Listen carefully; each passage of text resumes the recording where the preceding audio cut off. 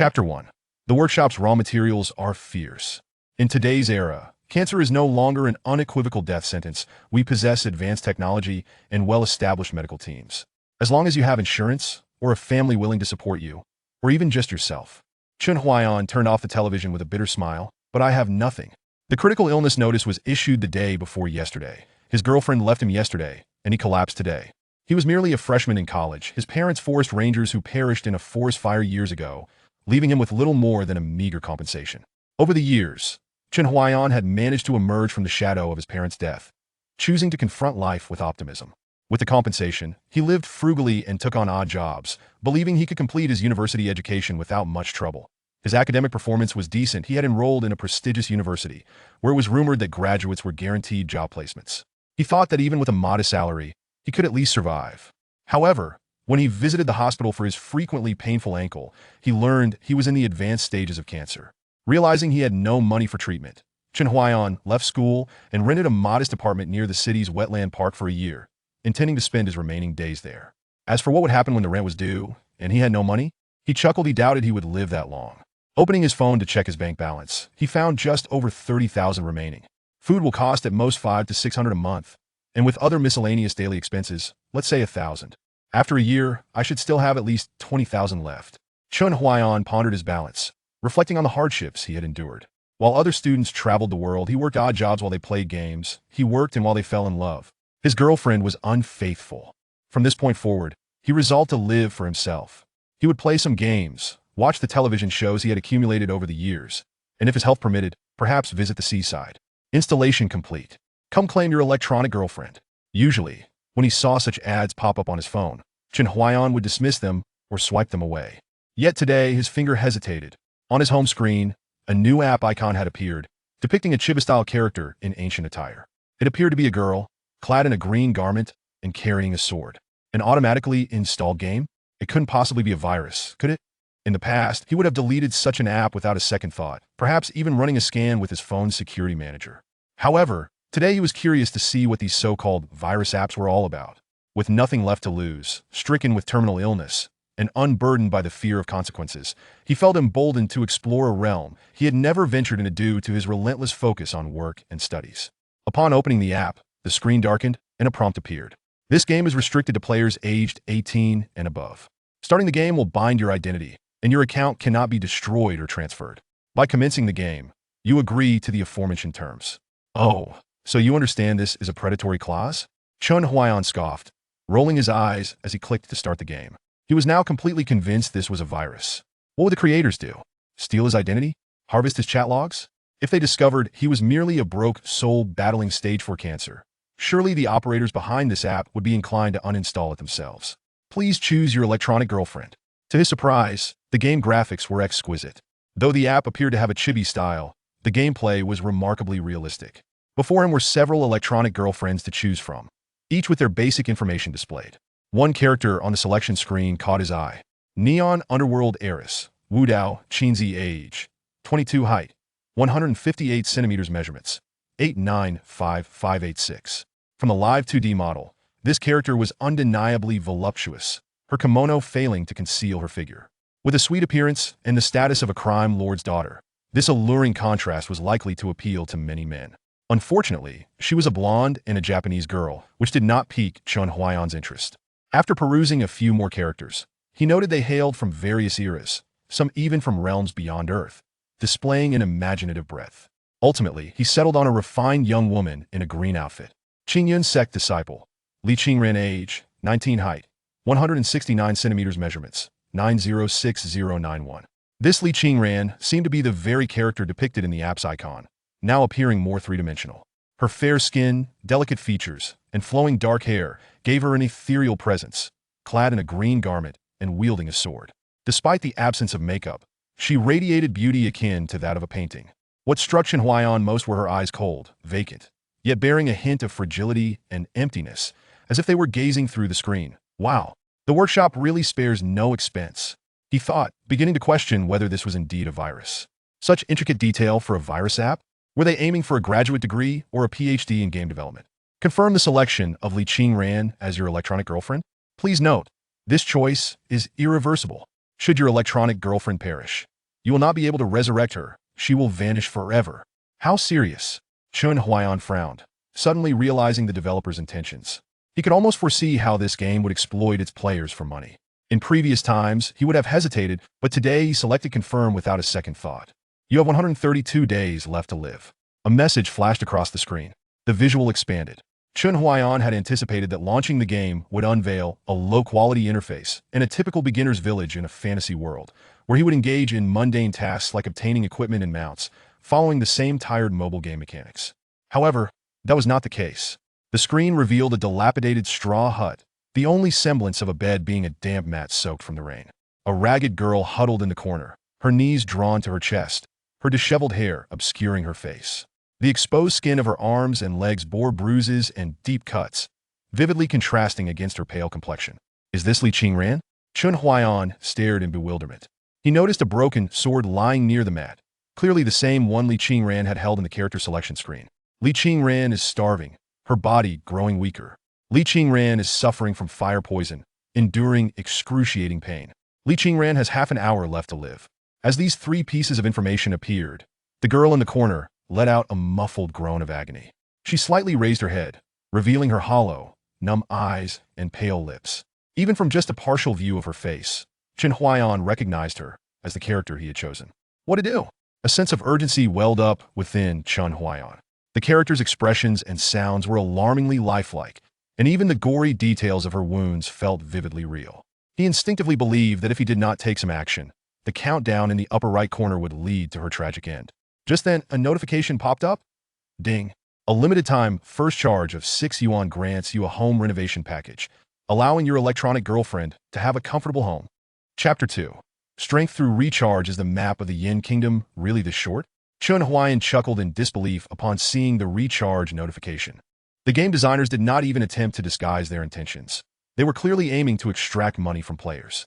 Yet, gazing at the pitiful expression of the girl on the screen, he could not help but draw parallels to his own life, alone, without funds for medical care, and abandoned by his girlfriend. His circumstances were scarcely better than those of Li Qingran. Friends from the past had all become wary of his requests for financial assistance, rendering him isolated. Who could possibly extend a helping hand to him? Yet now, he found himself in a position to assist this girl, albeit in a game designed to deplete his wallet. It's merely 6 yuan. I'll recharge. Chen Huaiyan had never played games, only observed others. This was undoubtedly his inaugural foray into in-game spending. Recharge successful. A prompt shimmered like golden light, cascading towards the dilapidated hut where Li Qingran resided. The golden glow enveloped the grass mat, transforming it into a wooden bed adorned with bedding. It illuminated the walls, converting the crumbling earthen surface into a sturdy brick wall, complete with a window that shielded against the elements. As the golden light swirled around the room, it brought forth an array of antique furnishings, floor, table, chairs, and a hearth, all materialized. Now this feels right. Chen Huaiyan sighed contentedly, eager to witness Li Qingran's reaction. However, given that it was merely a mobile game, he expected only a superficial display of joy. To his surprise, he observed her expression shift from bewilderment to terror, then to alertness. The girl seemed incapable of comprehending the transformation, cowering in the corner as if frozen in fear. After a considerable pause, she cautiously ventured out. Much like a kitten exploring a new environment, she returned to the bed, touching the soft mattress, her eyes filled with confusion. Goodness! The feedback on her demeanor and the interaction system. Chen Huaiyan was astounded by the character's series of reactions. As Li Qingran sat on the bed, it naturally sank slightly under her weight, and the area she touched bore subtle creases. Could a mere mobile game truly achieve such realism? He felt it worth spending a bit more, considering it a tribute to the game as creators. However, just as this thought crossed his mind, limited time offer. Recharge 30 yuan to purchase a beautiful outfit for your electronic girlfriend. He glanced at Li Qingran's tattered clothing and felt a pang of compassion. Recharge. In an instant, a set of elegant, antiquated garments appeared at the bed's edge. Today's special. An additional recharge of 68 yuan will provide a sumptuous meal for your electronic girlfriend. 68 yuan for a meal? Chen Huaiyan typically spent no more than 15 on takeout. But why not? Recharge. This week only. Recharge 98 yuan to receive a detailed report on your electronic girlfriend's background, complete with a health checkup form for further insight into her condition. Chen Huaiyan. Recharge. This month as special. Recharge 188 yuan to furnish your electronic girlfriend's home with 3 protective talismans. Chen Huaian. Recharge, recharge, recharge. Your electronic girlfriend is frightened. Please refrain from further actions for the time being. The game ceased to display recharge prompts. Chen Huaian looked and discovered that Li Qingran had retreated beneath the bed, trembling uncontrollably. The new clothes lay untouched, and the table laden with chicken duck and fish remained undisturbed. A countdown timer for the health report appeared in the upper right corner, indicating it would take half an hour to complete. The room's door, windows, and ceiling were adorned with talismans, nearly invisible unless viewed closely. A small comfort was that Li Qingran's lifespan had been extended to 6 hours. Not too shabby for now. Things seemed manageable. The game's time synchronized with real time, allowing him to relax a little. Speaking of which, did Li Qingran have some fire poison afflicting her? What was that about? He recalled that clicking on her would reveal her status, but unfortunately, she was still hiding beneath the bed, leaving only a delicate white foot visible. Clicking yielded no response. Instead, her foot retracted as if shocked. It seemed he would have to wait for the report to gain any understanding. Chen Huaian considered his empty stomach and glanced at the delectable spread on the game's table. The grease from the roasted duck glistened, rendered so vividly that it felt as if he could smell it. It was already afternoon, and he had yet to eat lunch. He contemplated preparing some stir-fry dishes, realizing that even the game character's meals seemed superior to his own. He sighed but then thought that spending 68 yuan for such a feast was rather reasonable. With a sense of relief, he placed his phone on the table to charge, intending to have lunch before returning to his electronic girlfriend. Li Qingran, female, 19 years old, a disciple of the Qingyan sect at Qishao Peak. Her life had once been tranquil, proceeding methodically through cultivation and completing sect missions. She had 4 senior brothers, each with their own strengths, to protect her, until one day, the eldest brother, Li Qingran, returned with a 6th junior sister, vowing to safeguard her life despite her lack of talent. Everything changed. The senior brother who used to summon her for morning classes ceased to appear. The second brother, skilled in alchemy, no longer invited her to test potions. The usually aloof third brother, Yun Zimo, began to express interest in teaching the junior sister love songs. The fourth brother, Zhang Hanxiao, who was always eager for missions, stayed at Qishao Peak every day to watch over the junior sister. Everyone surrounded the junior sister, Mu Baishuang, and even their once indifferent master showed her favor due to the junior sister's tragic past and frail health, which evoked a sense of urgency to protect her. Li Qingran held no resentment towards these changes. It was only natural for the sweet-spoken junior sister to receive affection. As an elder sister, she felt compelled to care for her more. Under the careful guidance and abundant resources provided by her 4 senior brothers, Mu Baishuang's cultivation steadily caught up to her. During the sect's grand competition half a month prior, adhering to the principle of respecting her opponent, she engaged in a fair match with junior sister Mu Baishuang. Although Mu Baishuang had improved, her foundation, bolstered by elixirs, remained unsteady, and her combat experience was notably lacking. She had intended to exchange a few moves and apply pressure for Mu Baishuang to concede, allowing her to save face without affecting rankings or fairness. However, Mu Baishuang, intent on aggression, struck at her vital points relentlessly, leaving her with no choice but to defend. In a sudden turn, the fiercely attacking Mu Baishuang shifted to defense, charging directly at her sword. At that moment, she was unable to withdraw her weapon, giving the impression that she intended to harm Mu Baishuang. That strike merely grazed Mu Baishuang's shoulder, but nearly cost her life. She was expelled from Qishao Peak and demoted to an outer disciple. Did she think that was the end? No. Her 4 senior brothers had no intention of letting her go. The eldest brother, Li Qingran, crippled her cultivation and implored their master to sever her spiritual roots. The second brother forced her to ingest a debilitating elixir, insisting that she experience the junior sister's suffering.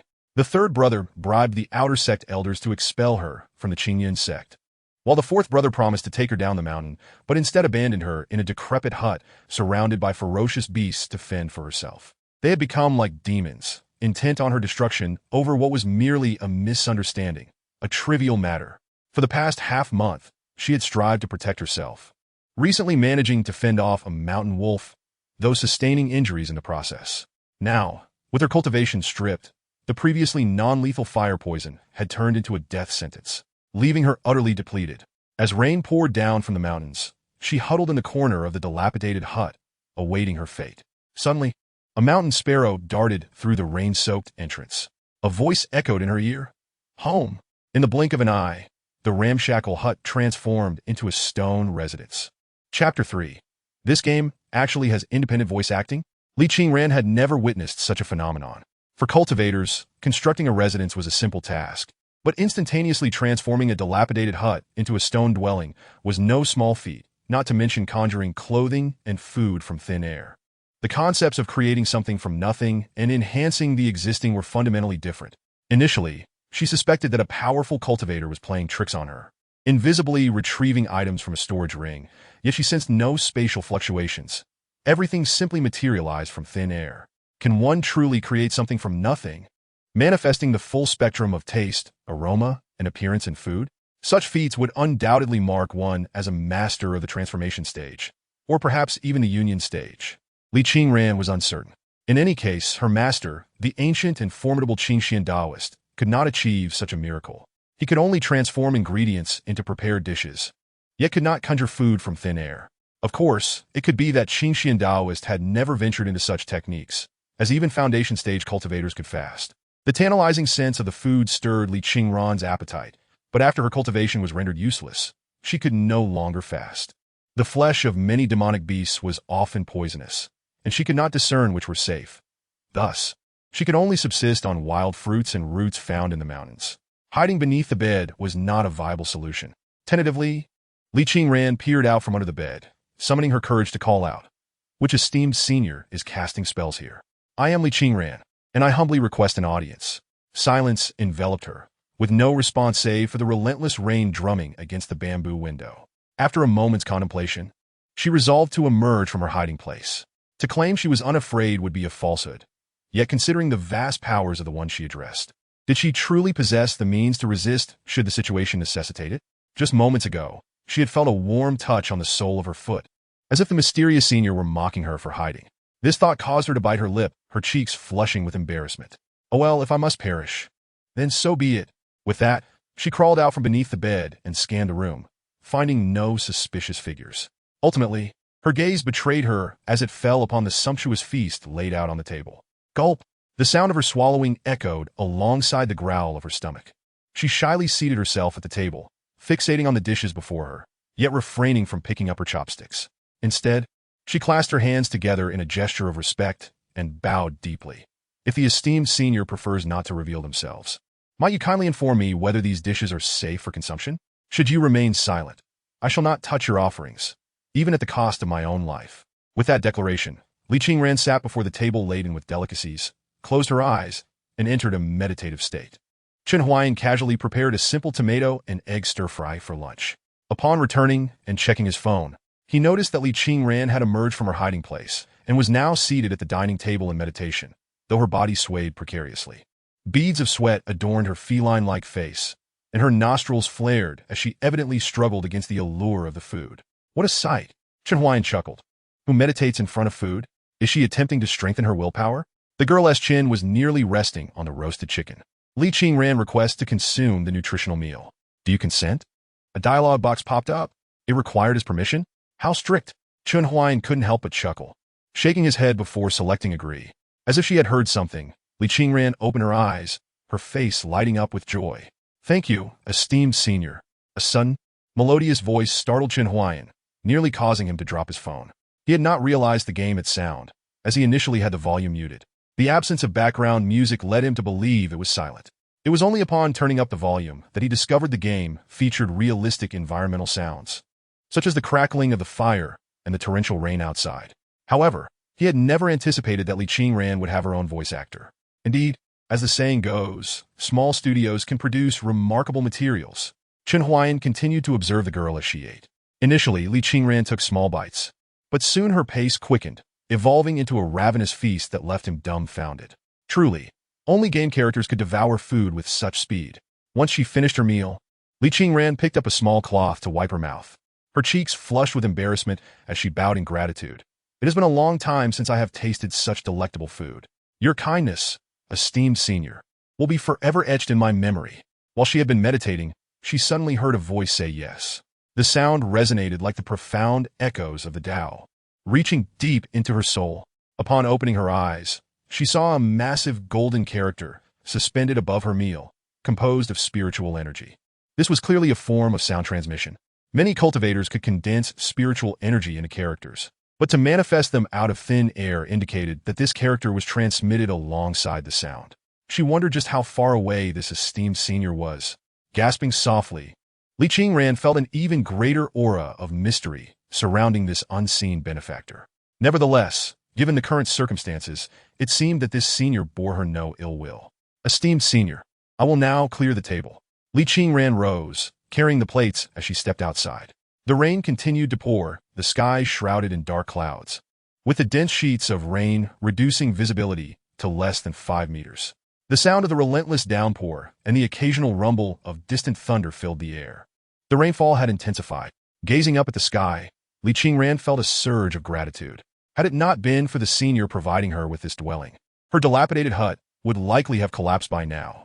There was a small corridor outside. She walked along the eaves until she quickly located the wooden bucket she had left outside the door yesterday. Originally intended for collecting rainwater to drink, it was now brimming, providing a convenient means to wash her dishes. Li Qingran is washing the dishes. Li Qingran's favorability, 5 current, 10. Incredible, she could even wash dishes? The introduction of a favorability system was not entirely unexpected. Chen Huaian was increasingly impressed by this game. The characters were vividly alive, and there were so many interactive elements. Why had he never encountered this game online before? As he awaited the identity verification and health report, he began exploring other features, soon discovering new realms. He had initially assumed the game's scope was limited to the vicinity of the small house, only to find that it had an expansive map. Unfolding the entire map revealed that Li Qingran's location was merely a tiny circle, with green dots indicating her presence, while the surrounding area was shrouded in black mist, suggesting it had yet to be explored. Apart from the illuminated circle surrounding the small house, there was also a large structure resembling a sect, untouched by the mist, labeled with 3 golden characters, Qingyun's sect. Ah, that's the sect where Li Qingran once resided. Chen Huaian furrowed his brow. If Li Qingran was a disciple of the Qingyun sect, why was she not there? Moreover, why was she in such a dire situation? The distance from here to the Qingyun sect was not great. It was likely situated atop another mountain, while she was at the foothills. For a cultivator, that was merely a few steps away. There must be a story behind this. He zoomed out of the map, only to see his expression shift dramatically. 5 red dots had suddenly appeared near the circle of the small house, rapidly advancing toward Li Qingran's location. Oh no! Li Qingran was still outside washing dishes. In the game, Li Qingran was focused on scrubbing the plates, completely oblivious to the unusual activity surrounding her small dwelling. Chen Huaian felt a chill run down his spine as he frantically searched the game interface for any options to alert her. While the options were plentiful, the majority were locked. Recharge 100 to purchase a sound transmission talisman to communicate with Li Qingran once. The recharge interface popped up. Without a moment's hesitation, Chen Huaian charged the fee, his Alipay pinging with a notification. Simultaneously, a talisman materialized in the center of the screen. Press and hold the talisman to speak. Chen Huaian's lips twitched as he took a deep breath, pressing the talisman and speaking gravely. Demonic beasts are attacking. Quickly retreat. A thunderous voice echoed through the air. Hurry! Li Qingran, who was washing dishes, suddenly froze, looking up in confusion. Had she just heard the voice of the esteemed senior? A sharp howl broke through the curtain of rain, accompanied by a heavy growl. 3 massive, pitch-black demonic wolves, each the size of a water buffalo, dashed into her field of vision. Behind them, 2 more shadowy figures of demonic wolves flickered ominously. Is it the blackback demon wolf? How could this be? Li Qingran immediately realized. The demon wolf she had repelled not long ago was merely a scout wolf. No wonder that demon wolf did not engage her directly. It retreated at the slightest hint of resistance. All along, it had merely been surveying the area. Now, the demon wolves were merely 5 meters away from Li Qingran. Without any hesitation, they lunged at her. Although her cultivation had been rendered useless and her spiritual roots stripped away, her combat experience remained intact. Seizing the moment, Li Qingran deftly rolled to the side, evading the first demon wolf's attack, and threw a plate at the second wolf preparing to pounce. Outside the screen, Chen Huaiyan's heart raced. As he watched Li Qingran move with the agility of a spirit cat, he couldn't help but slap his thigh and exclaim, "Well done." His greatest fear was encountering someone who would freeze in the face of danger. Fortunately, Li Qingran remained composed and quick-witted. These demon wolves had lived in the Wangqingshan for years and occasionally clashed with the cultivators of the Qingyun sect. Seeing a bright object hurtling toward them, They instinctively thought it was a magical artifact thrown by Li Qingran and dodged it. The plate crashed harmlessly to the ground. The pack of wolves exchanged glances, feeling humiliated, their crimson eyes turning even more ferocious. Meanwhile, Li Qingran seized the opportunity to dash back to her room and shut the door behind her. "This is it. This is it," Li Qingran muttered, dragging various pieces of furniture toward the door, her heart racing with anxiety. Just a few days ago, a single demon wolf had nearly cost her life. Now, how could she possibly contend with 5? She had little strength left, and even moving a table was an arduous task, her face flushed with effort. Before she could drag the table to the door, the sound of the approaching demon wolves reverberated outside. Li Qingran's pupils constricted, and she quickly retreated to the window. Jumping out might be her only escape route. Just as she believed the wolf demons were about to break through the door, a sudden thunderous roar erupted from outside. A flash of lightning was visible even through the door, followed by the anguished howls of the demon wolves, the air filled with the scent of charred flesh. Li Qingran looked up in shock to see a talisman on the door radiating brilliant lightning, its square outline visible from the other side, spewing forth thunderfire that incinerated the nearest demon wolves into cinders. The Thunderfire Talisman. Li Qingran instantly recognized its name. She had failed to notice it when entering and exiting. It was undoubtedly the work of that senior. Talismans and elixirs are classified into 5 grades: mortal, middle, upper, exceptional, and celestial. Celestial talismans are enveloped in golden light and possess unparalleled power. Only the ancient practitioners from powerful sects could create celestial talismans. Standard Thunderfire talismans are only effective against Qi refining and foundation establishment cultivators, while celestial Thunderfire talismans can even annihilate golden core demons, making them treasures beyond monetary reach. The talisman before her was indeed a golden celestial one. Most cultivators kept such talismans as a last resort for self-defense. Yet, this senior had affixed such a precious item to her door? What a waste of a treasure! Li Qingran felt both touched and pained. Outside, the 2 demon wolves that had approached first were obliterated by the Thunderfire talisman. The remaining 3 wolves stared wide-eyed, tails tucked in, paralyzed with fear at the spectacle. What audacity! They were merely Qi refining little demons.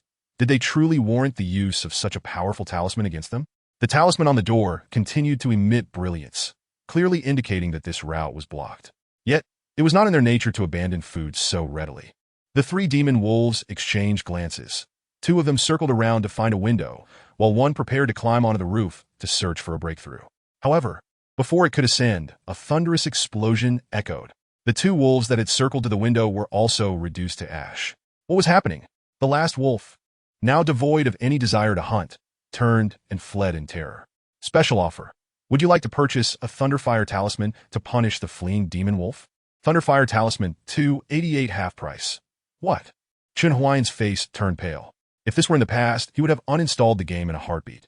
Yet, watching Li Qingran's startled expression, he pondered the possibility of the demon wolf returning with reinforcements.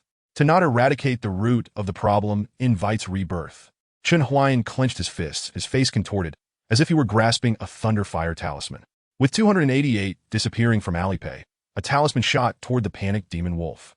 From Li Qingran's perspective, she heard a thunderclap in the air, followed by a beam of golden light shooting toward the fleeing wolf, exploding upon impact, leaving only a tempest of thunder and searing fire in its wake, which lingered even in the downpour.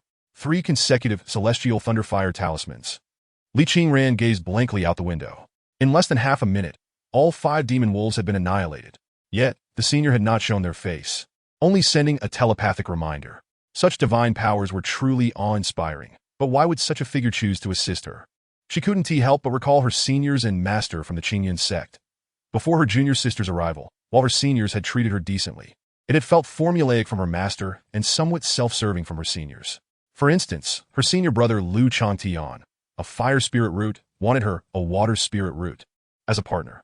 Her second senior brother Xiao Yifeng, obsessed with alchemy, had no time to manage spiritual herbs, often enlisting her assistance, and occasionally requiring her to test potions. Her third senior brother Yun Zimo was a martial arts fanatic, frequently challenging her to spar without regard for her well-being. Her fourth senior brother Zhang Hanshao was unruly and troublesome during sect missions, often leaving her to clean up after him and take the blame. What then could be the purpose of this senior? Did they have any ulterior motive? Or were they just passing through and felt compelled to assist her in her dire situation? Li Qingran shook her head, casting aside these tangled thoughts. Regardless, the senior had saved her life. If she could survive, she would surely repay this debt of gratitude. Junior sister Qingran, I thank you once again for your assistance. This time, she spoke no further, merely kneeling toward the sky, bowing in reverence, her demeanor earnest. Li Qingran has favorability 5, current 15 not bad. The favorability is rising quite quickly. Chen Huaian stroked his chin, nodding with a smile. It seems my investment of 288 was not in vain. This game is indeed captivating. He had only played for a short while, and had already spent several hundred. He could somewhat understand those addicted youths who would borrow money to invest in games, likely feeling just as he did. Ding! Li Qingran's health report has been generated, and detailed identity information is available. Would you like to view it? Chen Huaiyan's eyes lit up, excitedly rubbing his hands together. Here it comes, here it comes. Chapter 5, Frenzied Thursday Special Offer Identity and Health Report, Li Qingran. Name: Li Qingran, current realm: Qi refining first layer identity. Former disciple of Qingyan sect. Qishao peak age: 19, female, special talent. Single water spirit root deactivated. Tying Dao body, not activated, status. Foundation damaged, Dantian ruptured. Fire poison corrupting body, heart demon manifesting. Severe internal injuries, meridians severed. Moderate external injuries, life experience. Once a disciple of the inner sect of Qingyun sect at Qishao Peak, she was betrayed by a malicious individual, leading to a rift with her sect. Li Qingran's cultivation was destroyed by her senior brother, Lu Changtian, her spiritual roots stripped by her master. The fire poison within her originating from a failed pill concocted by her second senior brother, Xiao Yifeng. Subsequently, her third senior brother, Yun Zimo, colluded with an outer sect elder to expel her from the sect, while her fourth senior brother, Zhang Hanxiao, led her to a dilapidated hut, leaving her to fend for herself. Heart's path infested with demons. One of her heart demons is sown by the malicious individual. The other arising from her own experiences. Click to expand for detailed version. Overall assessment: a life fraught with misfortune, a candle flickering in the wind. After reading Li Qingran's health and identity report, Chen Huaiyan was left utterly dumbfounded. What the hell? Why is this game catering to female audiences? Moreover, he himself had only a single debuff of cancer, while Li Qingran bore 5. And this girl had it so tough. What grievance warranted such treatment? Was it merely the incident during the sect competition when she accidentally injured her junior sister's shoulder? Since this is the realm of cultivation, where blades and swords are devoid of eyes, what harm could come from sustaining an injury during a sect competition? Yet, the entire Qishao Peak seemed to have been stirred into a frenzy. Could there be some hidden truth behind this? No wonder she is huddled in such a dilapidated hut. Had I not arrived in time, she might well have perished. Observing Li Qingran, who sat cross-legged with closed eyes in meditation, Chen Huaiyan found himself unconsciously immersed in the scene, as if Li Qingran were a tangible being, and this was no mere game. She must be cultivating, right? But with her foundation destroyed and her spiritual root lost, can she still practice? Chen Huaiyan gently placed a hand on her shoulder out of respect. As he pondered her state: status, cultivating, cultivation progress, 3999. This implies that she must accumulate spiritual energy to reach 99 in order to advance to the second layer of Qi training. He speculated quietly, oblivious to the faint flush of her ears. He watched her cultivate for half an hour, yet her progress not only stagnated, but regressed to 38. The girl depicted on the screen frowned, her pale lips slightly downturned, exuding an air of vulnerability. She must have sensed the retreat of spiritual energy as well. Chen Huaiyan began to search frantically for options to assist Li Qingran in accelerating her cultivation progress. With her injuries, neglecting them would only exacerbate her condition. After rummaging for some time, he found no options for healing, only an unlocked electronic girlfriend store. However, he finally discovered something that might benefit Li Qingran within a talisman icon in the upper right corner. Beginner Spirit Gathering Array. Unlock for 1 hour by watching an advertisement. Intermediate Spirit Gathering Array. Unlock for 10 minutes by watching an advertisement. Advanced Spirit Gathering Array. 188 for 1 hour. Must watch an advertisement. Crazy Thursday discount. Original price 488 hour. Besides the Spirit Gathering Arrays, there was a variety of other formations listed below. For instance, arrays for concealment, armor, and the impressively named Extermination Array. Some formations required payment, while others demanded various rare conditions, many of which he found incomprehensible. For example, one of the top-tier formations, the Heavenly Blood Slaughter Array, necessitated gathering 12 low-grade spiritual weapons, along with a plethora of complex materials to activate. But where can one possibly find such materials? Purchase them? Acquire them through the game? Or would Li Qingran have to seek them out herself, akin to the traveling frog? Another discount, and on Crazy Thursday no less? Chen Huaian gritted his teeth. Tomorrow, the advanced spirit gathering array would revert to its original price, making it unwise to delay. To stretch out one's neck for a blade is to invite the same fate. He resolved to spend 1888, feeling an inexplicable emptiness wash over him. Yet, that sensation was fleeting. He had little time left to live, so why not embrace joy? If it could provide him with emotional value, making him feel like a vibrant life rather than a half-buried corpse, then what did it matter if he were to squander his wealth? From this moment forth, the advanced spirit gathering array would run for 10 hours, lasting until midnight. Since Li Qingran wished to cultivate, he would fully support her. However, first, he would need to watch an advertisement. Heavenly Tao is merciless, treating myriad beings as mere fodder. As cultivators navigating the Jianghu, we defy fate. How could we manage without a suitable weapon? Gather Treasure Pavilion, a leading brand in weaponry, is currently hosting an event in the cultivation world. Click the link below to receive a Heavenly Tao subsidy and enjoy a discount of up to 25% on your weapon purchases. Chen Huaian. Sigh. Yet again, failure. In the room, Li Qingran let out a despondent sigh. Her cultivation had been crippled, her foundation damaged, and with her spiritual root gone, even mastering the cultivation method would not guarantee success. The spiritual energy within her body continued to dwindle. No matter how hard she tried, it only delayed the inevitable. Moreover, she was practicing the unique technique of Qi Shao Peak, the Qianju. Among the Qingyan sect, the Qianju is considered a relatively fast cultivation method within the low-grade mystic tier, subordinate to the higher-grade Qi Shao Gong. If even the Qianju cannot restore her spiritual energy, her only recourse would be the spirit gathering array. She was well-versed in arranging spirit gathering arrays. 3 years prior, her fourth senior brother, Zhang Hanxiao, had assisted her during a sect mission, and since then, she had been providing him with half of her spiritual stone share each month to set up the arrays, gaining considerable expertise over time. The beginner spirit gathering array required at least 100 low-grade spiritual stones, while the intermediate array needed 500 middle-grade stones or 50 high-grade stones. The advanced array, however, necessitated spiritual crystals, typically only affordable to elders and sect leaders. But she had not a single spiritual stone, let alone a shard of spiritual essence. Just then, a clatter echoed as something fell to the ground. Li Qingran focused her gaze, her eyes widening in disbelief, her mouth forming an O. What lay on the ground were 10 spiritual crystals, translucent azure stones the size of an infant's fist, radiating a rich aura of spiritual energy. She could not be mistaken. These were the very crystals that Qingshan Daoists typically wielded. Oh, esteemed senior, you are squandering such treasures. Following closely were 8 flags emanating a subtle golden light, all of the highest quality, celestial flags, capable of maximizing the efficiency of array materials without wasting a single scrap. The 8 flags seemed to be manipulated by an unseen hand, swiftly assembling into an advanced spirit gathering array. As the array activated, the spiritual energy within the crystals was instantly drawn out, enveloping Li Qingran in a swirling vortex. Under the array's confinement, the concentration of spiritual energy escalated, first manifesting as a mist, then transforming into droplets of spiritual liquid within the formation. Even without operating the Qi and Ju, spiritual energy surged into Li Qingran's body, clamoring to enter. She required the spirit gathering array, and her esteemed senior had indeed provided her with the finest one. Tears welled in Li Qingran's eyes as she felt overwhelmed.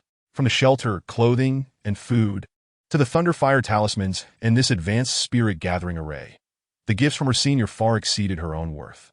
She even contemplated whether her senior required her as a furnace. Yet such an investment was unnecessary for that purpose. Just 10 spiritual crystals could easily procure several foundational female cultivators willing to serve as a furnace. She realized that this might truly be her opportunity. Perhaps her senior was one of those wandering, immensely powerful beings, remaining concealed and asking nothing in return, merely dropping a thread of fate and accumulating merit. The only way she could repay this esteemed individual was through diligent cultivation, honoring their nurturing intentions.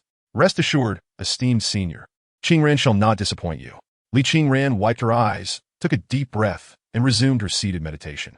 Every moment within the advanced spirit gathering array was precious. She could not afford to squander the goodwill of her esteemed senior. Status: cultivating. Cultivation progress: 41.99. Current favorability: 20 Ah. Actively increasing favorability may trigger small gifts. Why does it still feel a bit slow? Chen Huaian scratched his head, and continued to observe for another 10 minutes. With nothing else to do, he poked Li Qingran's shoulder occasionally to check her cultivation progress. Ultimately, he could only console himself that as long as the spiritual energy did not regress, all would be well. Witnessing that Li Qingran's cultivation would take a considerable amount of time, he felt assured that no mishaps would occur during this period. Nevertheless, he moved the Thunderfire talisman to the door, ensuring all was secure before hesitating to turn off his phone screen, leaving it nearby, and then opening his computer. Previously, he had refrained from pursuing wealth, believing it futile since death loomed ahead. However, his mindset had shifted. For the sake of this game, for the sake of Li Qingran, this sequence of data that had injected a splash of color into his life, he resolved to earn money. In this age of the internet as a cancer patient, there was no easier method of generating income than exposing himself to the public eye. Indeed, he would embark on live streaming. However, prior preparations were necessary, such as obtaining a cancer certificate from the hospital and shaving his head to feign multiple rounds of chemotherapy. Makeup is unnecessary. His pallor clearly indicates a severe illness. As for the content of the live stream, he had already devised a plan upon opening his computer. He defiantly raised a middle finger to fate and mocked death with a smile. He intended to climb Mount Li, enduring the excruciating pain in his legs, embodying the identity of a bone cancer patient. Chapter 6. What? There are monthly cards. Qingyun's sect, Qishao Peak. In the midst of her cultivation, Mu Baishuang suddenly opened her eyes, sensing something amiss. Oddly, the aura of her senior sister had stabilized. She retrieved a tattered straw doll and 2 copper coins from her spatial ring, attempting to calculate the situation, but to no avail. According to her calculations, Li Qingran was afflicted with both internal and external injuries, his spiritual roots completely destroyed and burdened with fire poison. There was no way he could survive more than half a month. Furthermore, the myriad beasts roamed freely in Wanshan. Encountering even a moderately skilled creature would spell death for Li Qingran. Once he perished, the Taiyin Dao body would belong to her. What could have gone wrong? Furrowing her brow, Mu Baishuang could only ascertain that Li Qingran remained in the dilapidated hut, ignorant of everything else. This was the only source of solace. Baishuang, are you there? A voice resembling a duck echoed from outside the cave. Mu Baishuang's frown deepened, her face a mask of disdain. It was Zhang Hanxiao, that incessant nuisance. This fellow visited her cave at least a dozen times a day. If it weren't for maintaining the persona of an adorable junior sister and his possession of that certain item, she would have severed ties long ago. A roguish scion, with no ambition, dared to aspire to be her companion? How preposterous! Nevertheless, Zhang Hanxiao had his uses. With a flicker of inspiration, Mu Baishuang devised a strategy, donning a sweet, standard junior sister smile as she stepped outside to greet him. Brother Hanxiao. The honeyed tone almost rendered Zhang Hanxiao weak in the knees. What brings you here? Mu Baishuang stood before him, tilting her head slightly, her snow-white attire accentuating her delicate figure. Her hair danced gently with the breeze, her eyes shimmering like autumn waters, pure as a budding white lotus. Nothing much. Zhang Hanxiao stammered, his gaze fixated on Mu Baishuang's face as he gulped nervously. Half a month ago, when you dueled with Li Qingran, the Frost Moon sword broke, right? I've been busy with sect missions lately and managed to earn some money, so I bought you a better sword named Qiuhua. It's superior to the Frost Moon sword. He lied. The sword was actually a birthday gift from Li Qingran. He had indeed undertaken several sect missions recently, but they had also led to complications, and the earnings barely covered the costs. Previously, Li Qingran had compensated for his losses, but now he had to take responsibility himself. However, to cultivate a relationship with the junior sister, he felt compelled to offer small tokens of affection, and thus he presented the Qiuhua sword. Mu Baishuang examined the Qiuhua sword in Zhang Hanxiao's hands. This sword was a mid-grade magical weapon, indeed superior to the merely upper-grade, mundane Frost Moon sword, and was considered luxurious among foundation-stage cultivators. In truth, Lu Chantian had already gifted her an upper-grade magical weapon, the Fengshu sword. Yet who would complain about having an abundance of weapons, especially since a magical weapon could serve as a trump card in critical situations? Brother Hanxiao, this is rather inappropriate, isn't it? Mu Baishuang remarked, pouting as she eyed the sword at his waist. Isn't the Qiuhua your own weapon? What will you use? My strength speaks for itself. Any sword will suffice, Zhang Hanxiao retorted nonchalantly. But you, Sister Baishuang, require a suitable weapon for protection. It's settled then. Do not refuse. Mu Baishuang rolled her eyes internally at his words. What did he mean by her needing protection? Was she weak? Well then, thank you, Brother Hanxiao, she replied graciously, concealing her disdain while bowing gracefully. her eyes sparkling with joy and gratitude as she accepted the Chihuahua sword. As she held the sword, its cold gleam radiated fiercely. She feigned cherishing it, tightly grasping the Chihuahua sword, smiling as she said, "I truly like this sword, Brother Hanshao. You are so kind." Zhang Hanshao gazed longingly at the sword in her arms, wishing he could trade his own arm for it. His earlier plan resurfaced in his mind, and he seized the opportunity. "Sister, do you have time tonight? I must tell you about a splendid location behind the sect, rich in spiritual energy, perfect for cultivation. I will take you there." "Oh, no need," Mu Baishuang politely smiled. "My senior brother has already arranged a gathering formation for me." Well, Zhang Hanshao was momentarily taken aback. "By the way, Brother Hanshao," Mu Baishuang stepped closer, wrapping her arms around her fingers playfully intertwining with his palm. She blinked and continued, "There's a female disciple in the outer sect named Song Jiaojiao. She is a good friend of mine. Could you please bring her here? You know it's inconvenient for me to go to the outer sect." Embraced by Mu Baishuang, Zhang Hanshao melted completely. The fragrance emanating from her was intoxicating, rendering him dazed and oblivious. When he finally regained his senses, he found himself standing under a willow tree outside her cave. How delightful! Zhang Hanshao savored the lingering sensation on his arm, feeling pleased. Outer sect disciples were forbidden from entering the inner sect, and inner sect members could not bring outer disciples inside. It was a sect rule, and anyone caught would face punishment. Yet at this moment, Zhang Hanshao disregarded the rules. Her words were the only rules he acknowledged.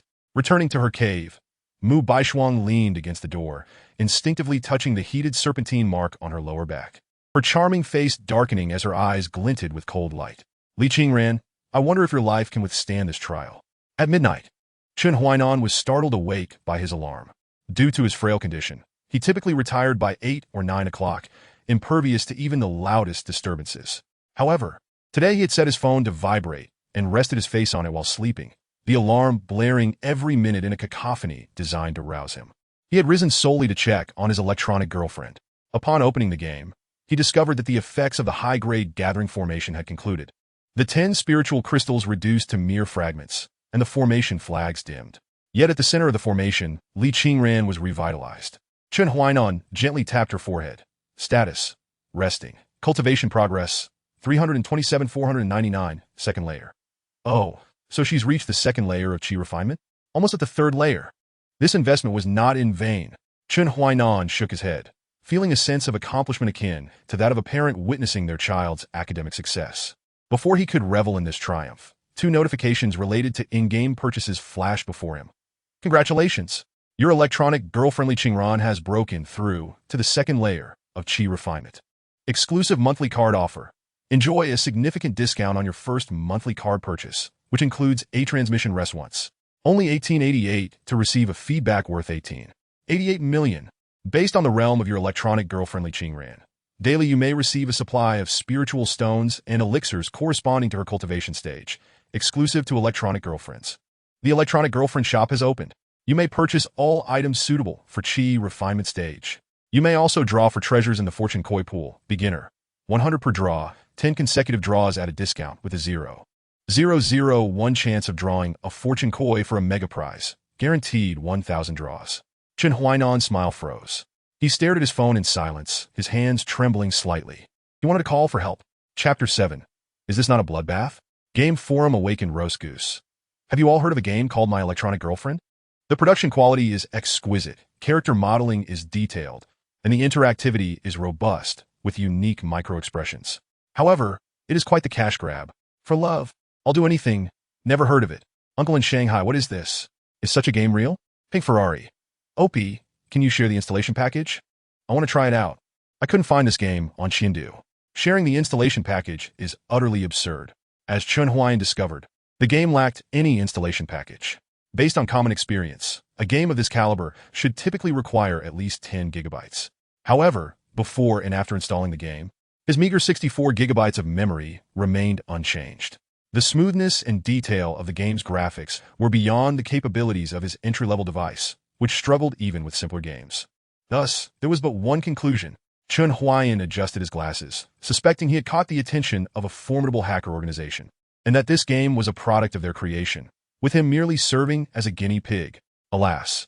But the game was indeed crafted with remarkable skill.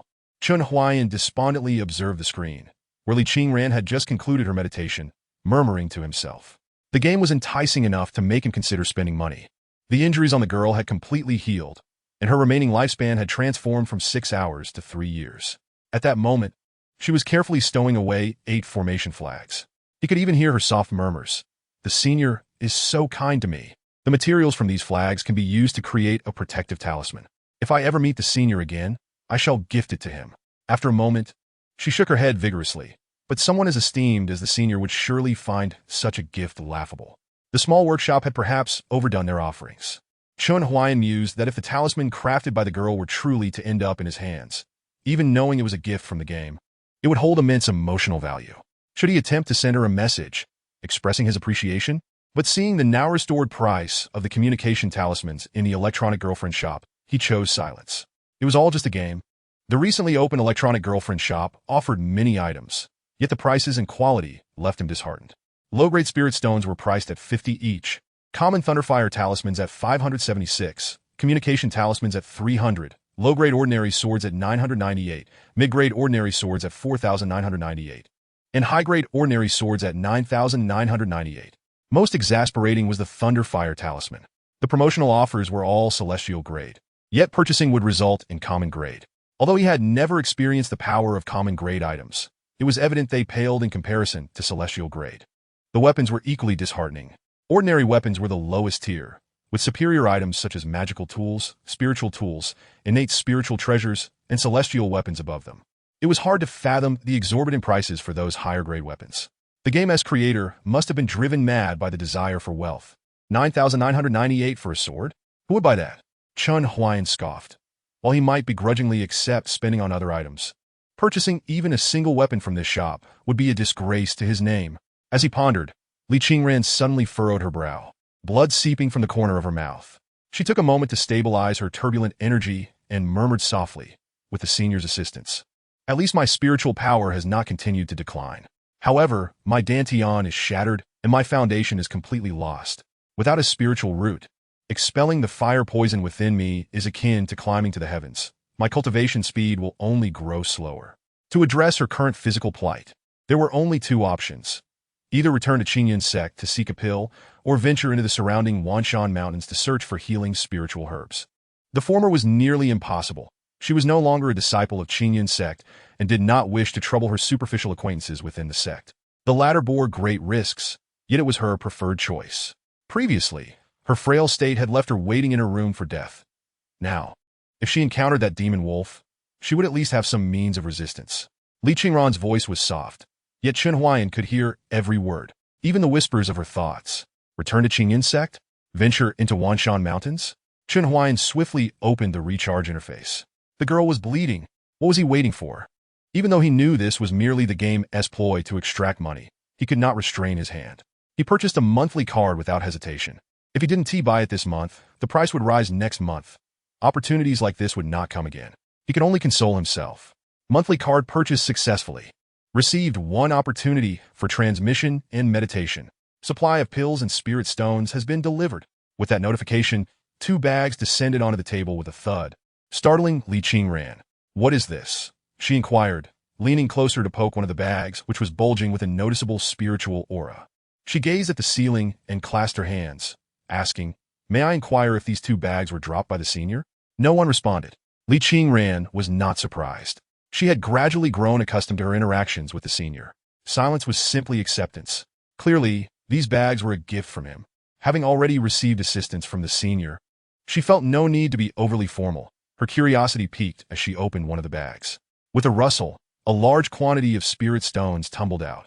Li Qingran stared in astonishment, counting 50 low-grade spirit stones.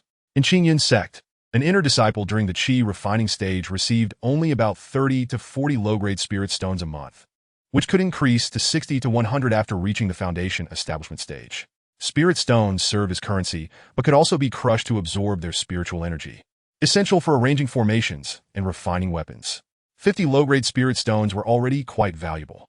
However, Li Qingran was unaware that this was merely her allocation for the day. Grateful, she thanked the senior for the spirit stones.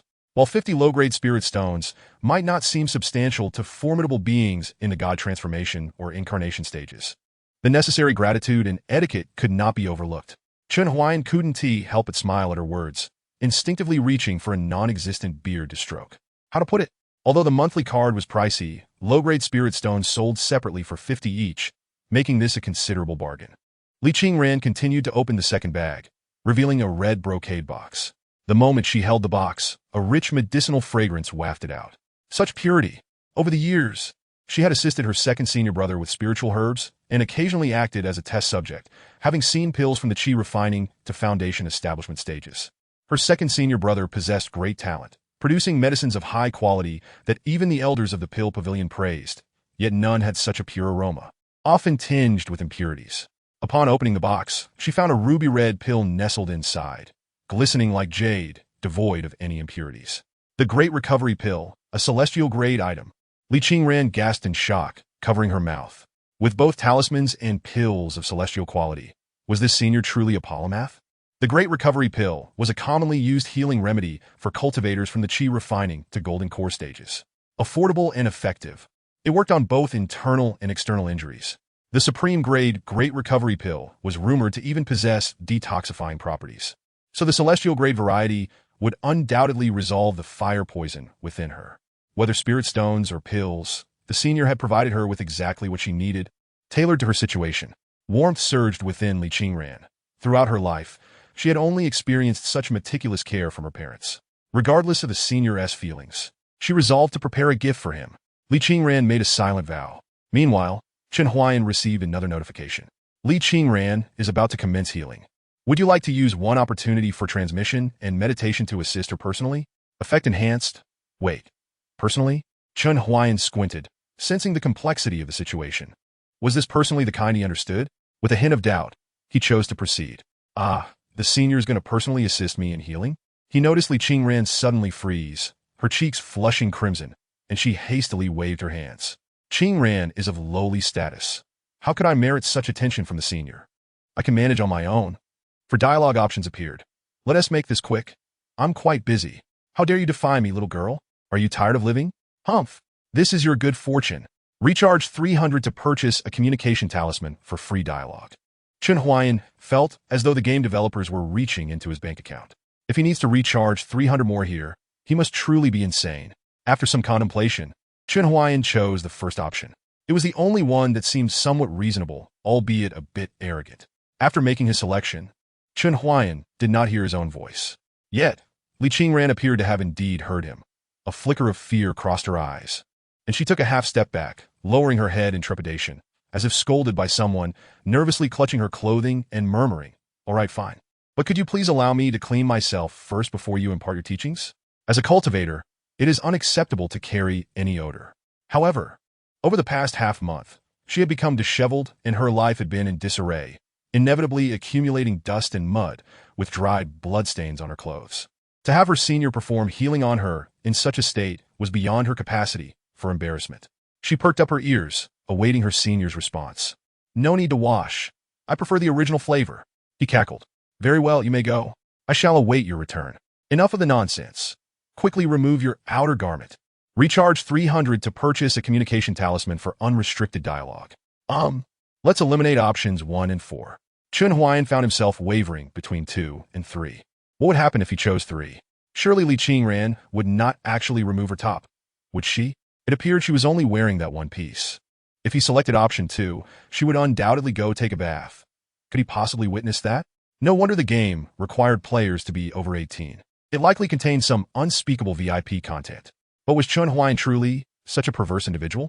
He played games and spent money because the data provided by Li Qingran offered him emotional value, the last glimmer of hope in his desolate life. Moreover, Li Qingran was already quite beautiful. After a wash, she would be even more stunning. It was certainly not his intention to simply explore the bathroom. Option 2 it is. In the game, Li Qingran blushed and nodded, softly saying, "Then, I shall go now." The bathroom was conveniently located nearby, as she had observed while exploring the residence earlier. It was fully equipped with bathing essentials, and as a girl who valued cleanliness, she had longed to freshen up, though she had never found the opportunity.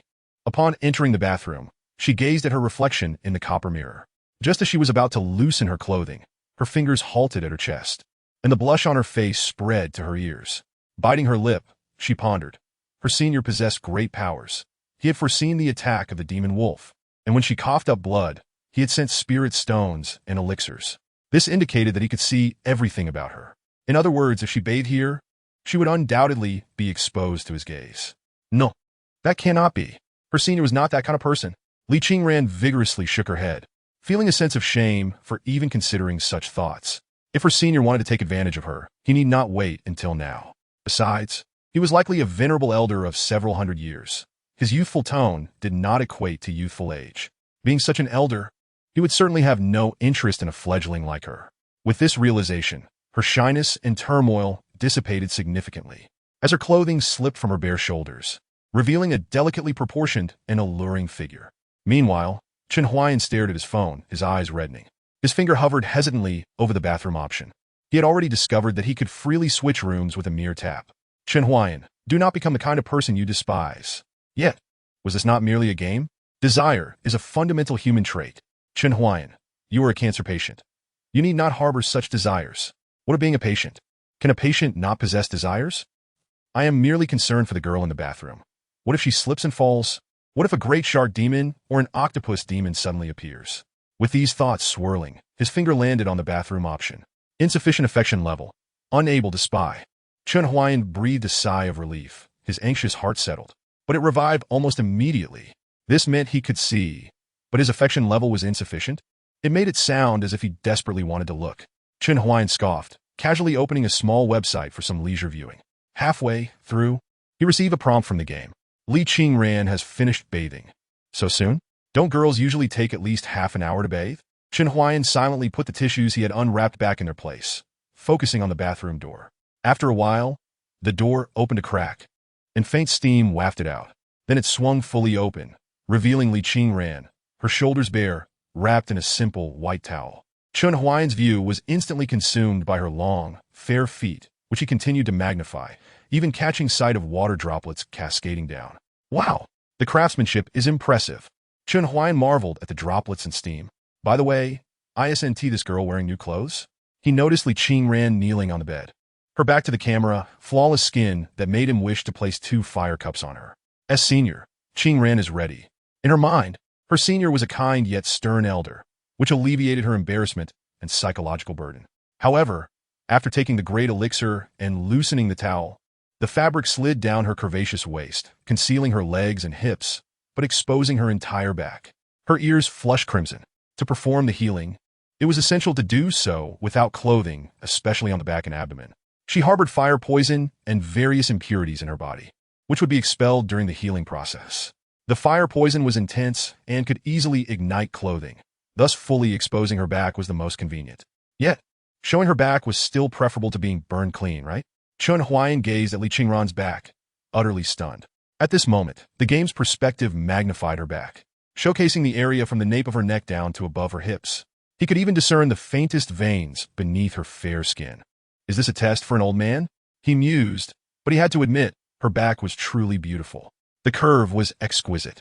The question now was, what should he do next? After mere seconds of uncertainty, golden acupuncture points appeared on Li Qingran's back. Please press Mingmen with your left hand and Kehe with your right hand to begin the healing process. Chapter 9. The Secrets of the Heavens Unfolding. So this is the method of personal instruction. It was neither disappointment nor satisfaction. Chen Huaian reached out and pressed down.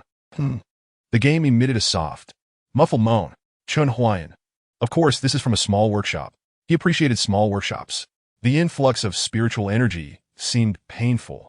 As Li Qingran stifled muffled grunts, beads of sweat forming on her forehead, cascading down her cheeks and neck, while tiny droplets of perspiration surfaced on her skin. Chen Huaian could clearly see that as the healing progress bar slowly advanced, tiny black particles began to emerge amidst the droplets. The visual effects were breathtaking. How should one describe it? When investing in a game, one must not only consider its entertainment value, but also its worthiness. Some games are simply too limited. Although the gameplay may be satisfactory, they might only produce 1 or 2 chapters, resulting in a total playtime of less than 2 hours, only to charge exorbitantly, essentially harvesting players. The game Electronic Girlfriend was different. He had a premonition that this game could be played indefinitely. As the healing progressed halfway, some encouraging prompts finally appeared. Li Qingran's meridians have been repaired. Foundation damage has been removed. Li Qingran's internal injuries have healed. Moderate internal injury has been removed. Detoxification process initiated. Please press Yang circle pressing you to continue the healing process. Chen Huaian followed the instructions and switched to the 2 acupuncture points. Just as he got started, Li Qingran let out an ah. Say, it must be quite painful, he thought silently. At this moment, Li Qingran's skin began to redden. But this redness was not the kind from soaking in hot water. It resembled that of a boiled shrimp. She was biting her teeth, stifling her voice. However, in reality, Li Qingran felt the warmth of 2 large hands on her back. As the process of expelling the fire poison from her body resembled countless insects crawling restlessly through her limbs, causing a sensation of itchiness and numbness. She bit her lip, fearful of making any disrespectful sounds that might disturb her elder. To divert her attention, she glanced at the bronze mirror hanging by the bedside.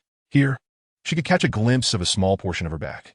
Expecting to see an elderly man with white hair, she was surprised to find nothing but 2 hands formed from gathered spiritual energy. One hand gently pressing down, while the other moved in a soothing circular motion, imparting a comforting strength. Not being able to see her elder's visage left Li Qingran feeling a bit disappointed, yet simultaneously relieved and ashamed. Her elder was certainly not the type to take advantage of others. Even while healing her, not a trace of his skin touched hers, embodying the essence of a true gentleman. It was utterly inappropriate for her to have harbored any disrespectful suspicions before. As the healing process reached its conclusion, Li Qingran's skin returned to its normal state. However, from Chen Huaian's perspective, although her skin still bore some impurities, it had become noticeably more radiant, akin to a boiled egg coated with a thin layer of wax. Thank you, Elder, for your assistance in healing. I feel much better now. Li Qingran softly expressed her gratitude, her hands awkwardly clutching the bath towel at her sides. Chen Huaian could see her ears flush with embarrassment, the color creeping down to her neck. May I ask you a question, Elder? Li Qingran's voice trembled slightly, as if she had mustered the courage to speak. You may. No, you can't. Guess what? Recharge 300 to purchase a voice transmission talisman for free conversation. Without a moment's hesitation, Chen Huaian opted for the purchase. Upon receiving permission, Li Qingran's heart soared, her tone becoming noticeably lighter. Elder has helped me greatly. Could you kindly share your name with me? Of course. If you prefer not to disclose it, I shall not press further. Please enter your name. Goodness, Chen Huaian thought to himself. He had already spent a substantial amount of money on this game, and now he found himself at the character name creation stage. It seemed that without investing, one could not even reach this point. The threshold for this game was indeed quite high. After pondering for a moment, he settled on the unembellished name Chen Huaian. Should he meet his demise in the game, at least this data would preserve his name, a potential remnant of his existence. With the sword of resolve, I shall brave the long night. With the heart of a lute, I shall transform the cold nights. Huaian, Huaian, I shall forever remember the name of my elder. Li Qingran remarked with a gentle smile, her brows slightly raised, her dark hair cascading like a waterfall over her shoulders. Outside, the long night was as dark as ink, and the rain poured down, yet she felt no chill, only a tender warmth blossoming in her heart. Chen Huaian stared at Li Qingran's smiling face, momentarily entranced, as if the screen of his phone had vanished, and truly there existed a girl smiling at him. He quickly shook his head, dispelling the unrealistic fantasies swirling in his mind. Elder, I find I have accumulated quite a few stains on my body. I must cleanse myself once more. This time, no dialogue options appeared. Wrapping herself in the towel, Li Qingran turned towards the ceiling and performed a graceful bow before taking the fresh clothes from the bedside and heading to the bathroom. Chen Huaian stared blankly at the now empty room, realizing he had become somewhat besotted. It was indeed peculiar for him to feel a sudden infatuation towards a game character. Yet, he wondered if her injuries were truly resolved, as her spiritual roots and dantian remained compromised. He scoured the game interface and discovered a help center, where it seemed one could pose questions. The first question each day is free. The second requires a recharge of 100 for a question voucher. And the third question's voucher price increases 5-fold, and so on. Why not just rob a bank while you're at it? What kind of game is this? Chen Huaian chuckled in frustration. However, since the first inquiry was complimentary, he resolved to take advantage of it daily until he could no longer do so. How can Li Qingran's dantian and spiritual root issues be resolved? You may only inquire about one. Chen Huaian contemplated. The dantian seemed more crucial, as it served as the vessel. How can the dantian be repaired? Calculating the heavenly secrets, he scoffed at the esoteric nature of the response. Little did he know that in the realm of Tsangyun, the heavens had suddenly shifted, stars realigned, tides disturbed.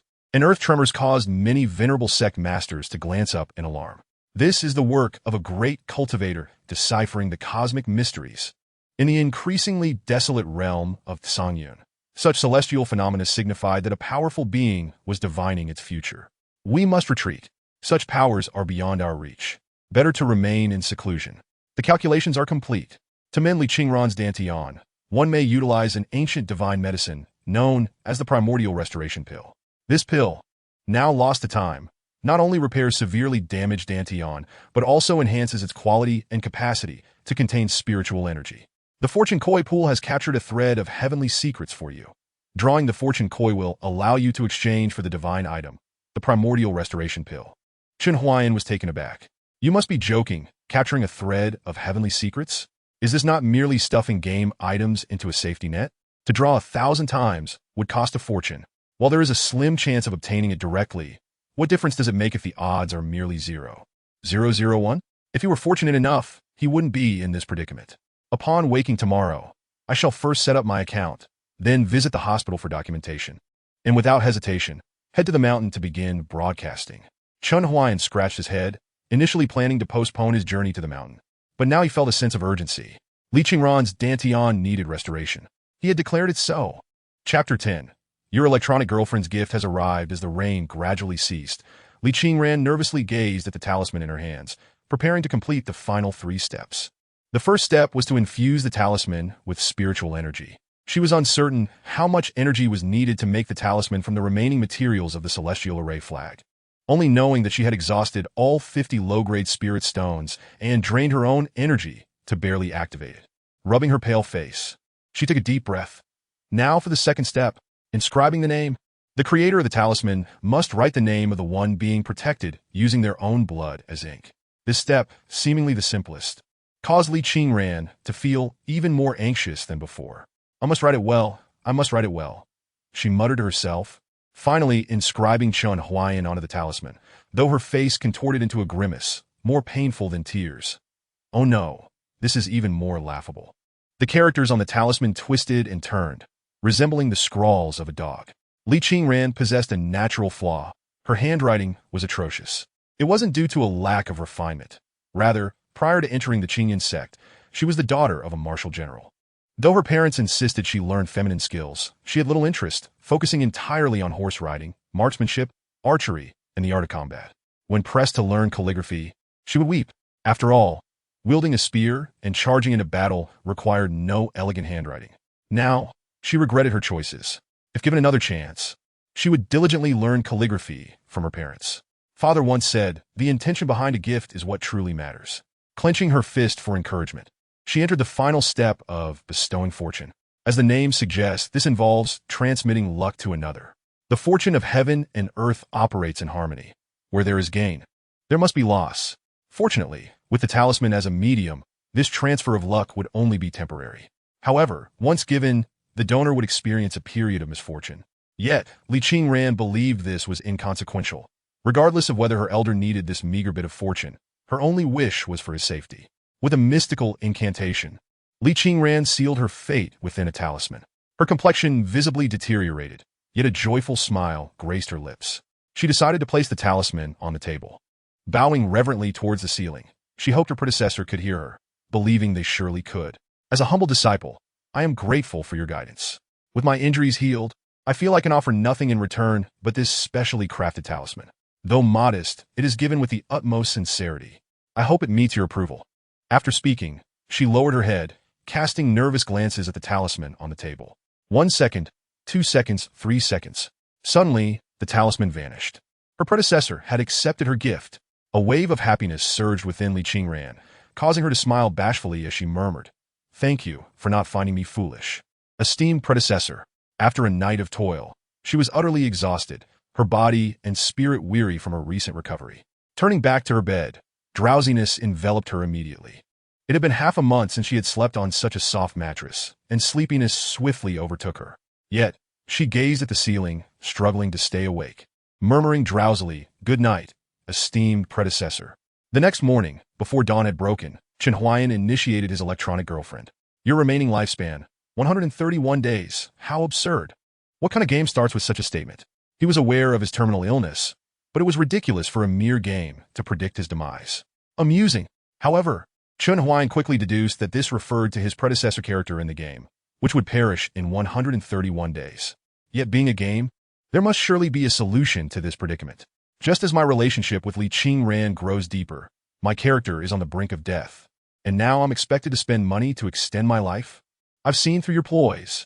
A cold smile crept across his face. Another notification appeared. Due to your divination of heavenly secrets, you have suffered a backlash from the heavens, resulting in a loss of fortune.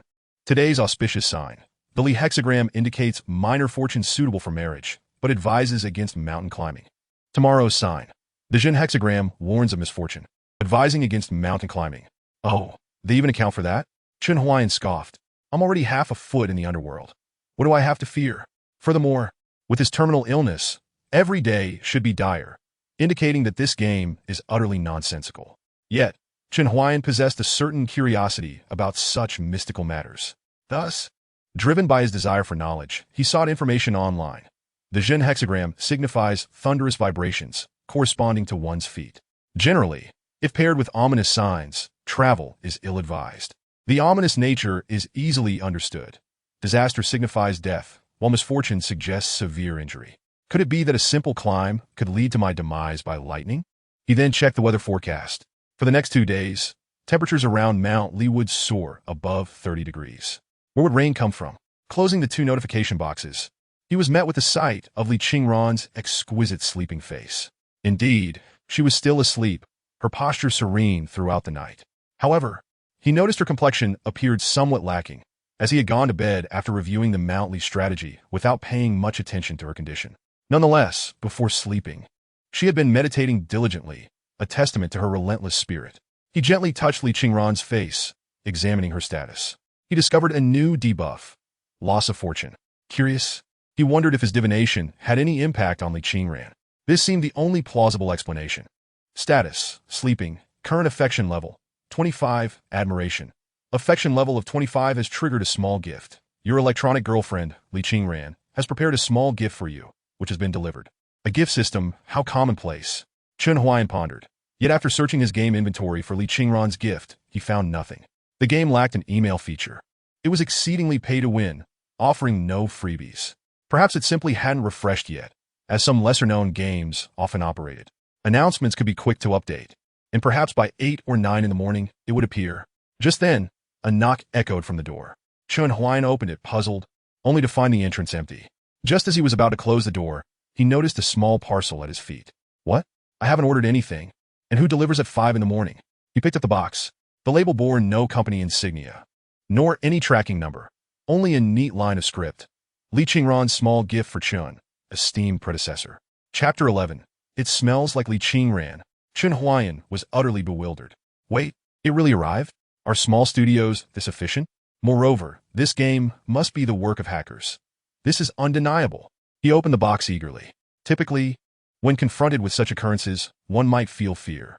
Yet, Chen Huaian was unperturbed. He had nothing to lose. Hey, you must be hiding in the hallway, right? Come out and talk. This game is too demanding. Can it be adjusted? I truly have no money. He shouted into the dark corridor, his voice echoing back unanswered. Not bothering to wait any longer, he closed the door with a scoff. He knew those hackers would remain hidden. He merely tested the waters. He settled onto the sofa, unwrapping the box, curiosity piquing his interest. Given that they had taken the time to send over a game character's crafted item, it suggested a level of commitment to the game, hinting that the quality of this gift would be high. Inside the box was a square sachet, exquisitely crafted. However, upon turning it over, he couldn't help but twitch his lips. The sachet was inscribed with 3 traditional characters, Chen Huaian, accompanied by a phrase below, safe and sound. Clearly, it was a protective talisman, yet the handwriting. Chen Huaian thought back to his elementary school days, when his own penmanship was superior. This looked as if it had been scrawled by a dog, crooked and slanted. The craftsmanship seemed immaculate, but the writing instantly diminished its appeal. What could possibly be inside? He attempted to open the sachet, but the material proved sturdier than expected, resisting his efforts. To ascertain its contents, he leaned closer to catch a whiff.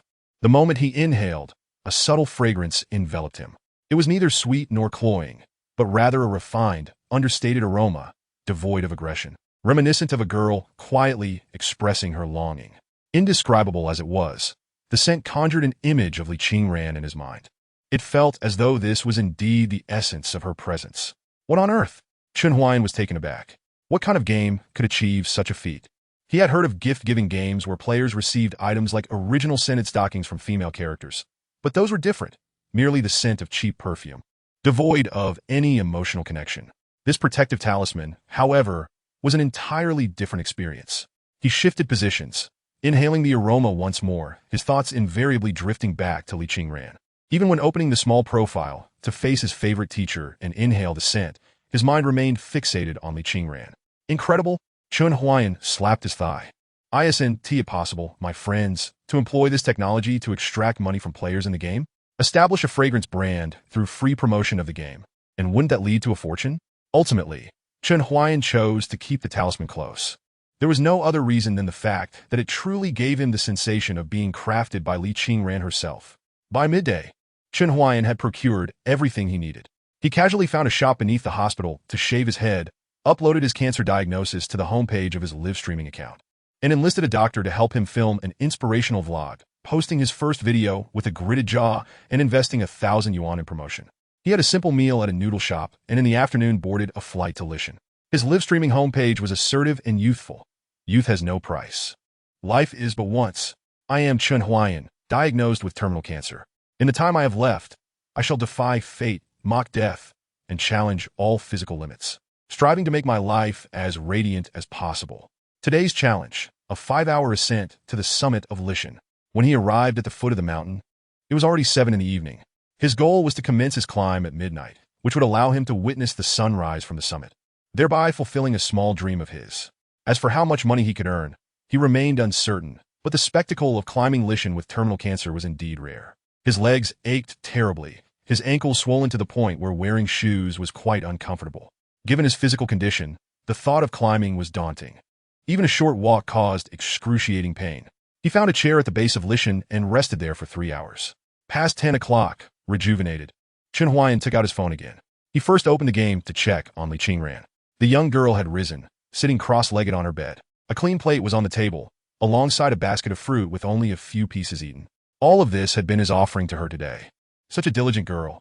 Thus, he too must put forth his best effort. The anxiety that had initially gripped him dissipated upon seeing Li Qingran and taking a deep breath. Chen Huaian smiled slightly as he opened his live streaming account.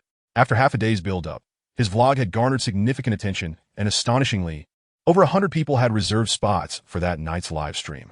Although this number paled in comparison to regular outdoor streamers, he felt immensely satisfied. As the saying goes, every beginning is difficult. Host, how do you prove you're a terminal cancer patient? Are you not here to garner sympathy and cash in? Climbing Lishan with terminal cancer is one thing, but 5 hours to reach the summit? Are you sure you're not suffering from bone cancer, buddy? Scamming requires logic. Huh? This is too fake. Similar to what Chen Huaian had anticipated, skepticism flooded the live stream shortly after he opened the room. He remained silent, patiently investing in another wave of promotions for the stream. Once the viewership climbed to a few hundred, he finally spoke. Hello everyone, I am Chen Huaian. As a terminal cancer patient, I will ascend Lishan within 5 hours, broadcasting the entire journey unedited. My homepage contains my diagnosis, payment records, and examination documents. If you suspect my diagnosis is fabricated, feel free to contact the relevant hospitals for verification. I welcome any solid evidence. With that, he turned his phone to show his legs, rolled up his pant legs, and removed his shoes and socks, exposing his swollen ankles covered in burn-like lumps, continuing to pull up his pants to reveal that the swelling on his right leg had spread to his knee. As you can see, my physical condition is dire. Every step inflicts immense pain on my nerves and burdens my body heavily. Chen Huaian flipped the camera back to himself, stroking his bald head and revealing a carefree smile. But I will prove myself. I will step upon the head of illness, scoff at fate's impotence, and raise my middle finger to death. In that moment, at sunrise, I shall share this determination with all of you behind the screens. With all the necessary medical documents, his mottled leg, glaring baldness, and Chen Huaian's carefree smile, the 4 powerful elements were all in place. The live stream fell into a profound silence. Chapter 12. We are here to verify you, my goodness. This is so touching. I almost doubted the host was here to make money. This is so passionate. I should be ashamed. After Chen Huaian's heartfelt words, the sentiment in the live stream began to shift, though skepticism still lingered. With some questioning the authenticity of his proof, and others expressing a desire to come to Lishan to verify him in person. Anyone wishing to verify me can set out now. I will begin my ascent at midnight, and won't be going anywhere before then. Upon hearing this, many in the live stream responded. Climbing Lishan with late-stage bone cancer? What a joke! A young man, recently infuriated by a gaming incident, left a comment. I'm just an hour's drive from Lishan. Brothers, wait for me to verify the host. With that, he grabbed his keys and departed. With so many online scammers, reporting one only leads to two more, just like the gaming cheaters. He set off with the mindset of seeking justice, believing that while he couldn't catch the cheaters, he could certainly confront a sob story host broadcasting from the foot of Lishan. Chen Huaian noted these comments and found himself hoping for more people to come verify him. The more, the better. This not only would affirm his status as a genuine cancer patient, but would also boost his viewership. Once traffic picked up and attracted higher-tier accounts, the opportunity to earn would arise. Brothers, don't get lost. I don't have much time left. I'm racing against time. Besides climbing, I want to try more extreme sports in the future, like skydiving or bungee jumping. Chen Huaian's words ignited another wave of comments. Both mockers and supporters chimed in. Yet everyone remained preoccupied with whether or not Chen Huaian was indeed a cancer patient, and if he could truly reach the summit of Lishan within 5 hours. If not, then they would await the real individuals to arrive, turning the event into mere entertainment. As midnight approached, Chen Huaian checked his gear one last time. As a patient aiming to summit within 5 hours, he needed to travel light, initially planning to carry 2 power banks. He ultimately decided to bring just one to minimize weight, slinging it over his shoulder. His phone battery was dwindling. After only 2 hours of streaming, it was down to 27, depleting quickly, but with the power bank in tow, it should last until he descended. Are you Chen Huaian? A voice called from behind. Turning around, he saw a young man, 2 middle-aged men, and a punk girl. You're from the live stream? Indeed. We are here to verify you. Zhang Rui said coldly, not bothering with pleasantries. On the way to Lishan, he had formed a group with several viewers intent on uncovering the truth. To ensure Chen Huaian didn't escape, they had gathered at the entrance before approaching him, effectively blocking any chance of his escape. Hello, everyone. Chen Huaian greeted the 4 viewers with a smile, maintaining a light-hearted tone. I thought this journey was mine alone. Having company is truly delightful. However, Zhang Rui disregarded his words, pointing at Chen Huaian's legs. Those lumps on your legs are special effects makeup, right? Roll up your pant legs and show me. Nonchalantly, Chen Huaian complied, rolling up his pants. Zhang Rui and the other viewers leaned in with flashlights to inspect. The punk girl even reached out to touch, gasping in surprise. Wow, they're real subcutaneous lumps. How can he walk with so many? Wait, is this guy for real? Zhang Rui's composure faltered, instinctively looking away, muttering, lumps alone don't prove it's bone cancer. This is osteosarcoma. Chen Huaian smiled slightly, suggesting that one could search for information related to osteosarcoma online and compare it with his own situation. All right, it's time for me to start climbing, he declared. Zhang Rui opened his mouth, wishing to say something further, but Chen Huaian had already lifted the live streaming stand and moved forward. You are being a bit excessive, exclaimed punk girl Su Xiaoqian, casting a sidelong glance at Zhang Rui. Regardless of whether it's osteosarcoma or not, he definitely has issues with his leg. Considering the information available, the likelihood of him lying is quite low. Have some compassion. Indeed, young brother, a middle-aged man interjected, nodding in agreement. My father also passed away from cancer, specifically osteosarcoma. How can I not recognize if this boy has it? The fact that he can climb the mountain despite such a serious illness, whether he can reach the top is secondary. The mere fact that he is standing here instead of lying in a hospital bed is remarkable. Absolutely, another middle-aged man chimed in. Bone cancer often leads to secondary fractures, necessitating a reduction in high-intensity activities. Yet here he is attempting to climb the mountain. His courage and determination are truly commendable. Feeling ashamed, Zhang Rui scratched his neck and fell silent.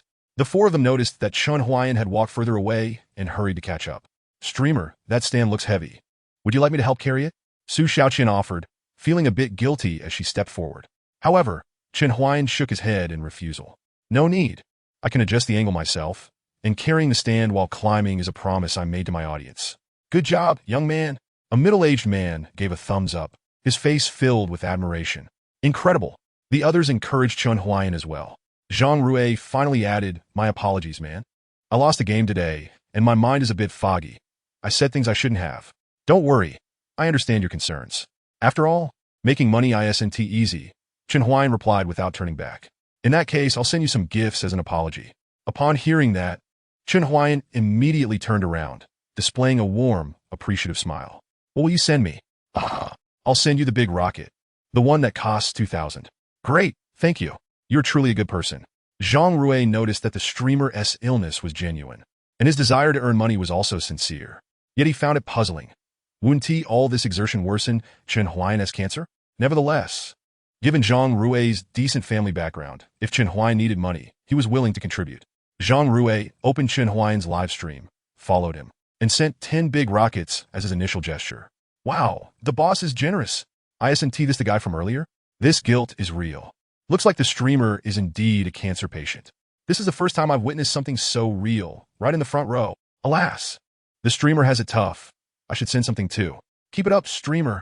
If it gets too hard, we'll just stop climbing and support you instead. The 10 big rockets indeed triggered a chain reaction of gifts, attracting even more viewers to the live stream. The number of people in the stream was rapidly increasing as they witnessed the rain of gifts and the enticing title, Late-Stage Bone Cancer 5-Hour Summit Challenge.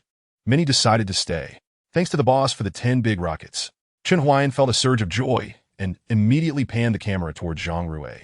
The latter, feeling a bit shy, blushed and turned away. After platform deductions, the 10 big rockets would net him around 10,000. This was indeed the luck of the fortune koi. A significant gain. It was evident that the internet had a quicker way of generating income. Chen Huaian observed the accumulating gifts with a mixture of emotions.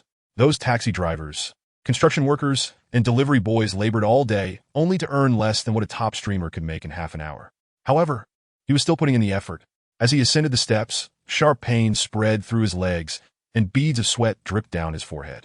The voices of skepticism and mockery in the live stream gradually diminished.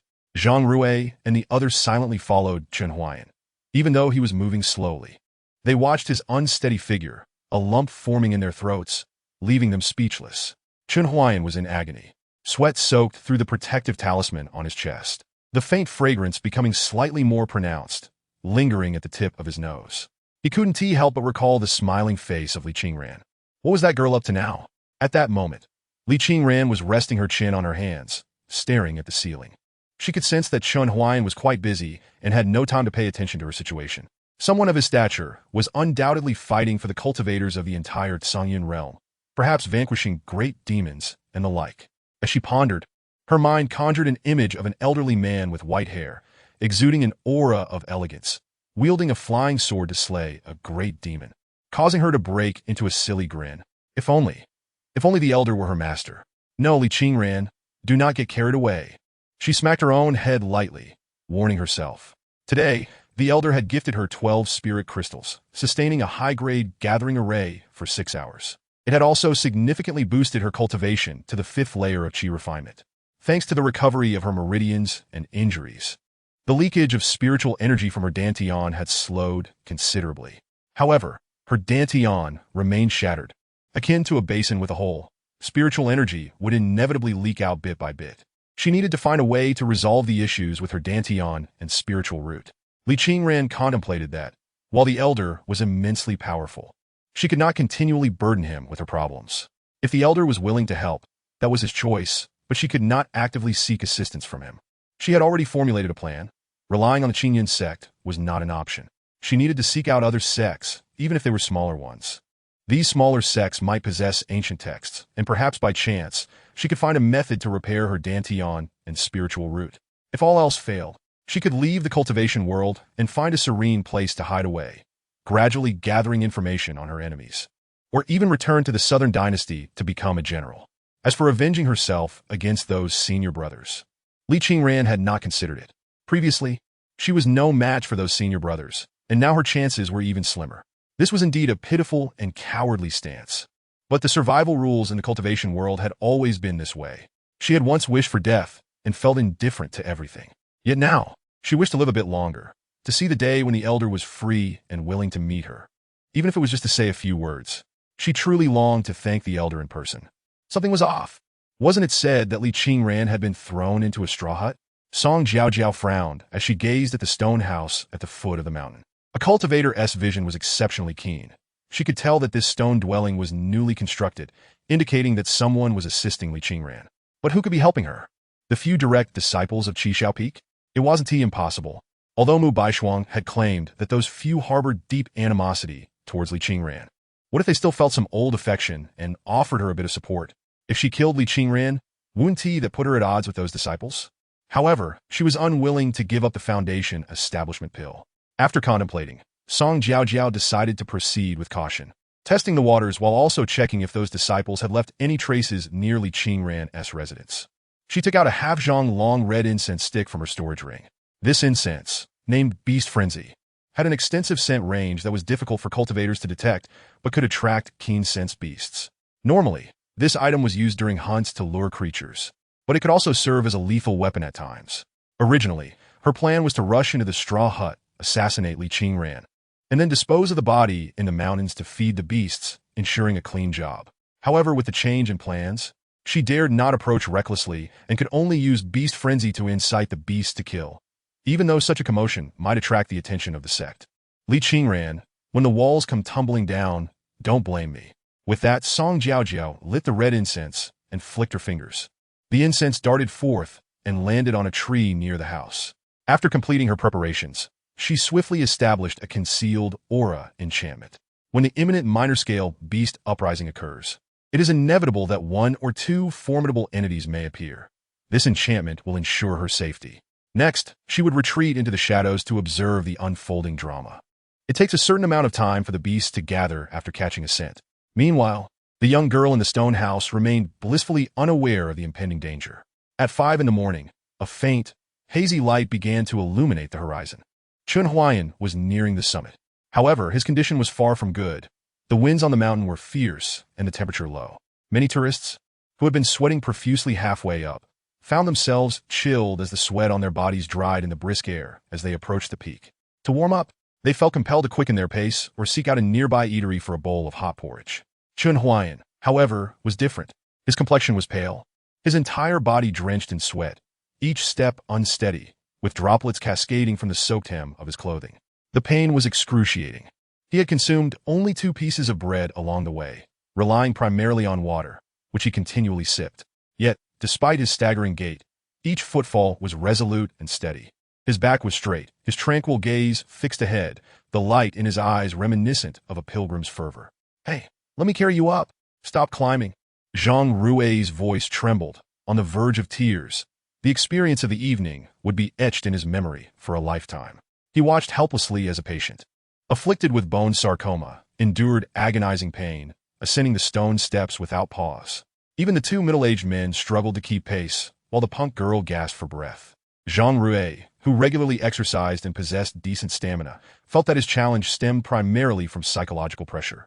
With every step Chen Huaian took, witnessing the sweat trickle down the hem of his clothing, Zhang Rui's heart felt as though it were being tortured. Throughout, Chen Huaian uttered not a single complaint. He embraced their malice with a forgiving and calm demeanor. Behind Chen Huaian trailed not just his 4 companions, but many other tourists. Numerous individuals, having initially turned back halfway, found themselves drawn to Chen Huaian's story and spontaneously fell in line behind him, thus swelling the ranks. As they neared the summit, the procession had grown into a long, serpentine line upon the stone steps. Almost there, Chen Huaian lifted his gaze toward the peak, smiling. He had to reach the summit. An hour prior, a level 57 individual had proclaimed that if he could ascend before dawn, he would bestow upon him 66-foot drum and gong dragon cities, each valued at 2,888, resulting in a net gain of 95,000 after platform commissions. With additional tips from other tourists accumulating, he could potentially earn around 120,000 that night. Of course, there was a possibility that the individual was merely boasting. Chen Huaian was unfazed by such thoughts. He had intended to reach the summit regardless. The prospect of the elder's gift was secondary. Climbing Mount Liang was not solely about financial gain. He yearned to push the limits of his existence and witness how much vitality he could still generate. However, just as he was 98 steps away from the summit, a sudden, intense pain shot through his right leg. His body lost balance, and he collapsed onto the stone steps. Su Shaoqian, trailing behind, instinctively glanced at Chen Huaian's leg, her expression shifting dramatically as she gasped in horror. "Ah, his leg!" Chen Huaian gritted his teeth and looked down to see his right leg twisted beyond recognition from the ankle to the knee. He had fractured it. Chapter 14, Mirage. Pathological fractures are a common symptom in bone cancer patients, as cancerous cells weaken and brittle the bone structure, making fractures easily occur. Such a fate had now befallen Chen Huaian.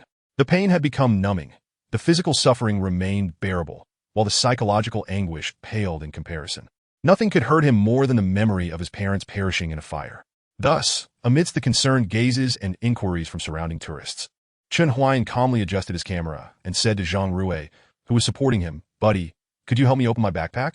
"No, buddy, quickly call an ambulance." "Why are you worried about a backpack?"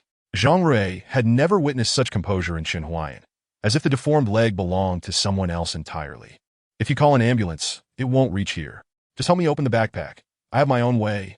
Zhang Rui, half convinced, unzipped the backpack and handed it to Chen Huaian. Chen Huaian extracted a bag from within and then unfolded a collapsible cane.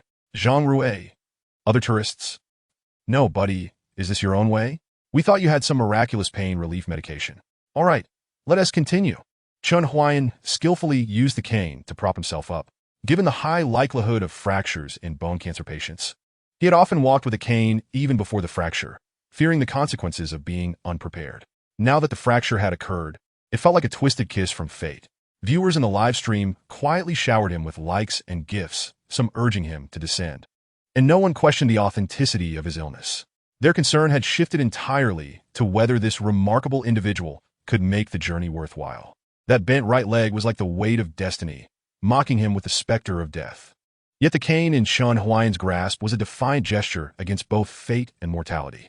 They would not allow him to reach the summit, even impairing his leg. Yet he remained resolute in his pursuit. The tourists gazed in awe at the figure laboriously inching upward, filled with respect for his unwavering determination. Surely, this young man harbored grand ambitions. Charge on. We are so close to the 90,000 sponsorship fee. A chance to win 1,000 draws from the koi pool. Chen Huaian stared at the diminishing steps, gritting his teeth, his expression gradually contorting with intensity. Primordial restoration pill. Ha! Mere primordial restoration pill. The other tourists felt even more admiration for him. Look at how much pain he was enduring. His features were twisted in agony. At the summit of Mount Liang, as Chen Huaian's leg trembled upon the final step, a nascent ray of light pierced through the myriad clouds, cascading from the dim horizon. Gently caressing the top of his head, a flock of birds soared through the luminous glow, and the distant mountains resonated with the sound of bells. In the next moment, the sun erupted from the horizon, its fiery radiance spreading forth, illuminating the entire realm. Chen Huaian's eyes widened, his heart quaked, and the surrounding tourists fell silent, captivated by the scene before them, witnessing the hazy outlines of the mountains bathed in golden light. Suddenly, a loud proclamation echoed bow from an unknown source. An unusual distortion appeared in the sunlight, the halo rippling like disturbed water, creating layers of waves. Within these ripples, a procession of ancient ceremonial troops emerged amidst the interplay of light and shadow. At the forefront stood a figure exuding regal authority, clad in a black dragon robe crowned, with a sword at his side, followed by civil and military officials. The civil officers held tablets, while the military officers donned dark armor, and attendants carried ceremonial vessels. As they trod upon clouds, stepping onto a path of azure bricks, advancing toward the pinnacle of Mount Liang. What in the world is this? A mirage? No. Is someone filming a movie here? The tourists stared, dumbfounded by the spectacle. The ceremonial troupe remained distant, allowing them time for discussion. In the next instant, the procession inexplicably traversed several miles, suddenly appearing before them.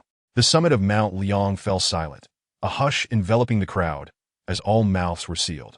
An unseen force pressed upon them, immobilizing them, stifling their voices. Chen Huaian stood transfixed, gazing at the imposing emperor approaching him. He could not discern the emperor's visage, only feeling his eyes drawn to something, rendering everything a blur.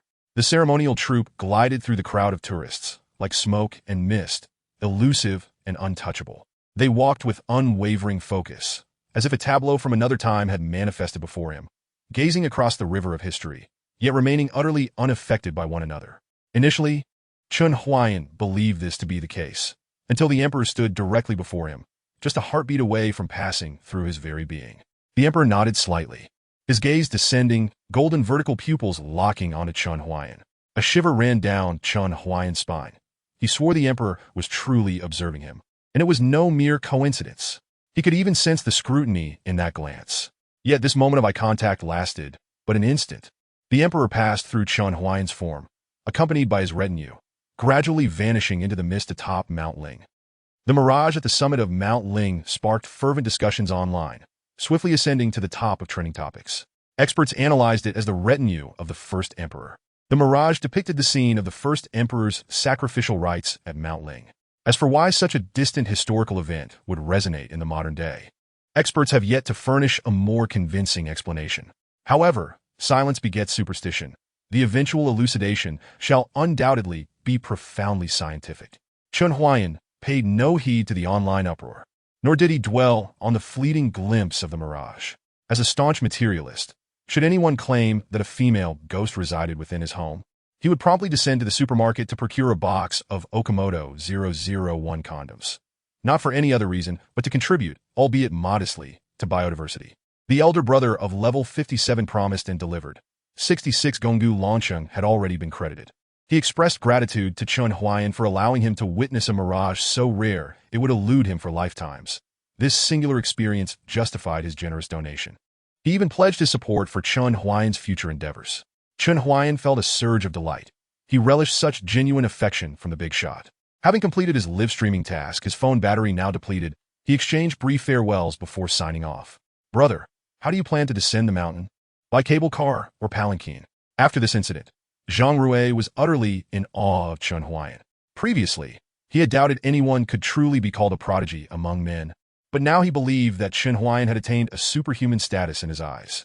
Of course, by cable car, Chen Huaian replied. Currently, numerous college students had come to Mount Ling for escorting tasks, and there were palanquins available for those needing assistance down the mountain. He opted for the cable car primarily due to its affordability and speed, eager to return and recharge his phone to connect with his virtual girlfriend. Speaking of which, he had already amassed 120,000 in earnings. Although live streaming was arduous, he had discerned a viable path to income. Yet, his illness was daunting, amputation was inevitable, and the survival rate post-surgery was alarmingly low. While his attending physician did not explicitly state it, the implications hinted at a likely metastasis. Was this ailment worth pouring money into for a gamble? Should he strive to earn for chemotherapy or simply embrace a joyful existence in the present? As Chen Huaian contemplated these matters, he was assisted by Zhang Rui and several friends to the cable car station. The ticketing area was teeming with people, both locals and numerous foreigners. FCK. A curse erupted from the crowd. It turned out an impatient foreigner had been struck on the shoulder by a falling rock. Serves you right. You should have queued properly. Zhang Rui and his companions wore expressions of glee at the scene. Soon, it was Chen Huaian's turn to board the cable car. This particular cable car accommodated 8 passengers simultaneously. Just as Zhang Rui was helping Chen Huaian ascend, he noticed a few individuals inside the car, adorned with dragon and tiger tattoos, who certainly did not exude an air of benevolence. Brother, should we still get in? Zhang Rui hesitated, glancing at Chen Huaian. Of course, Chen Huaian replied nonchalantly. Although these individuals appeared dubious, appearances could be deceiving. Perhaps they merely had an affinity for tattooed beasts. However, at that moment, with a sudden snap, the cord holding the protective talisman broke, causing the talisman to plummet to the ground. Chen Huaian paused, bending down to retrieve it. His movements were sluggish, prompting several brutish men inside the cable car to hurl insults at him. Suddenly, a thunderous rumble erupted. The entire Mount Ling quaked violently, shaking the very earth. The instant Chen Huaian grasped the talisman, he was thrown to the ground, rolling into the ticketing area. Holy SHT! Get out of the way! He cried, grimacing as debris rained down from above. Ah! Falling rocks! In a daze, he heard someone shouting, accompanied by the shrieks of the crowd, a deafening roar, followed by the shattering of the cable car's glass. Chapter 15. If there is a next life? The earthquake at Mount Ling triggered a landslide, with a massive boulder crushing a cable car about to descend, flattening it completely. Fortunately, the cableway itself remained unscathed. Otherwise, the passengers aboard would have faced dire consequences. Even more astonishingly, the 7 individuals killed in the cable car were drug traffickers. The buyers and sellers were all present. Moreover, these 7 were the masterminds of 2 drug trafficking organizations, with blood on their hands. Many speculated that the mountain god of Ling manifested divine retribution. Others drew connections between this sudden incident and the mirage witnessed during the sacrificial rites. The foregoing is information that Chen Huaian would later learn. Upon descending the mountain, His first action was not to summon an ambulance, but to find a small convenience store to borrow a power bank. He charged his phone and opened the electronic girlfriend game, sitting in a chair as if nothing had transpired, while Zhang Rui anxiously dialed emergency services. He felt half responsible for Chen Huaian's injuries. Had he not spoken so excessively, perhaps Chen Huaian would not have insisted on climbing Mount Ling. "Let me check on my electronic girlfriend," he said. As soon as the game loaded, Chen Huaian was inundated with a flurry of notifications. "You have 130 days of life remaining. Your electronic girlfriend Li Qingran is under attack by a minor beast wave. Your electronic girlfriend Li Qingran is fighting valiantly. Your electronic girlfriend Li Qingran is injured. Your electronic girlfriend Li Qingran is gravely injured." What the hell? Chen Huaian's heart tightened. How could she be injured after such a brief climb? How could there be a beast wave at this hour? Even if it aligned with the nocturnal habits of demon beasts, this was a game. Didn't players need to sleep? He quickly dismissed the notification boxes, only to witness a heart-wrenching scene. The dwelling was nearly in ruins under the onslaught of the demon beasts, and Li Qingran was surrounded by a horde of them, surrounded by the corpses of fallen foes. She knelt amidst a pool of blood, her long hair obscuring her face, wielding a broken sword.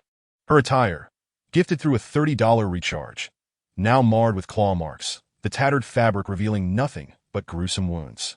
Your electronic girlfriend Li Qingran is on the brink of death. Regrettably, she had still not had the chance to meet the senior. Li Qingran felt her life slipping away. She struggled to lift her head, gazing at the gaping hole in the ceiling, her pallid cheeks devoid of color. Her hollow eyes stared into the morning sky, gradually dimming, her surroundings fading into obscurity. In her 19 years, her memories were filled with sorrow. Her father perished on the battlefield, and her mother was poisoned by an assassin from a rival nation. She had hoped to avenge her parents by joining the Qingyan sect, only to find herself ensnared in another quagmire. The cultivation world adhered to strict rules, forbidding interference in mortal affairs. Yet, these regulations merely shackled ordinary cultivators. Thus, she endeavored to elevate her cultivation, diligently striving to surpass these constraints, seeking solace for her parents' spirits above. Now, however, she had been expelled from her sect, left in a dismal state with her spiritual roots destroyed. A mountain sparrow flew through the hole in the roof, igniting a flicker of light in Li Qingran's eyes. In the brief span of 2 days, the fleeting memories of her encounters with the senior flooded her mind. Even if the senior had never appeared, he had bestowed upon her unrequested care and warmth. In this life, Qingran felt utterly unable to repay the senior's kindness. Cough, cough, cough. She hunched over, blood and tears mingling as they trickled down her chin. If there is a next life. As a demon beast sensed Li Qingran's impending demise and recognized her as no longer a threat, it lunged forward, intent on tearing her apart. Just then, dozens, perhaps hundreds, of bolts of lightning descended from the heavens. Thunderous roars erupted.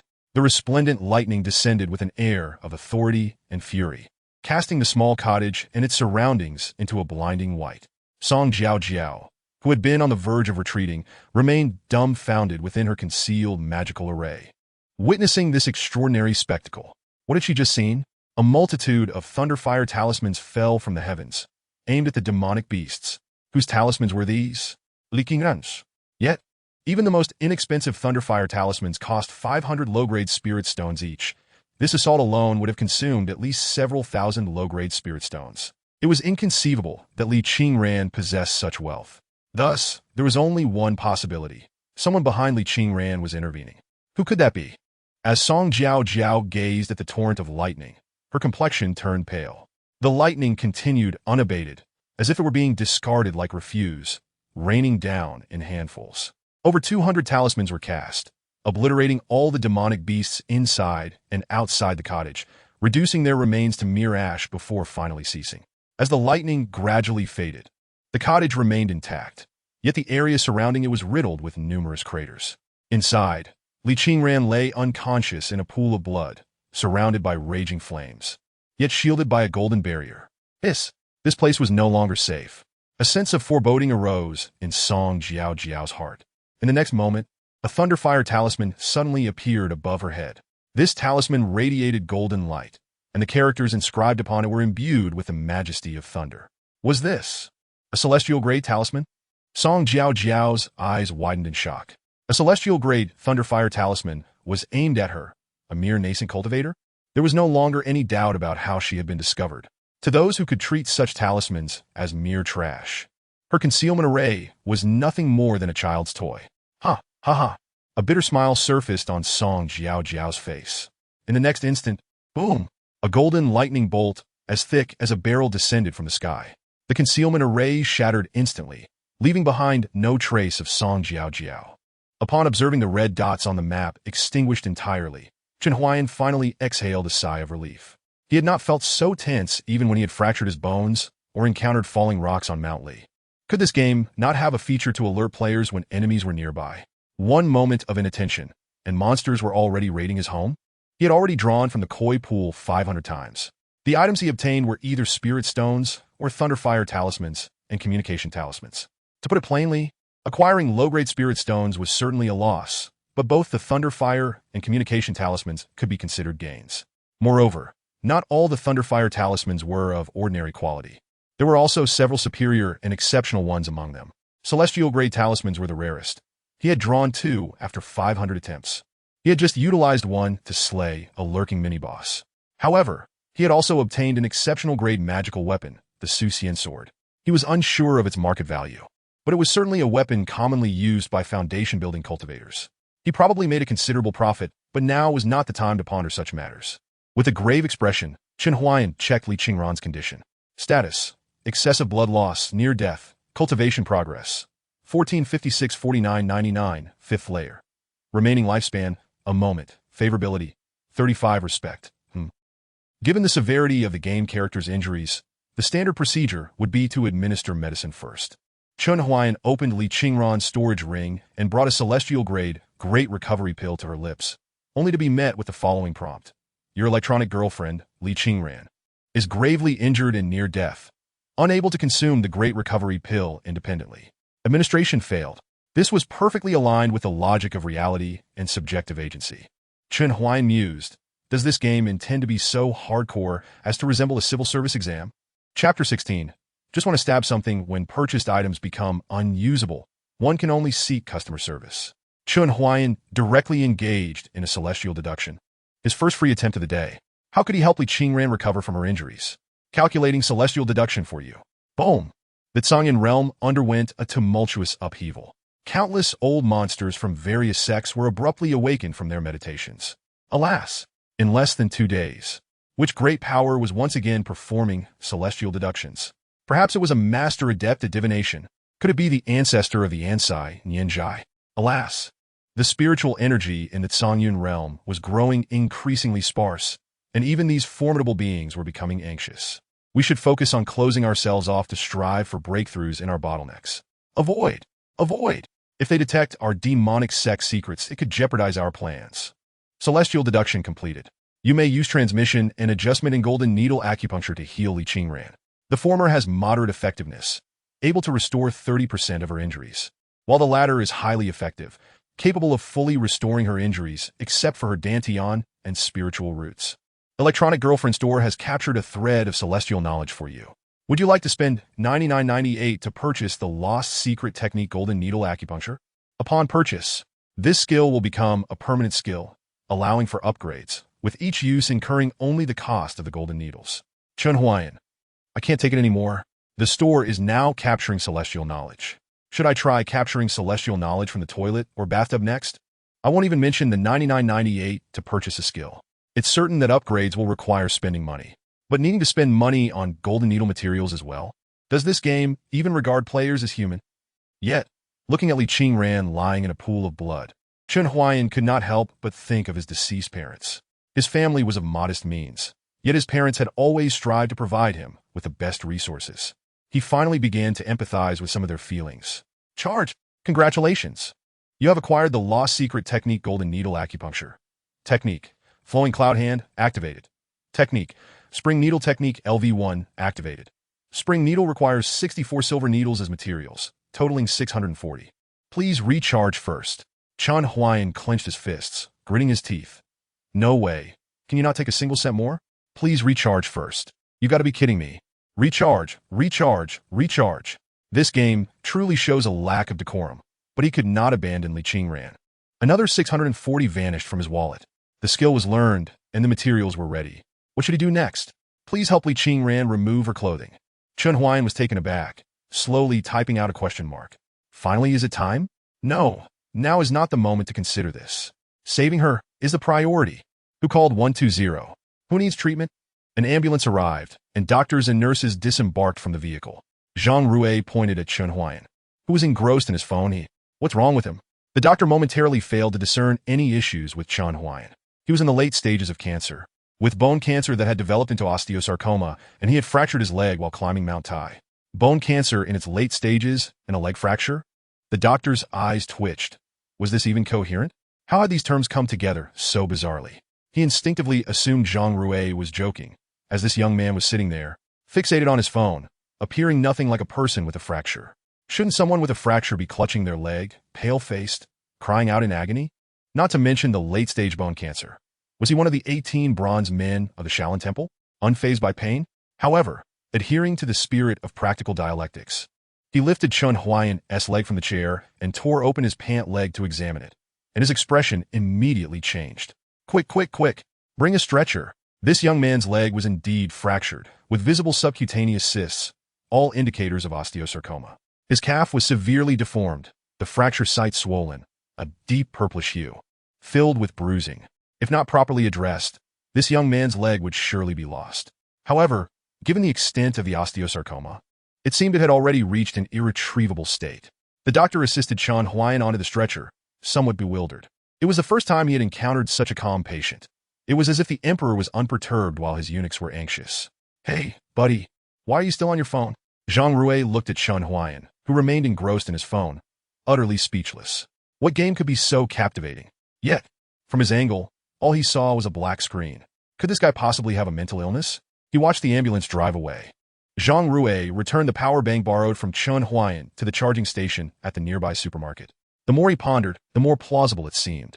If someone had a mental illness, lacking fear of pain or death, then all those peculiar behaviors could easily be understood. Thus, he wondered if he had indeed spoken such disrespectful words to a person suffering from late-stage cancer and mental issues. Lost in thought, Zhang Rui slapped himself across the face. I truly deserve this. In the ambulance, two nurses observed Chen Huaian, who was engrossed in his phone, exhibiting an odd demeanor on the stretcher. They couldn't fathom what could be so captivating on a completely dark screen. Yet, from Chen Huaian's perspective, he was engaged in acupuncture on Li Qingran. His clothing had been loosened, almost entirely removed. He held the phone up to his face, not out of any ulterior motive, but to evade embarrassment.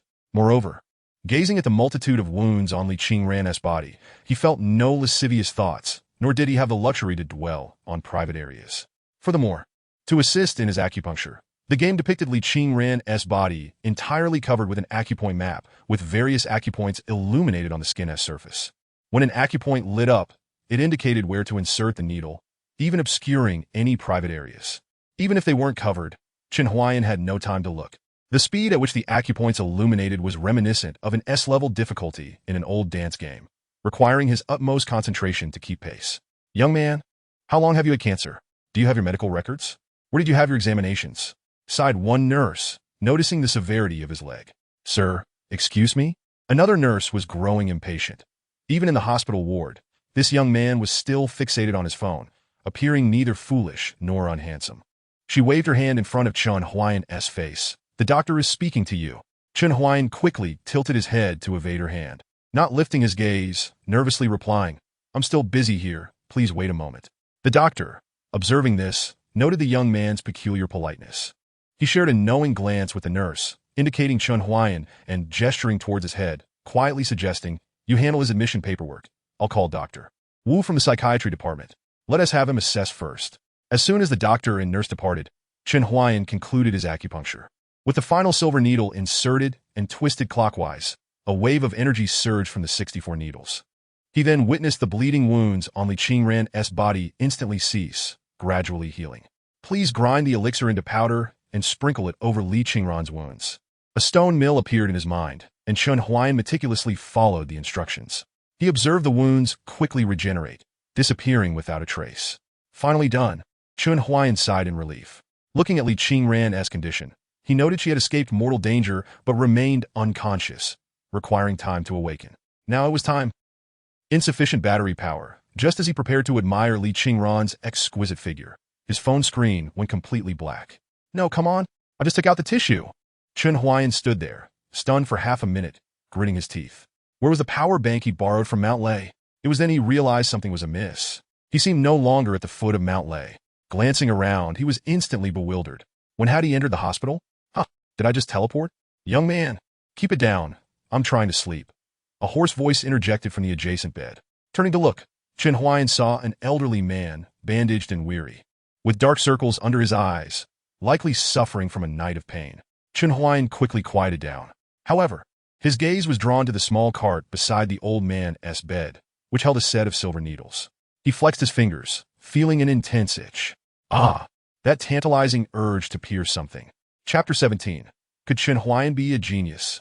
Indeed, this overwhelming sensation was no mere illusion, compelling him to act on his sinful impulses. He seized the set of silver needles, casting a glance at the elderly man, a wicked smile curling at the corners of his mouth. It was a blend of recklessness, lewdness, arrogance, nonchalance, and an overwhelming eagerness.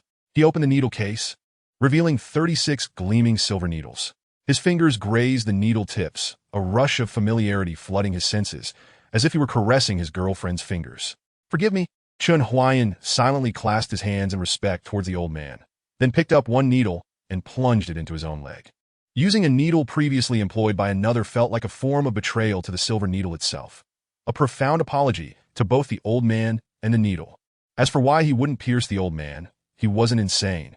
His interest was merely a curiosity, and he would never recklessly harm another. Piercing himself bore no psychological burden. After all, he was nearing death and felt emboldened to experiment upon himself. His attention focused on his leg. Intricate meridian pathways emerged before him, subtly aligning with the acupoint map from the game. His fingers moved with lightning speed, guiding the needles with an elegance akin to clouds gliding across water. And in the blink of an eye, 36 needle tips adorned his right leg. Chen Huaian inhaled deeply. Holding his breath, one by one, he adjusted the depth, twisting the needle handles to stimulate the acupoints on his leg, his hands steadier than ever, despite their usual tremors when handling a bottle of water. After a moment, the acupuncture session concluded. Chen Huaian returned the silver needles to their case, finally feeling a sense of relief wash over him. His right leg, once fractured, was showing signs of recovery. The bruising had begun to dissipate, though the bone remained misaligned. However, a fracture in itself was not a severe issue. What mattered was whether the resulting tissue contusions could be effectively managed, making the alleviation of bruising crucial. Remarkably, in less than 10 minutes, he observed significant reductions in swelling and bruising. Chen Huaian found it hard to believe. No way, this game is hardcore. You can actually learn something. Yet, he realized not everyone could grasp it so readily. Who could replicate his ability to remember the acupuncture techniques and acupoint maps after a single demonstration? His memory had never been particularly sharp before. It felt rather uncanny. After contemplating for a moment, an epiphany struck him, and he clapped his hands in realization. Ah, I see. Now I understand. Ha ha ha. Outside the ward, Dr. Wu and Dr. Zhang entered, still discussing Chen Huaian's case. This young man is a university student with no history of mental illness. Are you sure he has a mental problem? Dr. Wu had already reviewed Chen Huaian's records, expressing skepticism towards Dr. Zhang's assessment. It's cancer.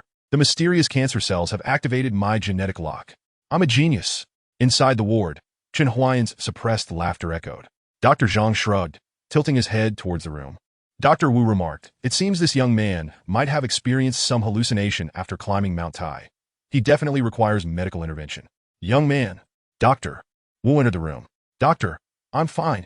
I want to be discharged, or do you have a power bank here? If you do, I'll stay a bit longer. Dr. Wu scrutinized the earnest young man on the bed, contemplating whether to increase the dosage. Meanwhile, Dr. Zhang noticed Chen Huaian's leg and paused in surprise. Hey, how did your leg heal so quickly? He vividly recalled that when he went to find Dr. Wu, the swelling from Chen Huaian's fractured leg had been severe. The most critical areas turning black, reaching a point where neglect would lead to necrosis. Yet now, the swelling had markedly diminished, and the bruising was significantly less severe than before. Noticing the doctor's gaze, Chen Huaian felt a twinge of guilt as he tucked his leg away, sheepishly chuckling. I've always been resilient. I possess a bit of a unique talent for self-recovery. He certainly couldn't attribute his recovery to the secret acupuncture technique. No one would believe him, and he didn't want to invite unnecessary trouble. As for the notion of demonstrating needle insertion to the two physicians, that is utterly ridiculous. The elderly gentleman nearby, indeed, makes for an excellent test subject. Yet before he could even attempt it, he might very well find himself confined to a psychiatric ward. Moreover, he lacks confidence. The efficacy of self-injection does not guarantee the same outcome when applied to another. In today's society, even assisting someone across the street requires careful consideration of one's own resources, let alone wielding a syringe. Dr. Zhang pondered for quite some time, but could not arrive at a satisfactory conclusion. All he could ascertain was that the osteosarcoma on Chen Huaian's foot had not subsided. If it were to vanish entirely, he would truly need to devise a means to retain Chen Huaian and report the matter to his superiors. Young man, you must seek a way to treat this cancer. Neglecting it could lead to dire consequences.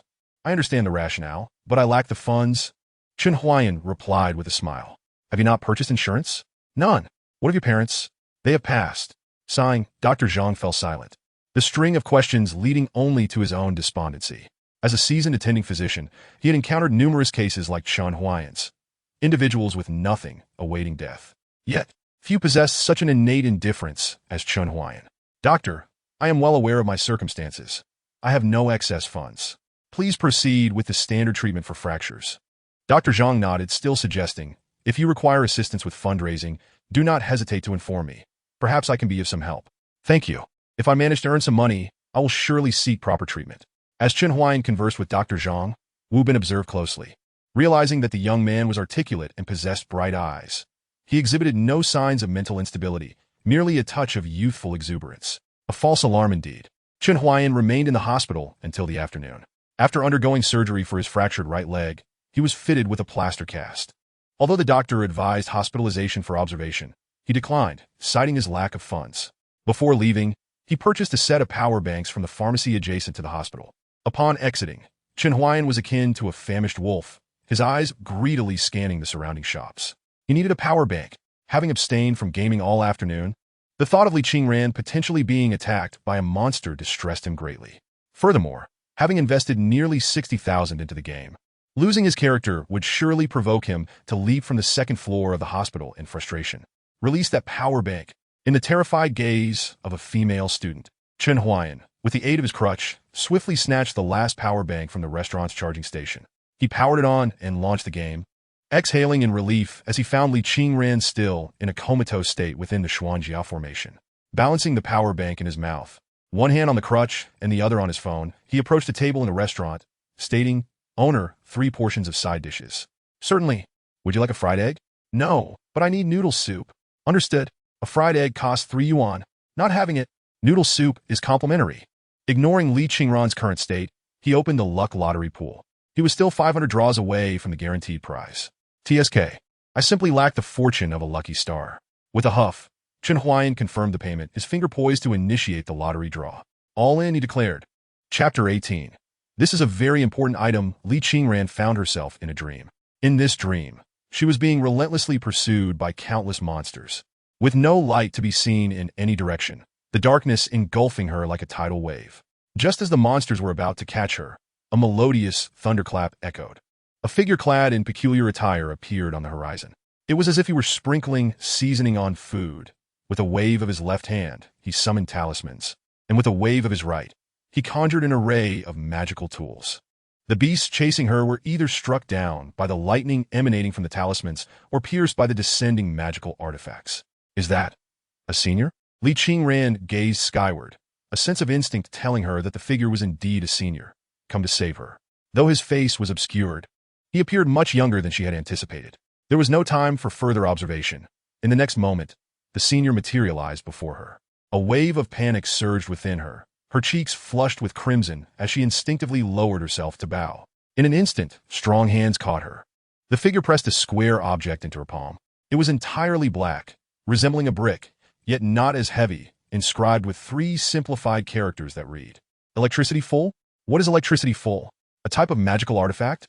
As she pondered, the figure before her began to fade, gradually dissolving into mist. "Senior? Qingran, I am exceedingly grateful to you. This is a very important item." The senior's voice echoed amidst the dissipating fog. "You must keep it safe." "So this is it, electricity full." The name alone seems reliable. Chen Huaian clicked to place the order. A 3 yuan fried egg was beyond his means, but a 300 yuan power bank was a worthy investment. After this experience, he had learned to always carry a power bank and ensure it had ample capacity. He had considered replacing his phone, yet he was uncertain if he could transfer the electronic girlfriend game to a new device, as it was a virus program lacking even an installation package. Glimpsing the time on his computer, he realized it was already 9 in the evening. Over an hour had passed since he returned home. Li Qingran should be awake by now. Chen Huaian opened the electronic girlfriend game, indeed finding Li Qingran conscious. Wrapped in tattered clothing, huddled in a corner, her knees drawn to her chest, staring vacantly at the ground, lost in thought. He noted a half-burned incense stick at her feet. Your electronic girlfriend, Li Qingran's home has been destroyed. Recharge 6 yuan to repair it. Without a hint of hesitation, Chen Huaian responded, Recharge 88 yuan to provide your electronic girlfriend with 2 sets of uniquely styled new outfits. Recharge. Your electronic girlfriend, Li Qingran, is hungry and feeling down. Recharge 68 yuan too. Recharge. In an instant, the home was restored. New clothing appeared on the bed, and a variety of dishes, chickens, ducks, fish, and fruits, clattered onto the table. With such a commotion, it would be impossible for Li Qingran not to notice. She understood that her senior had come to visit her. In truth, she was aware that the senior had already been there, evidenced by the numerous lightning craters surrounding her small abode and the remains of the monsters reduced to ash, along with her wounds that had now healed. The sudden appearance of the monstrous horde had been peculiar, yet she had managed to use the unburnt remnants of lightning as cover while investigating the area, discovering the broken beast attractant beneath a tree. This incense was a common tool employed by various sects in hunting monsters, albeit with slight variations. For instance, the beast attractant from the Qingyan sect bore azure cloud patterns at its base, which were essential for its efficacy.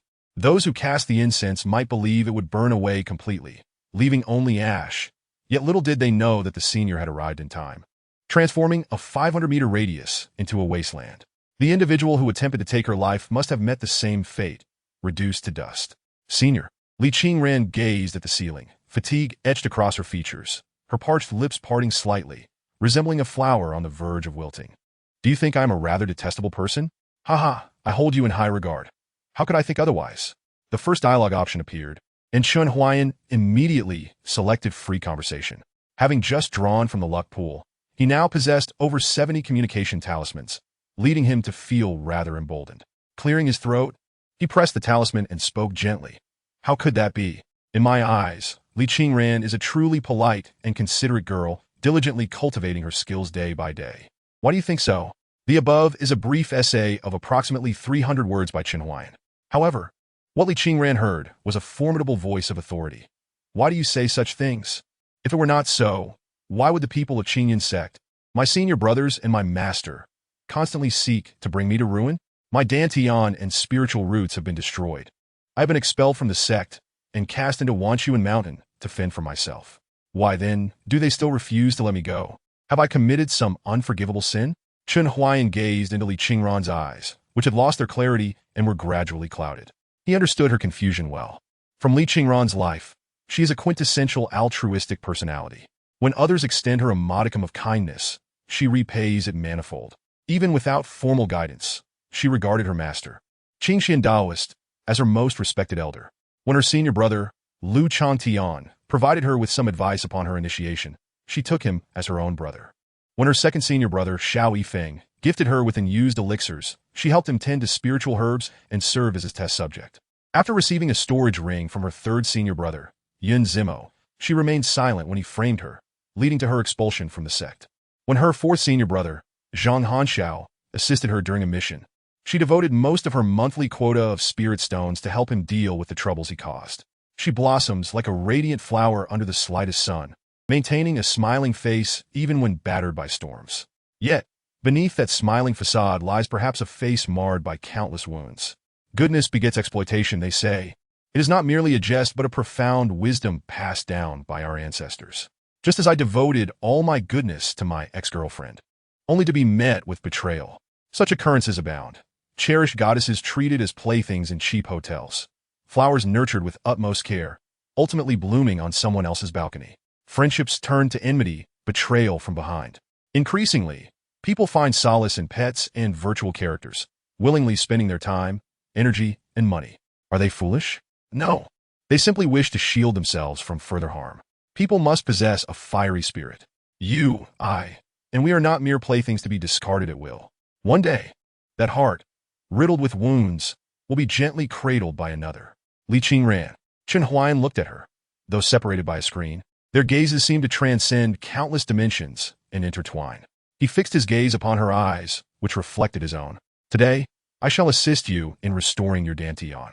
The authoritative voice did not omit Chen Huaian's words this time, but conveyed them in their entirety. Even if your past is a mire, your future shall undoubtedly bloom splendidly. Chapter 19. The Emergence of a Divine Medicine Qingyun Sect, atop Qishao Peak.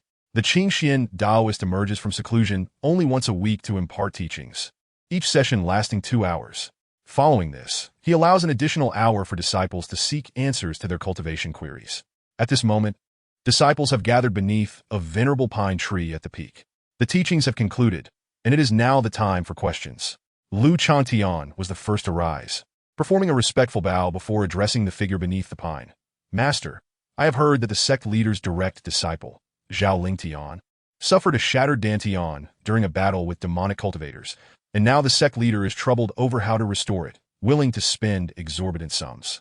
Is it truly impossible to mend a shattered Dantian? Upon hearing this, the expressions of the other disciples varied. After all, Zhao Lingtian was not the only one with a ruined Dantian. Their former fifth junior sister, Li Qingran, shared the same fate. The Qingxian Taoist opened his previously narrowed eyes, stroked his beard, and replied calmly, "A Dantian is not irreparable. It merely requires an ancient divine medicine. With that medicine, even a lost Dantian can be restored. Without it, the task is nigh impossible. May I inquire, Master, what is this divine medicine?" The Hunyuan Butian pill. The Qingxian Taoist pronounced each word with precision. The disciples exchanged glances, their hearts stirring at the mere mention of such a name. A remarkable substance. The Qingxian Taoist continued, at the moment of all beings' birth, their Dantian is predetermined. It is fate. Each individual's Dantian possesses varying qualities, affecting the capacity and purity of spiritual energy they can harbor. In terms of talent for cultivation, the Dantian's influence is not as prominent as spiritual roots. Yet as one ascends in cultivation, the disparity in Dantian quality between two cultivators of equal skill and roots will become evident. In ancient times, when spiritual energy was abundant, the adept classified Dantians into 9 grades, the 9th grade being the lowest and the 1st grade the highest. A 1st grade Dantian can absorb vast amounts of energy, refining it swiftly, and the purity of the transformed energy is unparalleled. Back then, one could ascertain how far a cultivator might progress merely by observing their Dantian, which the sect valued highly. Then, Master, what grade do you believe my Dantian to be? Zhang Hanxiao stepped forward confidently, patting his abdomen. He believed his Dantian to be quite commendable, with a rapid cultivation pace and considerable energy. Yet the Qingxian Taoist merely glanced at him, scoffing. "You? Not even graded." Laughter erupted beneath the pine. Zhang Hanxiao's face darkened, wishing he could disappear into the ground. Yet the Qingxian Taoist continued, "What are you laughing at? Most of you are ungraded. Only Li Qingran's Dantian can barely be considered a 7th grade.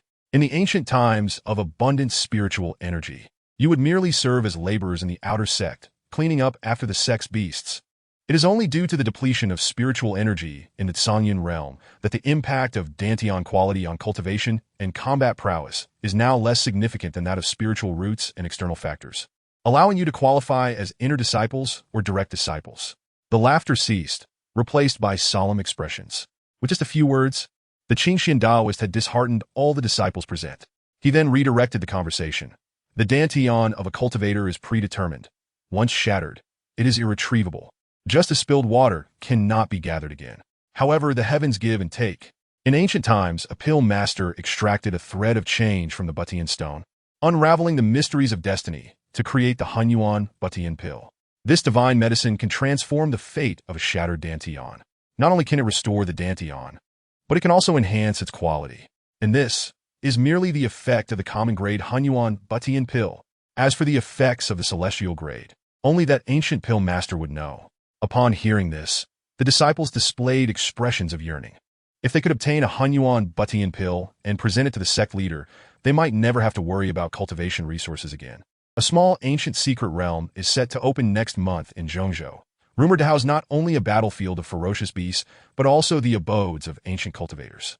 Perhaps they might discover this divine medicine within. Li Qingran felt invigorated. According to the Qingxian Taoist words, his dantian is at a 7th grade. If he could acquire a Hunyuan Butian pill, surely his dantian would be elevated to a 6th or even a 5th grade, right? You may go and try your luck. The Qingxian Taoist nodded. However, deep down, he held little hope. The Hunyuan Butian pill was a rarity even in ancient times. So how could it possibly appear in a small secret realm? Nevertheless, entering the secret realm would still serve as a trial and yield some resources. So he refrained from discouraging his disciples. Today's teachings conclude here. Return to your abodes. With a wave of his sleeve, the Qingxian Taoist was about to dismiss the disciples. Yet at that moment, a resounding boom echoed. A beam of azure light shot up from an unknown source, piercing the clouds above Wanchuan Mountain. The azure light surged higher, resembling a celestial pillar. Cultivators throughout the Songyan realm looked up in astonishment, their expressions shifting dramatically. A pillar of spiritual light, emanating medicinal fragrance. A divine pill has emerged. It is from the direction of Wanchuan Mountain. Let us hurry. We may still catch it. Uncertain of the divine elixir's nature, I pondered the remarkable progress it could bestow upon my cultivation. Atop Qishao Peak, the eyes of the Qingxian Taoist suddenly opened wide. In the next instant, he soared towards the direction of the radiant blue light, and simultaneously, several other prominent peaks of the Qingyan sect saw great cultivators take flight. Around Wanqing Mountain, any cultivator of notable strength was summoned into action. The announcement on the screen read, "The emergence of the celestial-grade Hunyuan Butian pill will stir great upheaval across the realms. Will you invest 18 to conceal the heavenly secrets?" What? Chen Huaian grimaced at the notification on his phone. The celestial phenomenon was unmistakable, practically shouting to those nearby that treasures awaited. The map soon filled with a myriad of red dots, each illuminating gradually, sending shivers down his spine. Fortunately, considering he had already invested 90,000, the game developers had not pressured him further in subsequent maintenance. Yet, he couldn't shake off his displeasure. Why couldn't the function to conceal heavenly secrets be offered freely? With gritted teeth, he reluctantly spent 18. Concealment of heavenly secrets successful. The azure beam vanished, and even the aromatic scent of herbs that lingered in the air dissipated instantly. The Qingxian Taoist, who had drawn near, found himself in bewilderment, his consciousness sweeping the vicinity like a tidal wave, yet uncovering nothing. Wasn't that Li Qingran?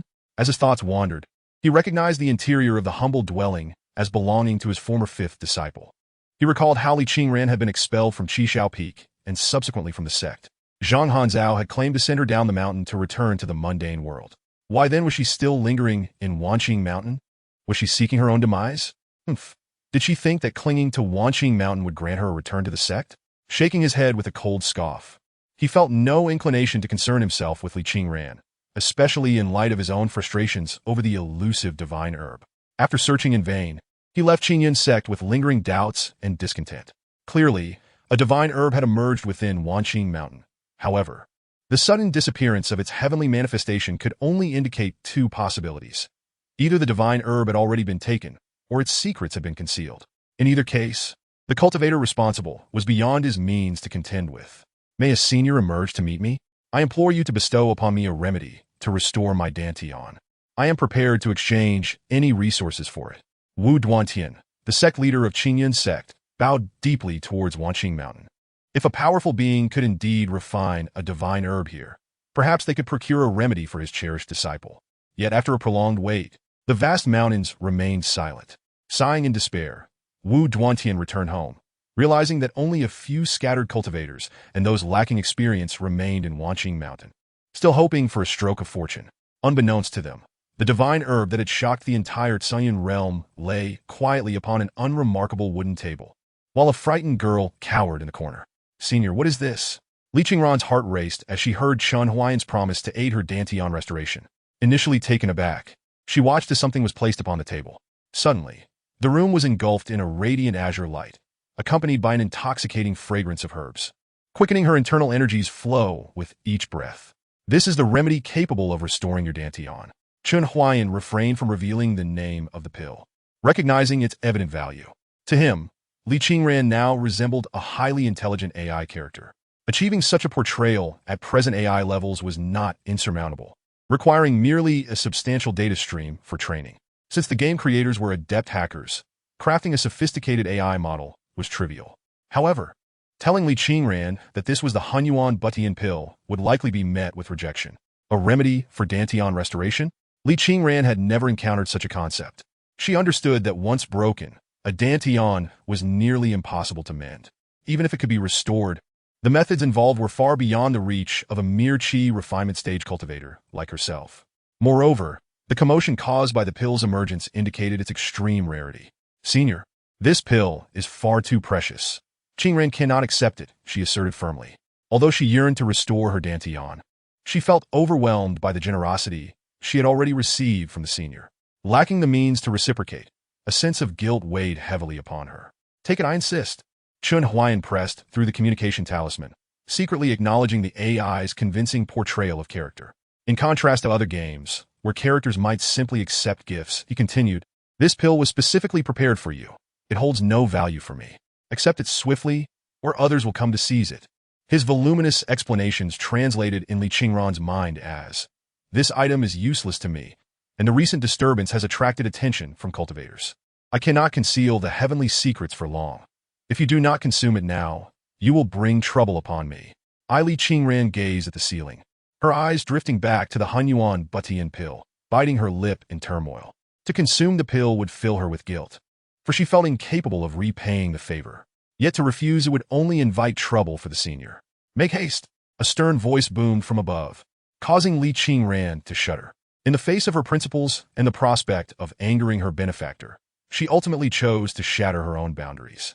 She did not wish to provoke the senior's ire. Chen Huaian observed the girl, cautiously lifting the pill from the table, a wicked smile creeping across his face. At last, you will obediently consume it. He found himself growing somewhat intoxicated by the title of senior bestowed upon him by Li Qingran. Henceforth, he would refer to himself as the esteemed one, embracing the role. If you do not consume this pill, would my 9,000 investment be in vain? In the urgency of the moment, he had yet to examine the 500 draws he had made. With determination, Li Qingran, despite breaching her own limits, sought a way to salvage the situation. Gazing at the ceiling, she raised a hand, holding up 3 fingers to symbolize the harmony of heaven, earth, and humanity, and declared aloud, today, I, Qingran, have received the senior's assistance, obtaining the divine herb to restore my Dantian.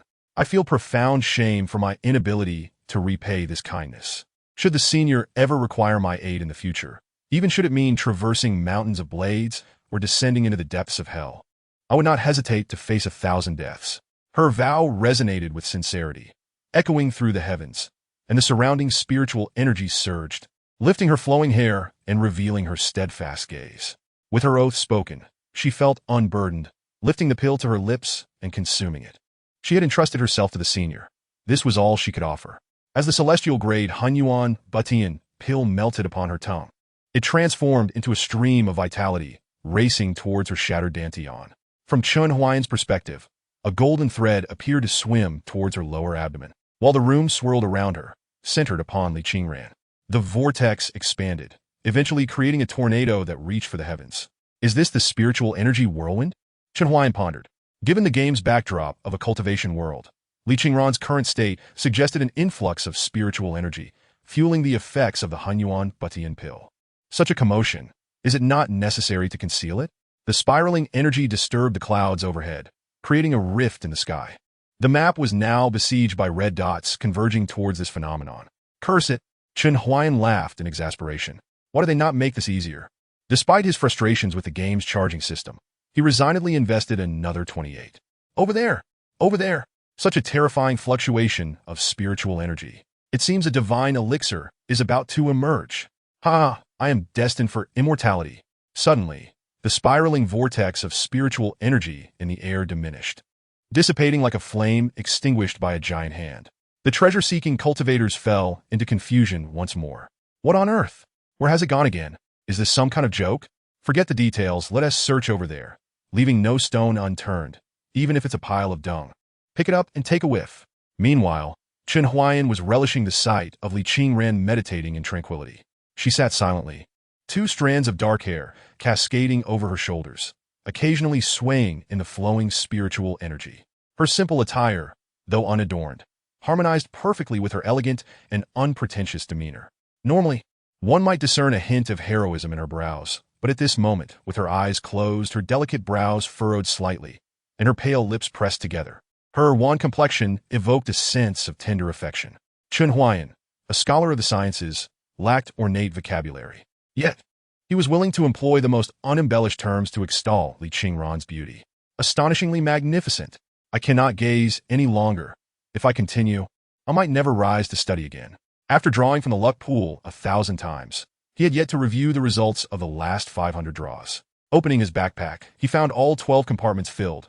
Low-grade spirit stones, medium-grade spirit stones, communication talismans, and various grades of thunderfire talismans, along with a profound armor array. A mid-level spirit gathering array, a plain string sword, and a roll of golden jade slip. This was absurd. Could they not spare a compartment for the thunderfire talismans? Chen Huaian felt exasperated. He could not simply give all to Li Qingran, as he might need to support her from afar if she were controlled.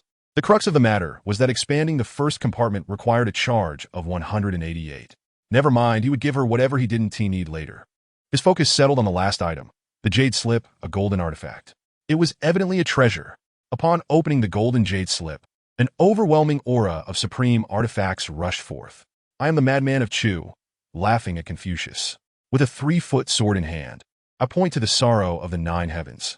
The Qinglian Sword Classic, created by the Qinglian Sword Immortal, contains 36 foundational sword techniques and 12 sword forms. Classified as a mortal grade, anyone with meridians can cultivate the Qinglian Sword Classic, but to reach its pinnacle, sword bones, sword spirit roots, and sword heart are essential. Indeed, the item was of exceptional quality.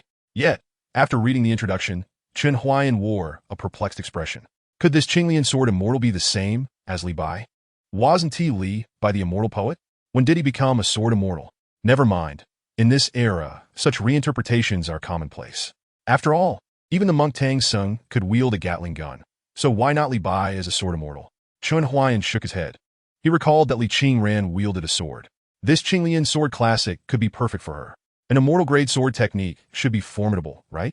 As he turned to the first page, he initially thought it was merely a game item, only to discover that the page contained text and illustrations of small figures. Astonishing. Is this a small workshop? How terrifying. Sword Chapter 1. Crane Stance. Stand with legs together, bend the knees, and lift one foot. Resembling a crane, beginners may keep their legs down. Maintain an upright posture, with the sword held vertically in front, parallel to the body. The sword handle horizontal to the ground, the blade close to the arm and perpendicular. Breathe steadily, calm the mind, and focus on the fusion of the sword and one's breath, accompanied by diagrams for clearer understanding of this sword chapter's specific operations. Chen Huaian continued to flip through the pages, discovering more. Sword Chapter 2. Pine Relaxation, with explanations and illustrations. Sword Chapter 3. Holding the Edge. Sword Chapter 35. Returning to 1. Sword Chapter 36. Carefree. He was astonished by the meticulousness of this game designer, as each sword chapter was accompanied by both text and images, without any filler. At that moment, the grievances of having spent so much money felt somewhat alleviated. The 36 sword chapters appeared to be foundational, with an additional 12 sword forms yet to explore. Just as he was about to turn the page, a prompt appeared on the screen. You have not yet learned sword chapters 1 to 12. You cannot read the sword forms. What is this? I still need to learn? How do I learn? Chen Huaian instinctively searched for a recharge window but found none. It seemed the Qinglian Sword Classic could not be upgraded with money. Would you like to begin learning Sword Chapter 1? Yes, think again. Chen Huaian did not hesitate and selected yes. He was curious to see how this game functioned. Flipping camera, the game screen vanished. The camera automatically opened, initiating selfie, recording mode, while the game window continued to hover above. Please practice according to the Qinglian Sword Classic. Sword Chapter 1. Crane Stance. Current progress. Initial glimpse 0. Ah, wait a minute, buddy. Chen Huaian stared at the screen as his mouth twitched uncontrollably. If he understood correctly, the game was instructing him to perform the crane stance now, right? And to record and upload it? Is this game trying to torment me without charging money? Chen Huaian thought that if he followed the game's demands, he would truly be out of his mind. Could the game developer have some twisted sense of humor, relishing in watching players contort into ridiculous poses while they sat on the server laughing heartily over takeout? Chen Huaian, will not let such a person prevail. With a cold snort, he realized the developer's intentions. He simply needed to refuse, and soon a recharge button would appear. It was all a ruse, just like some games that dangle particularly grueling rewards, leading players to eventually choose to spend money when they can no longer grind. However, After waiting for a long while, Chen Huaian did not see a recharge button. TSK. Then I could just give this sword technique to Li Qingran, right? He closed the page and attempted to drag the Qinglian Sword Classic into Li Qingran's arms. You cannot directly impart the Qinglian Sword Classic to Li Qingran. Please first cultivate Qinglian Sword Classic S36 sword chapters to the initial glimpse realm to unlock the sword technique transfer. What the hell? What kind of game is this? Chen Huaian was exasperated. What kind of game is so obstinate? In the upper right corner of the pop-up window was a circular question mark. In a desperate bid, he clicked on it. The original intention of this game is to provide players with the most authentic growth experience. Players can provide resources and various assistance to their electronic girlfriends, and can also become their guiding mentors and spiritual support. However, to forge iron, one must be strong oneself. To better teach your electronic girlfriend, please strive to elevate yourself. After reading this notification, Chen Huaian fell silent. The reason he had never been interested in watching others play games before was not only due to the cost, but also because he felt disconnected from the experience. No matter how skilled one was with a gun, one was not the first assault team member rushing into a university. No matter how adept one was at jungling, one was not the wild king dominating the jungle. Games and reality were ultimately disparate. Yet, this electronic girlfriend game seemed to explore a new avenue. It was innovative but could easily fail in the current gaming industry. However, Chen Huaian had to admit, he was intrigued. The sense of achievement from personally teaching an electronic girlfriend, learning first and then guiding the innocent girl, watching her overcome challenges and defeat foes with the techniques he taught. This precisely the immersion that is so lacking in today's games. Indeed, it required investment and was quite hardcore. Yet he relished such a game. Chen Huaian reopened the learning page for the Qinglian Sword Classic. He set his phone on a live streaming stand, took a deep breath. Fine. In order to teach Li Qingran an unparalleled sword technique, let the game developers mock me. After all, they cannot see me. Lacking a sword, he opted for a closed drying pole as a substitute. Chen Huaian found the text and image description straightforward. Yet, executing them proved to be quite the challenge. Firstly, the sword must remain steady. Previously, even holding a bottle of water made his hands tremble. Yet today, for reasons unknown, his grip was remarkably firm.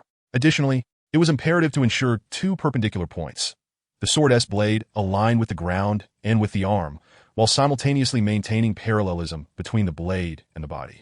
Although this positioning was manageable for a brief period, after less than 2 minutes, fatigue began to set in. Even more disheartening was the realization that, despite half an hour of strenuous effort with the drying pole, the progress for the first chapter of the sword manual, A Glimpse, had only advanced by 1%. Nevertheless, his perseverance was commendable. Chen Huaian stubbornly continued for an entire hour, stopping only when his back was drenched in sweat. I can't go on like this. I'm falling apart, he thought, trembling as he set down the drying pole and attempted to loosen his stiff body.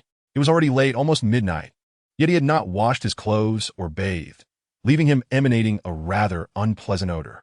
If he were to consider this practice as physical exercise, it would be acceptable. Rubbing his sore arms, Chen Huaian did not abandon hope. He resolved to rest and resume his training the following morning. Just then, a sudden thud resonated from the door, sounding as though something had collided with it. Chapter 22. You are fated to meet me. Upon opening the door, he found no one outside. Chen Huaian, taken aback, mused whether it was another delivery from the gaming company. Instinctively, he lowered his gaze and spotted a small, fluffy black ball huddled by the door, with faintly discernible eyes, nose, and ears. It was a kitten. If memory served him correctly, he was staying in a chain hotel. Contemplating the long corridor, he wondered how a cat had gained entry into a chain establishment. Crouching down, he poked the furry creature, which shivered but did not respond. Picking it up by the scruff of its neck, he got a clearer look at the kitten, which bore a distinctive white patch on its face, commonly known as a muscle cat, and its hind legs were a gruesome mess, with injuries evident on its back. His room was at the end of the corridor, adjacent to a window that was fully ajar. He also noticed a small pool of blood on the door, a spot the kitten could not possibly reach, and a few feathers from a raptor by the window. This cat seemed out of place. Squinting his eyes, Chen Huaian sensed that the situation was more complex than it appeared. Suddenly, a realization struck him. A large bird must have collided with the window, inadvertently dropping its prey at his doorstep, and then fled in fright, abandoning its catch. What astute reasoning! He felt his latent potential had been activated.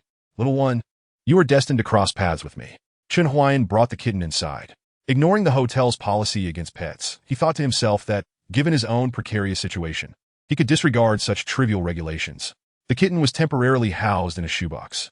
It was now nearly midnight, and most veterinary clinics would be closed, given his remote location. Reaching a 24-hour facility would require a 1.5-hour journey to the city. He feared the kitten would not survive until then, as, in the mere seconds he took to search for a veterinary clinic, blood had already begun to seep into the shoebox. Little one, since conventional methods will surely lead to your demise, I shall resort to desperate measures. If your fate allows you to survive, grow strong. And do not let yourself be captured by large birds again. If your destiny dictates otherwise, do not blame me. Chen Huaian clasped his hands together and bowed to the kitten, then retrieved a set of silver needles he had previously purchased. Initially, he intended to use them on himself daily to expedite the healing of his legs, contemplating whether to treat others afterward. Today, however, with the arrival of the kitten, he decided to give it a try. As he held a silver needle in hand, the acupoint map unfurled effortlessly in his mind. The acupoints of cats differed from those of humans. He was unsure how he knew this. Perhaps it was latent potential. The spring needle was designed to stop bleeding, promote blood circulation, and facilitate wound healing. Its upgrade conditions required 1,000 applications or a recharge of 998 to elevate it to open meridian needle level 2. He punctured the kitten swiftly, following the illuminated sequence on the acupoint chart in one fluid motion. Soon, noticeable changes began to manifest on the kitten. The most apparent was the cessation of bleeding. The wounds had sealed, with a blood membrane now covering the most severe injury on its back, a site that had not been present prior to the treatment. This acupuncture effect is rather remarkable, Chen Huaian pondered, stroking his chin. Although unfamiliar with traditional Chinese medicine, he held a deep respect for its mysteries. Now, a question arose. Was it his skill, or the techniques learned from the game that proved effective? He found it difficult to discern. For the kitten, he could do no more. Its survival instincts would need to take over. He turned to the bathroom for a shower. However, he failed to notice the emergence of a shadowy, clawed black dragon behind him, which flickered in and out of existence, straddling the line between reality and nothingness. Its eyes exuding an intimidating authority that sent chills down one's spine. Inside the shoebox, the small, jet-black kitten struggled to roll over.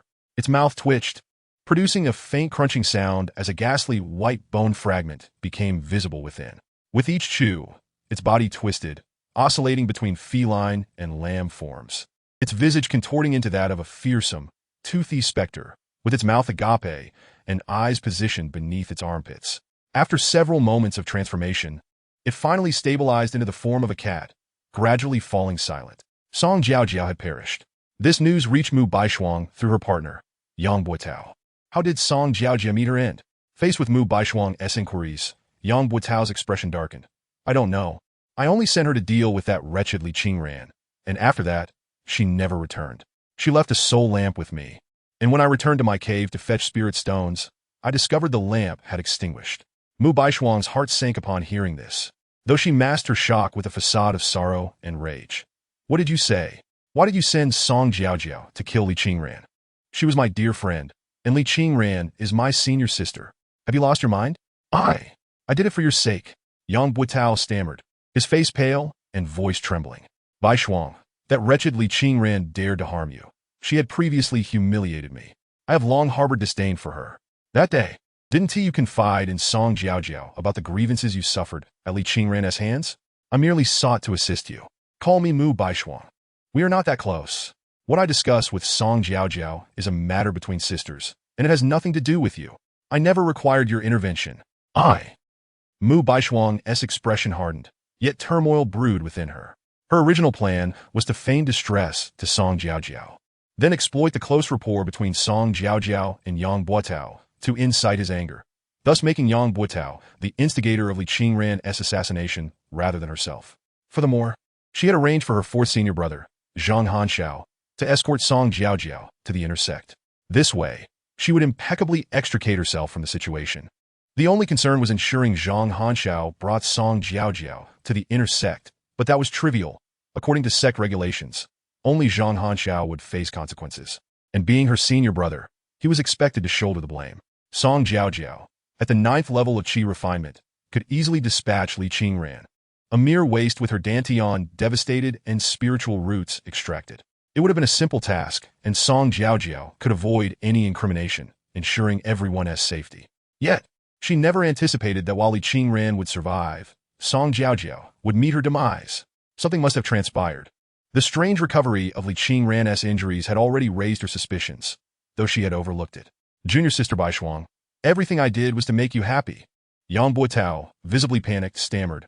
Since Li Qingran has been expelled from the sect, he is no longer associated with the Qingyan sect. Furthermore, with his spiritual roots rendered useless, he has become an inconsequential ordinary person. However, the Qingyan sect is a righteous sect, and for a cultivator to act against an innocent individual is a matter that would provoke ridicule from other sects if it were to circulate. To preserve their dignity, he is bound to face severe punishment from the sect, and the death of Song Jiaojiao will also be attributed to him. No, I do not feel pleased. Yang Baodao, prepare to accept the sect's retribution. Mu Baishuang deftly shifted all blame onto Yang Baodao. At that moment, the senior brother of Qi Xiaopeak, Lu Chantian, entered the scene. Mu Baishuang instinctively hid behind Lu Chantian. Yang Baodao, this is Qi Xiaopeak, not your Xianling Peak. What brings you here? Brother Chantian. Mu Baishuang's face was filled with sorrow, tears glistening like dew on a pear blossom, as she clung to Lu Chantian's arm and lamented. Yang Baodao instigated Song Jiaojiao to assassinate Li Qingran and ultimately cause her death. How could he act in such a manner? She was my dear friend, my senior sister. Woo-woo. No, it's not like that. Lu Qingtuan, let me explain. Yang Baodao attempted to defend himself, but upon witnessing his junior sister's tears, a furious Lu Chantian had already kicked him to the ground. Yang Baodao, you truly have audacity. Even if Li Qingran has left the Qingyan sect, he was once a member of Qi Xiaopeak. When did our affairs become your concern? Do you think that by killing Li Qingran, we would regard you with any esteem? Fine, you have ordered Song Jiaojiao to kill Li Qingran, which is a violation of sect rules. Now, come with me to the law enforcement hall to receive your punishment. Lu Chantian pointed his sword-like finger at the pallid Yang Baodao, ready to seize him. At that moment, Mu Baishuang tugged at Lu Chantian's sleeve, whispering, Brother Chantian, Sister Qingran is not dead. It was Song Jiaojiao who perished. Lu Chantian's outstretched hand froze, his face filled with astonishment. And only after a long pause did he respond. What did you say? Chapter 23. The activation of the Phase War Order. Song Jiaojiao is dead, but Li Qingran lives. Upon discerning this causal relationship, Lu Chantian found it even harder to believe. What prowess did Li Qingran possess? He was merely a formidable martial artist, sustained by years of spiritual energy. And Song Jiaojiao? If memory serves, she was at the 9th level of Qi refinement. To kill Li Qingran would be as effortless as crushing an ant. Yet the outcome was that Song Jiaojiao had perished. Was Song Jiaojiao killed by Li Qingran? Lu Chantian glared at Yang Baodao. I do not know, Yang Baodao stammered, clearly frightened. I only instructed her to kill Li Qingran. At first she was unwilling, but I promised her a foundation establishment pill, and she went. Later, I went to retrieve spirit stones to buy the pill, only to return to find Song Jiaojiao's soul lamp shattered. When a person dies, their lamp extinguishes. For cultivators below the nascent soul stage, these 4 words are an immutable truth. The soul lamp harbors a fragment of the cultivator's soul and a drop of their essence blood. When the main soul perishes, the residual soul, like a rootless floating weed, detaches from that drop of blood and dissipates into the world. Brother Chantian, this matter is exceedingly suspicious. I have heard that the demonic sect has begun to stir in the Tsangyun realm. Could it be that our sister has been possessed by a member of the demonic sect? Mu Baishuang's face reflected her fear. Although Sister Qingran is no longer a member of our Qingyan sect, I still hope she has not fallen victim to the hands of the demonic sect. Lu Changtian's expression darkened as he pondered. Yang Baodao would undoubtedly face punishment. There was no escaping that. The situation regarding Li Qingran was indeed peculiar. While he felt indifferent to Li Qingran's fate, he understood that Li Qingran could not become a hidden threat to the Qingyan sect. It was imperative to ascertain whether Li Qingran's ability to slay Song Jiaojiao was merely coincidence, or if there were other underlying reasons. Just then, he overheard Mu Baishuang saying, Brother Chantian, Sister Qingran was once a member of Qi Xiaopeak. We cannot simply disregard her. Otherwise, how would the other peaks view us? Regardless of whether Sister Qingran is guilty, we should retrieve her, even if it means relegating her to menial tasks. It is better than leaving her to perish in Wanquanshan. She feigned ignorance of Li Qingran's whereabouts, her eyes filled with pity. Still, the junior sister's kind heart was evident. Despite Li Qingran's hurtful actions, she was willing to speak on her behalf. Zhang Hanxiao should have dealt with her directly from the start. Lu Chantian gritted his teeth yet took Mu Baishuang's words to heart.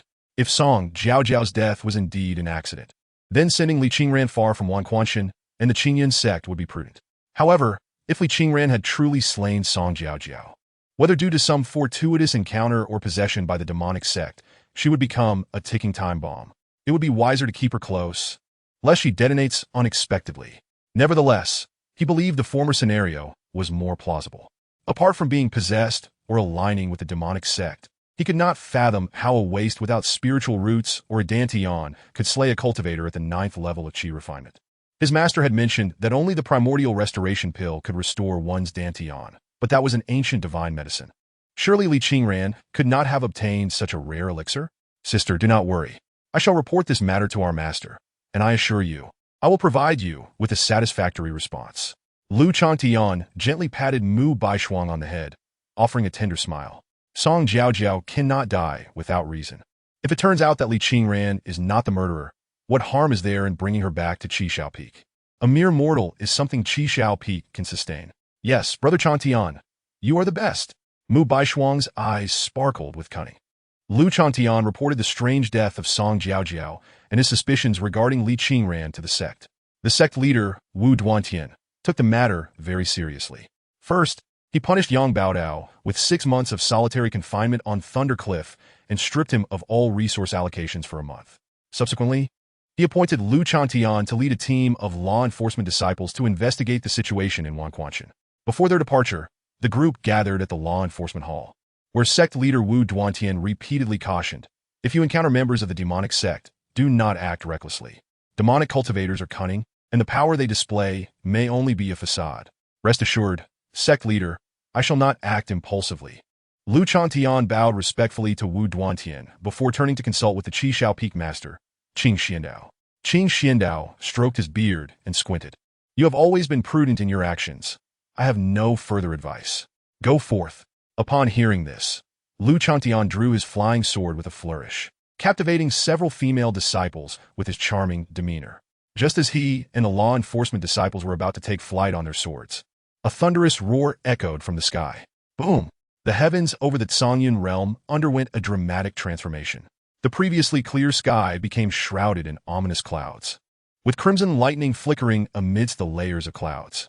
A wave of divine consciousness swept through, carrying an overwhelming pressure. Lu Changtian's mind blanked for a moment, and as he stepped onto his flying sword, he tumbled down instead. The cultivators of the Qingyun sect gazed up at the sky, their hearts filled with trepidation, while sect leader Wu Duantian and the elders wore grave expressions. What was happening these days? Had a powerful being begun to divine the heavenly secrets just after noon?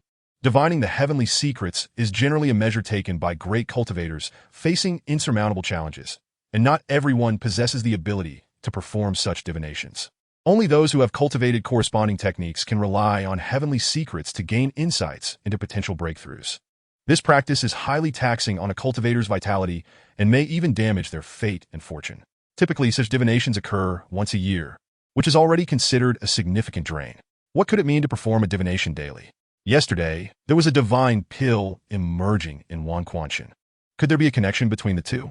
The Zongyun realm is becoming increasingly enigmatic. Wu Duantian mused to himself, feeling quite melancholic. Although those in the transformation stage may appear to revel in glory, they are but ants in the face of the grand celestial laws. If even the great beings who divine the heavenly secrets cannot find a solution, how can these lesser cultivators hope to confront the treacherous future? Lu Changtian, for safety's sake, you and the law enforcement disciples should walk there. Wu Duantian withdrew his gaze from the ominous sky and instructed Lu Changtian. Since a powerful being is divining the heavenly secrets, it is likely that members of the demonic sect will not dare to act recklessly. Whether you go early or late makes no difference. Just be discreet and avoid drawing attention. Indeed, Lu Changtian's countenance darkened as he nodded. He cast a glance at the dim sky, clenched his fists, and vowed that one day he too would ascend to such heights. Yet, merely predicting the heavenly secrets left the weak in a state of panic, too fearful to soar on their swords. Are you an AI? At the bathroom door, Chen Huaian, now clad in his pajamas, was fervently tapping away at his phone, currently predicting heavenly secrets. Prediction failed. Please ask another question. When does 1 + 1 = 3? Currently predicting. 1 + 1 = 2. Please ask another question. There are 10 birds on a tree. If one is shot down, how many are left? Currently predicting. 1 bird is dead on the ground.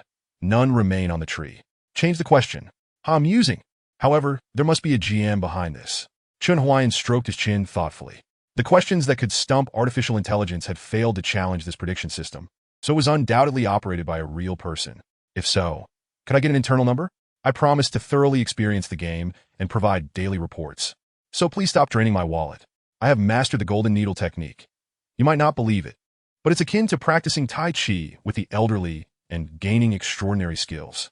I can now work wonders. Should you ever find yourselves missing limbs, I shall treat you free of charge.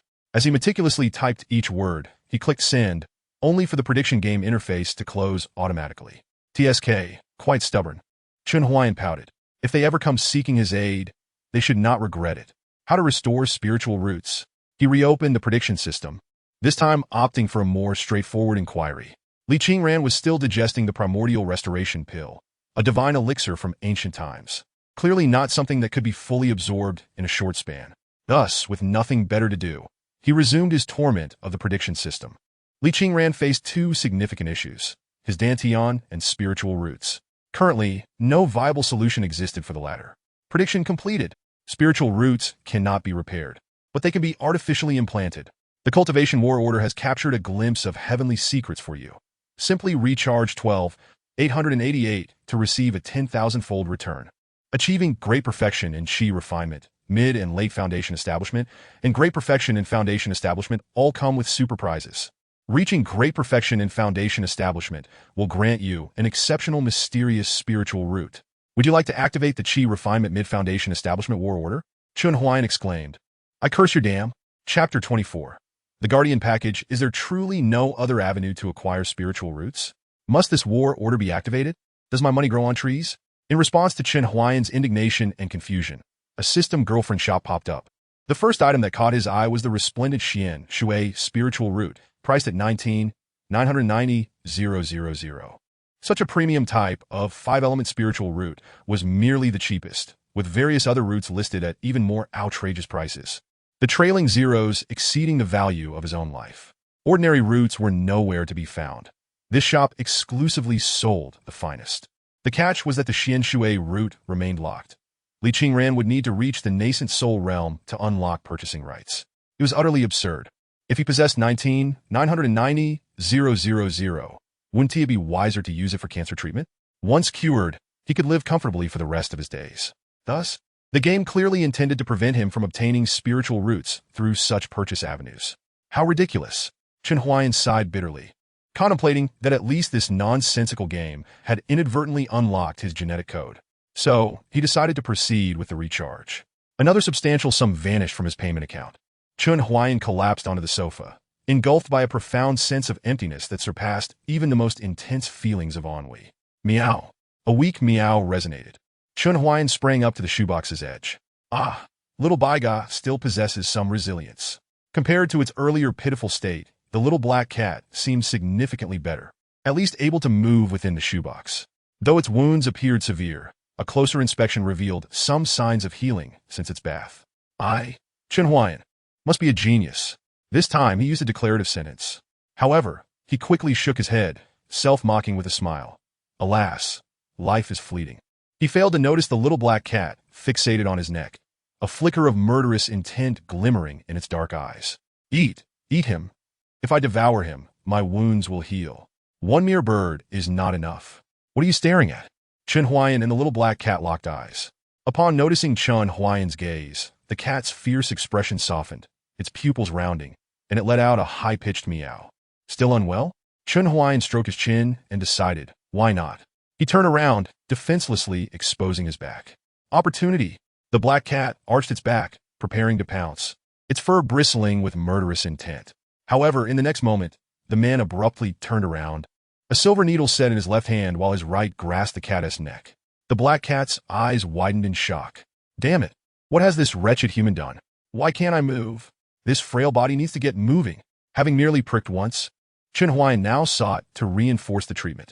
He placed the little black cat on the sofa, casually wrapped it in a towel, and began administering acupuncture. The little creature, oblivious to the possibility of rabies, warranted caution. After all, should it scratch him, he would need to seek rabies vaccination, which would be quite costly. Damn it! While human, daring to wrap me up? The black cat thrashed wildly, baring its teeth. Chen Huaian was prepared. He swiftly inserted needles into 2 acupoints. The cat's eyes widened once more. What manner of technique is this? I cannot move again. How effective? Chen Huaian marveled as he continued to administer the needles. Even if I cannot use this on people, perhaps I could acquire a veterinarian certificate and open a pet clinic, thereby earning quite a fortune. And those pet owners might even present me with banners of gratitude. By the way, is this a male or female cat? Chen Huaian lifted its tail for a glance. Oh, a male. Then you better grow up obediently. I shall personally perform a neutering procedure to prevent you from bothering other female cats. The black cat? What does this human mean? He intends to neuter me? Absurd. Utterly absurd. I must eat him. It is imperative. Yet, as Chen Huaian continued his acupuncture, the black cat suddenly realized its wounds were healing rapidly, and the pain within was gradually subsiding. The needles piercing its body did not inflict suffering. Instead, they transmitted a warm current, lulling it into a state of drowsiness. This human seems to possess value beyond mere consumption. This acupuncture technique appears to have healing properties? Fascinating. So, there are still inheritors of the golden needle secret technique in this era? How interesting. Then I shall wait until he finishes healing me before devouring him. At that point, the golden needle secret technique will belong to me. Roar! Your electronic girlfriend has completed the absorption of the divine product, primordial restoration pill. A window popped up in the game. Chen Huaian caught a glimpse, his heart lifting with joy. With swift movements, he removed the needles from the black cat and tossed them into the shoebox, which bounced slightly on the sofa and closed with a soft thud. The black cat. My wounds have yet to be treated. Woe is me. Human, I demand your demise. Chen Huaian ignored the frenzied scratching and furious yowling from within the shoebox. His attention entirely focused on Li Qingran. Status: resting, Dantian in formation. Cultivation progress: 36, 79, 59, 99, 6th layer. Remaining lifespan: 273 years. Favorability: 50, revered O. This status is quite promising. Seeing that Li Qingran's lifespan had extended to an astonishing 273 years, Chen Huaian felt a mix of comfort and envy. At midnight, the game notification refreshed again, predicting that his own lifespan was merely 129 days remaining. Despite his disbelief, he acknowledged the brevity of his own life and naturally envied those who could enjoy longevity. However, he soon found solace in the realization that the game's timeline aligned with reality. This meant that as long as he poured money into the game and ensured that nothing untoward happened to Li Qingran, even if he were to perish, as long as the game account remained intact, the character of Li Qingran would continue to exist for over 2 centuries, bearing his mark.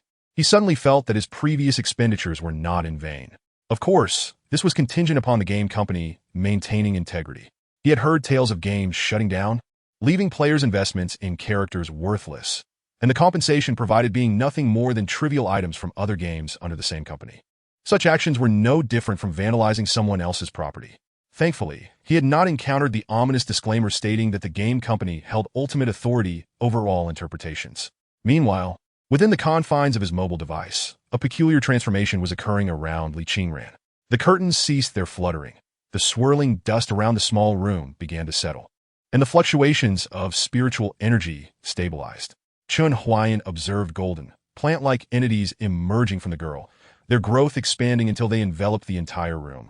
Buds forming as if something extraordinary was about to be born. Li Qingran has entered the final phase of rebirth in her Dantian. The first-grade Dantian is prone to attracting scrutiny from all directions. Should a protective investment of 88 be made for Li Qingran?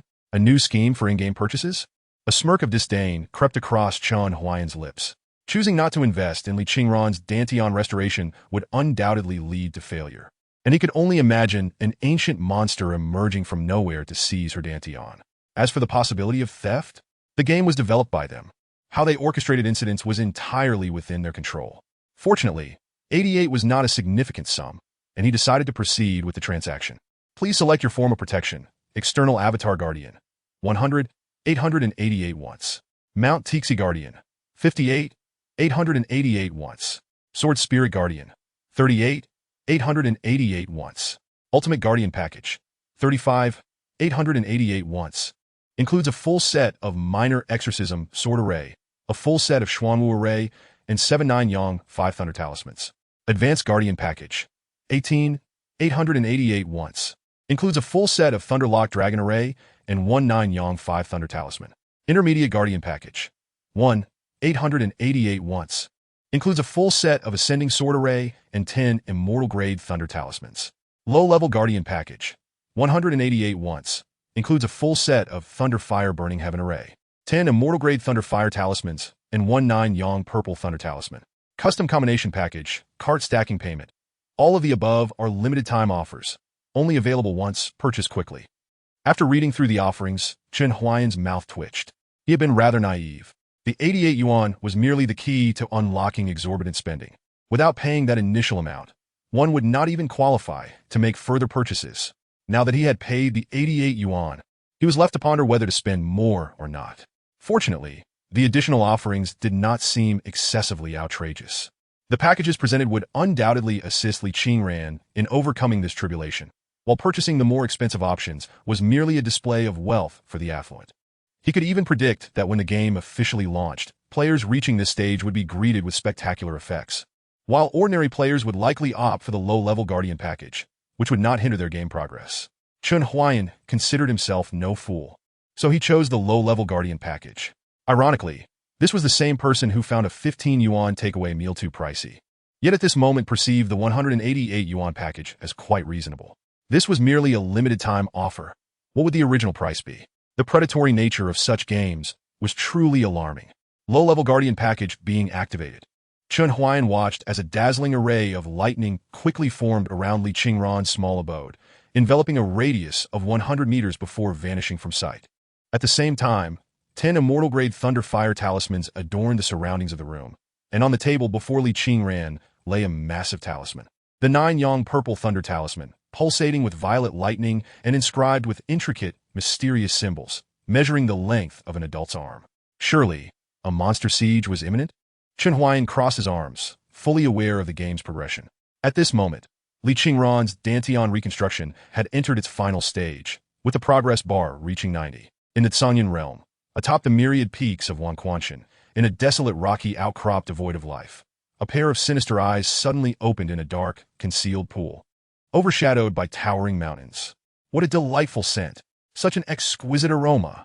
This fragrance belongs to a Dantian, a supreme-grade Dantian. Unbelievable. In this era, there exists a prodigy capable of condensing a supreme-grade Dantian. Heaven is aiding me. Chapter 25. The Night of the Heavenly Demon Sect Brother Lu. Is there truly demonic activity within Wanquanshan? It is said that those of the demonic sect engage in nefarious practices, refining alchemists, skinning them alive to forge artifacts. And their actions are wicked and brutal. I wonder if these rumors hold any truth. A group of disciples from the Qingyan sect descended the mountain. Ever since entering the Foundation establishment stage, they had traveled by flying sword, leaving little time for idle chatter. Today, however, presented a rare opportunity for leisurely conversation. Silence. Lu Changtian huffed dismissively, casting a detached glance at the disciples behind him. Even if demonic practitioners are present, so what? Wanquanshan is our Qingyan sect's territory. Even if an ancient demon ancestor were to arrive, they would still have to bow down. Upon hearing this, the disciples displayed their admiration. Brother Lu is right. Indeed, Brother Lu is the strongest among the new generation of direct disciples of our Qingyan sect, his talent surpassing that of those demonic practitioners. If we encounter demonic practitioners, we shall slaughter them without mercy. Lu Changtian maintained a stoic facade, yet inwardly, he felt a surge of satisfaction. Previously, he had been overshadowed by the sect's renowned disciple Zhao Lingtian. Now that Zhao Lingtian's Dantian had been crippled, he stood as the foremost disciple among the younger generation, the strongest in the Foundation establishment stage. A mere demonic sect. Suddenly, the clear night sky darkened. Lu Changtian looked up to see a mass of dark clouds rising from the mountain, obscuring the moonlight, swiftly heading westward. The clouds swirled with a crimson demonic energy, and even from a distance, the chilling pressure was palpable. It's demonic practitioners. How terrifying! Quickly notify the sect. Lu Changtian's complexion turned pale, his previous confidence evaporating. The demonic energy had already transformed into clouds. Their opponent was undoubtedly a formidable ancient demon. Encountering such a being would be tantamount to courting death for them. Mere junior cultivators in the Golden Course stage. The disciple from the law enforcement hall beside Lu Changtian fumbled to retrieve a communication jade slip. Just as he attempted to activate it, he found himself paralyzed. Ha ha ha, little children, you cannot send messages freely. A sinister laugh echoed from behind. Li Qingran's heart raced as he realized the ominous clouds had vanished. The demonic practitioner had somehow appeared behind them. The fog of demonic energy engulfed the law enforcement disciple, who could not even muster a scream before being reduced to a lifeless husk. I have urgent matters today, no time to deal with you. Here, have a little toy to play with. As the demonic energy dissipated, the practitioner had not even revealed their true form, yet had effortlessly slain a disciple of the Qingyan sect in the Foundation establishment stage, leaving only a grotesque corpse behind. Where did he go? Zhang Shidi? Zhang Shidi? Alas, it's no use, he is utterly dead. We must hurry back to the sect to report. With only one communication jade slip, and with a powerful demon emerging in Wan Quanchen, it was no longer suitable for disciples of their caliber to continue the mission. The sect would need to dispatch more elite disciples or even elders to address the situation. A disciple stepped forward, poised to collect the remains of the unfortunate Zhang Shidi. Don't go over there. Come back. Li Qingran's intense gaze detected a hint of abnormality surrounding the corpse, prompting his urgent warning, but it was too late. Suddenly, the lifeless Zhang Shidi sprouted crimson fur all over his body and, in an instant, leaped from the ground with the swiftness of a cheetah, lunging at the disciple with a gaping maw that revealed 2 pairs of sharp fangs, sinking into the disciple's neck. With a sickening crunch, the neck of the foundation-building disciple was bitten clean through, blood gushing forth. The shocking scene left the surrounding disciples frozen in terror, rendered utterly speechless. Yet, the bloodthirsty creature became even more frenzied. This was a hairy zombie. Li Qingran unsheathed his flying sword, his expression grave as he commanded the nearby disciples. Quickly form a formation. This enemy is formidable. If we do not vanquish it, none of us will escape.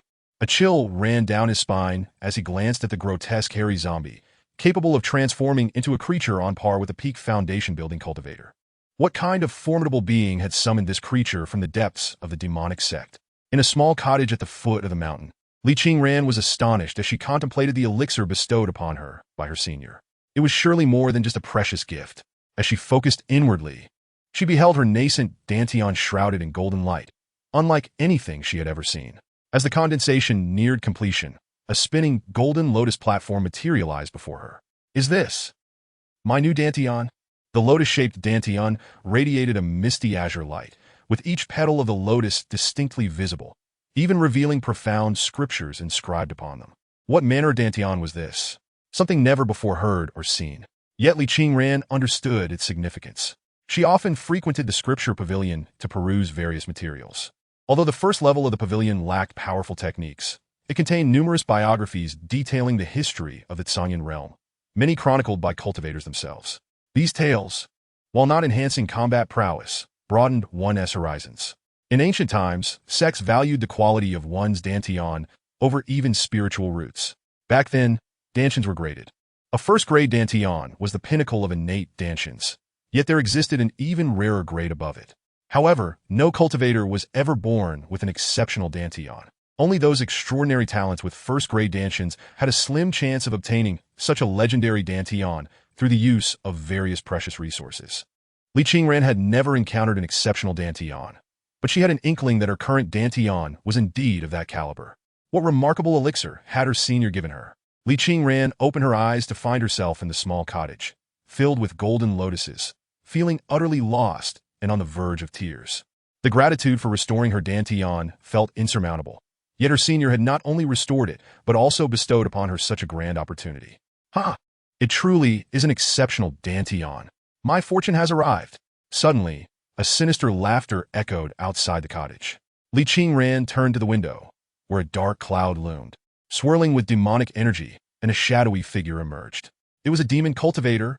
The newcomer bore ill intent and possessed considerable strength. Senior, there are demon sect cultivators approaching. In her panic, Li Qingran did not consider whether her senior was stronger than this demon cultivator. She simply grasped a broken sword handle, her gaze fixed on the window. Ah! The demon cultivator, having heard her voice, laughed maniacally. I am Yi Futian, the ancient ancestor of the heavenly demon sect. None of you shall escape today. Become the stepping stones for my ascension. Do not be so arrogant. Li Qingran's expression hardened as she prepared to rise with her broken sword, only to be gently pushed back by a soft force. In a hotel room, Chen Huaian regarded the dark cloud and the large red dot on the map, a devilish smile creeping across his lips as he activated a communication talisman. Girl, step back and cover yourself with the quilt. I shall now put on a show. What Li Qingran heard was, no worries, mere ants. I can eliminate them with ease. Upon reading this prompt, Chen Huaian's smile twisted into something more sinister. As a premium player, was it not his desire to crush bosses effortlessly? Thunderfire Incineration Formation, no need to conceal it. Let it unleash. In the Songyun realm, a commanding voice resonated above the small cottage. Thunderfire Incineration Formation, activate. Buzz. What is happening? From Yi Futian's perspective, the ground within 100 miles of the cottage erupted with swirling purple runes, lightning and fire surging forth, coalescing into a great circle that enclosed him and the cottage. An unmistakable sense of threat surged within him, though it wasn't overwhelming. Yi Futian was a cautious individual, having evaded pursuit from righteous cultivators for many years, sustaining numerous injuries, yet still walking freely in the world. In the past, any hint of danger would have sent him fleeing. But today was different. The temptation before him was far too great. An exceptional Dantian. If he could seize this body, what was the significance of the bottleneck that had plagued him for years? Even if it meant starting anew, it would be worth it. The spiritual energy in the Songyun realm was dwindling, and the rare resources available could no longer provide him with a qualitative leap. Fortune favors the bold. Today, even if all the elders of the Qingyun sect gathered, he would seize this opportunity. A mere formation thinks it can obstruct me? Hidden within the demonic energy, Yi Futian's form was obscured, his voice echoing as the demonic mist surged. A blood mist claw emerged from the darkness, crashing down upon the cottage with a might that seemed to crush all beneath it. The surroundings were swept into chaos, and Li Qingran felt an icy dread wash over her, making it difficult to breathe. Bang! The claw struck the formation, causing its runes to flicker momentarily, yet it showed no signs of shattering. What the devil? Chen Huaian, glued to his phone, was taken aback. He was still figuring out how to activate the formation. In the blink of an eye, the boss had attacked. That old man plays dirty. He decided to unleash a few celestial-grade Thunderfire talismans. With swift movements, Chen Huaian sent 3 talismans flying towards the demonic cloud. Yi Futian paid little mind to the trifling talismans. His heart sank as he realized the formation had withstood his full-strength strike. Its quality was evidently remarkable. The most enigmatic figures in the Songyun realm were the formation masters. Had he the choice, he would prefer to avoid conflict with one. Gathering his strength for a second strike, Yi Futian unleashed his full force, intent on a swift resolution. His palm technique, Blood Cloud Palm, was of the low-grade earth rank, guaranteed to hit, and it possessed the eerie ability to erode spiritual energy. Once struck, any cultivator would find themselves weakened as their energy was devoured by the Blood Cloud's demonic essence. The 3 talismans had already soared close, radiating brilliant golden light and booming with thunder. Something's not right. These are celestial grade. Yi Futian's scalp prickled, but it was too late to change his course. The celestial grade Thunderfire talismans detonated above, engulfing him in a torrent of lightning and fire, while Chen Huaian deciphered how to activate the formation. A keyboard appeared on his phone, and he began pressing the combinations of English and Chinese characters. Each correct sequence would trigger the formation. For Chen Huaian, this was child's play. In the past, he would have hesitated. However, after mastering needlework, his hands had become swift and steady. If he were to participate in a rhythm game competition now, he might even set a world record. Bang! As Yi Futian barely recovered from the 3 talismans' impact, he was struck squarely in the face by a lightning bolt triggered by the formation. Nod yes, shake head no. To greet is to say hello, hello, hello. Hello. Boom, boom, crackle. As Chen Huaian's answering speed escalated, the speed of the Thunderfire also intensified. Although the might of the Thunderfire burning heaven formation was insufficient to vanquish Yi Futian instantly, the sheer volume was overwhelming. Soon, the dark clouds of demonic energy began to dissipate, revealing an elderly figure clad in tattered black garments, his hair a wild white tuft resembling a dandelion. Enough! I shall see you dead. Having lived for over 5 centuries, Yi Futian had never endured such humiliation. He no longer concealed his form and soared to the rooftop, extending his dark green hands forward.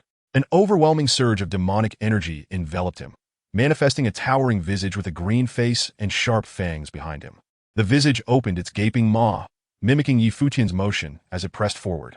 With a thunderous roar, the entire Thunderfire burning heaven formation crumbled under the immense pressure. The runes sustaining the formation shattered piece by piece. What? The boss has entered the third stage and unleashed its ultimate power. From Chen Huaian's perspective, Yi Futian's health bar still had 1/3 remaining. He couldn't help but smile, appreciating the boss's formidable abilities and flashy skills.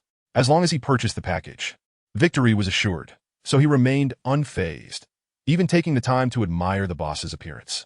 The visage solidified and coordinated its assault. This was a demon cultivator at the transformation stage, and certainly not an ordinary one. In the small room, Li Qingran fidgeted with her clothes, her face etched with anxiety. Unable to restrain herself from cautioning, "Senior, demon cultivators are cunning. Do be wary of any hidden trump cards." At this moment, the senior had already engaged, and any attempt on her part to intervene would only be a hindrance. She could only silently pray for the senior's safety in the confrontation against the demon cultivator. Simultaneously, a profound sense of helplessness and guilt welled within her. Had the senior not repaired her dantian, how could she have attracted such a formidable demon master? If she had been a bit stronger, would she have to cower like a mouse in a corner, powerless to assist the senior as he risked his life? The death of her parents had planted the seeds of vengeance in Li Qingran's heart. The humiliation from her peers, coupled with the harsh realities of the world, had forged a resilient spirit within her. At this moment, a faint belief in her own strength began to take root. The heavens were merciless. To protect what one holds dear, one must possess strength at all times. With a resounding crash, the thunderfire burning heaven formation shattered. Yi Futian hovered above the small house. As the visage effortlessly crushed the incoming talismans, the explosive thunderfire merely tickling the visage. What other abilities do you possess? The four great corpse kings of the heavenly demon sect. After 500 years of arduous cultivation, he had condensed the formidable visage of Ingo, impervious and immensely powerful, capable of shattering myriad laws. What could your formation achieve, no matter how intricate? Is that so? A cold snort emanated from within the small house. As Chen Huaian unleashed the final talisman, the dark night sky suddenly shimmered with a rusty hue. The inky clouds surged tumultuously, while purple lightning slashed through the heavens like a sword, heralding an impending storm. Above Yi Futian, the winds swirled ominously, vast thunderclouds coalescing. The 9-yang purple lightning talisman floated amidst the clouds, flickering in and out of visibility, while deep within the cloud layers, a profound power was gathering. Its might as deep as the abyss, its momentum as overwhelming as a flood. The spiritual energy of heaven and earth became frenzied. Yi Futian gazed skyward, an icy chill creeping down his spine, a sinister premonition stirring within him. In the Qingyan sect, the gathered cultivators felt their spirits tremble as they observed the celestial phenomena. Within the Wanqing Mountains, the red-haired zombie, which had previously been suppressing Lu Changtian and others, suddenly trembled violently, howling as it turned to flee, desperate to escape the area shrouded by thunderclouds. The Thunderfire Talisman, even if it were an immortal-grade item, merely infused spiritual energy to generate thunderfire. But the 9-yang purple lightning talisman harnessed the power of heaven and earth, drawing down a bolt of divine lightning to purge evil and eradicate malevolence. Concentrating, Chen Huaian followed the strokes of the talisman with his fingers. The celestial might loomed ominously. Failure to act would mean certain death. If he could just escape this place, he would one day reclaim a supreme dantian. He merely needed to continue lying low. Yi Futian cast not a glance at Li Qingran in the small house as he prepared to flee. In the next instant, boom, a thunder dragon descended from the heavens, illuminating the world in a blinding white. The lightning split into two arcs, one pursuing Yi Futian, the other striking towards the eastern side of Wanqing Mountain. In that moment, the earth trembled violently. Chen Huaian observed on his phone as Yi Futian's boss health bar plummeted to 0. He blew on his fingers and chuckled, TSA. This won't do. It looks so formidable. $188, and it was wiped out instantly. What more is there to say? Within the Qingyan sect master Wu Duantian gazed up at the unusual celestial phenomenon, acutely sensing the violent waves of spiritual energy. There was a battle within Wanqing Mountain, and one combatant had even summoned heavenly thunder. This technique bore a striking resemblance to that of the mysterious cultivator who had refined the divine elixir. Zhao Lingtian. He pondered, a glimmer of hope igniting within him. Turning to his pale-faced, collapsed direct disciple, he spoke earnestly. This may be our final opportunity. We will go together this time. If we can gain the assistance of that senior, your dantian may still be saved. When Wu Duantian and his direct disciple arrived on the scene, the battle had already concluded. The celestial phenomena had dissipated, and the subtle fluctuations of spiritual energy had long since vanished. The senior was nowhere to be seen. Residual demonic energy lingered. Had that senior been battling a demon cultivator? He surveyed the surroundings and soon discovered a vast lightning pit several dozen meters wide. Upon closer inspection, he found that the pit was 3 zhang deep, filled with molten magma formed from superheated rock, flickering with arcs of electricity. Thin remnants of demonic energy still hung in the air. Yet, its owner had vanished, leaving behind a mystery. Had they met their demise, or had they fled? To wield such terrifying lightning. TSK. The senior's power was indeed unfathomable. Wu Duantian maintained a facade of calm befitting a transformation stage cultivator. Yet inwardly, he was astounded. Transformation stage cultivators could solidify their visages for coordinated offensive and defensive maneuvers, and they could initially harness the powers of heaven and earth. However, to borrow the celestial might, as this senior had done, was beyond his capabilities. What level of strength did that senior possess? Yet, since they had battled a demon cultivator, it was assured that they were a righteous cultivator. This was a reassuring thought. Master, look, there seems to be a woman in that small house. Zhao Lingtian pointed towards the cabin by the stream at the base of the mountain. Wu Duantian cast a glance, his transformation stage eyesight allowing him to recognize Li Qingran even from a distance. He exclaimed, "Isn't that the disciple from Qishao Peak who deliberately harmed my junior sister? What was her name? Li Qingran? What is she doing here?" "Indeed, that is Li Qingran." Zhao Lingtian then sneered disdainfully. The sect competition was merely a formality. Yet she insisted on settling personal scores. Being expelled from Qishao Peak and the sect was only right. I heard Zhang Hanxiao sent her back to the mundane world. She has likely returned, thinking she can rejoin our Qingyuan sect. There's no need to waste time on such irrelevant individuals. Wu Duantian retracted his gaze. A mere female disciple who had been stripped of her cultivation was hardly worth his or Zhao Lingtian's attention. However, Li Qingran was fortunate. The aftermath of the battle between the two great cultivators had not claimed her life. Given that the lightning pit was only 300 to 400 meters from the small house, had she been a mere 100 meters closer, the residual shockwave from the lightning alone would have been enough to obliterate her. As for any connection between that mysterious senior and Li Qingran, Wu Duantian had never entertained such thoughts, nor would he ever. Li Qingran's newly formed dantian was concealed, her energy fluctuations entirely suppressed. Moreover, with a vast disparity in their statuses, he did not believe that a senior capable of refining divine elixirs would concern themselves with insignificant insects. Zhao Lingtian, that senior may still be in the vicinity.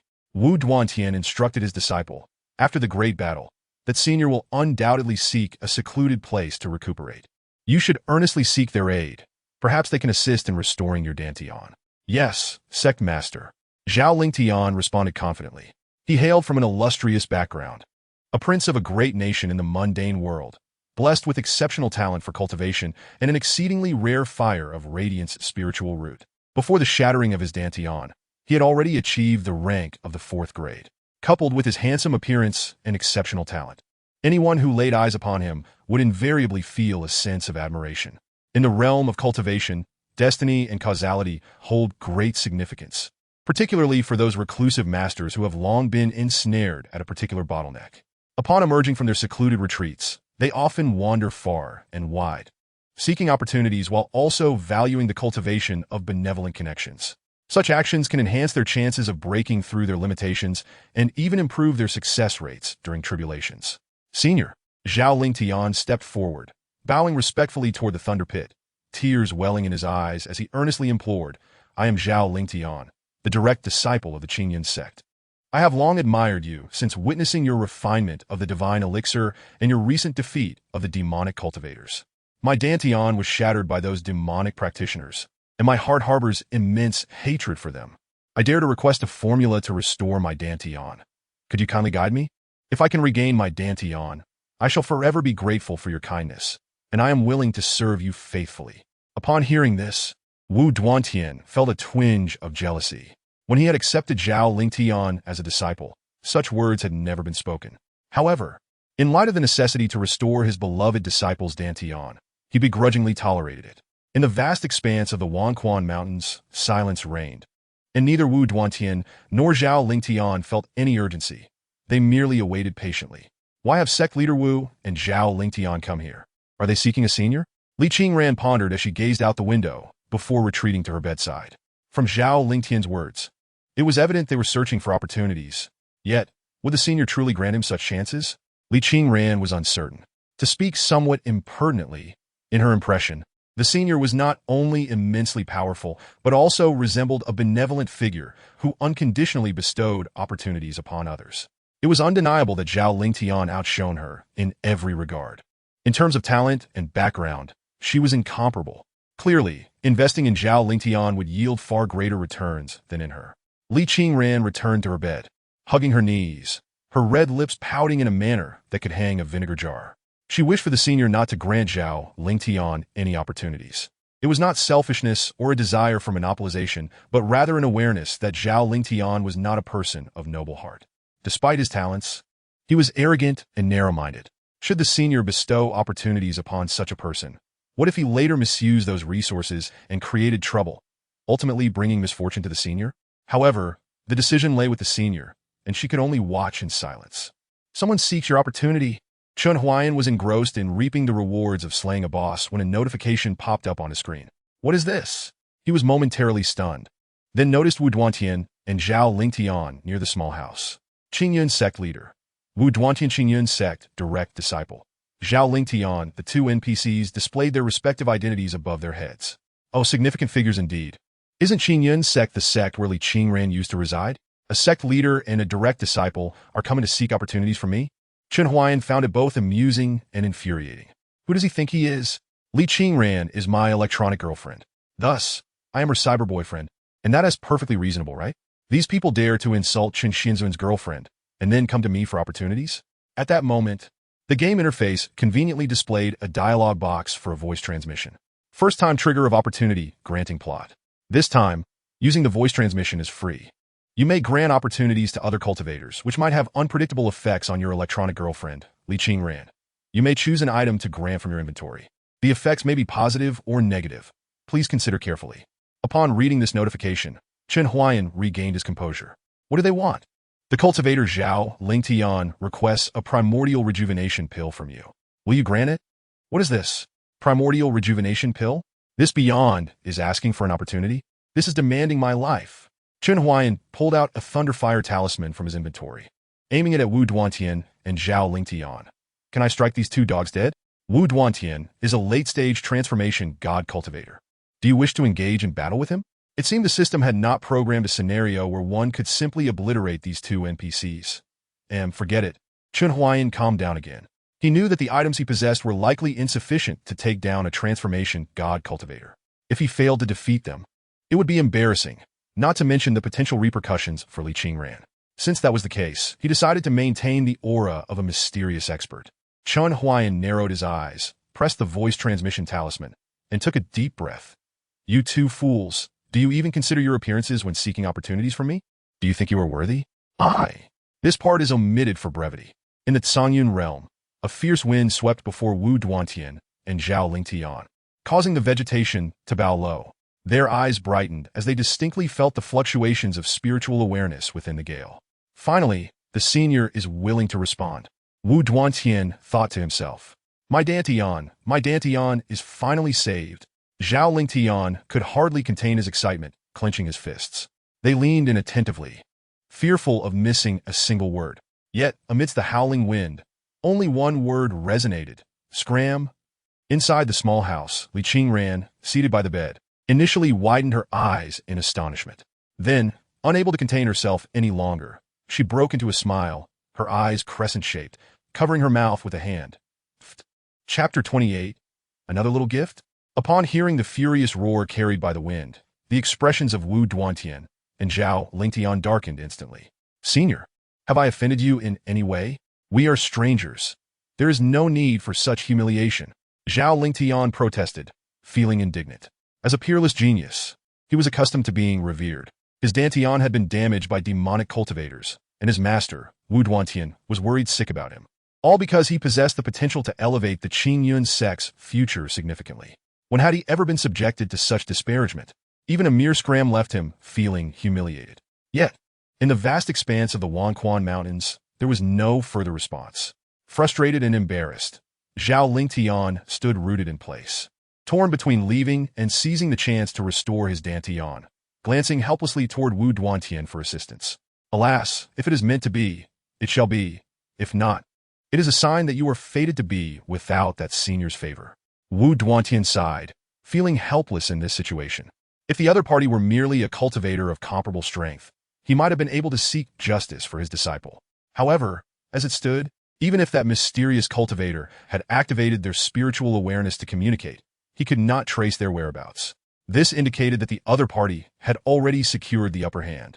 Their strength was at least equal to, if not greater than, his own. Continuing to pursue this matter would only lead to further humiliation. Master, Zhao Lingtian felt reluctant. Wu Duantian patted his disciple's shoulder and chose not to summon his flying sword, opting instead to walk away nonchalantly. Let us go. Inwardly, he felt even more distressed than Zhao Lingtian. As a master, he was expected to protect his disciple and stand up for him. Yet he could only swallow his pride and retreat in shame. Meanwhile, Li Qingran and a group of law enforcement disciples sat beneath a pine tree, still shaken. There had been around 50 of them when they arrived. Now only 36 remained. 14 disciples had perished in the battle against the red-haired zombie. Fortunately, a powerful figure had intervened in the Wanquan Mountains, and when that bolt of lightning struck, it had also taken down the red-haired zombie. Without that mysterious figure's help, they would have suffered even greater losses. They had no idea which great master had performed such a feat, summoning heavenly thunder to vanquish evil. Such skills were far beyond their reach. One disciple sighed, expressing his admiration. Though Li Qingran remained silent, he too yearned for the mysterious figure's prowess. If he could encounter that master and receive guidance, his path of cultivation would surely become smoother. Senior Brother Liu, given the current circumstances, should we continue with our mission? Indeed, Brother Liu, it remains uncertain whether the demonic cultivator has perished. Sigh. Though the disciples did not voice their concerns, their evasive glances and hesitant words revealed their waning resolve. Observing this, Li Qingran felt a twinge of disdain in his heart and calmly stated, "The mission assigned by the sect leader must be accomplished. Given your current state, it would be prudent for you to return and report on the casualties. I shall handle the rest." "Oh dear, Brother Liu, is that truly acceptable? The dangers of Wanquan are formidable. How can you face them alone?" Li Qingran curled his lip at their feigned concern. "It is settled then. My mind is made up. I am the leader, and you shall follow my orders." With such finality, the disciples of the law enforcement hall ceased their protests, offering their gratitude before departing, leaving Li Qingran standing solitary beneath the pine tree. "Ha! Such cowardly wretches. With such timidity, they shall forever remain incapable of seizing opportunities." Continuing this mission is not solely for the sake of reputation or the sect leader's command. It is also about seizing chances. The more the merrier does not apply here. An individual's fortune is vastly different from that of a multitude. Inside a small cottage, tranquility reigned. The younger cultivator, Qingran, was able to recover her dantian thanks to the benevolence of her predecessor, for which she felt immense gratitude. The girl bowed to the ceiling, having expressed her thanks countless times, yet struggled to convey the depth of her joy and appreciation, finding words insufficient and repetitive. Thus, she buried her excess sentiments within her heart. "What need is there for thanks? You are my electronic girlfriend." Chen Huaian's heart soared as he noted the affection level reaching 60. "Is it not my duty as your cyber boyfriend to assist you, Qingran? Focus on your cultivation and trample those who look down upon you beneath your feet. My life may be set, but you are different. Though you are merely data, there is potential for growth. Before the official launch of this game, I shall ensure you become the mightiest female cultivator. That way, even if Yama claims me, I can smile in my next life as the world's wealthiest." Li Qingran heard. "Cultivate diligently. Remain humble and patient. Indeed, I shall not disappoint your expectations." She bowed deeply, her face taut and demeanor serious, while her thoughts strayed to, "My predecessor remained so aloof, yet unexpectedly reliable and reassuring." A soft chuckle escaped her lips before she feigned seriousness once more and retrieved a prayer bead bracelet from her storage ring, crafted from low-grade spirit stones. Each bead was uniformly polished, exuding exquisite craftsmanship. "Predecessor, this is a fortune bead I made. The materials may not be of the finest quality, so please do not think ill of it. Once I acquire better materials, I shall create a more splendid one for you." The low-grade spirit stones were the only resources Li Qingran felt she could freely utilize. The high-grade spirit crystal was reserved for the advanced gathering array, and though she longed to use it for the fortune bead, she feared her predecessor's ire. Yet, the low-grade spirit stones given daily by her predecessor seemed to be hers to command. Since they were freely allocated, she decided to indulge herself a little. Your electronic girlfriend Li Qingran has prepared a small gift for you. Please check your messages. Wow, a small gift? Qingran, you are truly wonderful. Chen Huaian beamed, feeling that every penny spent was worth it. Even knowing it was part of the official routine mattered little. The emotional value was priceless. He accepted it wholeheartedly. Meanwhile, in the Tsangyan realm, Li Qingran heard, "Not bad. You are thoughtful." Uncertain of when the small gift might arrive. At a certain 7-day express hotel, Chen Huaian clung to his phone, reluctant to part with it. By the way, that last protective talisman was of mediocre quality. After just one hike, my name had already been washed away by sweat. The memory left him speechless. After contributing so much, only to have the talisman fade? Such a lack of sincerity. He hoped that this time, the official gift would be of a higher caliber. I wonder what this human boy finds so amusing about that black box. From a crack in the shoebox, a pair of round cat eyes peered out. The cat stealthily observed its surroundings. My body is currently too feeble. A direct confrontation would likely be futile, especially since this human seems to possess some unique abilities. Grasping my nape renders me immobile. It would be wiser to wait until this human is asleep before making a move. In the latter half of the night, Li Qingran continued her cultivation. Chen Huaian, feeling mischievous, checked his balance before bed and turned pale. Where's all my money gone? Just 2 days have passed, and I've nearly spent all the earnings I had just acquired? It seems I must promptly initiate a second challenge livestream. However, with his foot still injured, he knew that to attract viewers, the challenge could not be less demanding than Mount Tai. Otherwise, who would watch? Alternatively, he could concoct a new gimmick, but either option would be unkind to his current state. Chen Huaian furrowed his brow, finally succumbing to sleep at 4 in the morning. Moonlight streamed through the window, caressing the windowsill and sofa, silently cascading upon the shoebox. Suddenly, the immobile shoebox flung open. For nimble black cat, paws landed soundlessly upon the table. In the darkness, a pair of feline eyes gleamed with crimson light, fixated on the slumbering man. It crept closer, stepping into the moonlight. The shadow cast upon the wall was not that of a cat, but of a fearsome, colossal beast. Outside, the wind stilled, the grass lay quiet, and the chirping of insects abruptly ceased. Time itself thickened in that moment. Chapter 29. A fine sword, a fine sword. All creatures are most vulnerable in slumber, susceptible to being easily vanquished by those far weaker than themselves. Just as at this moment, the black cat crouched low, its gaze locked on Chen Huaian's exposed neck. Having only recently awakened, it would struggle against a fully grown man. However, with time to recover and devour enough prey to regain its strength. Even those four-wheeled iron boxes would pose no threat. Recalling those four-wheeled iron boxes, a flicker of hatred flashed in the black cat's eyes. Those cunning humans had concealed themselves within rapidly moving steel boxes. During its first encounter, it had nearly met its demise. Thus, revenge would commence with the consumption of this human. With a swift leap, the black cat lunged at Chen Huaian, its speed blurring into a shadowy form, claws raised, leaving a trail of crimson in the air. It aimed directly for the neck, yet, just as it was about to strike, roar! A thunderous dragon's roar reverberated in the black cat's mind, rendering it dizzy, its agile limbs stiffening instantly as it crashed to the ground like a slab of meat. Zhuzhong. The ancestral dragon? This aura. How could this be? Trembling, the black cat clambered back onto the bed, shaking its dazed head to refocus on the sleeping man, disbelief evident in its feline eyes. The commotion stirred Chen Huaian from his slumber. He smacked his lips and rolled over, causing his blanket to fall away, exposing a portion of his back. There, a dragon tattoo writhed, its claws outstretched, while the dragon's eyes shimmered with a piercing golden light, emanating an aura of majesty. As if sensing the black cat's gaze, it roared again, the sound echoing in the cat's mind. The black cat's head spun, witnessing the dragon-shaped tattoo actually spring forth from the man's back. Good heavens! Is this truly necessary? Frightened, the black cat turned to flee. However, the golden-edged, black-scaled tail had already swept in, pulling it back into the shoebox. The lid snapped shut with a sharp sound. Curse it! This human possesses the protection of the ancestral dragon. Crouching within the shoebox, the black cat trembled in pain, feeling as though its insides were ablaze, even blood escaping its mouth. Having only recently awakened, its body was weak. In this desolate age of spiritual energy, healing was a challenge, and after being struck by the iron box and then snatched away by a bird, it found its injuries more severe than before. This won't do. I must leave this place.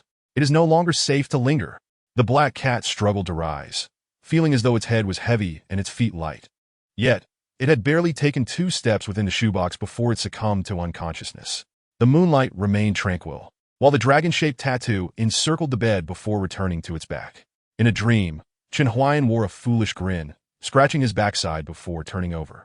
At 7 in the morning, the alarm clock rang. Chen Huaian, with his head buried deep in the pillow, deftly reached for his phone, unlocking the screen with one hand, revealing a face marked by dark circles. Electronic girlfriend, activate. In the small room, a girl sat cross-legged on the bed, eagerly absorbing the spiritual energy from the gathering array. Status: cultivating. Cultivation progress: 7631 9999, 8th layer. Remaining lifespan: 273 years. Affection level: 60. Intimate. Impressive. Chen Huaian was instantly awakened upon witnessing Li Qingran's cultivation progress. With limited funds, he had only set up a mid-level gathering array for her. Yet even so, Li Qingran had remarkably advanced multiple layers overnight. Is this the terrifying power of a supreme Dantian? Chen Huaian felt an immense sense of satisfaction. Although this game was notorious for its pay-to-win mechanics, investing yielded immediate results. He poked Li Qingran's shoulder, prompting the battle order system and some historical information to pop up. This battle order system rewards players as Li Qingran's realm progresses. For instance, after jumping from the 6th to the 8th layer last night, she had unlocked 3 reward bags resembling golden pouches. Chen Huaian clicked to claim them, and the 3 bags instantly appeared on Li Qingran's desk. Spirit Stone Lucky Blind Box, chance to obtain 1 Spirit Crystal, 99 high-grade Spirit Stones, 999 medium-grade Spirit Stones. Guaranteed 1,000 low-grade Spirit Stones. For Li Qingran only, rather mediocre. Chen Huaian had little interest in such minor rewards. His gaze fell upon the grand prize for achieving chi refinement at its peak. The interface shimmered with dazzling purple light, clearly indicating a valuable item. Tidal Genesis Technique, low-rank Xian level mental method. The sea sun rises amidst the remnants of night. The river spring flows into the old year. The Tidal Genesis Technique, originating from the vastness of the ocean, harnesses the spiritual rhythm of the tides, comprehending the mysteries of yin and yang transitions. Cultivating this method feels akin to standing by the ocean's edge, observing the alternation of the sun and moon, and sensing the breath of the tides. Upon reaching the supreme level, one can gather spiritual energy within the body to form tides, allowing for communion with the world's spiritual forces and replenishing energy consumption with natural spiritual power, ensuring enduring strength in combat. This technique is a lower-tier version of the Songhai method, and upon reaching full mastery, one can directly transition to the Songhai method. Wow! Truly deserving of the battle order's reputation, an awe-inspiring find. Chen Huaian nodded in agreement. While he hadn't inquired about the internal cultivation method Li Qingran was practicing, he suspected it could not surpass what the battle order provided. After all, according to the game's tendencies, anything offered without monetary investment was unlikely to be prestigious basic gear. He opened Li Qingran's character panel and glanced at the mental method section, only to feel a twinge of embarrassment. The current internal cultivation method Li Qingran practiced was the Qian method, also a low-rank Xian level. Although both techniques shared the same rank, and the Tidal Genesis technique had a superior alternative, switching methods would require her to disperse her current cultivation, essentially nullifying her hard-earned progress. If the Qian method also had an advanced version, it would be counterproductive for Li Qingran to abandon her current practice. Never mind, it's just a technique, and I shall see what it entails later. Chen Huaian noticed that the Tidal Genesis technique was not marked as for Li Qingran only, and a peculiar thought crossed his mind. Could it be that this technique is usable by me as well? He couldn't help but recall the Qinglian sword cannon. Could it be that he must learn the Tidal Genesis technique before teaching it to Li Qingran? Given the game's creator's penchant for such mischievous twists, it seemed entirely plausible. They presented the whole affair with such gravity, as if one could become immortal simply through cultivation. Shaking his head in resignation, he dismissed these thoughts as mere embellishments from the game developers to enhance player immersion. A small gift from your electronic girlfriend has arrived. The loot you selected has been delivered. 2 notifications appeared in quick succession. The small gift was a bracelet crafted by Li Qingran. As for the loot, it was an item dropped after defeating a foe named Night Vafushin, which included a manual titled Fragment of the Celestial Demon Technique Volume 1, a low-grade magical sword, a damaged medium-grade spiritual tool, and several spirit stones. At that moment, the game prompted him to select one item as the real loot. As for what was real, after so many days of playing this game, he could easily discern that it was another trivial gift from the game developers. Knock, knock, knock. There was a sound of knocking at the door. Chen Huaian hesitated for a moment. Then, using his cane, sprang towards the entrance. Today, he was determined to uncover the identity of the person who had delivered the package so early in the morning. However, upon opening the door, he found the hallway empty. Could it be that the deliverer was a parkour expert? Chen Huaian peered down the dark staircase to his right, hearing no sounds of descent. It seemed the individual must have exited through the window. If that were the case, he wouldn't have time to verify. TSK. Rather shy, but if they chose to flee, so be it. Retracting his head from the window, he noticed two boxes lying at his feet. One was small enough to contain a bracelet, labeled Qingran's gift. The other was considerably longer, measuring about 1.5 meters, with the words Lute inscribed on it. Just as he had surmised. He reached down to pick up the box, but when he tried to lift it with one hand, he found it overwhelmingly heavy, causing it to crash to the floor with a thud, leaving a dent in the hotel floor. Goodness! Chen Huaian glanced around nervously, and sheepishly dragged a corner of the carpet over the dent to conceal it. Only then did he carefully lift the long box, internally marveling. A fine sword, indeed. Ha! Chen Huaian, too, now possessed his own sword. Chapter 30. Black Scale Sword. Alas, his livestream account had few followers.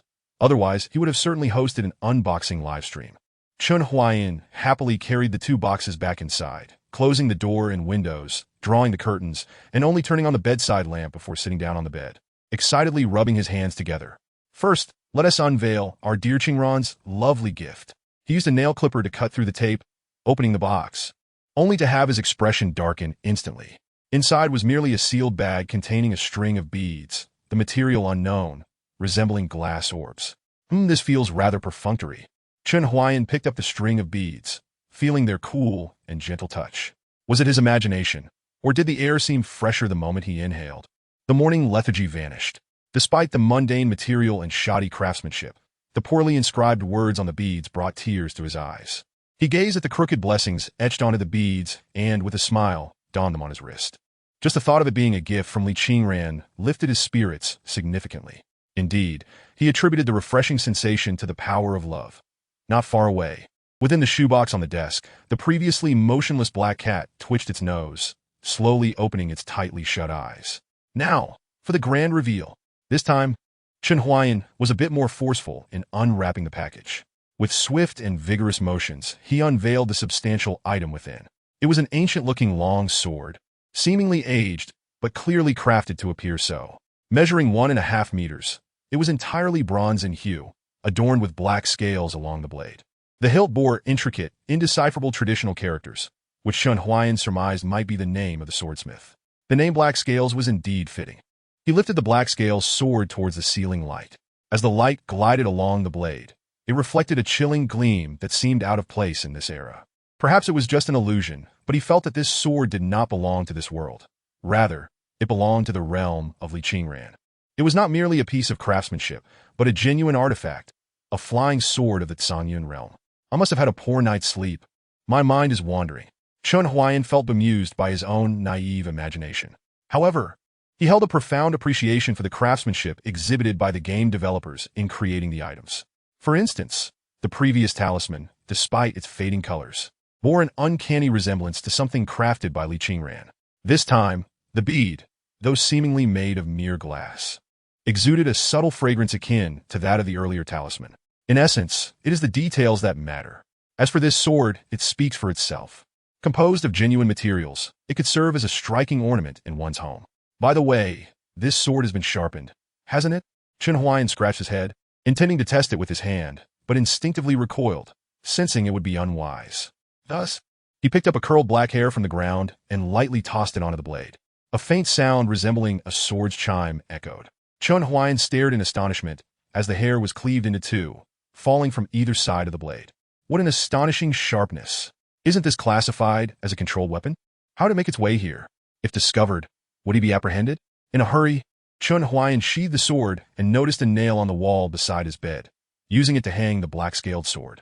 Surprisingly, the modern decor harmonized well with the ancient-looking sword. It was decided the black-scaled sword would be cremated alongside him in the future.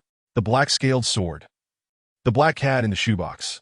This fellow is truly remarkable, possessing a flying sword as a magical artifact. Could it be that in this day and age, there still exist usable magical artifacts?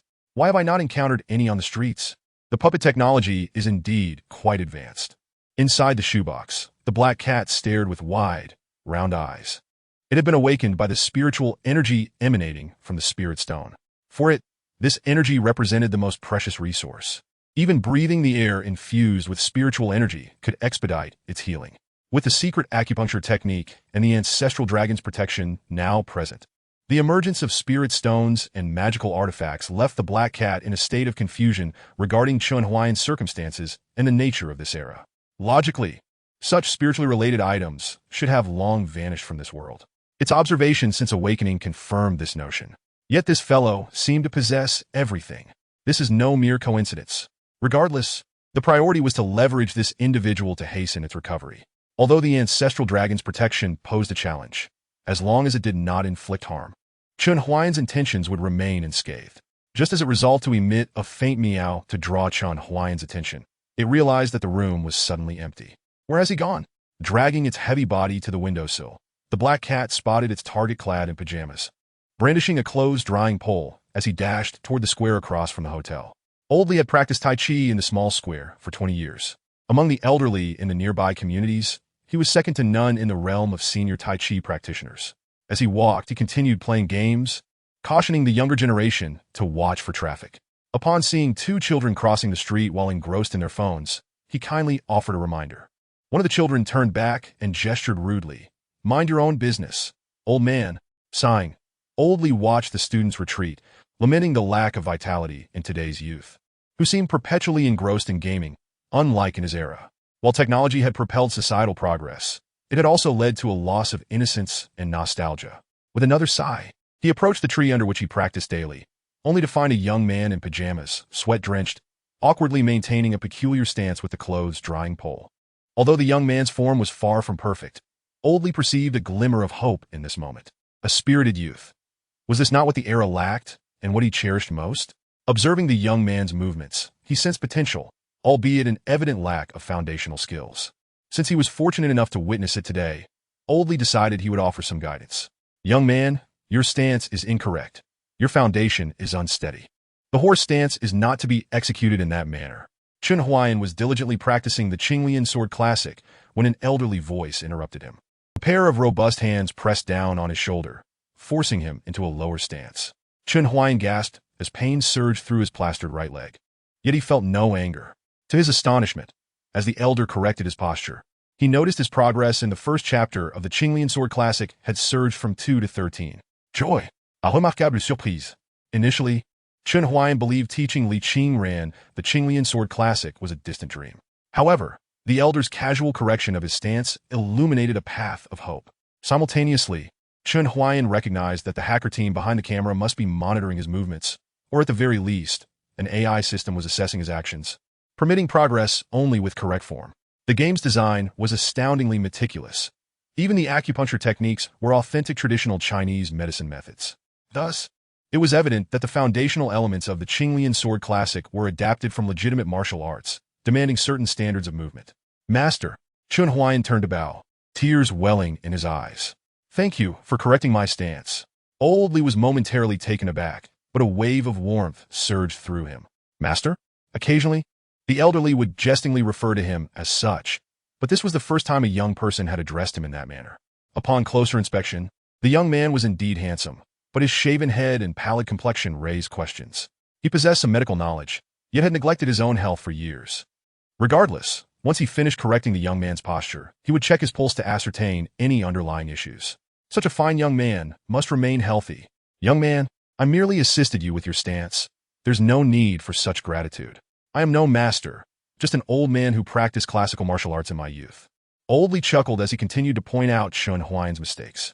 "Your movements indicate you are emulating a form of classical martial arts, somewhat akin to Tai Chi, yet infused with sharpness and defiance, which diverges from the essence of Tai Chi regardless of the martial art. The first step is to establish a solid foundation. Before ensuring your hand movements are precise, you must stabilize your legs."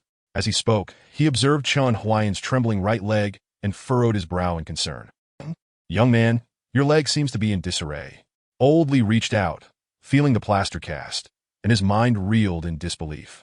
Wait, you came to practice Tai Chi with an injured leg? Feeling further along, his expression darkened as he discovered a swelling on Chen Huaian's leg. What is this? Young man, allow me to check your pulse. As he spoke, his hand pressed against Chen Huaian's wrist. However, as he continued to probe, old Li's expression grew increasingly grave. 10 chances of survival, none. The pulse conveyed a singular message: death. Beads of sweat trickled down old Li's forehead as he met Chen Huaian's gaze, hesitating to divulge his findings, only to see Chen Huaian maintain a composed demeanor. Old sir, you are truly remarkable. Not only do you excel at Tai Chi, but you also possess the ability to diagnose. Chen Huaian recognized that the elder had discerned something significant. The saying goes, when a traditional Chinese medicine practitioner frowns, life and death become uncertain. When they sigh, the king of hell takes note. The elder's furrowed brow and sighs were eerily aligned with Chen Huaian's current predicament. He had already been marked by the king of hell, ready to summon him at any moment. The elderly gentleman, realizing the gravity of the situation, expressed his sorrow at the young man's condition. Late-stage cancer? You still find humor in this? He gazed at Chen Huaian's pallid visage, feeling a pang of sympathy. What a fine young man! Why must he be afflicted with such a relentless illness? Accepting the inevitable, Chen Huaian replied with remarkable composure. In these final moments, I simply wish to live joyfully and meaningfully. For me, even a brief sojourn in this world is not in vain. Perhaps my journey is shorter than many, but from another perspective, with today's job market being so challenging for graduates, I find I have, in a sense, chosen to lie flat ahead of others. The old man opened his mouth, wishing to counter Chen Huaian's outlook, yet found himself rendered speechless. In the young man's eyes, he saw a refreshing openness and broad-mindedness that many elderly individuals lacked. Was he naturally this mature? A heaviness settled in the old man's heart. No one is born with such maturity. Growth invariably demands a price. The clarity exhibited by this 20-something likely stemmed from profound suffering, which had led him to a state of acceptance regarding life's tribulations. Is there no chance for healing? He inquired. Chen Huaian shook his head.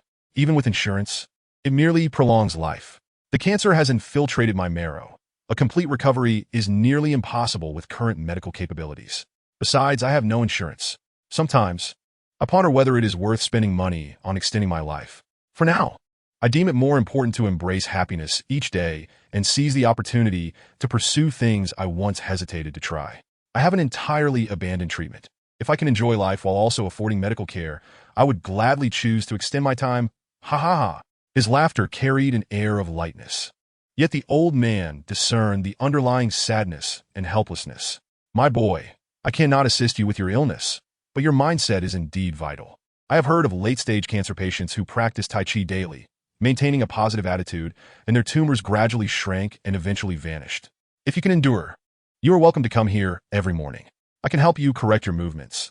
The foundational aspects of classical martial arts are generally interchangeable, so fear not about straying into unorthodox practices.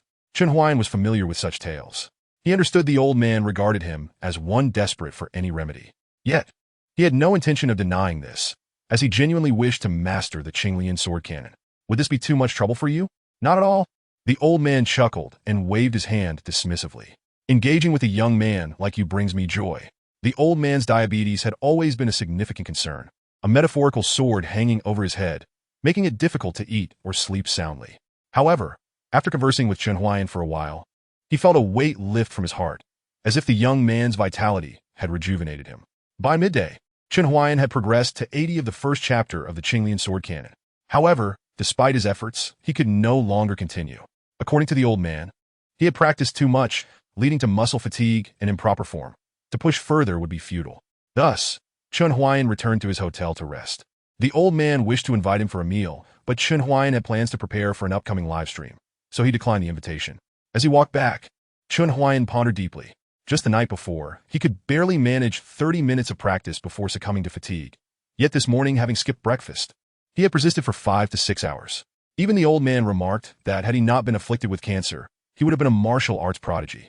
At that moment, he instinctively rubbed the glass bead bracelet on his wrist, unaware that one bead had dimmed slightly. Suddenly, an epiphany struck. I understand now. I truly am a genius. With renewed vigor, he gripped the bead tightly, a slight smile gracing his lips. So it is, I have indeed activated my genetic potential. Previously uncertain, he was now convinced. Some skills were unattainable for the average person, yet a genius could master them effortlessly. Although cancer threatened his life, it had also awakened his latent abilities. With this realization, Chen Huaian opened his phone, his gaze landing on the upgrade chart for the golden needle acupuncture technique. Currently, he had the spring needle at level 1, and to advance to the next level, the opening meridian's needle, he needed to perform the spring needle technique 1,000 times. He had only completed 3. He was uncertain how the calculations worked, but he understood that reaching 1,000 would take an eternity. As a premium player with limited time left, he felt a sense of urgency. Just 998 left. A sinister grin spread across his face as he looked at his bank balance. Money can be earned again, but missing the golden opportunity for potential activation would be a grave loss. With that thought, he confirmed the transaction, as 998 vanished from his account. The game interface lit up, the spring needle technique radiating brilliance, illuminating the opening meridian's needle beneath it. Your skill golden needle acupuncture has advanced to level 2, unlocking a new technique. Opening meridian's needle. Wonderful. This is the power of investment. Upon returning to his hotel, he quickly secured the doors and windows, sitting on the sofa with eyes gleaming as he contemplated the opening meridian's needle. Would you like to begin needle technique training? Warning. The opening meridian's needle is extremely dangerous. Insufficient proficiency may lead to disability. Yes. Please select a target for the acupuncture. Who should he choose? Certainly not Li Qingran. Perhaps he could wait for her to return with a wild boar? Chen Huaian froze, only to see his phone automatically switch to camera mode, flipping to selfie mode. The screen displayed his own reflection. Selection complete. Please begin the acupuncture. Wait a minute, Chen Huaian exclaimed. Are you serious? You're not even pretending to hide it anymore? I know you can hear me. From now on, cease controlling my phone and stop invading my privacy, or I will take legal action against you. His tone was grave, laced with anger. Due to the extreme danger of the opening meridian's needle, administering it on a suitable target will significantly enhance proficiency. This acupuncture can yield a 20 proficiency increase while reducing the likelihood of disability by 20. The effects of the opening meridian's needle are formidable. It can assist your electronic girlfriend in accelerating her training and solidifying the practitioner's foundation. Chen Huaian furrowed his brow at the 3 game prompts. Gradually, he calmed down, his gaze subconsciously drifting to his right leg. It seemed not entirely impossible. After all, his right leg was already somewhat impaired. What difference would it make if it became more so? Besides, it was merely a game mechanic. Would it truly result in disability? Such exaggeration. What is this kid up to now? The black cat emerged from its box, leaping onto the sofa to observe Chen Huaian poking at his phone. It needed to stay close to absorb the spiritual energy emanating from the spiritual stone, yet it feared getting too near due to the ancestral dragon's presence. Why is he fixated on that black box? Could it be that all his good fortune stems from it? The black cat cautiously edged closer, yet could only see a dark screen. Its suspicions grew. If my theory holds true, acquiring this black box would mean all his opportunities would become mine.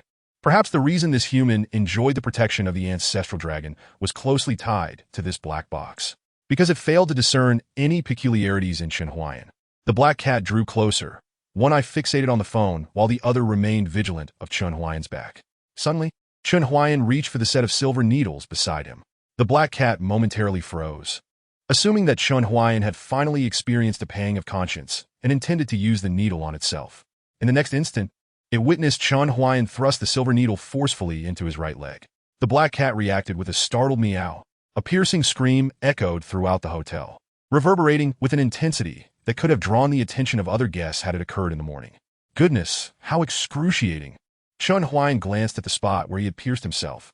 The skin there had already turned a shade of purple. Yet he soon realized something was amiss. The area he had pricked had previously been devoid of sensation. The sudden return of such sharp pain could only signify that the silver needle was indeed taking effect. Just a bit of pain, he thought. Was he really afraid of it? After another dozen needles, the black cat, witnessing Chen Huaian's descent into self-harm, crouched low, ready to snatch the phone. At the very moment the last needle was administered, the black cat let out a meow and lunged for the phone by Chen Huaian's thigh. However, that leg, which had previously been fractured, suddenly sprang up like lightning at the moment the needle struck, delivering a violent knee to the black cat. Meow! Bam! The black cat arced through the air, landing back in the shoebox, the lid closing with a soft thud. Ah! While it was indeed painful, there was now sensation. Chen Huaian, astonished, touched his right leg. The effect of the meridian opening needle was to clear the channels and invigorate the blood flow. The numbness in his leg had been primarily due to the fracture and the pressure from a tumor. The meridian opening treatment was precisely what he needed, and perhaps it was a case of using poison against poison, with fortunate results. Speaking of which, did I just bump into something with my knee? Chen Huaian scratched his head and surveyed his surroundings. His earlier focus had been solely on the acupuncture points, oblivious to the environment around him. Perhaps it was just my imagination. In the Zhangyan realm, since acquiring the unparalleled quality of her dantian, Li Qingran's cultivation speed could truly be described as extraordinary. Having broken through to the 8th level of qi refinement last night, she was already advancing towards the pinnacle of qi refinement by this afternoon, thanks to the exceptional quality of her dantian and the absence of a spiritual root. At that moment, the elemental spiritual energy quietly resided within her dantian, appearing deceptively impressive. Cultivators with spiritual roots could convert all the spiritual energy drawn from the heavens and earth into energy corresponding to their spiritual root attributes. For instance, a fire-rooted cultivator could transform all elemental energy into pure fire energy. The effectiveness of the spiritual energy was maximized only when its attributes aligned with the spiritual roots. Otherwise, if the roots and the used energy clashed, it could result in chaotic energy and potential peril. Certain techniques and internal cultivation methods also had requirements regarding the cultivator's root attributes, and cultivators would typically choose to exchange energy with those possessing similar roots, necessitating at least one common attribute for the fusion of energies. Therefore, in the cultivation world, a single spiritual root was considered the best talent, a mutated root even better, while 5 elemental roots and no roots were deemed the least favorable. Those with 5 roots faced a painfully slow cultivation speed, often struggling to break through the qi refinement stage throughout their lives. Although those without roots cultivated quickly, the poor quality of their energy made it challenging to overcome bottlenecks, rendering their spells significantly weaker compared to other cultivators. Li Qingran had initially believed that her lack of a spiritual root would prevent her from breaking through to the foundation establishment stage. That barrier felt like an immense dam, requiring not only a sufficient quantity of energy, but also a powerful impact to shatter it. A collection of mixed energies evidently lacked the necessary force. However, as she neared her breakthrough to the foundation establishment stage, she discovered that the exceptional quality of her dantian provided her with purer energies and a greater volume than ever before. The exceptional dantian bestowed upon her by her predecessor was truly formidable. As Li Qingran turned her focus inward, her astonishment reached unprecedented heights. Before her abilities were rendered useless, she had achieved a small success in foundation establishment, but now the volume of energy within her dantian was already 2 to 3 times that of her peak. If she were to have a spiritual root and smoothly break through to the foundation establishment stage, would she not possess the total energy equivalent to 5 or even more ordinary foundation establishment cultivators? What did it matter that she lacked a spiritual root? With the support of her predecessor, she could continue her journey on this path. The elemental energies within her began to boil as Li Qingran focused them towards the dam of the foundation establishment stage. She was preparing to break through, yet, at that moment, a wave of intense pain surged through her mind.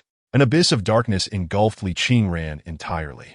In her haze, she beheld an elder in a blue robe standing before her, Qing Xian Dao Run, her former master. Li Qingran, you have wronged your fellow disciples. You practice our sect's martial arts, yet show no desire for progress, trampling upon my teachings. This is unfilial. You were sent to the outer sect, and yet bullied its disciples. This is unkind. You possess the internal cultivation method of the qi yunju, yet still contemplate switching masters. This is disloyal. Her heart clouded, and her inner demons began to fester. The mask of a smile could not conceal the hideous scars beneath. The suffering of her past was not something that could be easily buried. The words of Qing Xian Dao Ren resonated like thunder in Li Qingran's mind, scattering the tide of energy that had been building to break through her bottleneck. The figure of her senior brother, Lu Changtian, materialized beside Qing Xian Dao Ren, a cold smirk gracing his lips. Li Qingran, how could one as disloyal, unfilial, unkind, and unjust as you dare to aspire to break through to the foundation establishment stage? Pathetic and laughable. Li Qingran, you actually harmed your junior sister. I have truly misjudged you. Her third senior brother, Yin Zimo, wore a face of disgust. Li Qingran, spit out the elixirs and spiritual herbs I gave you. Do you think you are worthy? Her second senior brother, Xiao Yifeng, bore a fierce expression. The fourth senior brother, Zhang Hanxiao, stepped forward with a sword, his gaze menacing. If you manage to break through to the foundation establishment stage, I shall cleanse the sect and ensure you vanish from this world. No, that's not true. I did not intentionally harm my junior sister. I did not neglect my cultivation, nor did I oppress the disciples of the outer sect. Li Qingran curled up, clutching her head in the icy darkness. She wished to defend herself, but countless pitch-black hands emerged from the shadows, covering her mouth. No one believed her words. No one listened earnestly. Just like that day, during the sect competition when her junior sister was injured, she was struck down from the stage by the enraged Li Qingran. Her attempts at justification sounded feeble. Her tears were dismissed as mere pretense and cunning. Yet she was clearly coughing blood, lying in the dust, while Mu Baishuang had merely suffered a scratch on her shoulder. Was she not Lu Changtian's junior sister? Was she not the little sister of Qi Xiaofeng? Was she not a disciple of Qing Xiandaoren? The onlookers emerged once more, appearing in the darkness, surrounding the members of Qi Xiaofeng.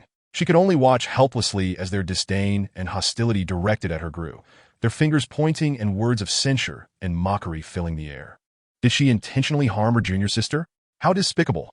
How could Qi Xiaofeng harbor such a malicious disciple? Perhaps it was out of jealousy for the beauty of Mu Baishuang.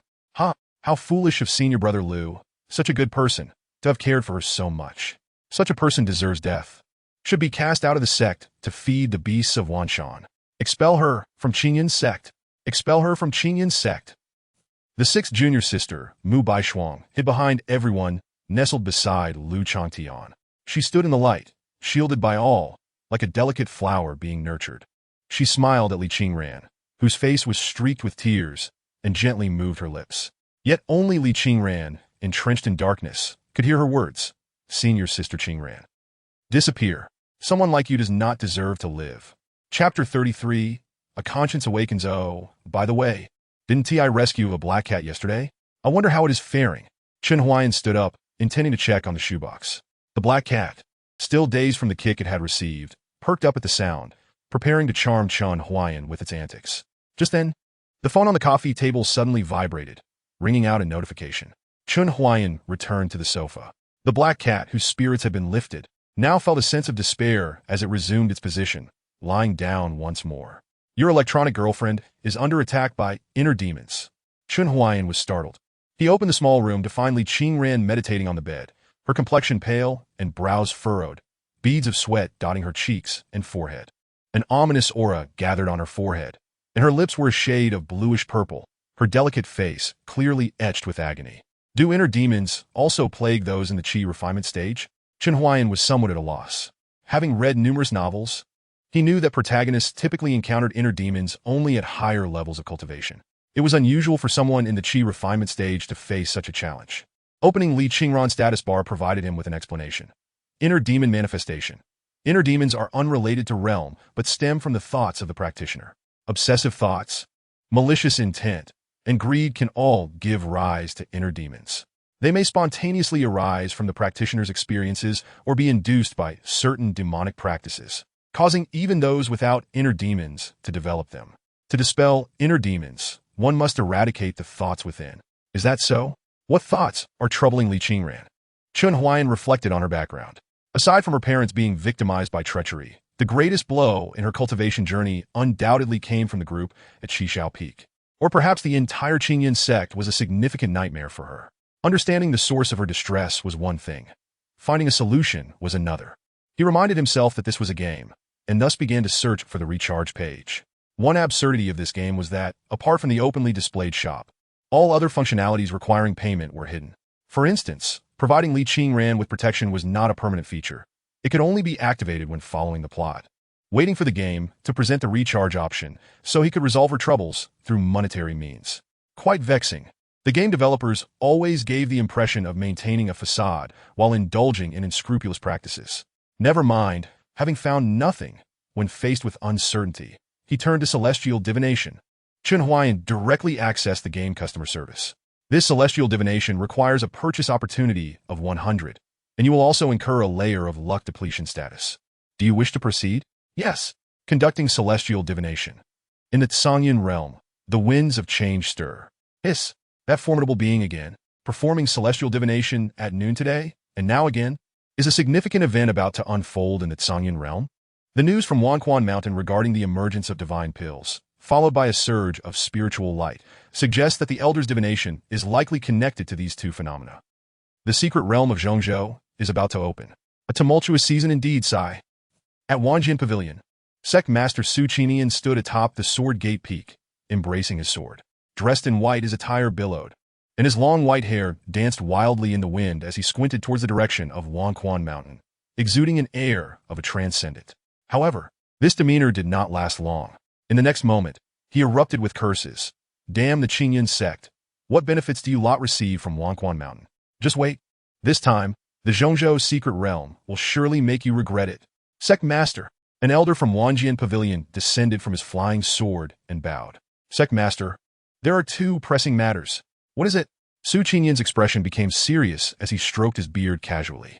Sect Master, we are out of money. The elder hesitated, his face pale. What? Su Qingyan was taken aback. If we lack spirit stones, go mine some from the back mountain. But the spirit stones are gone. All mined out. Damn it. How long has it been? Su Qingyan could no longer contain himself. This situation was somewhat expected. He had known since last month that the back mountain spirit stones would soon be depleted, but he hadn't anticipated it would happen so quickly. He could only reassure, leave this matter to me. I will find a way to procure spirit stones. Is there anything else? The Sword Pavilion was already notorious for its poverty. Regarded as the most destitute sect in the Sonyan realm, relying on the spirit stone mine and a few businesses was barely sufficient. But with the imminent opening of the Zhongzhou secret realm, resources were critically needed for preparation, making their plight even more dire. It seemed they would have to sell off some assets. Su Qingyan instinctively pressed his hand against the sword at his waist. Zing! The sword emitted a melodious hum, trembling slightly. Moreover, the elder swallowed hard. Our sect's guardian beast is in heat and is requesting to mate. It threatens to uproot all the spirit herbs in our back mountain if we do not allow it to go. Su Qingyan's mouth twitched at this revelation. Seeking a mate from the beast sect would require payment, and ordinary beasts would not suffice for such a creature. However, the issue of its heat could not be ignored. Spirit herbs equate to money. What about the safety of the outer disciples? This would not do. In light of this, he instinctively grasped the sword at his waist, a pained expression crossing his face as he closed his eyes and declared, castrated. What? The elder was taken aback. Su Qingyan's eyes snapped open, his gaze filled with sword intent and murderous aura as he growled. Damn it. Tell that beast that our sect is out of money. It better hold it in.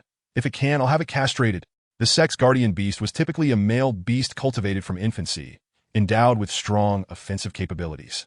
Castration would hinder its development and diminish its aggression. The elder left with a bitter expression. Given that the sect master had been driven to such extremes, it was evident that the sect was in dire straits. Su Qingyan continued to stand on the cliff, lost in thought, gazing at the serene sky. His right hand had already slipped into his storage bag to feel for his night-walking attire. Time to find a way to make some money. Celestial divination complete. Li Qingran must return to Qingyun's sect to sever all ties with Qishao Peak to dispel her inner demons. Li Qingran is suffering a backlash from her inner demons, and her cultivation is about to regress. Please use the Meridian Opening Needle in conjunction with the Supreme Heart Protection Pill to help stabilize her realm. Using the Meridian Opening Needle carries no risk, and the Supreme Heart Protection Pill is complimentary, so please use it without worry. You have incurred the luck depletion status for 24 hours. A complimentary Supreme Pill? Goodness. The game developers have truly shown some benevolence this time. This was the first time Chen Huaian had witnessed such generosity from the game. Even though it was merely a plot-required free item, it was still somewhat disconcerting. A flash of azure light appeared, and the Supreme Heart Protection Pill materialized on the table. Meanwhile, 1,000 miles away at Qingyun's sect, the second disciple of Qishao Peak, Xiao Yifeng, had just returned to his cave, delightedly taking out his alchemy furnace. I finally managed to buy the Supreme Heart Protection Pill. The previous purchases of inferior and mid-tier pills were insufficient for me to grasp the nuances of the refining technique.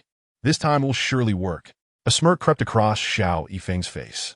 Although the Qingyun sect possessed the formula for the heart protection pill, the methods differed among alchemists, resulting in varying qualities of the pills. Common alchemy methods could only produce low to mid-tier pills, while only those grandmasters who had summarized their own experiences could create supreme and celestial grade pills. Such knowledge was a closely guarded secret, exceedingly rare. Few could reverse engineer these details through pills. Coincidentally, he was such a genius. Once I comprehend the method for refining the Supreme Heart Protection Pill, my junior sister will surely admire me even more. With this thought, Xiao Yifeng felt that spending his entire fortune on a Supreme Pill was not so disheartening after all. He reached into his storage bag, his expression gradually paling. It's gone?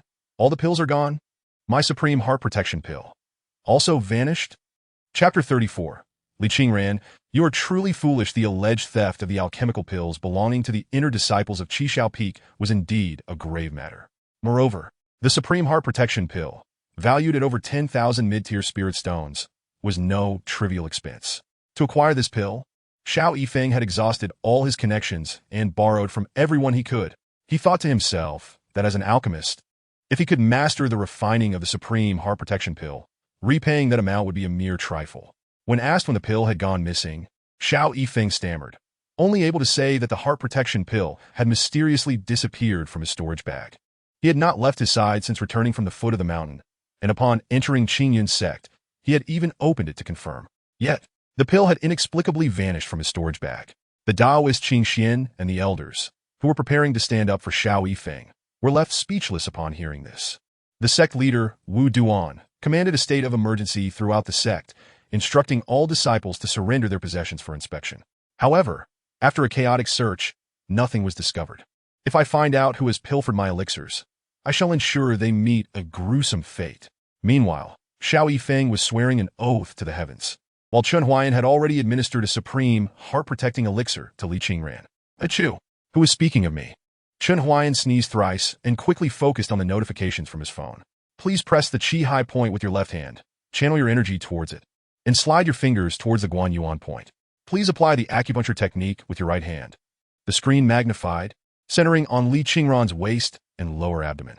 At that moment, under the influence of her inner demons, Li Qingran was drenched in sweat, the moisture rendering her thin garment translucent, accentuating her alluring waistline.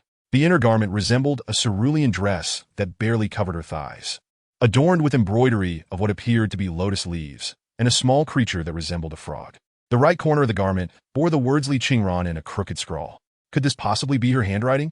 Upon seeing those awkwardly scrawled characters, Chen Huaiyan's previous reverie vanished instantly. The style of the writing felt eerily familiar. It seemed to resemble the characters on his protective talisman and bracelet. There was no time to compare, as Li Qingran's Qi Hai and Guan Yuan points began to glow with a faint golden light, guiding her to apply pressure. Chen Huaiyan pressed with his thumb and index finger, feeling a noticeable tremor in her body. Surely this wouldn't hurt, he mused. Unfortunately, he could not see Li Qingran's face. Unaware that she was biting her red lips, her cheeks flushed with embarrassment. The screen split into two sections. The left displayed her lower waist and legs, while the right showcased her upper body and neck. A series of acupoints on the right illuminated one after another, and Chen Huaiyan hastily followed the sequence to apply acupuncture. Li Qingran struggled in the dark mire, her ears filled with mockery and insults. Her body felt ensnared by countless invisible threads, every limb ablaze with pain, yet utterly immobile. Faces of Qing Xian Daoist, Lu Changtian, Xiao Yifeng, Yun Zimo, Zhang Hanxiao, Mu Baishuan, and her fellow disciples swirled around her like a colossal wall of faces, each wearing a grim expression, their mouths spewing forth cold, cruel words. Li Qingran, do you aspire to break through to the foundation establishment stage? Ridiculous. You deserve to have your cultivation wasted. Get out of the Qingyan sect. The ringing in her ears felt like a blade poised to cleave her mind. Her chaotic thoughts boiled over, mingling with the buzzing insults that assaulted her consciousness. It felt as though her very soul was being extracted, pierced by the barbed remarks that left her riddled with wounds. Every bone in her body felt trampled, crushed, along with her dignity and sense of self. She began to doubt her own existence. Desperately, she reached out to touch something, anything, to prove her reality, but her fingers grasped only the cold void. The faces loomed closer, their mouths moving in silence, ready to consume her, tearing her apart. No! Someone, save me! Suddenly, a crisp sword cry resonated through the darkness. Like pure spring water falling into the mire, it washed away the cacophony of taunts. A shaft of light tore through the shadows. Li Qingran. Someone was calling her name. With great effort, she opened her eyes, witnessing the surrounding faces halt their jeers in astonishment.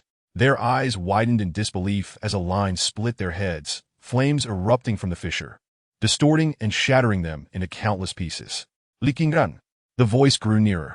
Amidst the ashes, she could vaguely discern a figure standing in the haze, sword in hand, obscured in shadow, clad in black, with cascading white hair, surrounded by a majestic five-clawed black dragon with golden eyes swirling around him. Senior. Li Qingran gazed at the figure, her eyes filled with wonder. A wave of reassurance swept through her chaotic thoughts, and the darkness seemed to retreat in fear of his authority. Li Qingran opened her eyes. She was still within that small room. The terrifying visions had merely been illusions conjured by her inner demons. She felt nearly drenched, a strange sensation enveloping her abdomen and waist. Upon looking down, her face flushed crimson as she noticed two golden, ethereal hands pressing on her waist and abdomen, one hand channeling energy while the other applied acupuncture techniques. The sensation of prickling warmth from the acupuncture made her instinctively want to gasp for breath, but she held back, aware that the senior was aiding her and that she must not disturb him. Thus, Li Qingran silently watched as the soft flesh of her abdomen and waist sank and rebounded under the pressure of those hands. She bit her lower lip, the blush creeping from her cheeks to her neck, her fingers twisting the hem of her clothing, turning pale from the tension. Her feet shuffled nervously on the ground, wishing she could find a crevice to disappear into. Oh no, he has seen my undergarment. How utterly mortifying. Why did I have to embroider lotus leaves and frogs? She thought, surely he finds me childish. Li Qingran, you are such a fool. Oh dear, what will I do when facing him again? After Chen Huaian's intervention, the issue of her inner demons seemed trivial in comparison. The girl was consumed with thoughts of how to conduct herself in front of the senior. Even when Chen Huaian completed the acupuncture, Li Qingran remained lost in her anticipatory embarrassment. All done. Your realm is secure.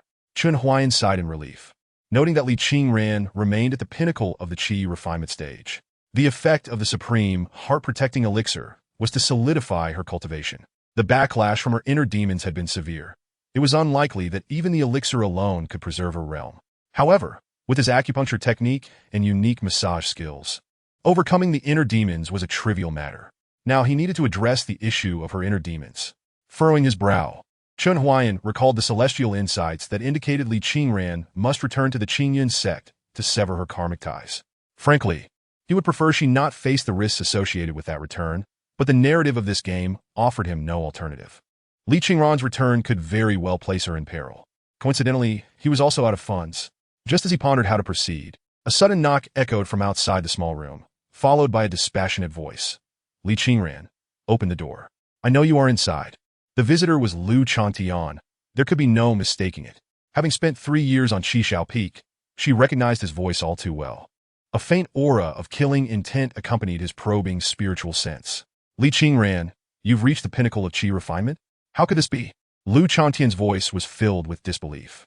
Given that Li Qingran's dantian had been destroyed, it was impossible for her to cultivate normally, let alone reach such a level in such a short span of time. He intended to investigate further and pushed against the door. Someone intends to intrude upon your electronic girlfriend's sanctum. Please select a countermeasure.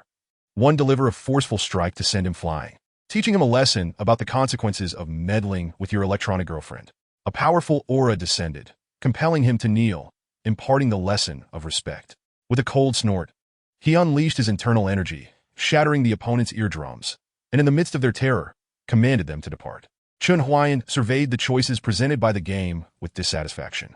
Outside stood Lu Chantian, one of Li Qingran's obsessions, her senior brother. He arrived swiftly, marked on the map as a neutral yellow dot, thus no prior danger alert was triggered. This yellow dot implied a potential transformation into either a red or green dot, denoting hostility or friendliness, respectively. Could I simply extinguish him with a surge of funds? A scowl darkened Chen Huaian's face. In the real world, casually extinguishing a life would provoke a wave of moral introspection. Yet within this game, he felt no such ethical restraint regarding Lu Changtian's demise. After a brief wait, no additional recharge options emerged in the game, indicating that a scripted kill of Lu Changtian was not feasible. Soon, Chen Huaian realized that Lu Changtian was indeed Li Qingran's inner demon, and the customer service had stated that Li Qingran must sever her own inner demons. Consequently, Lu Changtian needed to be dealt with directly by her. The subsequent development of the storyline remained uncertain. After consideration, Chen Huaian ultimately selected the second option, deciding not to intervene since Lu Changtian served as a stepping stone for Li Qingran. Outside the small dwelling, Lu Changtian grew increasingly agitated. Just as he prepared to unleash a punch infused with spiritual energy against the door, a terrifying pressure suddenly enveloped him, akin to a mountain pressing down upon him. With a gasp, his vital energy surged, his internal organs feeling as though gripped by an iron hand. He could scarcely endure it, dropping to his knees. shattering the tiles beneath him. Panic coursed through Li Qingran's mind. In the entire Qingyan sect, only his master, the sect leader, and a few elders could compel him to kneel through sheer pressure. This impending force was far more overwhelming than that of the elders, leaving him no inclination to resist. He stammered, "As a disciple of the Qingyan sect's Qishao Peak, I did not realize a senior was present in the dwelling. I apologize for any offense." Silence. A thunderous voice erupted from within. A gust of wind flung the door open, only to slam shut again. Li Qingran was propelled backward, crashing into a lightning pit. Feeling as if he had been struck in the abdomen, his internal organs coiling in distress, the words he intended to utter swallowed back. "Qingran, this was someone from your former sect. I shall not interfere." "Indeed, thank you, Senior," Li Qingran responded. Li Qingran addressed the individual as a senior. Their relationship appeared quite close. Was it this senior who aided in her recovery? Had Song Jiaojiao also fallen victim to this senior's power? Had Li Qingran allied herself with a dark sect? Yet, the pressure just now bore no trace of malevolence, and that senior seemed far from a practitioner of the dark arts. How had Li Qingran managed to associate with such a formidable figure? Li Qingran's mind was a tumultuous mess. Just then, the door to the small dwelling opened, revealing Li Qingran, now dressed differently, a faint blush lingering on her fair face. "Li Qingran, what brings you here?" Li Qingran looked up at his former junior sister. Though little time had passed, she had undergone a remarkable transformation. The current Li Qingran exuded a cool elegance, devoid of the pitiful demeanor she once bore when pleading for their assistance, resembling a drawn sword radiating a subtle brilliance. This sister felt like a stranger now. Confronted with such a Li Qingran, coupled with the presence of that enigmatic elder within the dwelling, Li Qingran instinctively lowered his seniority. Holding his chest, he rose and spoke with a calm tone. "Junior sister, I have come to escort you back to the Qingyan sect. Although you injured the 6th junior sister during the sect competition, the offense does not warrant death. I was unaware that Zhang Hanxiao had abandoned you here in the Wanshan Mountains to perish. Otherwise, I would not have stood idly by. Not worthy of death. Not worthy of death." Li Qingran's face twisted into a bitter smile, her icy gaze fixed upon Li Qingran. "Not worthy of death, yet you crippled my dantian. Not worthy of death, yet you severed my spiritual root? What a fine justification. Li Qingran, do you comprehend the significance of a spiritual root and dantian to a practitioner? While you spared my life, you condemned me to a fate worse than death." Li Qingran frowned at the aggressive Li Qingran. Had this been the past, his intent to bring her back would have elicited gratitude. Yet now she appeared as if she were on the brink of collapse. Since she could still cultivate, her dantian was likely merely damaged, not entirely destroyed, and with the aid of that mysterious elder, consuming some restorative elixirs would suffice to mend her condition. Li Qingran unbit his lip and said, "Junior sister, it was indeed wrong to cripple your dantian. However, you can still cultivate, cannot you? My master and I will find a way to assist in your recovery. And as for your spiritual root, we can procure another." "And what of my spiritual root?" The coldness in Li Qingran's eyes surged like a tide, her voice trembling. "Your spiritual root." Li Qingran hesitated, ultimately mustering the courage to say, "You are aware. The younger junior sister is frail and lacking a solid foundation, so we transferred your water spiritual root to her. But rest assured, junior sister, I will ensure you receive another singular spiritual root, even if it means exhausting our resources to acquire one." Li Qingran lowered her head, her bangs concealing a shadow. Her hands clenched into fists and then released, repeatedly caught in a cycle of tension and release as tears streamed down her cheeks, falling to the ground with soft splatters. Observing the entire exchange, Chen Huaian could hardly contain his amusement. The individuals of Qishao Peak certainly knew how to play their cards. Transferring Li Qingran's spiritual root to that so-called younger junior sister? Had they lost their minds? It was evident that even after such persecution, Li Qingran still held feelings for the Qingyan sect and Qishao Peak. She was a person of deep nostalgia, recalling the kindness of every brother and sister, as well as the teachings of Qingxian Taoist. Yet now, as her tears fell, it seemed that those cherished memories were destined to shatter completely. "Li Qingran, I shall return to the Qingyan sect." Li Qingran raised her head, her tear-filled eyes devoid of any emotional fluctuation, only an icy void. Under the scrutiny of her gaze, Li Qingran felt a chill race down his spine, hearing her articulate each word with deliberate emphasis. "Tomorrow, I will return to the Qingyan sect solely to sever ties with the past."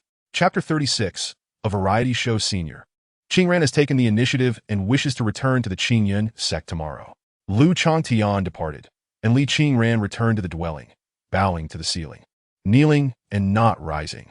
Qingran was neither a stubborn fool nor one clinging to the kindness of the Qingyan sect and Qishao Peak.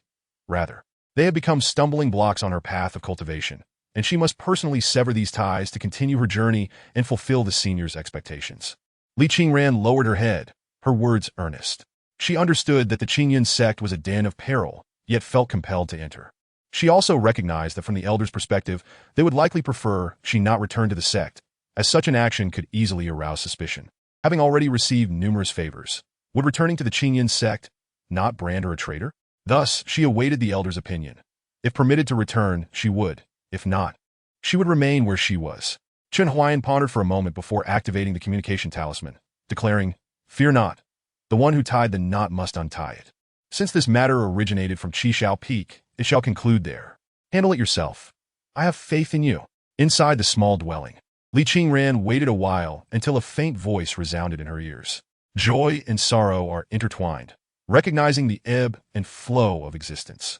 Every action, every choice, is preordained, carrying its own consequences, which one must bear. Now go forth. Li Qingran contemplated Chen Huaian's words. Her heart stirred, and with a deep bow, the uncertainty in her gaze solidified into determination. Thank you, Senior, for your enlightenment. Before you depart, I bestow upon you a token. With a flourish, a flying sword appeared on the table, its sheath gleaming like moonlight, the sword tassel crimson as fresh blood.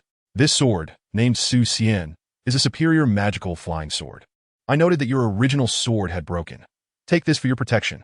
Li Qingran gently cradled the Su Xian sword, a wave of emotion sweeping over her heart, leaving her profoundly touched.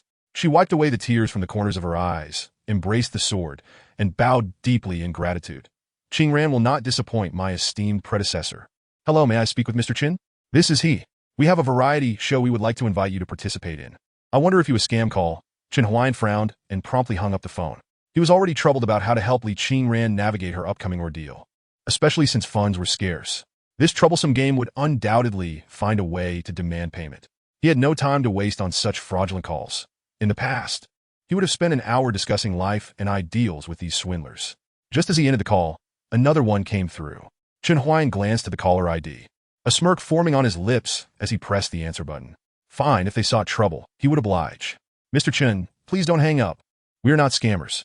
We are producing an outdoor variety show called Adventure with Friends. Our director saw your vlog of the Lishan Challenge and was quite impressed, especially inviting you to join our program. Many popular stars are participating, and it has garnered excellent ratings on Mango TV. If you join, it could also promote your streaming account and significantly increase your followers. A win-win situation. Chen Huaian's expression sharpened. He sensed that this matter was more complex than it appeared. He quickly opened his hotel computer to search for the show and discovered that it indeed existed and had gained some traction. The premise involved taking a group of popular stars on outdoor extreme challenges like hiking, diving, bungee jumping, and wilderness survival, ideal for building personas. However, what purpose did they have in inviting him? He was no celebrity. Curiosity piqued.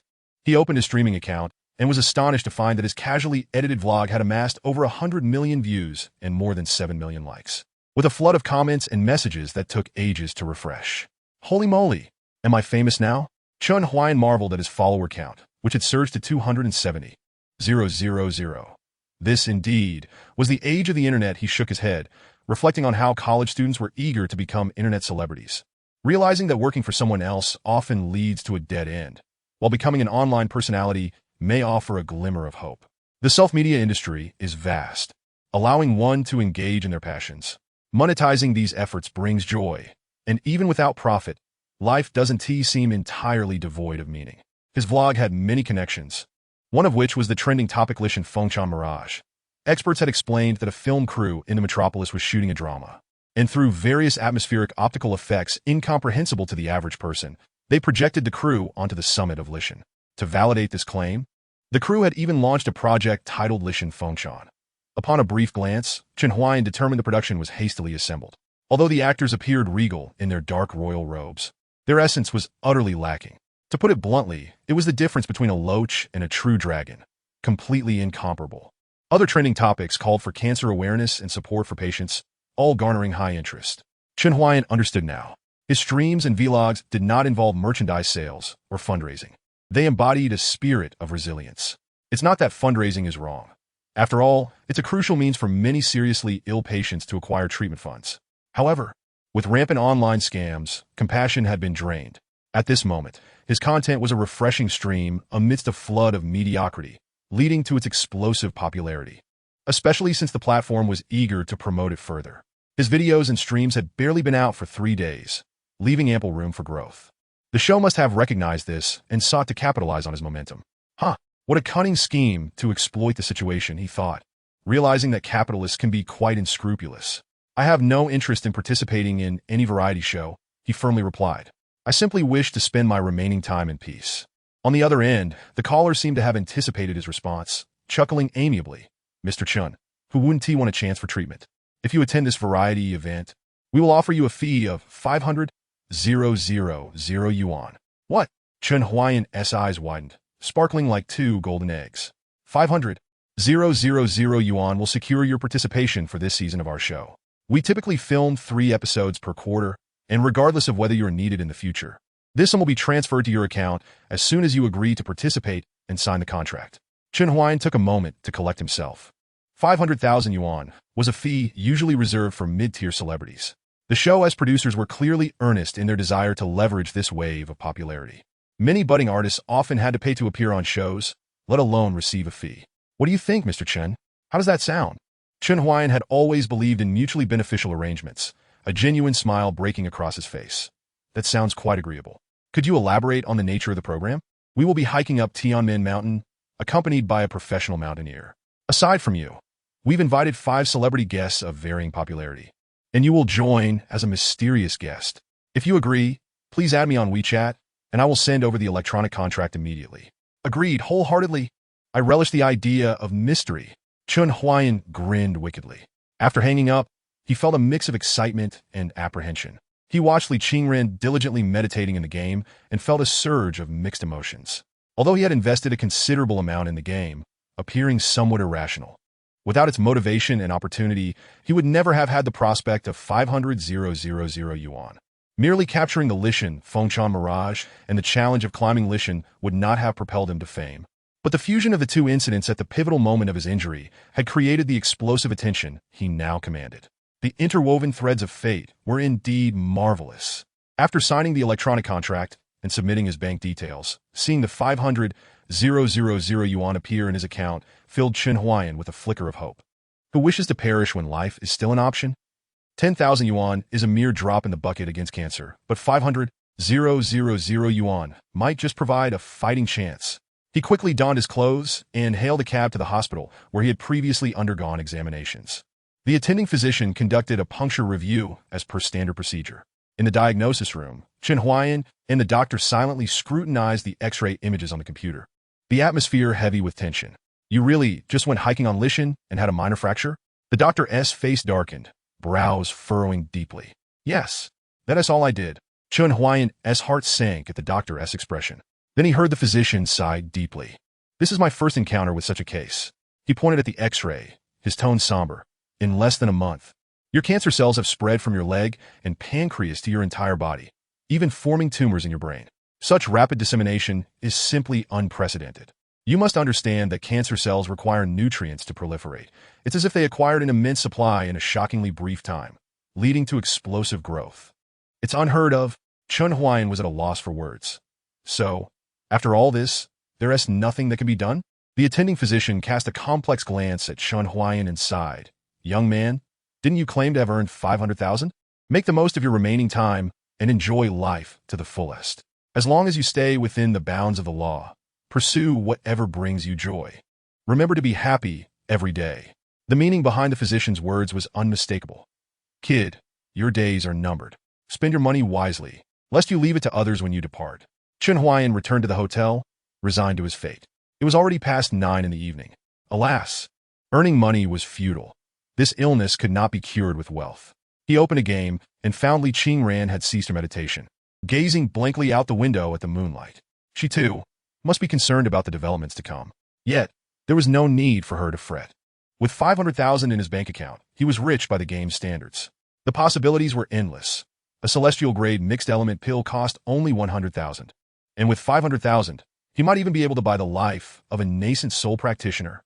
If only I could purchase my own life in this game. Shaking his head, Chen Huaian lamented that his life was not a game, and no one would deliver miraculous items to him in the real world. Tomorrow, Li Qingran would return to the Qingyan sect, while he was set to record a program at Tiananmen. Ultimately, altering his fate depended on his own actions.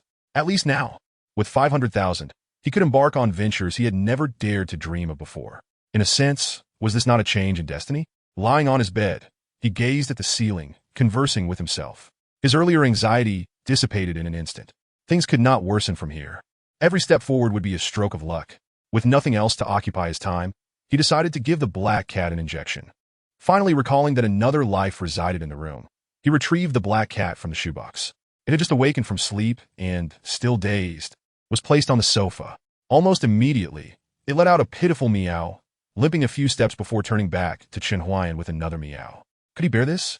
Staring at the limping cat, he pondered, what would be the best method for the injection? The previous meridian opening technique had shown promise, albeit with potential risks. However, since the cat was already limping, the side effects would be inconsequential. Besides, his luck couldn't possibly be that dire. The black cat, contemplating its situation, thought, am I not adorable?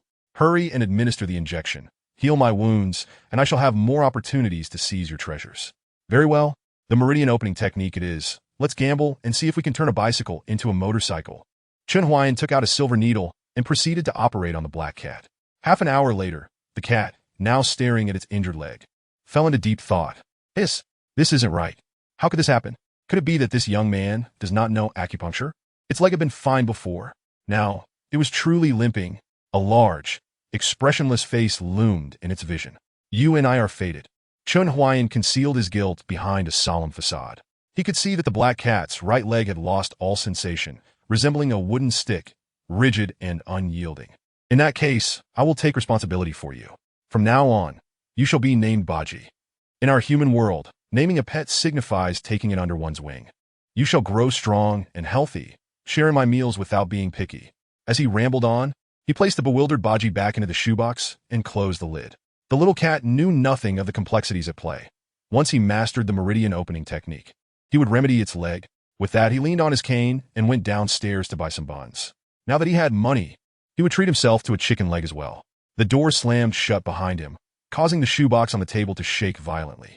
Ah, my leg! Cursed human boy. Just wait until I find a chance to settle the score with you.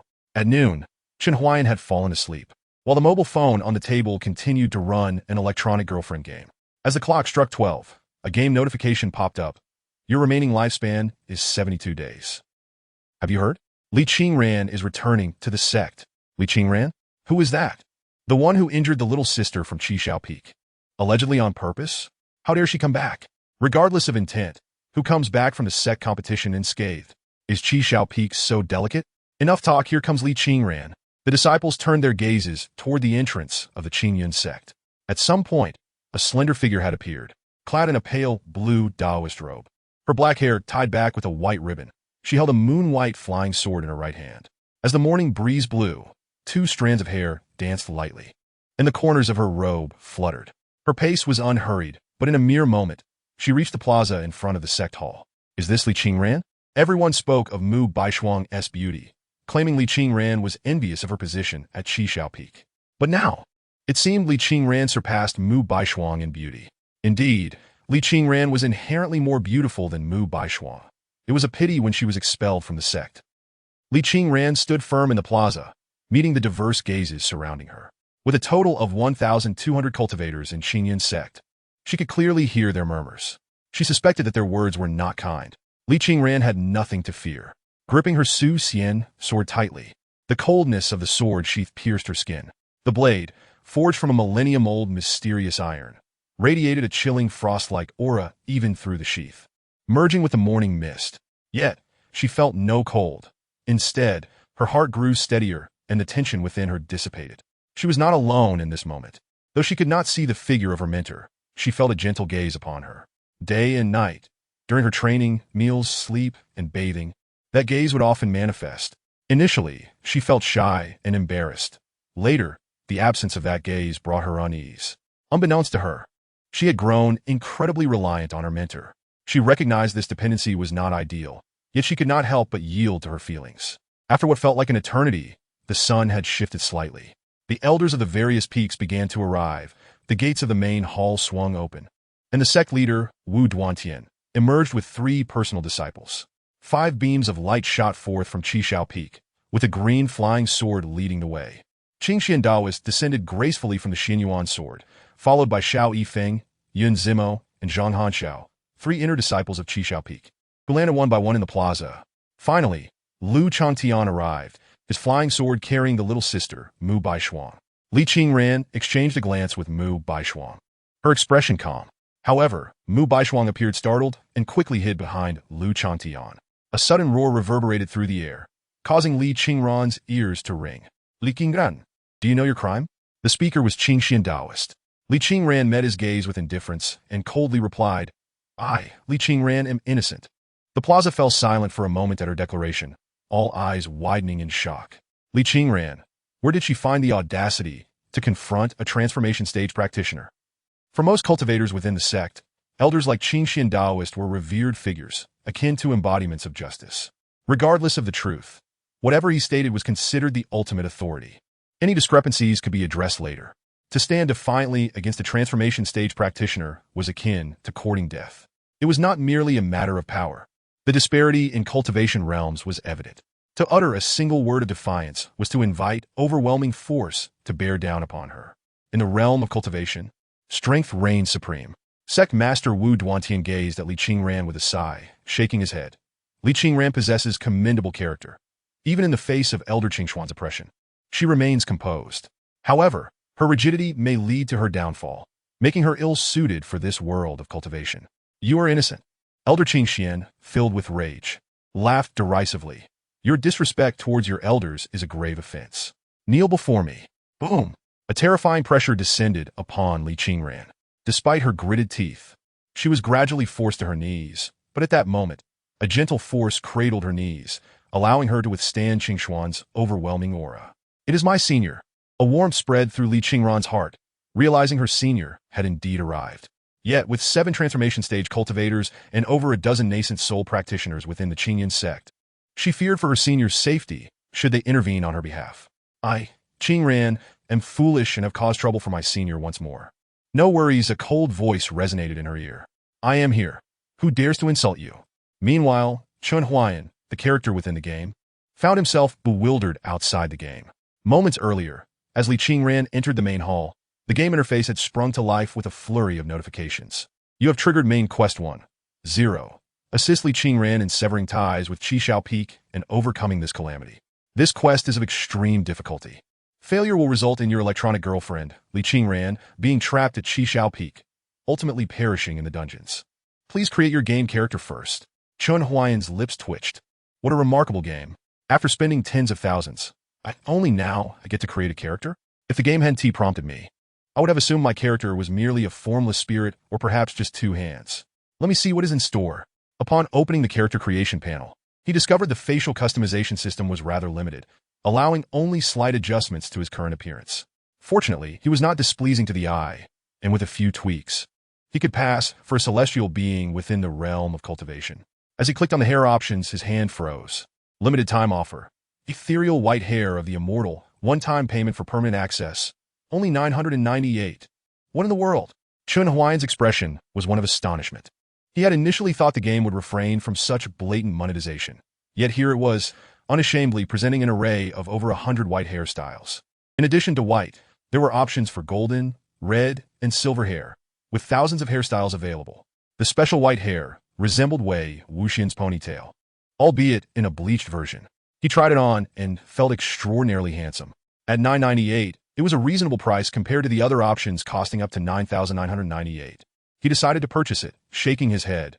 As a connoisseur of white hair, there was always a price to pay, but with his considerable wealth, this was a trivial expense. Next came the attire.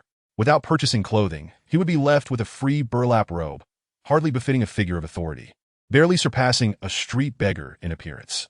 Thus, he selected a sophisticated black Taoist robe adorned with golden dragon patterns, priced at $39.88, also a limited time offer. As other robes were priced over $10,000, with some functional ones reaching into the millions, and others required purchasing with spirit stones. The specifics eluded him, but they were beyond his means. With his stylish outfit and white hair, his character finally bore some semblance of sophistication. However, it paled in comparison to the transformation stage Elder, radiating with divine light in the sect's Grand Hall. Thus, he encountered the subsequent options for spending. Surrounding effects 1. Ancestral Dragon's Protection. Gain the effect of Ancestral Dragon's Protection, entering with the dragon leading the way, instilling awe. Daily card, 9988, monthly card, 288888, yearly card, 3 million permanent card, 30 billion 2. Golden Crow Pursuing the Sun. Gain the effect of the Golden Crow, entering with blazing celestial might.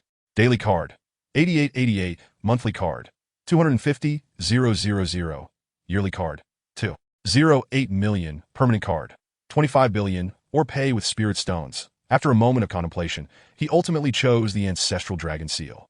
Priced reasonably, the value was undeniable. Upon activation, his character was enveloped by the ethereal image of a 5-clawed black dragon. Although it could not compare to the full Ancestral Dragon's Protection for 99.8, it sufficed.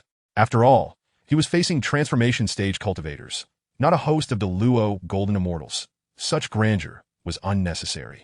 The pivotal moment arrived. Instant Ascension, limited time 0.1 discount. Newly created characters lacked cultivation realms, and there was uncertainty if they could even cultivate. Currently, the character was not fully created, hence no cultivation options were displayed.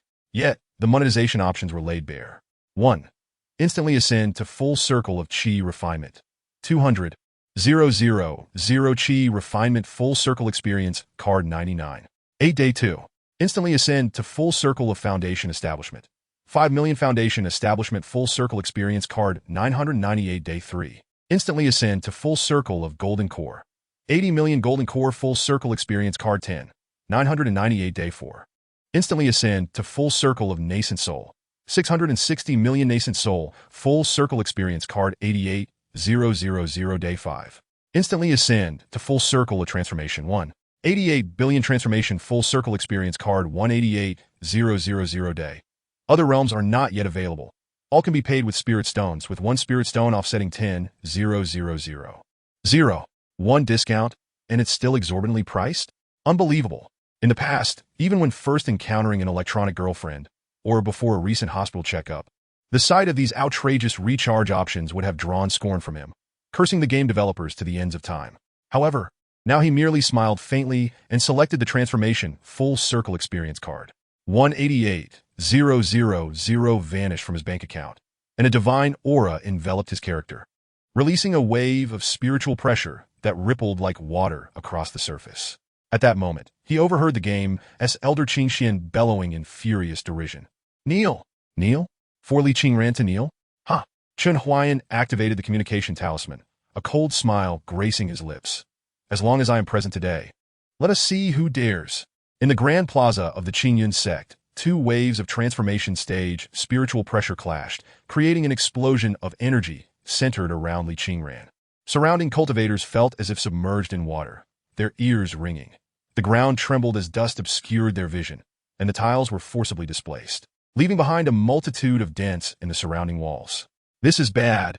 An expert is present. Wu Duantian's expression changed drastically as he turned to the elders beside him, urgently instructing, quickly activate the protective formation to ensure the safety of our disciples. Yes, the 2 elders, sensing the gravity of the situation, acted without hesitation. However, their vigilance proved excessive, as the overwhelming aura targeted only those from Qishao Peak, specifically the imperious Elder Qingxian. For the other disciples, the pressure felt merely like a gentle breeze, with even the flying debris circumventing their paths. But the disciples following Elder Qingxian were far less fortunate. The oppressive aura of 2 formidable beings at the God transformation stage bore down mercilessly upon Lu Changtian and his companions, forcing them to the ground, their faces turning a deep shade of purple, yet they dared not utter a single complaint. Who are you to meddle in the affairs of my Qingyun sect? The expression on Qingshan Daoist's face darkened. He was the second most powerful figure in the sect, next to the venerable Qingyun ancestor. Even the sect leader, Wu Duantian, was no match for him, yet this mysterious figure who had yet to reveal themselves could stand against him. Lu Changtian had previously reported that Li Qingran had encountered a mysterious elder outside, and it seemed this individual was indeed that person. He had anticipated that this mysterious figure might provide Li Qingran with some resources, but he never imagined they would go to such lengths for an ordinary disciple they had barely met. Did this person not fear the multitude of Qingyun sect members? Indeed, I have intervened. What of it? You. The words nearly suffocated Qingshan Daoist. Before he could gather his thoughts, the ethereal voice floated in with the wind. Li Qingran is no longer a disciple of Qingyun sect. I have merely accompanied her to fulfill a karmic connection. Remain calm. Those who practice cultivation hold karma in high regard, and anything related to it is no trivial matter. Qingshan Daoist furrowed his brow and inquired, what karma? Of course, it pertains to the cause of Qishao Peak and the effect of Li Qingran. I shall not interfere in this matter, nor shall you. Otherwise, do not blame me for disregarding the face of your Qingyun sect. Upon hearing this, Chen Huaian felt a surge of anxiety within. Regrettably, he could only achieve the pinnacle of the God transformation stage. Had he been able to attain the unity stage, he would have had no qualms about simply cutting them all down with a single stroke. If the elders joined forces, he believed he could take them all down with a desperate self-detonation, provided they did not flee first. It seemed he must maintain the guise of a mysterious figure. Until his true identity was uncovered, the other party would be unable to pinpoint his location. As long as he sustained this air of mystery, Qingshan Daoist would certainly refrain from making any rash moves. As for why Chen Huaian was so certain of this, it was because he could see the basic information of Qingshan Daoist. Qingshan Daoist, late-stage God transformation, 651 years old, inherently suspicious, cautious in action, proud and cold. Chen Huaian recognized himself in this description. He often wore a facade of joviality while secretly calculating his moves. Once his bottom line was crossed, he would show the other party what true darkness entailed. He was akin to a cunning wolf, appearing simple-minded yet profoundly perceptive, impervious to manipulation as he had orchestrated everything from the outset, a true master strategist. Qingshan Daoist seemed to share this trait. Thus, until his true form was discerned, Chen Huaian was confident that Qingshan Daoist would remain compliant. As Chen Huaian anticipated, upon hearing those words, Qingshan Daoist, along with the sect leader and other elders, all changed their expressions. What did it mean to disregard the face of Qingyun sect? What strength did the other party possess to utter such words? Wu Duantian longed to demonstrate the weight of Qingyun sect's reputation to Chen Huaian. Yet he had no idea where Chen Huaian was. Following the spiritual pressure yielded only emptiness. Unable to gauge Chen Huaian's strength, he could only grit his teeth and endure. Continue to investigate the location of that person, he ordered two elders, while conveying a look of restraint to Qingshan Daoist, his voice low and tense. Qingshan, the opponent is hidden, while we are in the open. Without knowledge of their true capabilities, we must refrain from acting rashly. That Li Qingran is merely a qi refining stage cultivator. How much trouble can she truly cause? Let us observe for now. Qingshan Daoist nodded slightly, retracting his oppressive aura, though his cold gaze remained fixed upon Li Qingran. She had brought an outsider to challenge the sect, bringing shame to Qishao Peak. From this moment on, no matter what Li Qingran said, she could never earn his forgiveness again, not even if Lu Chantian and the others pleaded on her behalf. Did she dare to aspire to rejoin Qingyun sect's Qishao Peak? Ha! Such delusions were laughable. At this moment, Qingshan Daoist remained lost in his previous thoughts, mistakenly believing that Li Qingran still yearned for Qishao Peak. With Chen Huaian's support, Li Qingran felt more at ease. She took a few steps forward, standing before the members of Qishao Peak, ignoring Qingshan Daoist's piercing gaze. Her eyes sweeping over to Zhang Hanshao, and she greeted him with a slight bow. "Fourth senior brother, I trust you have been well." "Ah, Li Qingran, no wonder you dared to return to the sect so boldly. It seems you have found someone to back you up," Zhang Hanshao replied, arms crossed with a smirk. This was Qingyun sect, with the elders and their master present. No matter how formidable an outsider might be, they would not dare to support Li Qingran against the sect. After all, a mere Li Qingran was easily subdued, was she not? "The elder is indeed backing me." Li Qingran did not deny it. Her gaze fixed on Zhang Hanshao as she held the Su Xian sword firmly, speaking indifferently. "But do you still remember, fourth senior brother, how you stirred up trouble everywhere while I was supporting you before I was expelled from Qingyun sect? All those spirit stones were repaid by me. Had it not been for me, your reputation would have long been tarnished." Faced with such public exposure, Zhang Hanshao felt blood rush to his face, stammering, "What are you talking about? Do not slander me." "Slander you?" Li Qingran produced a pile of promissory notes from her storage bag, casting them into the air. The notes fluttered down like snowflakes, revealing their astonishing quantity. From amidst the snow, her icy voice emerged. These promissory notes are the evidence I kept while repaying your debts. Originally intended for record-keeping to tally how much had been spent. However, my record-keeping could not keep pace with your propensity for causing trouble. Over the years, my share of spirit stones has nearly all been spent on these debts, and the operators of those gambling houses, treasure pavilions, and money exchanges can all attest to this. Zhang Hanxiao, in public, you are the illustrious fourth senior brother of Qi Xiao Peak, the first in sect tasks. However, in reality, Li Qingran's gaze locked onto Zhang Hanxiao's flushed face, a mocking smile gracing her lips. You are merely a parasite, feeding off your junior sister. Many disciples of Qingyan sect had received one or two of these promissory notes, the amounts glaringly shocking. Almost all bore Zhang Hanxiao's seal, while Li Qingran had been the one repaying them. The crowd gasped in astonishment, murmuring amongst themselves, I never expected fourth senior brother to be such a person. TSK, you only just realized? I lent him money last year, and he still hasn't repaid me. That was when I began to keep my distance from him. Li Qingran has done remarkably well. If I had such a junior sister, I would willingly trade 100 years for her.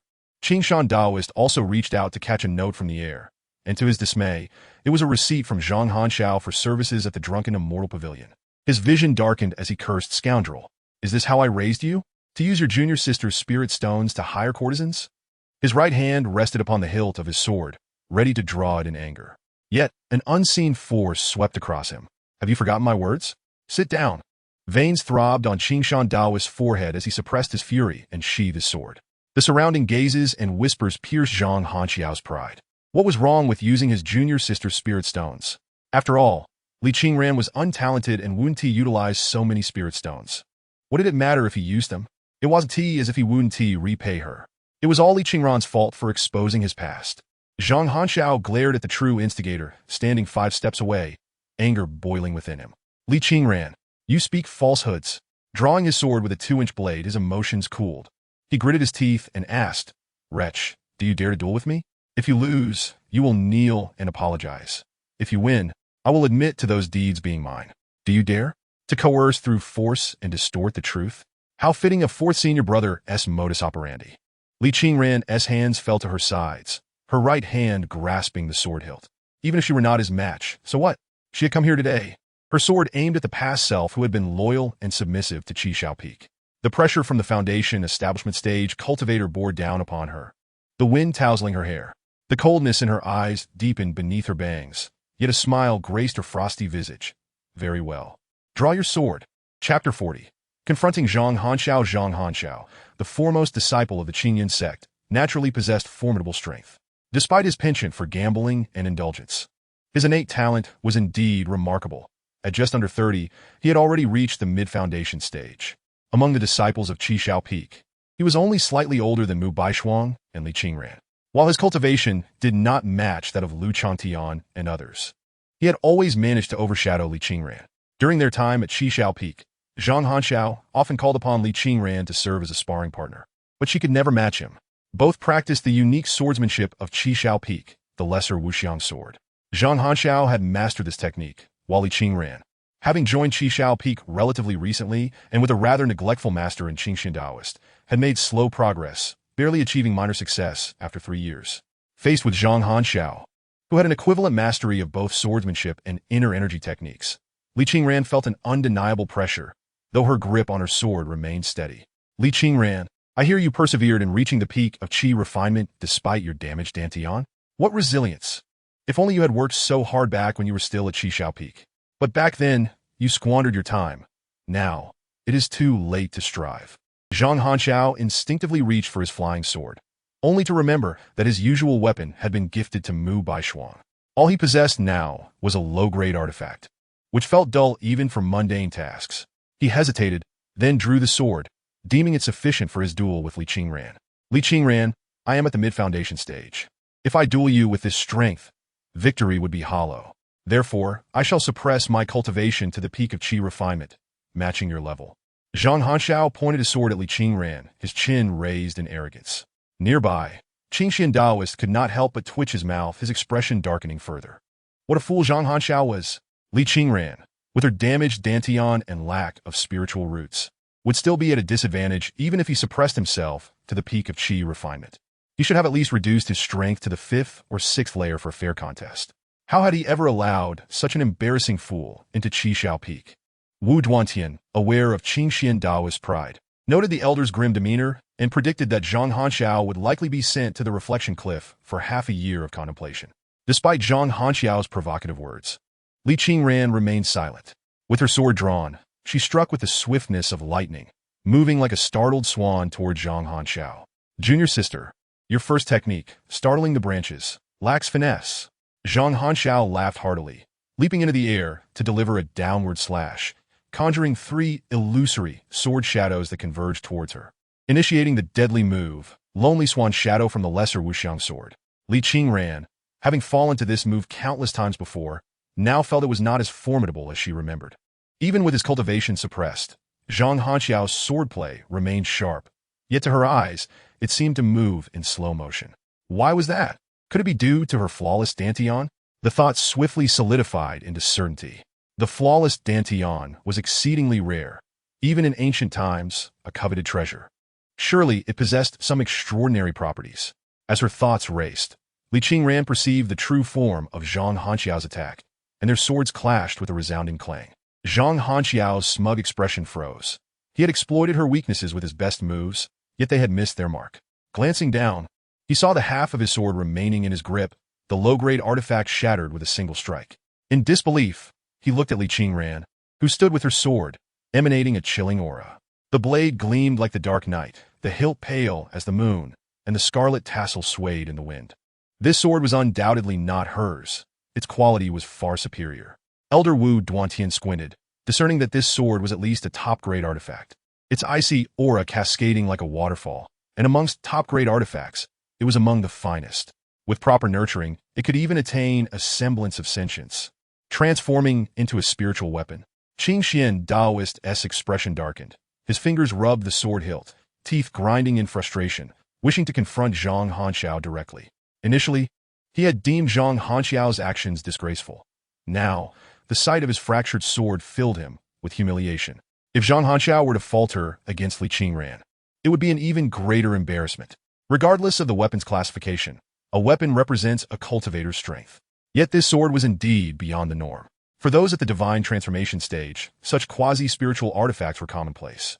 However, for those at the Qi refinement, foundation, or even golden core stages, these top-grade quasi-spiritual artifacts were treasures. Bestowing such a weapon upon a mere Qi refinement practitioner? What connection did that mysterious benefactor have with Li Qingran to offer such generous aid? Or perhaps, for that individual, a top-grade artifact was inconsequential, easily given away without concern for resource waste. As Qingxian Daoist thoughts spiraled, the battle at the plaza escalated. Without his weapon, Zhang Hanxiao dared not confront Li Qingran directly. The length of his sword conferred advantages that compensated for Li Qingran's shortcomings. Yet as he attempted to deplete her energy, his own began to dwindle. How could this be? In the past, she would have exhausted her energy long ago. Observing the unyielding Li Qingran, Zhang Hanxiao's resolve wavered, causing him to momentarily lose focus, a cardinal sin in battle. Seizing the opportunity, Li Qingran altered her approach, turning her previously cautious offense into a fierce assault. Her garments billowed, graceful as a butterfly. The 9th technique of the lesser Wuxiang sword, dancing shadows of the trees, unfolded effortlessly. With a flick of her wrist, her sword transformed into a cascade of sunlight filtering through leaves, splintering into countless shards, each aimed at vital points. Li Qingran felt a profound transformation within herself. Dancing shadows of the trees was the most challenging technique of the lesser Wuxiang sword, one she had struggled to execute in the past, yet today it flowed with ease. The flawless dantian had not only enhanced her energy purity and capacity, but also her comprehension. With a warmth blossoming in her heart, Li Qingran contemplated the remarkable value of the pill she had received. The elder had selflessly given it to her, merely to aid in her recovery. Perhaps that precious elixir was intended for the elder's own use, yet he chose to bestow it upon her. Elder, I will not disappoint you. Li Qingran, do not push your luck. Zhang Hanxiao, now cornered, evaded desperately, his anger surging to its peak. No longer suppressing his cultivation, he formed hand seals, restoring his strength to the mid-foundation stage. Meanwhile, Li Qingran's sword surged forth, with a flash of light reminiscent of shattered gold. A scream pierced the air as Zhang Hanxiao was flung backward, landing amidst the dust, his chest and limbs marred by numerous sword wounds, blood flowing profusely. 3 steps away, Li Qingran sheathed her sword, standing tall and resolute. Chapter 41. The Reckoning continues. Fourth senior brother, no. Zhang Hanxiao, you have lost.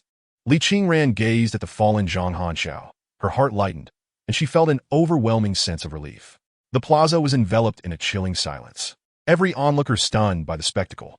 Li Qingran's energy clearly indicated she had reached the peak of qi refinement. Yet Zhang Hanxiao, at the mid-foundation stage, had been unable to withstand her onslaught. Despite his eventual release of his cultivation suppression, and the fact that his sword had shattered, such a defeat seemed inconceivable. Even Wu Duantian wore a look of astonishment, twisting his stiff neck to inquire of Qingxian Daoist beside him, Elder Qingxian. Is it true that Li Qingran was deprived of her spiritual roots and rendered Dantian-less? Initially, he had thought the penalties somewhat excessive, but given that each peak managed its own affairs, the sect leader merely coordinated the overall governance. Furthermore, with the formidable strength of the Qingxian Daoist, who shares a certain connection with the esteemed ancestor Qingyun, he chose to turn a blind eye to the current situation. Yet now, he finds himself in a state of confusion. His most cherished disciple, Zhao Lingtian, has suffered the destruction of his Dantian, leading to a gradual loss of the spiritual energy he had cultivated, rendering him utterly devoid of combat prowess. Similarly, Li Qingran has also sustained damage to her Dantian. How is it that she could best the mid-foundation disciple, Zhang Hanxiao, to such a degree? This is truly astonishing. Qingxian Daoist fixates his gaze on Li Qingran, speechless. His astonishment stems not only from the explosive combat power displayed by Li Qingran, but also from her mastery of the lesser wuxiang sword. He vaguely recalls her having sought his guidance numerous times, yet her comprehension of swordsmanship proved lamentably limited. After several explanations, he grew impatient and advised her to ponder independently or consult Lu Changtian. When Li Qingran departed from Qishao Peak, her command of the lesser wuxiang sword was merely rudimentary. Now, however, she can execute Shu Ing Pizhua, indicating that she has undoubtedly attained a significant level of mastery. Although the lesser wuxiang sword is not particularly sophisticated, being merely of the Xian grade, achieving such advancement in a matter of months is no trivial feat. Junior brother Zhang. Fourth senior brother. Upon witnessing Zhang Hanxiao fell to the ground, Lu Changtian and the others rushed over. Yun Zimo supported Zhang Hanxiao's upper body, while Xiao Yifeng retrieved healing elixirs, placing them in Zhang Hanxiao's mouth to assist him in regaining his composure. Mu Baishuang, with tears streaming down her face, buried her head on Zhang Hanxiao's chest, sobbing, "Senior brother, it's all my fault. I'm so sorry. I shouldn't have taken that sword from you. If you had possessed that sword, you wouldn't be injured so severely." Yet, deep within her thoughts, she felt a sense of relief that Zhang Hanxiao had gifted her that sword. Otherwise, would it all have been in vain? The sword in Li Qingran's grasp was evidently a fine artifact. Even if she were to exchange it for another, it would likely meet a similar fate of destruction. Her heart brimmed with confusion and a hint of trepidation. What exactly had transpired with Li Qingran? Who was that eminent cultivator standing behind her? Would he see through her disguise? No, her identity must not be revealed. With the young master's lifespan drawing to a close, she must exert every effort to aid him in seizing a glimmer of hope. Once the young master breaks through his bottleneck, they can reconnect with the sequestered ancestor, and then they shall have a chance to rise again.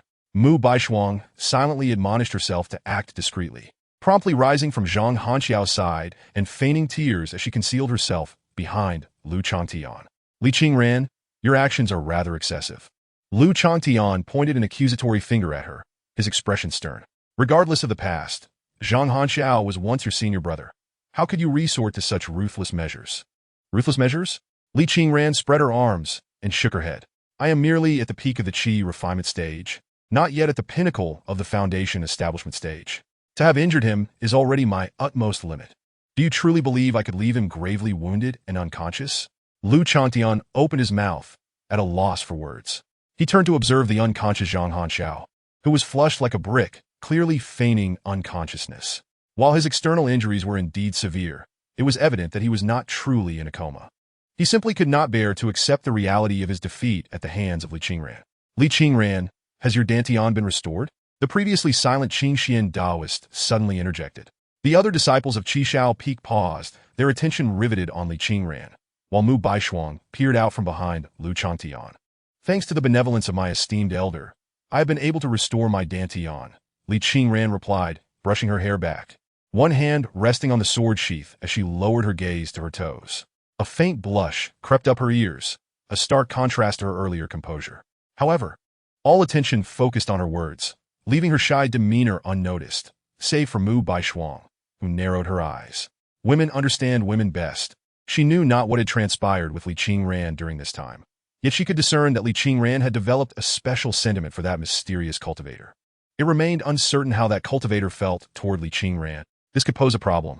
If that cultivator's interest lay in Li Qingran's tiny physique, how could she compete with such an ancient being given her current strength? Mu Baishuang bit her lip, her mind racing as she concocted a plan. Junior sister Qingran. She stepped out from behind Lu Changtian, her voice timid. I previously overheard Master mention that restoring a Dantian requires an extremely rare elixir known as the Hunyuan Butian pill. This elixir has been lost to time, and only it can mend a Dantian. What I wish to convey is, has your Dantian truly been restored? Be wary of those with ulterior motives who may present a false guise, all the while coveting something else from you. Silence. Before Mu Baishuang could finish her sentence, a wave of murderous intent surged forth, silencing her words. Li Qingran gripped the Su Xian sword tightly, her knuckles turning white, her body trembling slightly. The debt of gratitude I owe my elder is monumental. How dare you slander me? Mu Baishuang turned pale with fright, hastily gesturing. I apologize. Senior sister, I was merely concerned for you. The response to Mu Baishuang was the sharp sound of a sword's resonance. With her head lowered, a strand of hair lifted as the Su Xian sword was drawn forth. A beam of sword light streaked towards Mu Baishuang, unreserved and aimed directly at her throat. Mu Baishuang remained motionless, simply closing her eyes in a pitiful manner. She knew someone would intervene before her, thus concealing her true nature. Clang! The strike was indeed intercepted. Mu Baishuang opened her eyes to find Yun Zimo, the third disciple of Qi Shao Peak, standing protectively in front of her. Li Qingran and Yun Zimo exchanged glances. The brother who once shielded her now regarded her with a gaze filled with hatred and disdain. How ironic! Yet it mattered little. She need not concern herself with such matters any longer. She no longer lived for anyone else. She is Li Qingran, unshackled from the labels of junior sister, former disciple of Qi Shao Peak, or any other identity. If she were to blossom in this life, it would only be for her esteemed elder. Li Qingran caressed the tassel of the Su Xian sword, a surge of indifference and coldness rising within her as memories flickered past, a slight smile gracing her lips. Yun Zimo, since you have chosen to step forward, let the reckoning commence. Chapter 42. 1,000 swords piercing the heart. What? Do you wish to duel with me? Yun Zimo raised an eyebrow, a cold smile escaping his lips. I am not like the fourth. I shall not suppress my cultivation to confront someone as arrogant and dismissive of their peers as you. Even if I were to overwhelm you with my realm, I would feel no shame. Yun Zimo, also at the mid-foundation stage, possessed more valuable items than Zhang Hanxiao. While Zhang Hanxiao would quickly spend his earnings on spirit stones, Yun Zimo would save his. Coupled with his knowledge of refining and formation techniques, even ordinary foundation stage cultivators found him difficult to contend with. Third brother, are you afraid? Li Qingran fixed her gaze upon Yun Zimo. You need not provoke me. I will not be deceived. He withdrew a flying sword from his storage pouch, his gaze fixed on the Su Xian sword.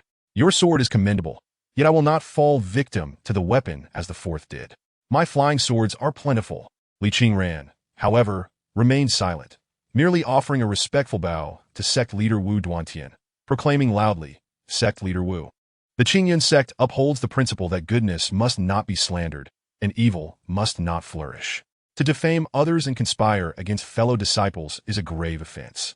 Is there any truth to this matter? Wu Duantian, preoccupied with thoughts of the elixir for restoring Dantians, was momentarily taken aback by Li Qingran's sudden inquiry. After a prolonged pause, he finally responded, There is indeed such a matter. Li Qingran, what do you mean? I have not defamed you in any way. A fleeting flicker of panic crossed Yun Zimo's eyes. However, he believed he had handled the situation deftly. Even if questioned, he could simply deny it. What evidence could Li Qingran possibly present? Li Qingran cast a sidelong glance at Yun Zimo before continuing her inquiry with Wu Duantian. What punishment is warranted? Wu Duantian narrowed his eyes, stroking his beard as he replied, For defamation and slander. Those found guilty of lesser offenses may receive a verbal warning from the law enforcement hall. Should they reoffend, they may be sent to the cliff of reflection. For those who collude to harm fellow disciples, If the allegations are substantiated, they shall face severe retribution, the removal of tongues, gouging of eyes, and molten iron poured into their ears, with no treatment for 1 month, as a form of punishment. For practitioners, enduring excruciating punishments such as having one's tongue cut, eyes gouged, and molten iron poured into the ears is not an irreparable injury. Yet the accompanying agony remains undeniably intense. Coupled with a month of silence, darkness, and solitude, it amounts to a form of extreme torture. Upon hearing this, Li Qingran once again bowed, stating, Yun Zimo, the third direct disciple of Qi Xiaopik, colluded with the outer sect elders to slander and persecute fellow disciples. As a renowned sect, Qingyun's sect would surely not turn a blind eye to such matters. This remark caused several attendees to change their expressions. Though Li Qingran did not explicitly state it, everyone understood the implication. Yun Zimo appeared furious on the surface, yet the tension in his clenched fists betrayed his inner apprehension. Elder Wang Chuan of the outer sect glared at Li Qingran with malevolence, wishing to devour her whole, while a few outer sect disciples instinctively averted their gazes, retreating behind the crowd. "How dare you commit such deeds?" exclaimed Taoist Qing Xian, rising indignantly and drawing his sword. Pointing it at Yun Zimo, his wild hair billowing like a lion roused by the surrounding pressure. "Sit down." In the void, an undeniable presence swept over them. Taoist Qing Xian gritted his teeth, inhaling deeply 3 times before sheathing his sword. Since this mysterious cultivator had assisted Li Qingran in restoring her dantian, he must have been the one who refined the divine pill at that time, in existence at least at the Tao integration level, someone he could not provoke. Moreover, all the elders present were equally formidable, unless the venerable Qingyun ancestor emerged from seclusion. However, disturbing the ancestor, who was striving to break through his bottleneck, was not advisable. He chose to endure. Taoist Qing Xian worked to quell the fury swelling within him. Wu Duantian's expression turned grave. As the saying goes, if the people do not raise a complaint, the officials will not pursue it. If Li Qingran remained silent, he would never know of this incident. However, since she had spoken up, the matter had escalated in gravity. Under normal circumstances, out of respect for Taoist Qing Xian, he would have opted for mediation or a private resolution. But today, Li Qingran stood behind an enigmatic figure whose precise identity remained undetermined. Would he dare to muddy the waters? Furthermore, this issue was fundamentally a headache for both Qi Xiaopik and Taoist Qing Xian. On ordinary days, Taoist Qing Xian did not hold him in high regard as the sect master. Today provided an opportunity to give Taoist Qing Xian a lesson while simultaneously showing favor to the figure behind Li Qingran. He was still contemplating how to assist his direct disciple, Zhao Lingtian, in restoring his dantian. Yun Zimo, is what Li Qingran said true? Wu Duantian fixed a cold glare on Yun Zimo, locking onto him with the aura of a late-stage transformation cultivator. Under the piercing gaze, Yun Zimo felt a chill run down his spine. He understood the potential consequences of this revelation. Yet, with no evidence to counter Li Qingran's claims, he stubbornly retorted, "I implore the sect master to discern the truth. I have never committed such acts. Li Qingran is slandering me." Wu Duantian, seeing through Yun Zimo's bluster, turned his attention back to Li Qingran. "As the sect master of Qingyun's sect, should you be expelled over this incident, I shall seek justice for you. Yet, justice must be grounded in evidence. Do you possess any concrete proof?" "Justice?" Li Qingran found the notion laughable. The justice Wu Duantian spoke of was not for her, but rather for the elder behind her. Without the elder's protection, she would gain nothing today. "I assure you, I have evidence," she declared. "Before I was expelled from the sect, I approached a disciple involved in this matter, offering him 1,000 low-grade spirit stones in exchange for revealing the mastermind behind it. Believing I would soon no longer be a member of Qingyun's sect, and tempted by the spirit stones, he divulged everything. He even swore to the heavens that he would never disclose this matter, lest..." Li Qingran's gaze hardened as she met Wu Duantian's and the others from Qi Xiaopik. In fact, she could have exposed Yun Zimo long before she was cast out. However, at that time, she clung to a flicker of hope for camaraderie among fellow disciples and the possibility of reconciliation with Qi Xiaopik. It was only when Zhang Hanxiao cast her into a dilapidated hut that she realized the people of Qi Xiaopik were no longer deserving of her expectations. "Elder, Qingran will not let you down," she murmured to herself. Past pains surged forth with each word. "Or else, endure the torment of 1,000 swords piercing the heart." As soon as the words left her lips, a phantom sword pierced through her from behind. Li Qingran's face turned pale instantly. A A stream of blood oozed from her mouth, dripping onto the ground. Trembling, she raised her hand to clutch her chest, her body swaying precariously, relying on the sword for support. More swords descended from the void, embedding themselves into her. The intense agony felt as if countless insects were gnawing at her nerves. With a gasp, blood gushed from her mouth, spilling from her 7 orifices, staining the floor with a shocking crimson. Yet, she remained silent. The plaza in front of the Qingran sect was enveloped in an eerie stillness. All eyes were fixed in disbelief at the scene unfolding before them, their spirits shaken. Within mere moments, Li Qingran was impaled by numerous ethereal swords, transforming her into a living pincushion.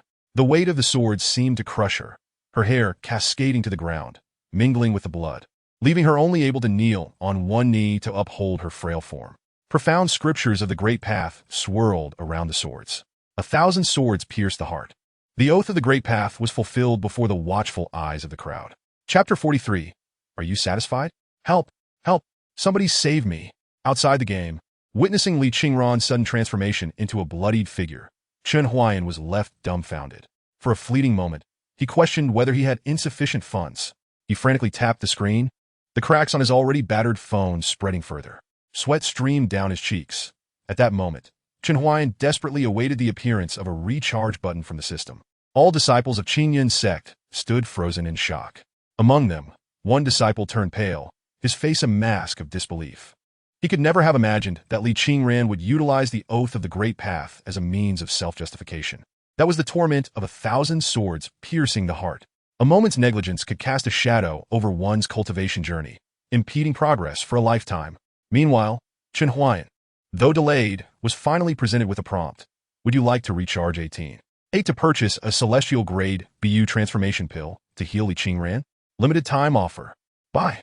Without hesitation, Chen Huaian closed his eyes and confirmed the purchase, oblivious to the surprisingly reasonable amount offered by the system this time. In the Qingyan sect plaza, just as Li Qingran was on the verge of losing consciousness, an invisible force steadied her. Then, the crowd witnessed a brocade box materialize from the void behind her. The box opened, revealing a jade-green pill that released a fragrant aroma, invigorating nearby disciples and hastening their spiritual energy flow, even causing their wounds to itch. Before anyone could savor the enchanting scent, the pill soared to Li Qingran's lips, transforming into a green light that entered her body with her breath, swiftly spreading throughout her being. The BU transformation pill. It could only be the BU transformation pill. Wu Duantian was the first to react. During this time, he had tried every precious pill to aid Zhao Lingtian in restoring his Dantian, including this legendary BU transformation pill, which was said to have the power to snatch souls from the brink of death. However, the BU transformation pill he gave Zhao Lingtian lacked the overwhelming fragrance of this one, and upon closer inspection, the pill was perfectly translucent, devoid of impurities, resembling exquisite jade. The answer was clear. It was indeed a celestial-grade BU transformation pill. Wu Duantian's astonishment knew no bounds. Master, is this pill truly remarkable? Wu Duantian glanced at Zhao Lingtian, responding with slight annoyance. The BU transformation pill is at least a 5th-grade pill, and this one has reached celestial quality. How do you think it should be classified? Zhao Lingtian's eyes widened in disbelief as he realized that the ordinary quality by Yu Zhao Huadan was classified as a 5th-grade elixir. Consequently, the immortal quality by Yu Zhao Huadan must surely be at least a 4th or 3rd grade. Such a magnificent elixir was being wasted merely to alleviate Li Qingran's pain? She was merely in discomfort, not on the brink of death. At that moment, Zhao Lingtian felt as if his heart were bleeding. The elders from various peaks gazed longingly at Li Qingran, enveloped in a jade-like azure light, their hearts a tumultuous mix of emotions. They would only consider using such a precious elixir in life-or-death situations. How could it be squandered like this? Among the crowd, the outer gate elder Wang Chuan was already drenched in sweat, sensing impending doom. It was a foregone conclusion that he would be implicated. Who would have thought that Li Qingran would be so formidable? The vow of the 10,000 swords piercing the heart had been shattered so easily, given Wu Duantian's temperament. Wang Chuan knew his position as elder was in jeopardy, and he would likely face severe punishments, including mutilation. The most alarming thought was whether that mysterious cultivator behind Li Qingran would let him off the hook. Would Wu Duantian, in his desire to please the mysterious figure, sacrifice him? The more he pondered, the more apprehensive he became, and Wang Chuan's gaze toward Li Qingran grew increasingly malicious. with everyone's attention fixated on the disciple. The mysterious cultivator was undoubtedly concerned for her safety, presenting a moment of vulnerability. Thus, Wang Chuan resolved to act without hesitation. He drew forth his flying sword and hurled it forward, then leapt onto it. The mountains remained unchanged, and the waters flowed eternally. However, before he could soar far, a flurry of golden talismans rapidly pursued him. Thunder rumbled across the clear sky, and Wang Chuan, unable to evade in time, was struck directly, plummeting amidst clouds of smoke. Chen Huaian, watching from his phone, grimaced as he stuffed the unused Thunderfire talismans back into his bag, nursing his numbed fingers in silence. Wang Chuan, being merely a perfected golden core cultivator, was not directly killed by the talismans, but the continuous strikes left him severely scorched and barely able to stand. Wu Duantian, startled by the turn of events, quickly ordered someone to restrain Wang Chuan, feeling a newfound wariness toward the mysterious cultivator. The talismans had been thrown in abundance, including several supreme-quality Thunderfire talismans, indicating that the mysterious figure possessed significant resources. Could they be an ancient monster from a hidden sect? Such figures, supported by sects, were notoriously difficult to deal with. Solitary cultivators were comparatively easier to handle. Yun Zimo, witnessing Wang Chuan's capture, realized that the situation could no longer be concealed. He voluntarily knelt before Wu Duantian and Daoist Qingxian, bowing deeply in apology. Master, sect leader, the disciple has sinned. I acted recklessly out of anger for Li Qingran's harm to my junior sister and resorted to such desperate measures. Regardless, I have violated the sect rules, and I am willing to accept punishment. Foolish child. Daoist Qingxian trembled with rage, his face flushed. What disgrace! From now on, our Qishao Peak will become the laughingstock of the Qingyan sect.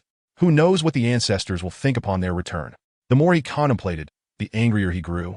Yet he felt a pair of watchful eyes upon him, preventing him from acting rashly. Daoist Qingxian vowed that he had never felt so humiliated in his life. Wu Duantian stroked his beard thoughtfully, narrowing his eyes. Upon hearing this, Yun Zimo's heart surged with joy. Since the sect leader had indicated it, the primary punishment would surely fall on Wang Chuan, thereby reducing his own penalty. Wu Duantian then declared loudly, Outer Gate Elder Wang Chuan has conspired against fellow disciples, showing extremely malicious intent. As a senior, he has acted without virtue, and as a manager, he has disregarded the rules. He is hereby stripped of his elder status, to have his eyes gouged, tongue cut out, ears filled with molten iron, and he will be sent to the Cliff of Reflection for 6 months of penance. Likewise, Yun Zimo, a direct disciple of Qishao Peak, will also endure the same punishments, but since he has shown willingness to admit his wrongs, he will receive 2 extra vegetable leaves with his daily meals during his 3 months of penance. As for the other disciples implicated in this matter, they shall all be sent to the Cliff of Reflection for solitary confinement. Yun Zimo's face paled at this news. Wasn't this merely a reiteration of the same punishments? Moreover, the duration of penance had been extended. Sect leader, please, that will ruin me. Master, please plead for me. Yun Zimo crawled desperately to Daoist Qingxuan's feet, only to be kicked away, rolling across the square until he lay unconscious. Lu Changtian was taken aback. He had not anticipated that Li Qingran's expulsion from the Qingyan sect was a setup. However, seeing Yun Zimo's pitiful state, he felt a pang of sympathy. Mu Baishuang joined in, softly pleading, Yes, master. Third senior brother was merely momentarily blinded by anger. Yet, the typically effective ploys of coaxing and charm were futile against Daoist Qingxian. Silence. His cold gaze sliced through Lu Changtian and the others like a blade. Speak another word, and you will join them in solitary confinement. Lu Changtian's face turned pale, and he bit his tongue to suppress his words. Xiao Yifeng, who had just been about to intercede, fell silent. A shadow of gloom passed over Mu Baishuang's eyes. The situation and the people had begun to spiral beyond her control. Wu Duantian glanced at the crowd from Qishao Peak, a subtle smile gracing his lips. His gaze then settled on the now-conscious Li Qingran, and he spoke in a gentle tone. Qingran, are you satisfied with my handling of the matter? Chapter 44. Swift decisiveness. The rarity of the Bai Yu Zhao Hua Dan lies in its ability to heal injuries while alleviating pain. In moments of life-threatening peril, sometimes the injury itself is not the most lethal aspect. Rather, it is the various negative states brought on by pain that prove fatal. The immortal quality Bai Yu Zhao Hua Dan effectively shields one from all suffering, rendering even the agony of 1,000 swords piercing the heart almost negligible. Li Qingran gazed at the ethereal azure light enveloping her, gently grasping her wrist with her left hand, her eyes downcast. She was aware that she had unknowingly accepted yet another favor from a senior. Yet the debt of gratitude had grown so vast that she no longer knew how to repay it. Senior, Qingran, no worries, it is merely an elixir. We must first address the immediate situation. A distant, ethereal voice echoed in her ears, audible only to her. Qingran, are you satisfied with my handling of the matter? Li Qingran lifted her gaze to meet Wu Duantian's, and from the corner of her eye, she noticed Yun Zimo being restrained by 2 disciples, on his way to the law enforcement hall for punishment. Indeed, even the torment of having his eyes gouged, tongue severed, and ears filled with molten iron would pale in comparison to the suffering she had endured. Without her senior's intervention, Wu Duantian would likely have merely imposed a trivial punishment on Yun Zimo out of respect for Taoist Qingxian, though she should have remained unyielding. The thought of the senior standing behind her brought her peace. Wu Zongzhu was wise and just. Naturally, she held him in high regard. Li Qingran performed a deep bow, indicating her satisfaction. Hold on. A cold voice resounded in the void. Qingran is satisfied, but I am not. Wu Duantian's smile froze. His hand caught mid-motion, unsure whether to place it down or raise it, and he cautiously addressed the void. Esteemed one, how do you believe this matter should be handled? Why, of course, it should be dealt with immediately. Chen Huaian sat cross-legged on the sofa, his left hand stroking a cat's head while his right pressed a transmission talisman, rattling off his thoughts. Who knows if you will truly punish him at the law enforcement hall or if it is merely a fade. Seeing is believing, and hearing is deceiving. After a moment of silence, a ghostly voice emerged from the void.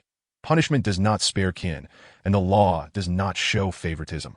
If the discipline is not visible to the public, it fails to serve as a deterrent. Therefore, it must be executed immediately.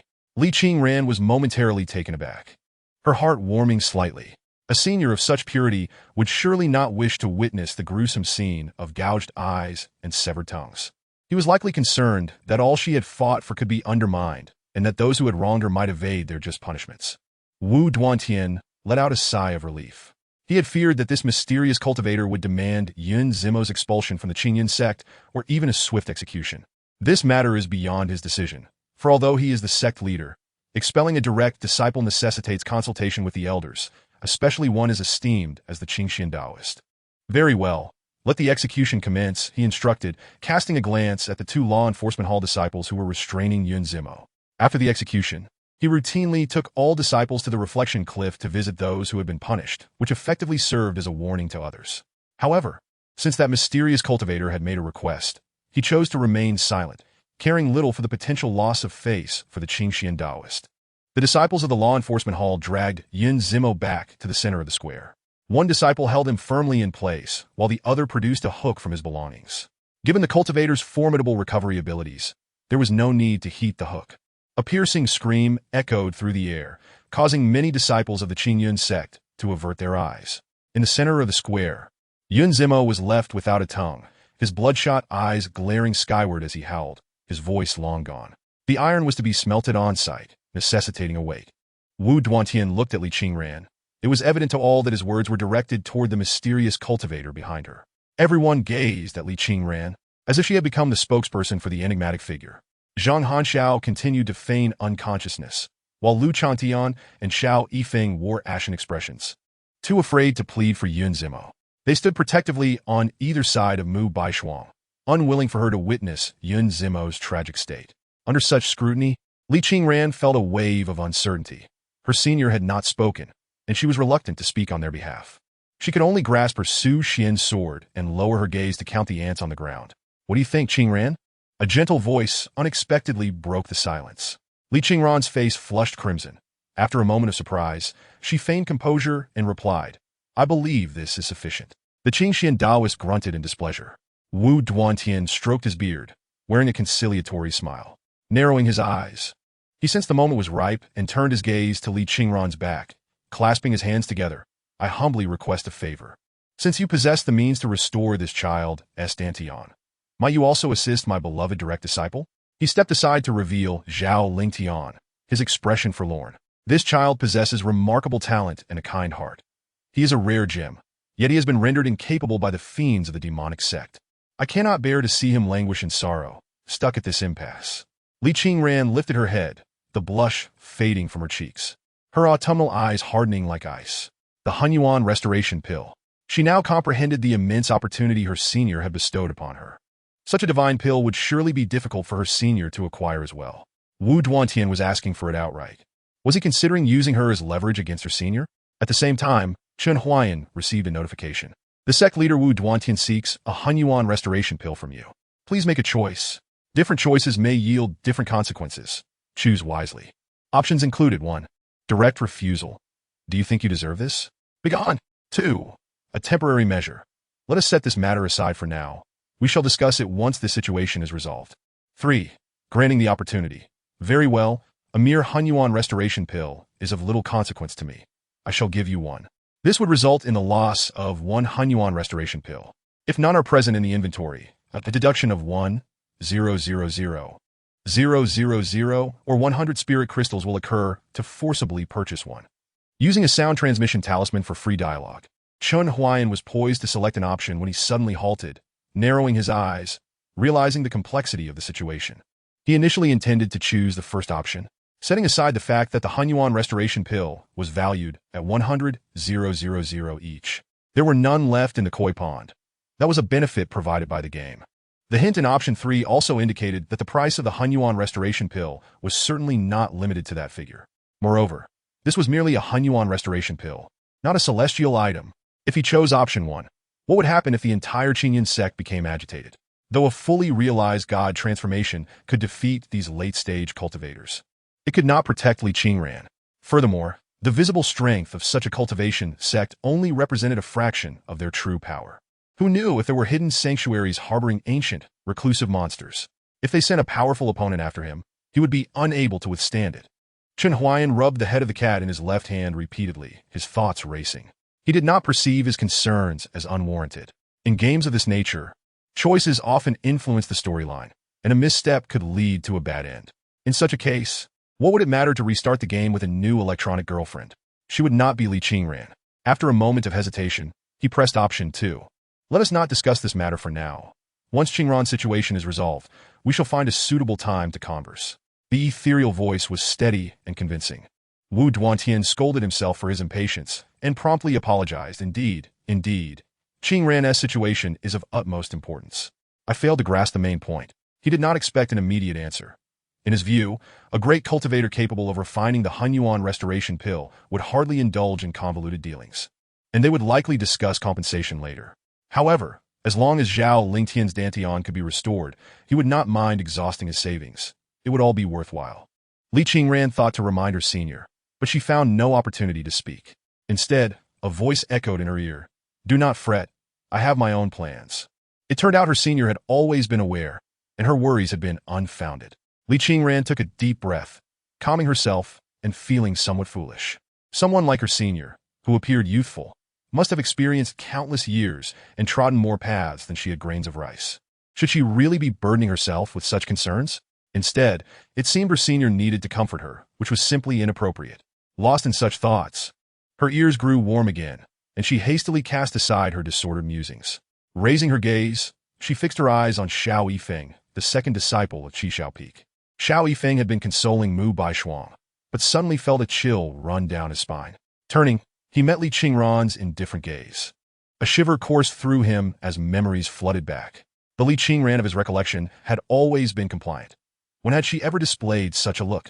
Even during the most excruciating moments of testing medicine, she would feign indifference, and despite being battered while protecting the spiritual fields from pill-thieving bird demons, she would always laugh it off. He had always believed that she admired his alchemical talent. No, he had thought she revered it. Over time, requesting her assistance with trials or tending to the spiritual fields had shifted from an earnest plea to an arrogant demand. He had taken it for granted, often giving her surplus pills, even though they might hold little value for her. Yet, was that truly enough? Senior brother, what is the matter? Xiao Yifeng regained his focus, feeling a small, icy hand slip into his, soft and delicate, as he looked into Mu Baishuang's tearful eyes. The little girl was terrified. Having just heard Yun Zimo's harrowing scream, she was in tears, her face pale. Yet, despite her evident fear, she still managed to muster concern for him. Why was he still afraid? What was there to fear? Xiao Yifeng failed to notice the faint red mist swirling deep within Mu Baishuang's eyes. The Qingxian Taoist, seated with eyes closed beside Wu Duantian, suddenly opened his eyes and glanced toward Xiao Yifeng, a flicker of confusion crossing his brow. That aura. No, it couldn't be. How could a disciple of Qi Shao Peak have an issue? They had all been meticulously selected, and any flaws were merely minor issues of temperament. Nevertheless, the Qingxian Taoist remained vigilant, silently committing that fleeting aura to memory. Li Qingran, why do you look at me? What have I done to wrong you? Do not forget how many pills I have given you. Rejuvenated by the encouragement of his junior sister, Xiao Yifeng descended the steps, raising his head and puffing out his chest to confront Li Qingran. I must thank you for the pills you sent me. The fasting elixir, the deworming pill, the laxative. Li Qingran recounted, counting off on her fingers, drawing uproarious laughter from the surrounding disciples of the Qingyan sect, causing Xiao Yifeng's face to flush crimson. Pausing briefly, her eyes glinted with frost as she continued, "Oh, and let us not forget the counterfeit elixir you gifted me, masquerading as a regular great recovery pill. The fire poison has been raging within me for 93 days, depriving me of sleep at night and sustenance by day. At my worst, even walking became a struggle. You truly are the exemplary second disciple of the Qi Shao Peak, my esteemed second senior brother." Xiao Yifeng's expression shifted. He had anticipated that Li Qingran would bring this incident to light. After the grand competition concluded, Mu Baishuang was injured, and Li Qingran had sustained a grievous wound from Lu Chantian, who had struck her, causing her to spit blood incessantly. He was the only one who visited her in her cave dwelling. While ostensibly offering her a great recovery pill for healing, the truth was that the elixir was nothing more than a disguised failure. He watched as Li Qingran consumed it gratefully, only for the fire poison to erupt within her moments later. At that time, he had expressed a desire for her to truly experience the suffering that his junior sister had endured. But did Li Qingran possess any evidence? Would she dare to swear an oath to the Tao? Was she truly willing to risk her fate for vengeance? Furthermore, he mused, "Junior sister, I am merely a 7th grade alchemist. Although I possess some talent, I cannot guarantee the complete removal of all poison from every pill. How can you prove that I have intentionally harmed you?" Xiao Yifeng crossed his arms defiantly, chin raised in a haughty manner. "You frequently come to me for testing elixirs. Your body has grown highly sensitive to them, akin to an alchemist. Can you not discern whether a pill harbors fire poison? I see you as a treacherous wolf, driven mad, viewing all our goodwill as worthless." As Li Qingran regarded the arrogant Xiao Yifeng, she suddenly felt a wave of nausea. Even when expelled from the Qingyan sect, even while languishing in a dilapidated hut awaiting her demise, she had never envisioned that her once revered second senior brother would devolve into such a loathsome individual. Yet, she indeed lacked direct evidence. The words Xiao Yifeng had spoken were known only to the two of them. Just as Li Qingran found herself at a loss, a cold scoff echoed from the void behind her. "Interesting. Xiao Yifeng, I ask you, as an alchemist, can you truly discern if a pill contains fire poison?" Xiao Yifeng was taken aback. Identifying the fire poison within an elixir was a fundamental skill for any alchemist. If he could not accomplish this most basic task, what right did he have to call himself an alchemist? He nodded affirmatively. "Indeed. Then, let us see you make your case." Upon this declaration, 10 brocade boxes flew forth from the void behind Li Qingran. Inside, they contained the most basic grade of great recovery pills. These were the simplest pills, their formulas thoroughly studied, and the lower the grade, the simpler the concoction. Xiao Yifeng gazed at these elixirs in confusion, perceiving them as ordinary great recovery pills without any remarkable characteristics. They even appeared to have been produced in a single batch. What then was the intent of the senior?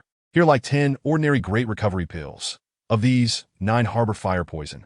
You have 1 incense stick's worth of time. If you can select the one devoid of fire poison, I will deem your challenge successful. Xiao Yifeng raised his gaze to scan all the pills. Inferior quality elixirs would often reveal their fire poison through black spots on their surface. Yet at this moment, relying solely on his sight, he could detect no abnormalities. Gradually regaining his composure, he realized that this was a trap set by the elder behind Li Qingran. These pills must have been meticulously disguised, imperceptible to the untrained eye. But was he merely an ordinary person? A cold smile crept across Xiao Yifeng's lips. As a practitioner of the innate wood spirit root, one of the most suitable roots for alchemy, he possessed a natural sensitivity to spiritual herbs. For simpler elixirs, he could identify their components merely by scent, a skill that could likewise aid him in discerning the presence of poison. His sense of taste was even more acute than his sense of smell.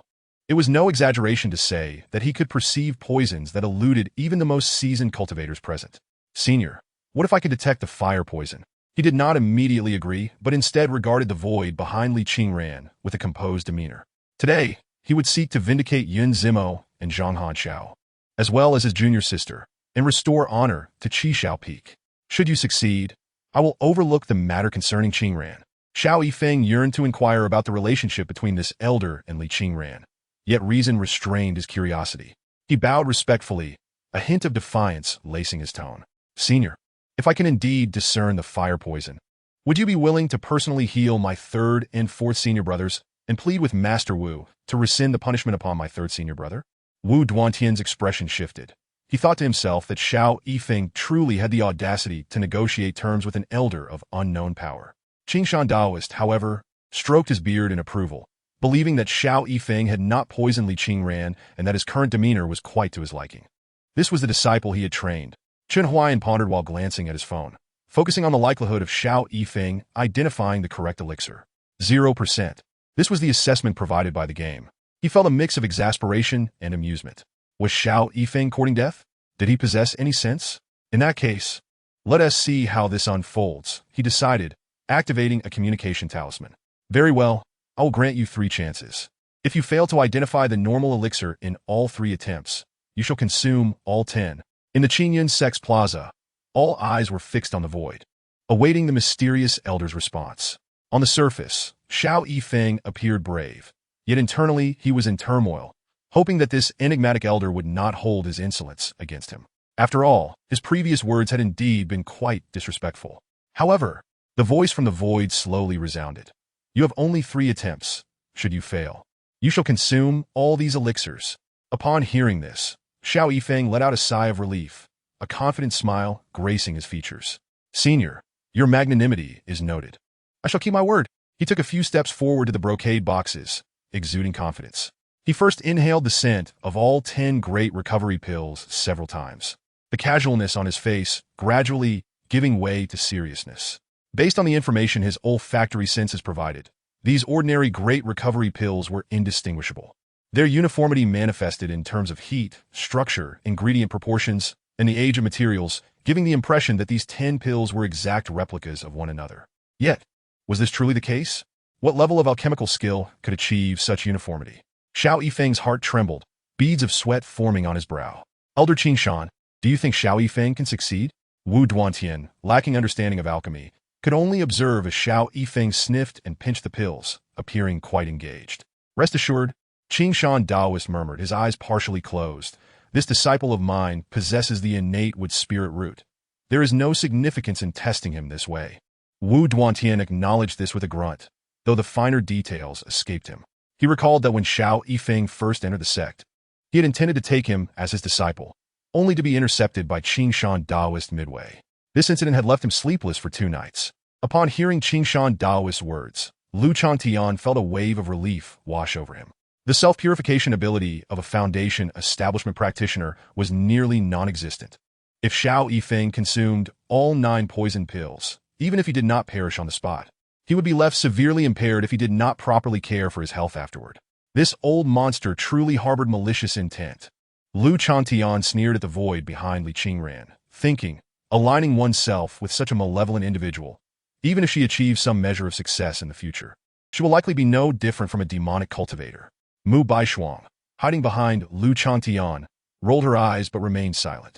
Perhaps she had never witnessed the true nature of demonic cultivators. They did not adhere to reason. If they found someone displeasing, they would kill them outright.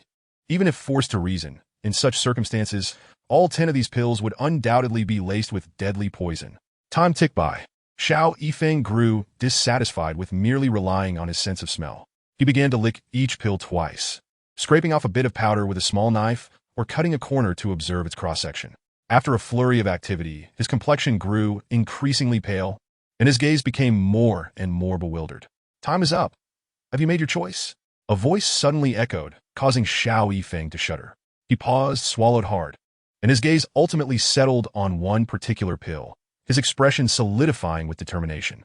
He had made his choice. This one. Chapter 47. Perhaps a Chen Huaian let out a cold laugh upon seeing the pill Xiao Yifeng selected. He had the option of an instant swap available for 6 coins. If Xiao Yifeng truly had the fortune of selecting the pill free from pill poison, He could easily spend money to switch it for one that was tainted. However, it seemed he wouldn't need to recharge. Xiao Yifeng was not particularly lucky, as the first pill he chose was indeed tainted. He pressed the communication talisman. Since you've chosen it, then consume it. Why are you hesitating? If fate has already been determined, then take it and see. Xiao Yifeng, what are you still hesitating for? Qingxian Daoist shot a sidelong glance at his second disciple, eagerly anticipating the moment Xiao Yifeng would slap the mysterious figure in the face. As for the expression on Xiao Yifeng's face, which resembled that of someone constipated, he merely thought it was due to being too close to the mysterious figure, causing Xiao Yifeng to feel anxious. Yes, master. Xiao Yifeng fervently prayed to the celestial beings, closed his eyes, and swallowed the large pill in one gulp. The medicinal power erupted rapidly. He let out a muffled groan, clutching his chest in pain as his face turned a deep crimson. His eyes turned bloodshot, breathing heavily, displaying the telltale signs of pill poison.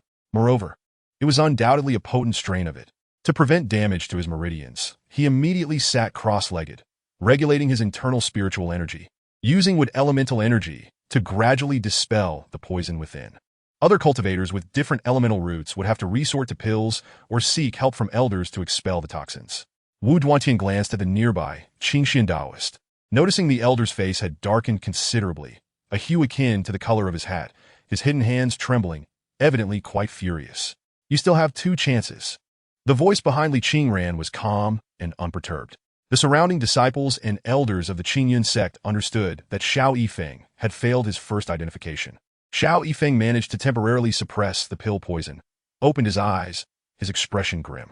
After a moment's hesitation, he clasped his hands towards Li Qingran, saying, I humbly dare to ask, among these 10 pills, is there truly one that is normal? What? Do you think this esteemed one is trying to trap you? A cold snort resounded, and an oppressive force descended, a fierce wind sweeping through and shattering the steps around Xiao Yifeng into fragments. A voice laced with murderous intent echoed in the air. By virtue of that statement alone, I could slay you without needing a reason. I acknowledge my error. Please forgive me, esteemed elder. Xiao Yifeng quickly bowed his head, trembling with fear. Out of the corner of his eye, he caught a glimpse of Qingxian Daoist, who appeared indifferent, eyes closed, seemingly unbothered. Sect Master Wu Duantian looked on with a smile, his gaze akin to that of a father examining his daughter. No one could aid him.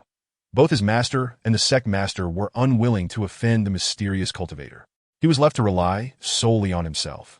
Taking a deep breath, Xiao Yifeng steeled himself and selected the second pill. He consumed it, but the fire poison erupted once more. You have 1 chance remaining. After suppressing the fire poison, Xiao Yifeng extended his hand, veins bulging, trembling as he reached for the 8 remaining pills. Until now, he had never imagined that the fire poison could be so excruciating. Every meridian and bone felt as if it were being scraped repeatedly by a brush laden with steel needles. This pain did not persist continuously, but surged in waves. Like a serpent slithering throughout his body, offering no chance for adaptation, only relentless torment.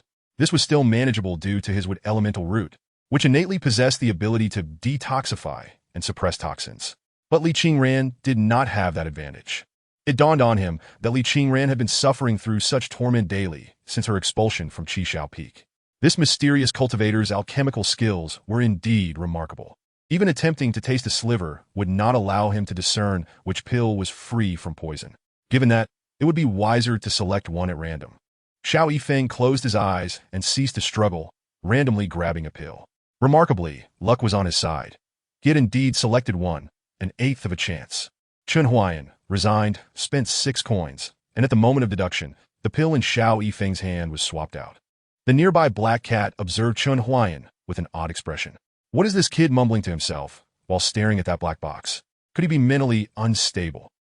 Could it be that this black box is some sort of mind-controlling magical artifact? How intriguing. I wonder how the malice behind this black box compares to that of this beast, which is more sinister. The black cat appeared to have thought of something amusing, its tail held high. Xiao Yifeng consumed his last opportunity, and the fire poison erupted once again. The fire poison from the previous 2 rounds had accumulated to an extreme. This third wave was like a spark igniting a fuse. The combination of the prior 2 and this third explosion culminating in a violent detonation. Xiao Yifeng's face turned ashen, flushed crimson, and he staggered back several steps on the stairs, ultimately collapsing to the ground, gasping out a mouthful of black blood. Strangely, that black blood vaporized into mist, filling the air with a rancid stench of medicinal residue and foul blood, causing nearby disciples to immediately cover their mouths and noses. In the center of the square, a figure pressed against his chest, struggling for a moment before collapsing to the ground, convulsing a few times before falling still. Qing Xian Daoist. It appears your disciple is not as talented as he believes. A light chuckle resonated in the air. There are still 7 pills left. Shall you feed him, or shall I do it myself? Chen Huaian felt no sympathy for Xiao Yifeng. Li Qingran had endured fire poison for 3 months. Her meridians were already charred and rotting from the poison. Compared to that, Xiao Yifeng's current suffering was nothing. Esteemed one, this disciple has already been punished. His condition from the fire poison is dire. Perhaps it would be best not to force him to consume the remaining 7 pills. Wu Duantian sensed that Qing Xian Daoist was on the brink of exploding and quickly intervened to mediate. Did I grant you permission to speak? Sit down. Do not overstep your bounds. Qing Xian Daoist could no longer endure standing up. His sword pointed at Li Qingran. Do not think for a moment that I am unaware that all 10 of these pills are poisoned. My second disciple would not be able to distinguish them. Even if you wish to avenge Li Qingran, this is rather excessive. Moreover, did my second disciple truly give Li Qingran a poisonous pill? Qing Xian Elder, under the pressure of Li Qingran, who was in the late stages of transformation, stepped forward with a pale face, struggling to take 2 steps, as if to shield the figure in the void behind her. Her cold eyes fixed upon her former master, filled with a chilling sorrow. Since the competition, I have received no assistance. The only pill I consumed was the large one given to me by Xiao Yifeng. You lie. Qing Xian Daoist's eyes widened in anger. If you utter a single falsehood, may I be struck by heavenly retribution. Li Qingran raised 3 fingers toward the sky, the pressure of the heavenly way rendering her delicate face ashen. She could distinctly feel her fate deteriorating. The effort she had once exerted to maintain these relationships now seemed so insignificant, and today her desperate retaliation was fierce. Above the Qingyan sect, the previously clear sky suddenly darkened, ominous clouds gathering as streaks of lightning flickered within them, as if probing. Finding nothing, they dissipated along with the clouds. Qing Xian Daoist met Li Qingran's resolute gaze, his sword trembling in hand, rendered speechless. After 2 consecutive entanglements with destiny, her fate must undoubtedly be compromised. Li Qingran was risking everything. Thus, the poison pill must have been deliberately given by Xiao Yifeng, including the healing pill he had purportedly sent to Li Qingran. Among the remaining 7 pills, 1 floated before Qing Xian Daoist. The oppressive force bearing down on Li Qingran dissipated, and a haunting voice echoed in the void. Why not try to see if it is a poison pill? The Daoist Qing Xian gazed at the brocade box containing elixirs before him, a flicker of hesitation crossing his eyes. How can I know if this elixir? His words were abruptly cut off as the box sprang open, and a great returning pill shot into his mouth with a swift whoosh. In the void, a voice commanded, "Eat it!" Chapter 48. The battle with Lu Changtian at the sight of the elixir entering Daoist Qingshuan's mouth. 2 individuals trembled slightly. One was the sect leader, Wu Duantian, and the other was Chen Huaian, who was momentarily paralyzed in front of his phone. Just moments ago, a prompt had appeared in the game asking if he wanted to voluntarily hand over a normal elixir to Daoist Qingxian, to which he had agreed. So, this was handing over? Was it really that forceful? Would this NPC not erupt in rage? Would it not provoke a bad end? Wu Duantian was astonished by Chen Huaian's rudeness. As a grand cultivator, how could he forcibly shove an elixir into another's mouth? Such behavior was utterly disgraceful and remarkably shocking. Li Qingran was already dumbfounded, her hair standing on end. Daoist Qingxian swallowed the great returning pill, and just as he was about to be consumed by fury, the pill's medicinal power began to spread. There was not even a trace of poison, clearly as the mysterious cultivator had stated, without any deceit involved. The current predicament of Xiao Yifeng was indeed his own doing. Daoist Qingshuan's emotions were tumultuous, but the anger in his mind began to cool slightly. He could not claim that the elixir was poisonous to twist the truth, for all could see that he had already lost face. The cultivator's realm was still unknown and hidden.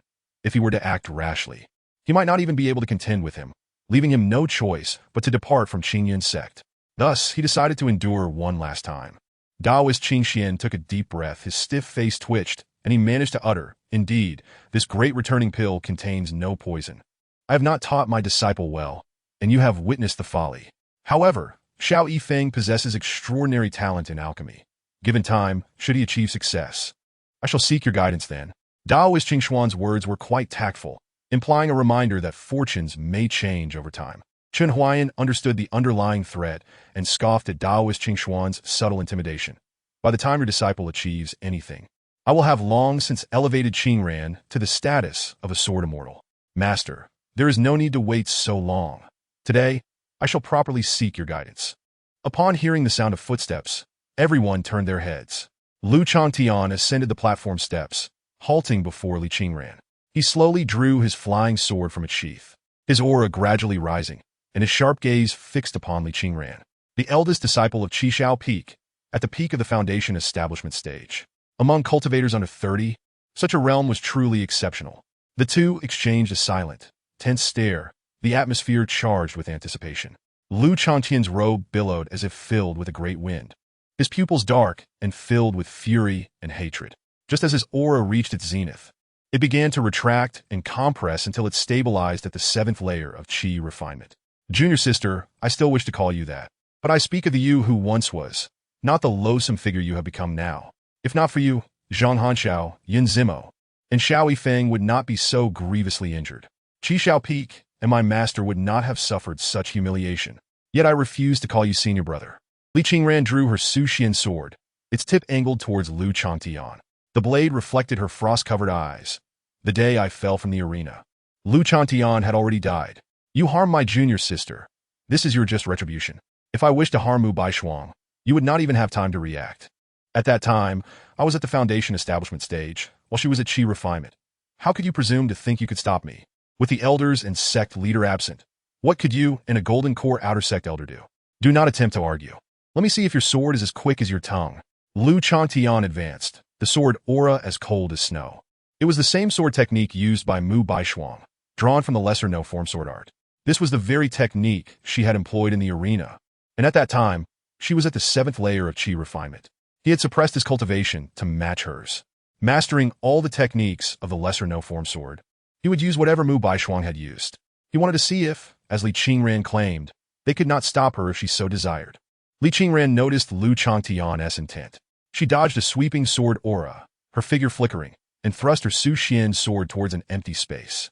Li Qingran, embodying frost and snow, appeared in that very air, his brow furrowed, his gaze sharp. With a swift maneuver, he evaded the thrust of the Su Xian sword, inwardly lamenting how Li Qingran's reflexes had become so rapid. A sudden chill enveloped him as he raised his sword to block, a tremendous force crashing against it. But it vanished in an instant. As he pivoted to unleash a cunning kick, Li Qingran had already gracefully retreated 3 steps. In that fleeting moment, before Li Qingran could retract his leg, she thrust her sword again. The sword light cascaded like rain, growing ever swifter. The technique she employed was also the 6th form of the lesser no-form sword, rain-soaked. With a significant disparity in cultivation, Li Qingran's body could not keep pace with his mind. He had not anticipated that Li Qingran's sword would be so fast. Even with his understanding of the lesser no-form sword, he could only respond hastily. Rain-soaked continued with a maximum of 49 thrusts. He recalled how Li Qingran had sought him out to practice. She had never unleashed this technique more than 30 times. If he could endure through 30 strikes. Suddenly, a sharp blade of light surged into view, faster than anything he had ever seen.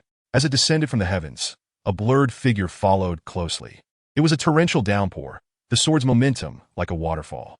Within the curtain of sword shadows, an almost imperceptible sword intent was birthed, gathering strength before suddenly piercing through with the force of a raging river. Clang! Li Qingran's sword flew from his grasp. He knelt on the ground, his pupils trembling, staring blankly at the familiar, yet unfamiliar girl before him. The cold blade of Su Xian rested against his neck. Why? How could you unleash this final strike of rain-soaked? Li Qingran's voice seemed to sigh, tinged with self-mockery. Li Qingran, I have long been capable of it. It was only your impatience that never allowed me to reach this final strike. Chapter 49, The Game Helmet? Li Qingran was momentarily stunned. When did he begin to grow increasingly impatient with his junior sister as practice sessions? It was he who had urged her to spar with him frequently. Why had everything changed? He no longer patiently fed her techniques or awaited her arrival at the training grounds every day. Once, even if she struggled, he would encourage her, meticulously reviewing their training. Yet now, no matter how hard she tried, he only saw flaws, foolishness, and a lack of talent in the sword's way. Ah! So it was It was not Li Qingran who had changed, but himself. If Li Qingran, at the foundation establishment stage, truly wished to harm Mu Baishuang, they would not have been able to stop her.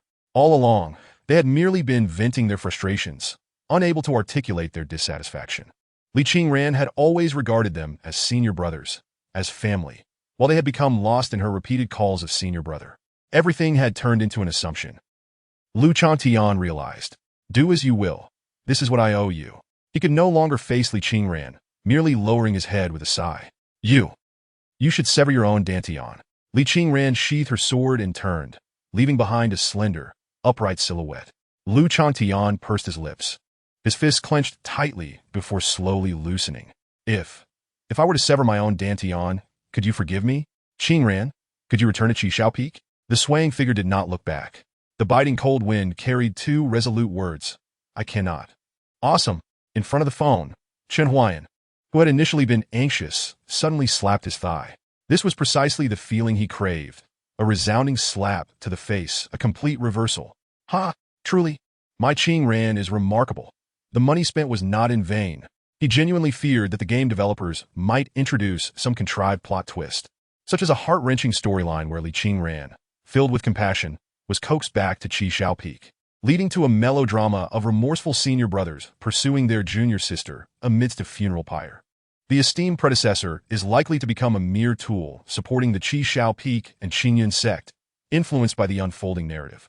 Just the thought of it is utterly nauseating. What difference is there from NTR? Fortunately, the game developers possess a sound mind. A window pops up. Thank you for supporting this game. Your exclusive gaming helmet has arrived. With a resounding thud at the door, Chen Huaian swiftly propelled himself to the entrance, opening the door to survey his surroundings. He bowed his head expertly, scoffed, and returned to the sofa, cradling a box. Upon opening it, he discovered a sleek black gaming helmet resembling a motorcycle helmet, imbued with a futuristic aesthetic, adorned with the logo of Electronic Girlfriend, alongside a chibi version of Li Qingran. Chen Huaian slowly typed a question mark. The black cat beside him also emitted a question mark. Chen Huaian pondered, will this contraption explode when worn? It seems rather dubious. This game hardly appears to necessitate a gaming helmet. The black cat remarked, if I'm not mistaken, this is a fragmented celestial artifact. What is the backstory of this esteemed figure? Chen Huaian glanced at the black cat, bewildered, and queried, why are you trembling? The black cat mewed softly, awkwardly licking its paw. It was merely a little kitten, forever a little kitten. What could it possibly understand? It knew nothing. Ultimately, Chen Huaian donned the helmet. While he might have doubts about the game developers, he had faith in the 30,000 he had invested. Electronic Girlfriend is connecting.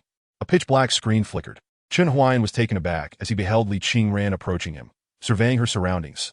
Wasn't this the Qingyun sect plaza? Goodness, is the VR technology truly this advanced? Chen Huaian had previously experienced the latest VR headsets at an entertainment venue, which indeed boasted remarkably lifelike visuals. Yet there remained a palpable disconnection. However, Electronic Girlfriend was a different experience altogether. He felt genuinely immersed. Were there any disjointed aspects? Perhaps, although the visuals and ambient sounds were hauntingly realistic. As if Li Qingran genuinely stood before him, with even the tiniest veins beneath her skin visible, and the sound of rolling sand audible.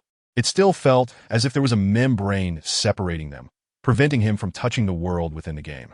Nevertheless, Chen Huaian was content. 30,000. What a bargain. Not a loss at all. Soon, he would purchase a thermos for use on an airplane, and he would be soaring.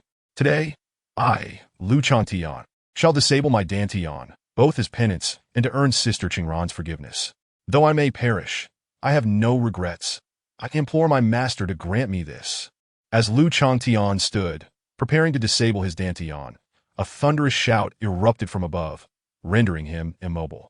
You wretched fool, I have painstakingly cultivated you to this point, and yet you wish to forsake your dantian and cultivation for a mere individual? You coward, go to the contemplation cliff and reflect. Just as his cherished disciple was about to disable his dantian, Taoist Qingxian could no longer remain passive. Lu Chantian was his most favored disciple, followed by Xiao Yifeng, and then Mu Baishuang, not due to any extraordinary talent, but rather for her amiable nature. As his first disciple, Lu Chantian represented an immense investment of his efforts. How could he bear to witness Lu Chantian's self-destruction? Chen Huaian realized the gravity of the situation. The game developers ultimately succumbed to their folly.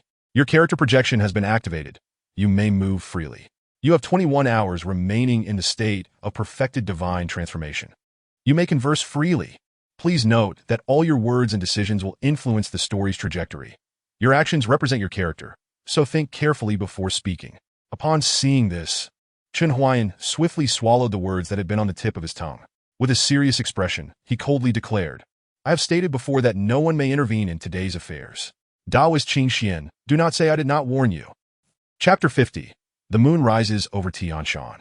When the moment for action arrived, Chen Huaian felt acutely aware of his limited vocabulary, struggling to articulate. As his words echoed, the atmosphere in the Qingyan sect plaza grew somber. Taoist Qingxian fell silent, drawing his Qingxian sword. The aura of a late-stage perfected divine transformation surged forth, swirling around him, causing his hat to fall at his feet while his robes and hair danced wildly in the invisible energy. Elder Qingxian, let us discuss this calmly. Wu Duantian was the least inclined to see two cultivators clash. This was Qingyan sect, and any damage would be to his detriment. Moreover, he awaited the mysterious cultivator's assistance in helping Zhao Lingtian restore his Dantian. If a feud arose, how could they plan anything? Lu Changtian is my foremost disciple. How could I stand idly by while his Dantian is destroyed? Daoist Qingxuan's voice became a taut line as he addressed Wu Duantian. He is undoubtedly not of the integration stage. Observing his relationship with Li Qingran, even if there is no formal master-disciple bond, there exists a bond of obligation. A master would naturally defend his disciple. If he were truly a formidable cultivator, would he need to navigate such convoluted paths? Daoist Qingxuan's tone was resolute. He was determined to protect Lu Changtian at all costs. Wu Duantian sighed.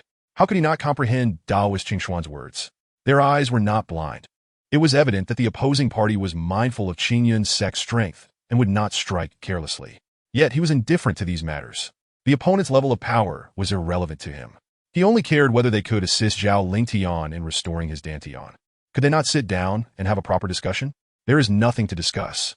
Daoist Qingxian remained impassive, releasing a commanding presence. Very well, then let us fight. Unable to dissuade him, Wu Duantian resigned himself to the inevitable. Let the mountain gate shatter, and let the ancestors emerge. At that point, both the righteous and demonic factions of Songyan realm will laugh at our Qingyan sect. Excellent. Let us see if you are qualified to intervene. The air behind Li Qingran quivered, emitting a cold snort filled with wrath. An even more terrifying pressure than Daoist Qingxuan's descended upon everyone present. A figure gradually emerged from the void, clad in a dark robe with white hair, wielding a long, black-scaled sword. The features of his obscured face were indistinct, yet he radiated an extraordinary allure, his golden vertical pupils exuding an intimidating presence that sent shivers down one's spine. He hovered behind Li Qingran. As his form fully solidified, a thunderous roar reverberated through the air. A shadow of a black dragon burst forth from behind him, coiling around his body, displaying its fangs and claws with formidable might, ultimately merging partially with the black-scaled flying sword, resembling the sword's soul. As senior, Li Qingran's gaze fixated on Chen Huaian, who now stood before her. Even though she could only glimpse his profile, she forgot to breathe, her cheeks flushing with heat, her mind blank. Step back, girl, ahem. I shall commence the act. Ahem of slaying. Both Li Qingran and Chen Huaian were on edge. To his right, a dazzling array of skills illuminated before him. He had no time to comprehend them and was thrust into the fray. Wearing the VR helmet amplified the urgency of the situation. He dared not gaze upon Li Qingran. When he had briefly glanced at her, her beauty had left him awestruck. With VR, the experience was utterly different, and he feared he might find himself lost in her allure. Now, the pressing question was, how should he operate? Everything was lit up. The beginner combat tutorial is commencing. A game interface appeared before Chen Huaian, his heart soaring with delight. Wonderful. A foolproof tutorial. We are saved. In the next instant, everything around him fell into stillness. Chen Huaian realized they had entered the tutorial phase and immediately turned to gaze intently at Li Qingran. This was called desensitization training. This game employs the latest neural mapping technology, enabling players to control their characters through thought alone. Before him appeared a shimmering mirror and a wooden dummy. Reluctantly, Chen Huaian diverted his gaze from Li Qingran's visage, attempting a peace sign in the mirror. The ethereal presence of a perfected divine transformation cultivator, making such a gesture felt profoundly incongruous, prompting him to revert to his normal, otherworldly demeanor. Once he assumed the role, he unconsciously began to put on an act. In this game, The techniques and mental methods you can utilize, along with their corresponding effects, will be mapped into your mind. Rest assured, this will not burden your brain. As the mapping frequency increases, these will gradually become a part of your memory. Please attack the dummy in front of you. Chen Huaian pondered for a moment and swung his sword at the dummy, which shattered instantly. There was no sense of impact, like slicing through tofu, light and effortless. Please use a technique skill once. The dummy reappeared, and after a brief moment of thought, Chen Huaian executed the first form of the Qingran sword classic, long wind breaking waves. With a resonant sword cry, Chen Huaian moved in sync with the sword, unleashing it like a dragon. Before his eyes, a brilliant flash of sword light passed, and the wooden stake was splintered into pieces. In the next instant, he was back in his original position, with a residual image formed from vapor lingering near the stake, maintaining the posture of his sword thrust. At that moment, the second stage of long wind-breaking waves was still active. Shadow Slash instantly returned to the position of the residual image and thrust with the sword again. Wow, incredible! Chen Huaian may lack education, but he understood the value of praise. He never expected the first form of the Qingran sword classic to be so enigmatic. He must practice it diligently to teach Li Qingran. The lesson has concluded. We wish you an enjoyable gaming experience. Everything around him came to life again. Chen Huaian's gaze locked onto Li Qingran and the Qingxian Taoist not far away, his previously bewildered expression replaced by confidence. So it's the Qingxian Taoist. Fond of meddling, are we? Chen Huaian sneered. For such an obstinate old fool, he should unleash his strongest move directly. The 10th form of the Qingran sword classic, Moon Rising over the Tianshan, flashed in his mind. The main forms 11 and 12 were locked, and he could not utilize the pinnacle of the transformation spirit stage. Otherwise, he would have surely driven the Milky Way into the face of the Qingxian Taoist today. The black-scaled sword was drawn half an inch, its light like dust. A rampant sword intent emerged from the sheath, slicing the surrounding air with a creaking sound. Qingxian old dog, you wish to protect your disciple? Chen Huaian's eyes sparkled. Then, receive this sword from me. With a thunderous sword cry, the moonlight rose from the ground. Chapter 51. This is also a hidden old monster. The young master is unparalleled. His sword intent is like a rainbow. Everyone was stunned within that round moon, left speechless. Wu Duantian staggered to his feet, struggling to maintain composure. The Qingxian sword in the Taoist's hand trembled slightly. Deep within the Qingyun sect's mountain, in a concealed paradise, an elderly woman with a head full of white hair suddenly furrowed her brow as she meditated with closed eyes. Li Qingran gazed dreamily at the moonlight. In the full moon, someone danced with a sword, indulging in madness. The bright moon rises over the Tianshan, amidst the vast sea of clouds. A mystical sound resonated in the moonlight, its lingering echoes captivating yet not cacophonous, luring one into a trance. The sword dance in the moonlight was dreamlike, with cold light piercing through the clouds. Suddenly, the sword's momentum shifted, swift as thunder. Then the ethereal voice laughed heartily. The long wind spans tens of thousands of miles, blowing past the Jade Gate Pass. Condense. In the high skies, the sword intent was magnificent. The figure dancing with the sword halted, and the flying sword descended lightly with a slash. Swish! The sea of clouds parted, revealing a clear sky, and the moonlight deepened. An overwhelming killing intent descended. Wu Duantian's heart raced, his face ashen. He hurriedly shouted to those around him. Not good. Quickly stabilize the protective array of the sect, and have the disciples evacuate from the square immediately. When that mysterious cultivator appeared, he assumed the aura indicated only a fully realized transformation spirit. Thus he did not take it seriously. He thought that even if the Qingxian Taoist could not win, he could at least buy some time, and if necessary, he could call upon the elders for assistance. Who would have thought that the moment the opponent's sword move began, the mere sword intent would send a chill down his spine? Could this person be an ancient monster from the sword pavilion? How could he wield such terrifying swordsmanship? It is well known that cultivators often use swords, but it is exceedingly rare for pure sword cultivators to achieve greatness. Yet, once a sword cultivator does attain success, their destructive capability is unrivaled in the Tsangyan realm. Without further thought, the sword had already descended, aimed directly at the Qingxian Taoist.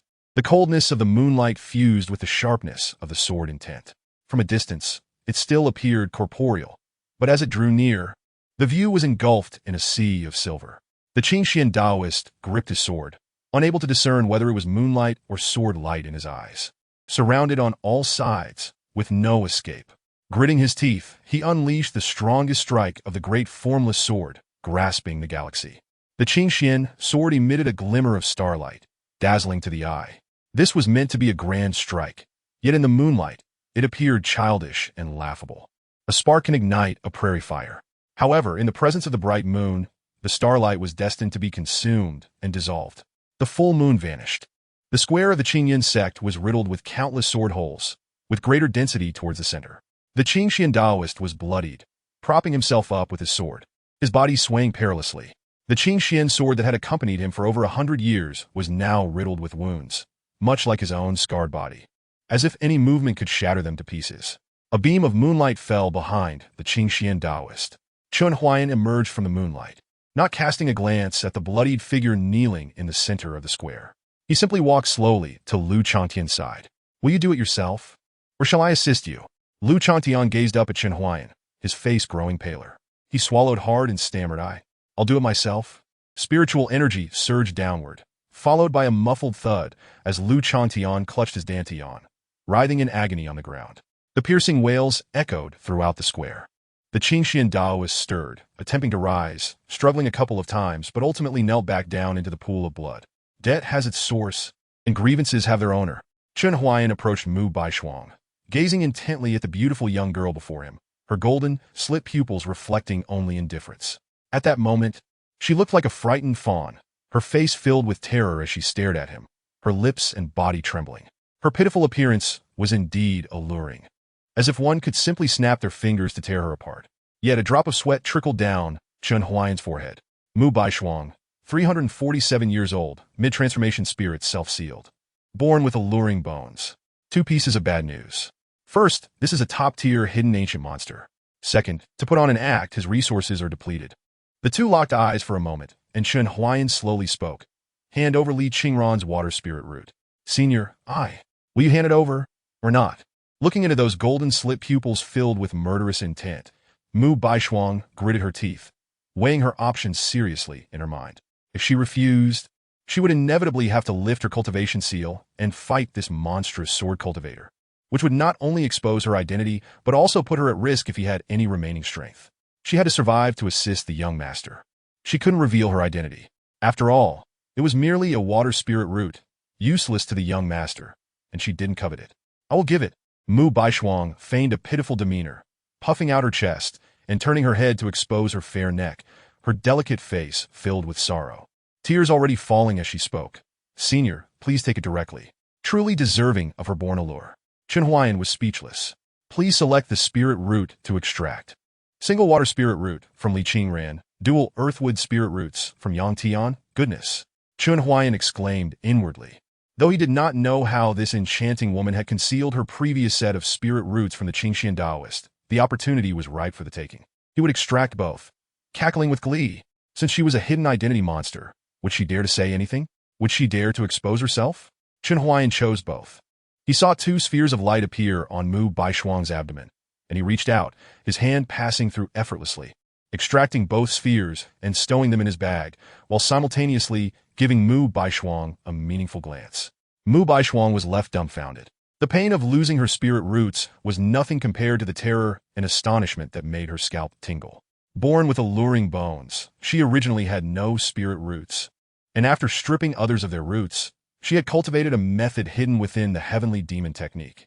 Logically, even a harmonization expert should not be able to discern her true nature, so how could this person? She reflected on that meaningful glance, feeling a chill run down her spine. Could this cultivator have seen through something? But if he did, why not expose her? Could it be that he is also a demon cultivator?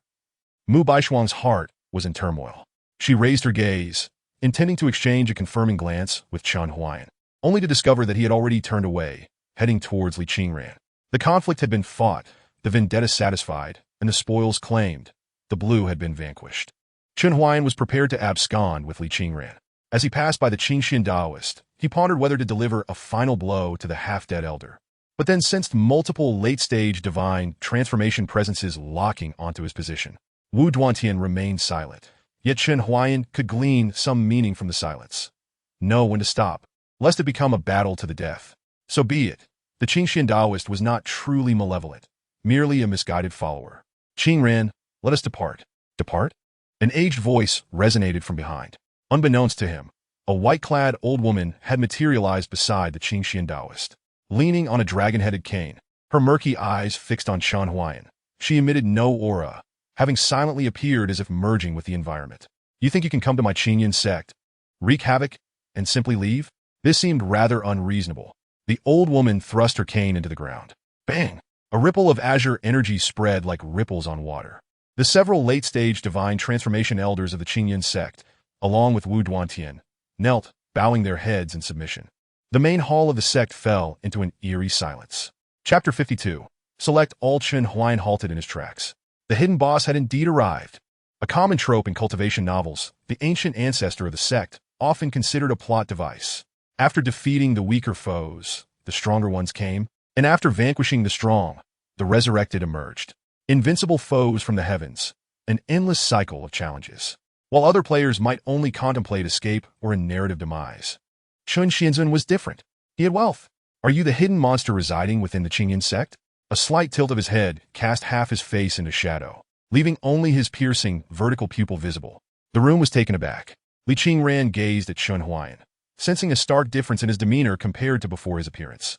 However, that was inconsequential. She felt her heart race. Wu Duantian and the elders regarded Chen Huaian with bewilderment, while Zhang Hanxiao feigned sleep with one eye open, and Lu Changtian ceased his rolling on the ground. Mu Baishuang's eyes widened in astonishment, covering her mouth, and even the half-dead Qingxian Taoist twitched his lips. The ancient ancestor of Qingyun, a grand cultivator, was referred to as an old monster. Though she was indeed very old, basic respect was warranted, especially from someone merely at the peak of the divine transformation stage. You dare call me an old monster? The corners of the Qingyun ancestor's mouth twisted into a smile, devoid of warmth, brimming instead with malice. Indeed, an old monster. Chen Huaian felt no trepidation, but upon uttering those words, he sensed that the hidden boss was about to strike. It was time to wield the power of wealth. Thus, he silently commanded, elevate my realm to the peak of the composite stage. As the neural mapping technology was employed, it should have captured his consciousness flow. Just as he anticipated, the game did indeed respond, but a prompt appeared. Realm not yet accessible, and your balance is insufficient. Chen Huaian. Then raise me to the late stage of the composite realm. Realm not accessible, balance insufficient. Mid-composite stage? Realm not accessible, balance insufficient. Early composite stage? Not accessible, insufficient balance. Chen Huaian. It's over. I'm doomed. I'm finished. The exchange of thoughts lasted but a moment. Meanwhile, the Qingyun ancestor was already summoning her spiritual energy, and a colossal, composed of azure stone, materialized behind her, its visage dark and formidable, with 6 arms wielding various weapons. Exuding an overwhelming presence, she directly revealed her. Chen Huaian maintained his composure outwardly, while internally, he was in a frenzy. Surely, this wouldn't trigger a narrative demise? You have angered the hidden boss, Qingyun ancestor. You have 3 choices, multiple selections allowed. A game prompt emerged, and Chen Huaian's previously stooped posture straightened immediately. Limited offer. Recharge 18 to obtain a 1,000-mile god travel talisman to escape the battlefield. Incredible 0.001 discount. Recharge 88 to temporarily gain the pressure of the late composite realm for 30 seconds. Special offer. Recharge 188 to enhance your charm, causing the Qingyun ancestor to regard you with newfound respect. Your success rate in wooing the Qingyun ancestor increases. Wait, is the third option for real? Chen Huaian pondered carefully. Was this the otherworldly version of courting a wealthy woman? If not for Li Qingran, he would have chosen it in a heartbeat. This was merely a game. When presented with the opportunity, one should seize it. After all, the game character only needed to relish the pleasures of wealth and the soaring values. As a player, he had far more to consider. Moreover, it could enhance his charm. But now, Chen Huaian squinted. Just as the Qingyun ancestor was on the verge of erupting, he immediately recharged 294. Select all. In an instant, the Qingyun ancestor's gaze bore intensely into Chen Huaian, as if she recognized the face shrouded in divine light. Zihao? Is that you? No, Zihao is dead. He cannot be Zihao, however. The aura is indeed reminiscent. The Qingyun ancestor's previously escalating aura deflated like a punctured balloon. El Zihao, the Qingyun ancestor's former partner, a top 10 beauty in the Songyun realm. had failed to ascend to the divine transformation stage despite her desperate attempts to extend his life with rare materials. The Qingyan ancestor had not always appeared as this old crone. Cultivators possessed the ability to maintain their youth. Should she desire it, no one could discern her age. Even if she were a millennium old, she could appear as fresh and vibrant as a young maiden. Her heart had simply grown cold. Yet now, a spark of life flickered within her long-dead spirit. But the very next moment, this spark was extinguished by Chen Huaian's words. "Old hag, do you think being at the composite realm is impressive?" Chen Huaian chuckled lightly, and at that moment his aura surged forth unabashedly. Late-stage composite realm. The entire Qingyan sect plaza felt as though it were under the weight of a colossal mountain, shrouded in shadow. The pressure from two composite realm cultivators rendered the elder divine transformation practitioners incapable of rising, their knees sinking into the stone floor. Behind Chen Huaian, a massive black dragon spiraled into existence, roaring thunderously, exuding an aura of dominion. The golden vertical pupils resembled twin suns, overshadowing even the sun's brilliance. At this juncture, I feel compelled to compose a poem. Chen Huaian furrowed his brow, suddenly seized by an odd impulse. Unfortunately, his mind was devoid of poetic verses. It would not do to utter something as crude as "wow, that's impressive." He chose to remain silent, maintaining an aloof demeanor, unaware that Li Qingran beside him was already blushing with admiration. "You two are at the composite stage?" The Qingyan ancestor's mind was in disarray. This person's form and demeanor bore an uncanny resemblance to her deceased partner, yet his strength matched her own. Was there any point in pursuing this matter today? If she did, could a good relationship be fostered afterward? If not, what would become of the Qingyan sect's reputation? While the Qingyan ancestor was mired in indecision, Chen Huaian was biding his time. With 30 seconds about to elapse, he took the initiative to extend an olive branch. "Today, I have come to the Qingyan sect to witness its grandeur. Grudges have their origins, and debts have their masters. I have no intention of punishing others further. The karmic ties are now clear. I shall take my leave." With 5 seconds remaining, Chen Huaian produced the 1,000-mile God travel talisman, attempting to grasp Li Qingran's hand. But missing, he passed through her. Fortunately, the talisman enveloped both of them. "May I have your name?" The Qingyan ancestor's gaze lingered on the imposing figure as it faded into the distance, her eyes shimmering with emotion. "Jimin, Chen Huaian." Swish! In an instant, Chen Huaian and Li Qingran vanished. Jimin? Could it be a reclusive sect? The heart of Elder Qingyun was a tumult of emotions, yet she refrained from pursuing further. The strength of that cultivator was likely superior to her own. Since the other party had already shown her courtesy, it would be discourteous to chase after them. She turned and approached Daoist Qingxian. The dragon-headed cane tapped upon Daoist Qingxuan's shoulder, enveloping him in a cerulean radiance, gradually healing his injuries. After a while, Daoist Qingxian, having regained his breath, struggled to lift his head and gazed at the old woman. "Mother." "Silence. Go reflect upon your misdeeds at the cliff of contemplation." The old woman snorted coldly, brushing past him. After taking a few steps, she turned back with a stern expression and commanded, "Within half an hour, bring me 2 furnaces of beauty elixirs." Daoist Qingxian responded with confusion, and also a milk bath and luo shin flowers. Daoist Qingxian was left utterly bewildered. Chapter 53. The Custodian Institution. No jesting. Daoist Qingxian felt an ominous premonition regarding his mother. Yet he dared not disobey Elder Qingyun's orders. Even though his injuries had not fully healed, he had no choice but to comply. He had not anticipated that the individual was a formidable cultivator in the consolidation stage. Daoist Qingxian shook his head in regret. The fact that a consolidation stage cultivator spared his life was a gesture of mercy, considering the reputation of the Qingyan sect. He felt a sense of relief. What if he were to be slain by a consolidation stage master? His defeat would be a badge of honor. A typical spirit transformation cultivator would likely have been crushed into dust beneath that astonishing sword strike. "Master, my Dantian." Lu Chantian stumbled before Daoist Qingxian, his complexion pale. "As for your Dantian, there is little I can do." Daoist Qingxuan's face reflected impatience and annoyance. Every occurrence in the world has its cause and effect. Had you known this, why did you bully that girl? Qingran, you even told me she intended to harm Mu Baishuang and urged me to sever her spiritual root. Are you now filled with regret? Have you come to seek my guidance? Lu Chantian hung his head in silence. Daoist Qingxian, unable to bear seeing his favorite disciple rendered useless, shook his head and said, "You now have 2 paths to choose from. One is to shift to physical cultivation, honing your body to attain strength and breaking through barriers.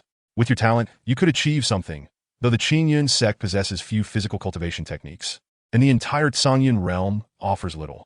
This path is narrow and fraught with challenges, requiring much self-exploration.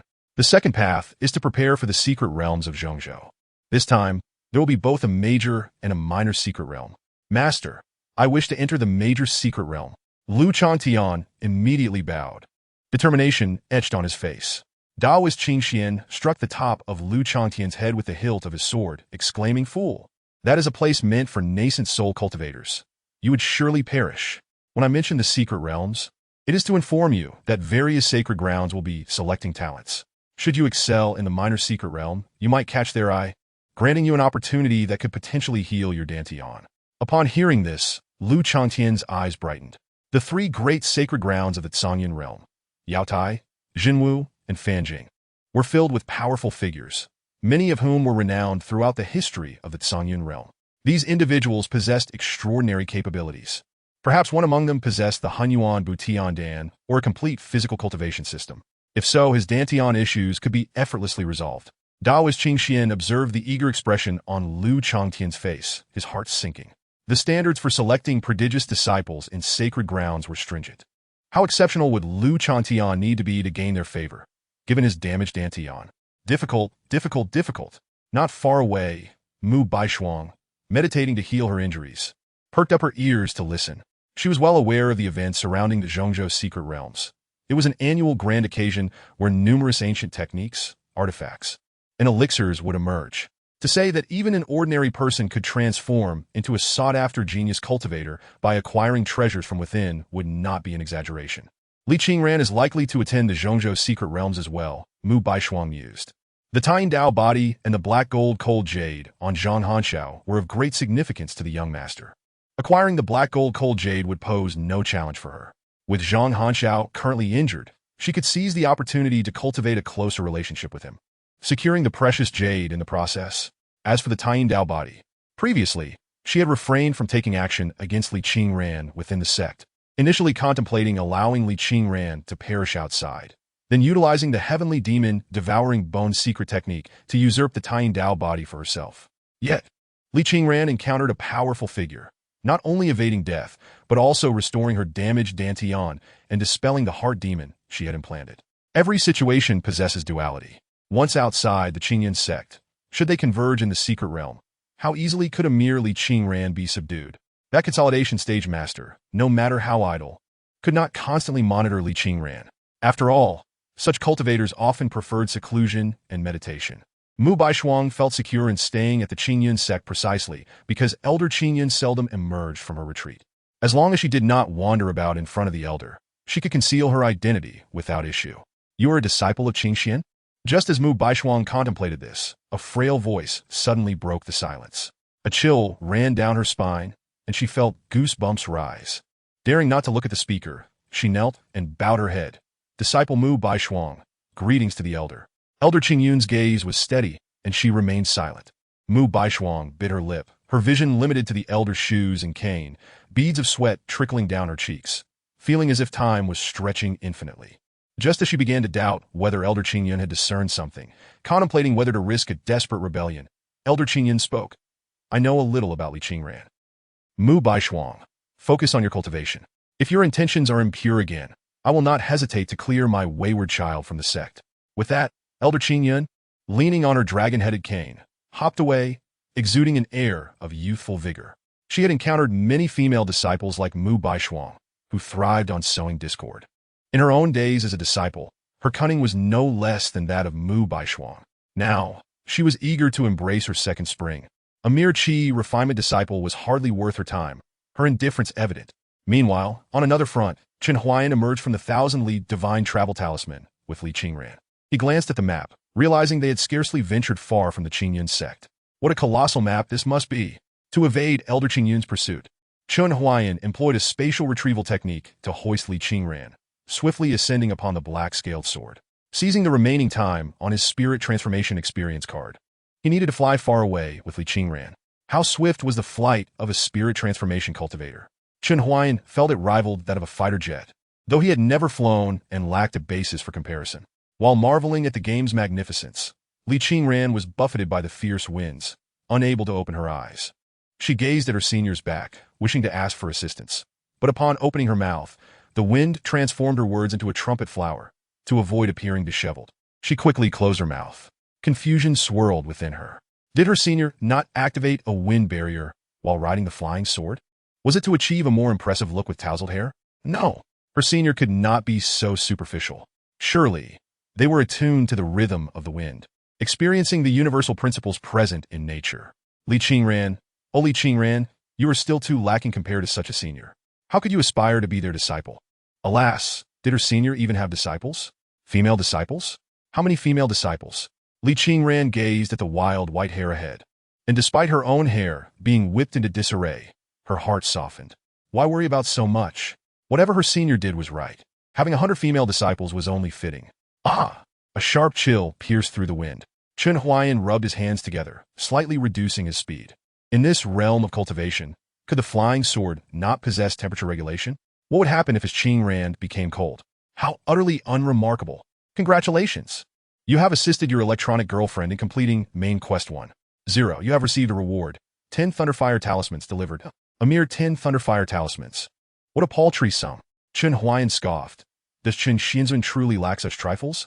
Unbeknownst to her, the hotel door suddenly thudded, and a black cat peeked out from a shoebox, cautiously sniffing the air for any signs of movement outside.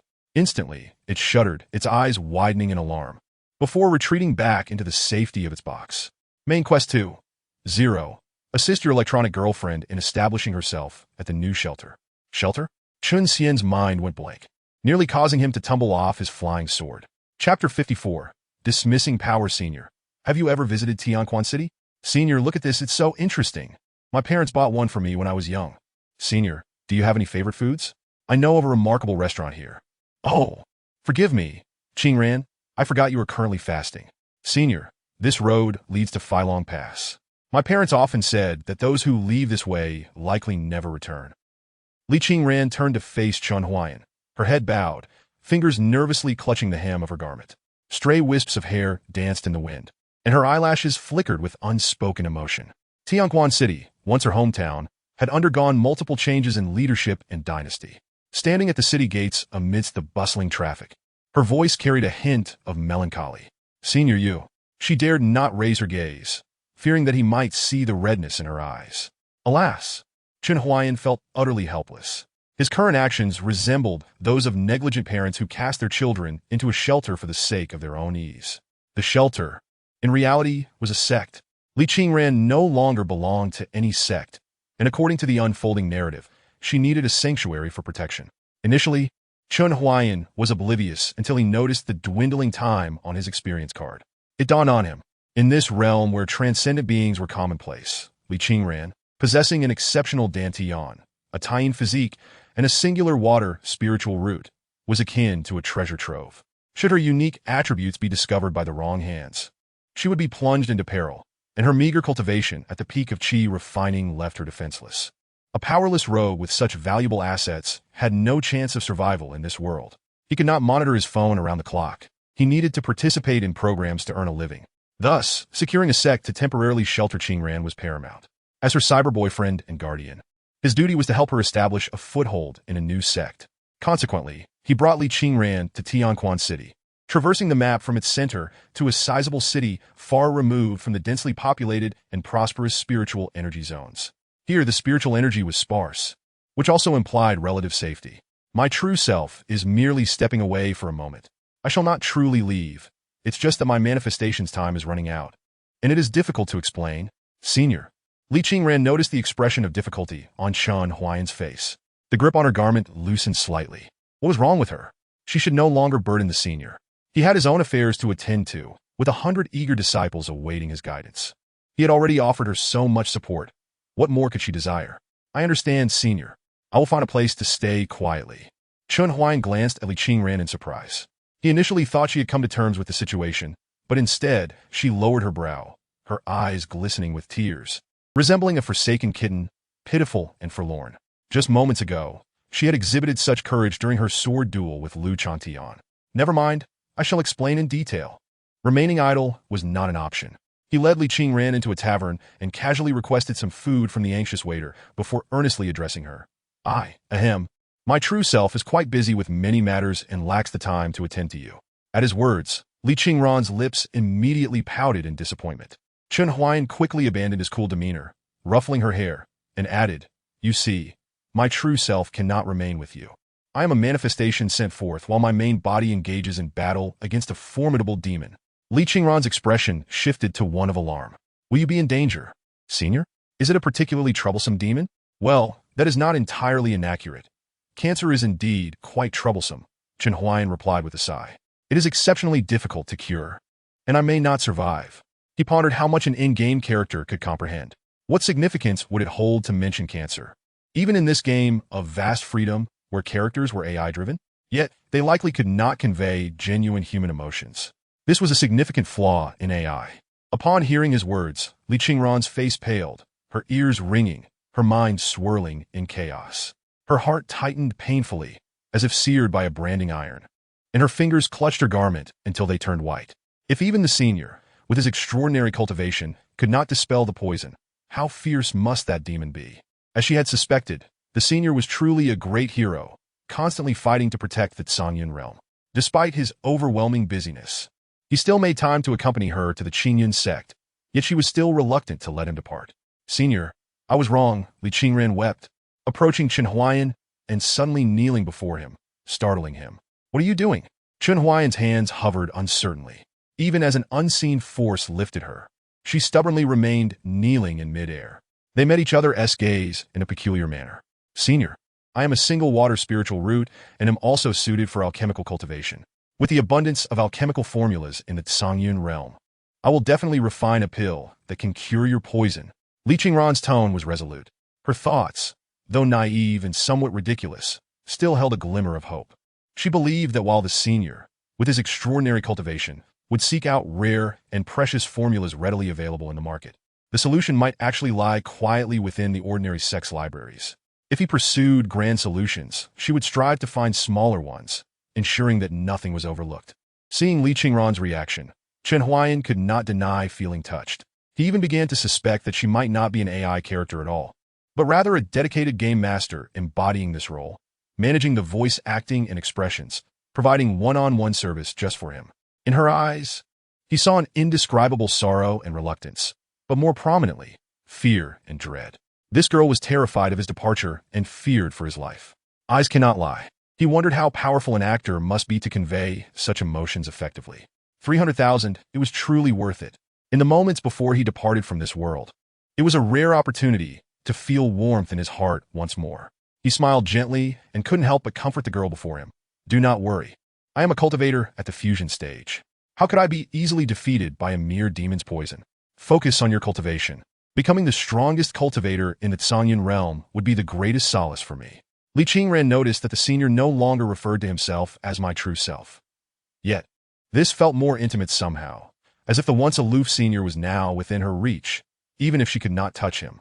"Senior, I wish to become an alchemist. I must become one. I'm a single water, spiritual root, and Lingxi Valley will accept me." Lingxi Valley was a renowned sect for alchemy in the Songyun realm, often referred to as the Sacred Medical Valley, home to both alchemical and medicinal practitioners.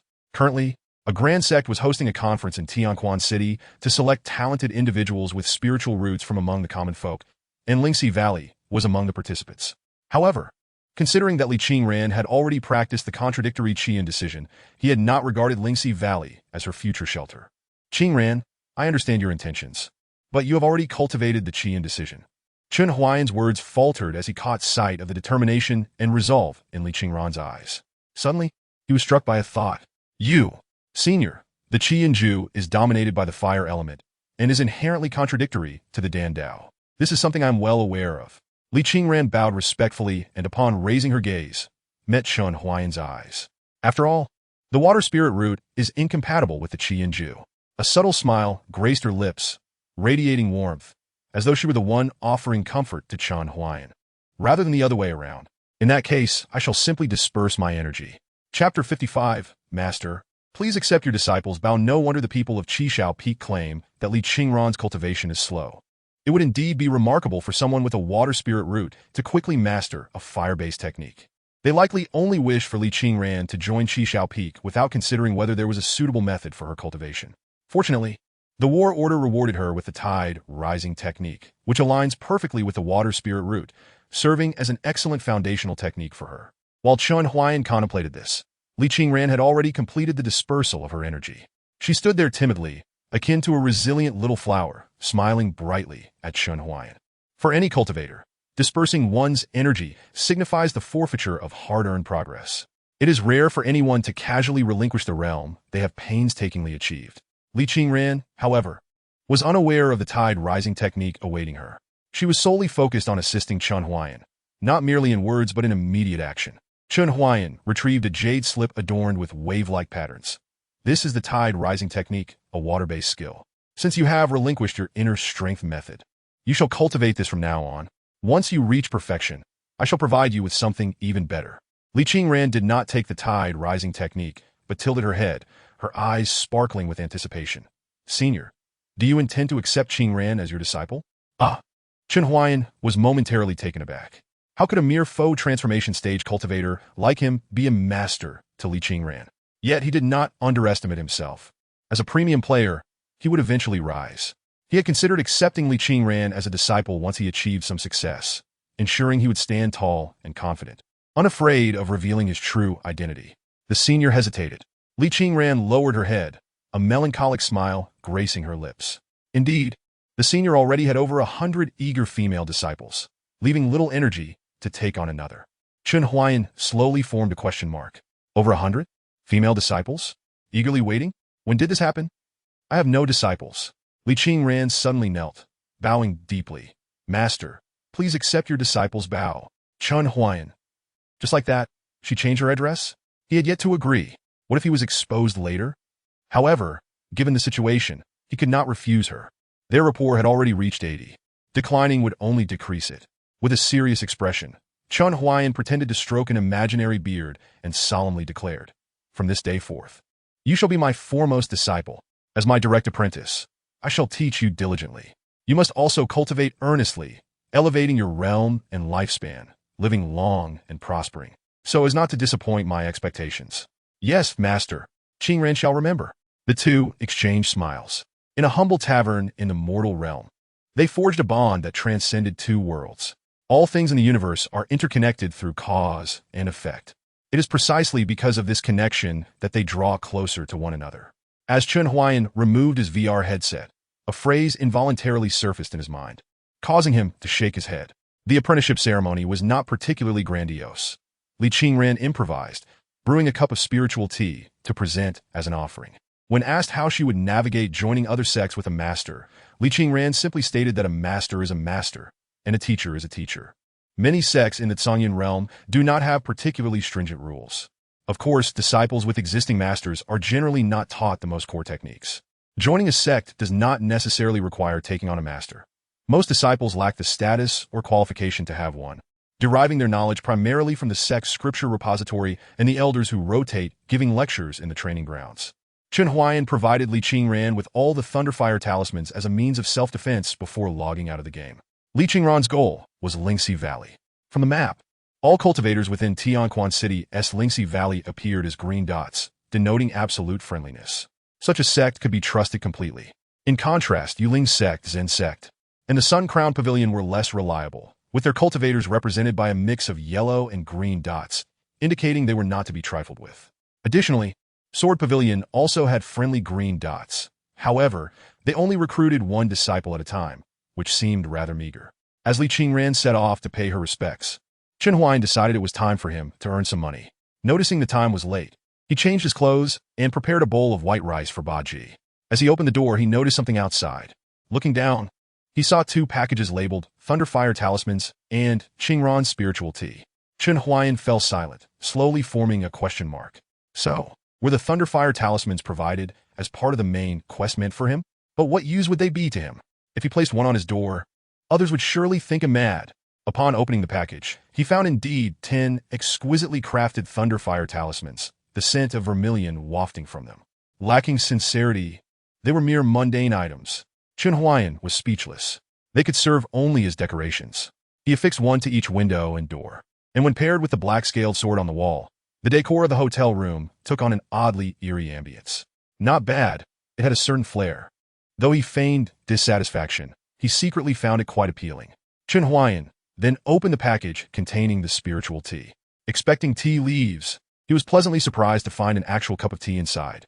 The lid and cup were sealed with vacuum film, and upon tearing the film and lifting the lid, he discovered the tea was still warm. By the heavens, could it be that these people lived nearby? In ancient times, Guan Yu served warm wine to slay Huaxiong. Today, the game developers delivered spiritual tea as a gift.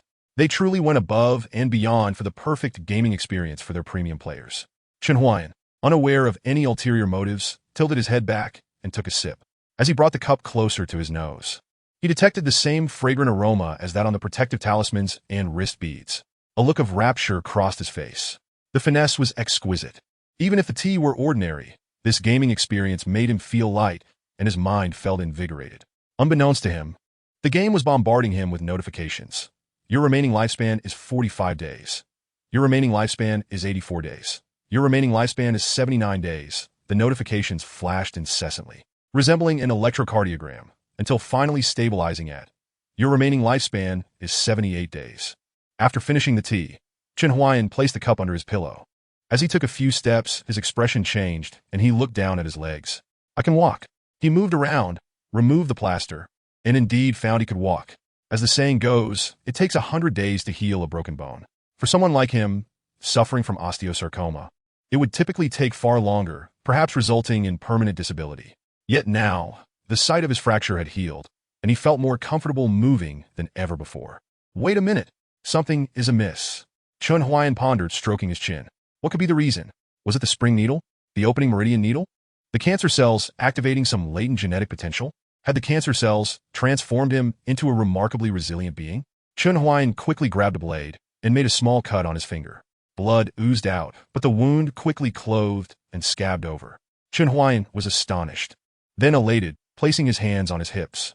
What the hell? Am I turning into Superman? Ha ha ha! I am Superman. A gap opened in the shoebox. Baji peered out with cat-like eyes, observing Chen Huaian. Wait a minute. What's this big shot so happy about?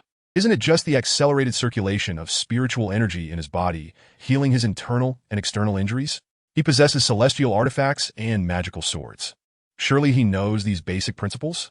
I must leave this place. While there are opportunities here, it exudes an eerie atmosphere. This king has just awakened. I cannot perish here. As a young Taotai that has seized the body of a freshly born black cat, Baji grows stronger merely by consuming. Initially believing that following this big shot would lead to a bounty of good food, he now finds himself here, surviving on plain rice daily. Moreover, this formidable figure appears to be exhibiting signs of obsession. Dangerous, exceedingly perilous. It must flee. If it does not depart soon, it will face dire consequences. Its gaze fixated on the door, waiting for the individual to leave. In a world as vast as this, where could it not venture? It only needs to continue feeding, and eventually, it will grow into an unparalleled existence. It seems to have already envisioned that day. A sinister smile curled at the corner of its mouth. Chapter 56. My friend, you are truly impressive. Half an hour later, Chen Huaian had been gone for quite some time. Standing by the window, Baji gazed out at the setting sun, sorrow reflected in its eyes. A piece of yellow paper was affixed to the window, inscribed with incomprehensible characters. Despite its inability to decipher the text, Baji understood that approaching the window would invite a thunderous punishment. In the end, his escape truly impossible. Alas, I have been too naive. Baji's head drooped in dejection. How could a being wielding a fragmented celestial artifact be unaware of its subtle intentions? It was utterly impossible for it to be allowed to depart this prison so easily. As for the peculiar behaviors exhibited by that being, perhaps they were merely a means of enlightenment. There are those among the cultivators who suppress their power and even seal their memories to experience the hardships of life, seeking understanding through these trials. That individual was likely in such a situation. Never mind, even plain rice can be consumed. With the passage of time, rice had become far more palatable than in its era, yet it still felt insufficient. Baji crawled to the bowl, munching eagerly. As it ate, tears began to fall from its golden feline eyes. This rice. Damn it, it's undercooked. Did it feel as though something was forgotten? Chen Huaian scratched his chin. Ah, Yes, it seemed the rice was not fully cooked. A wave of regret washed over him. However, Ba Ji's health appeared to be improving, indicating that his care was not lacking. Ba Ji was a country cat. When it lived in the countryside with its grandparents, it ate whatever the family consumed, unlike the pampered urban cats that demanded specialized cat food and were prone to digestive issues. The momentary regret dissipated. Chen Huaian felt a sense of relief. After all, Ba Ji was easy to care for. Today marked his first flight, and a flicker of excitement coursed through him. Previously, he had traveled to Lishan by train, primarily due to financial constraints.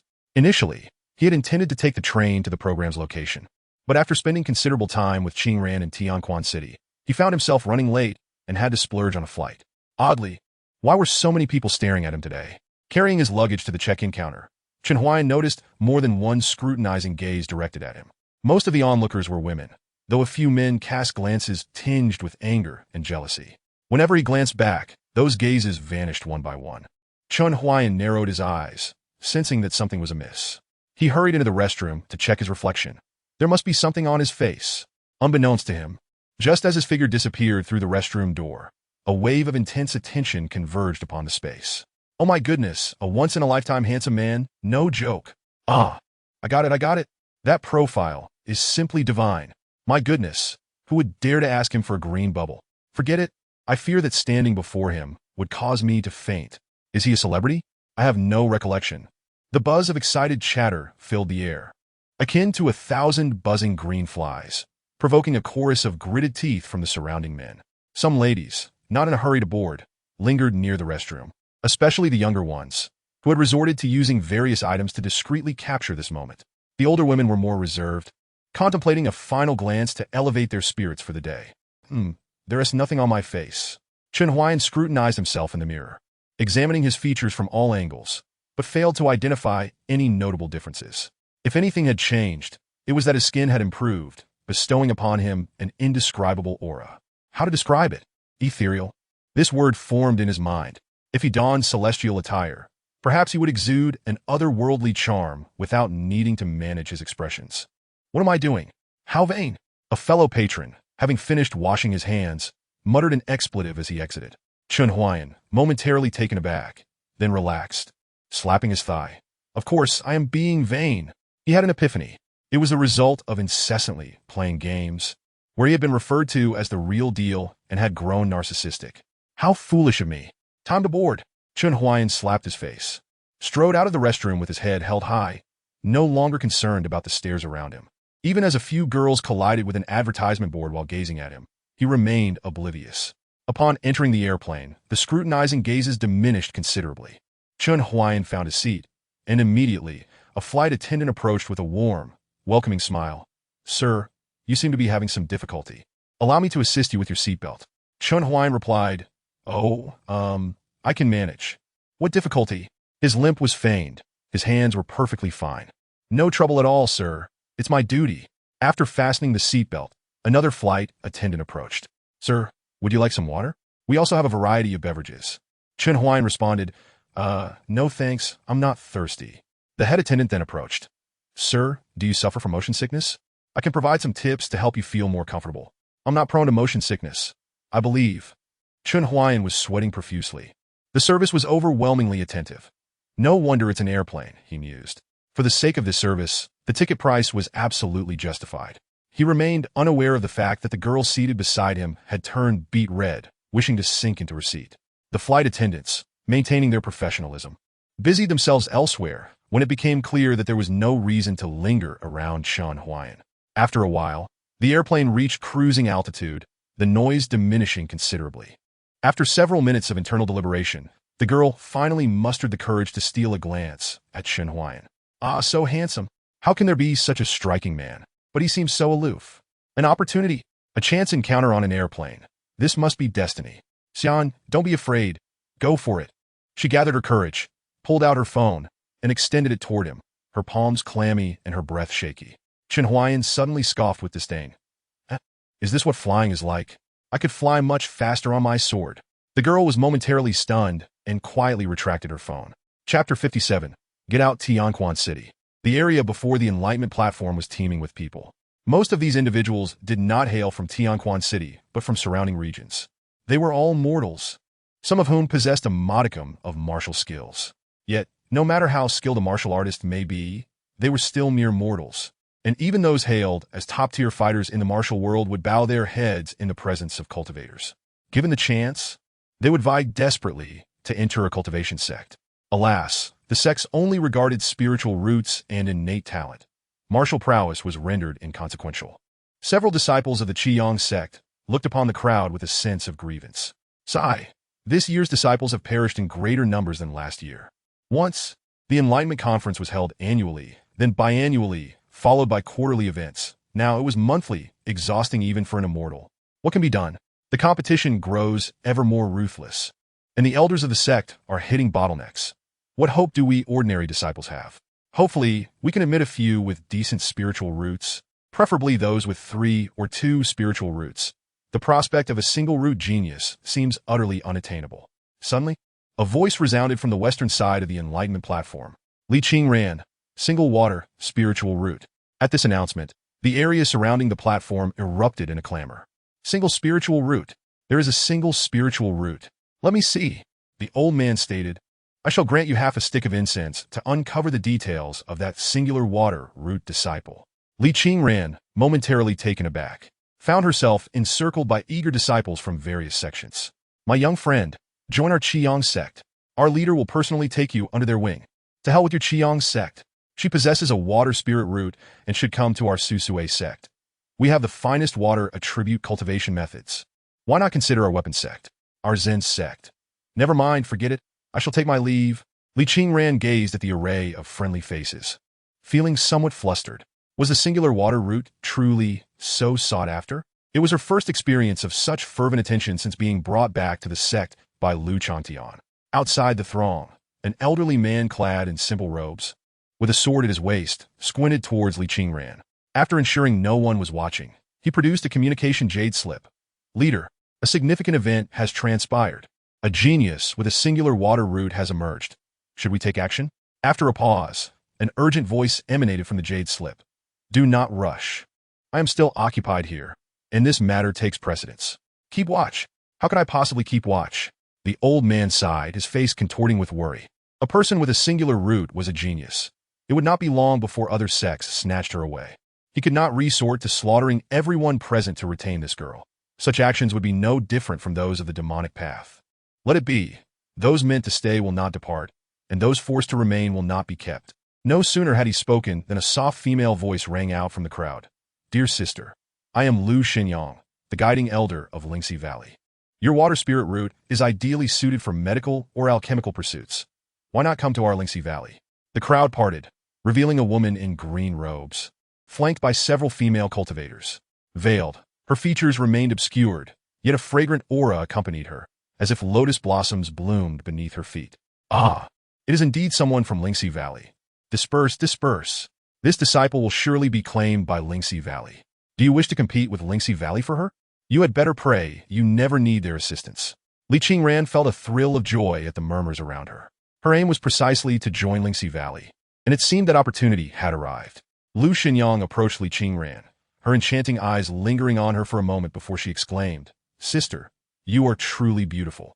With a graceful figure and such remarkable talent. Do not squander your gifts on those unsavory men. Come to our Lingxi Valley, where we are like family. Li Qingran had heard that Lingxi Valley only accepted female disciples, with male disciples being a rare exception who would be required to undergo castration. She had hoped that such a female-centric sect would spare her from many troubles. Her heart was solely devoted to her master, and she wished to avoid the complexities of interpersonal relationships. With mutual intent, she bowed respectfully and replied, I am grateful for your kindness, esteemed elder. I would be delighted to join Lingxi Valley. Lu Shenyang, pleased with Li Qingran's compliance, instructed the surrounding female cultivators, take this sister to the young master. I shall remain here to observe for any other promising candidates. Yes, elder. Li Qingran was escorted to a luxurious suite atop a grand tavern. A light pink curtain draped over a couch, behind which a tantalizing silhouette danced in and out of view.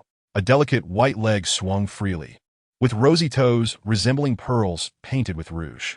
The figure behind the curtain seemed averse to noise, and the female cultivators retreated quietly after offering respectful gestures. This must be the young master of Lingxi Valley.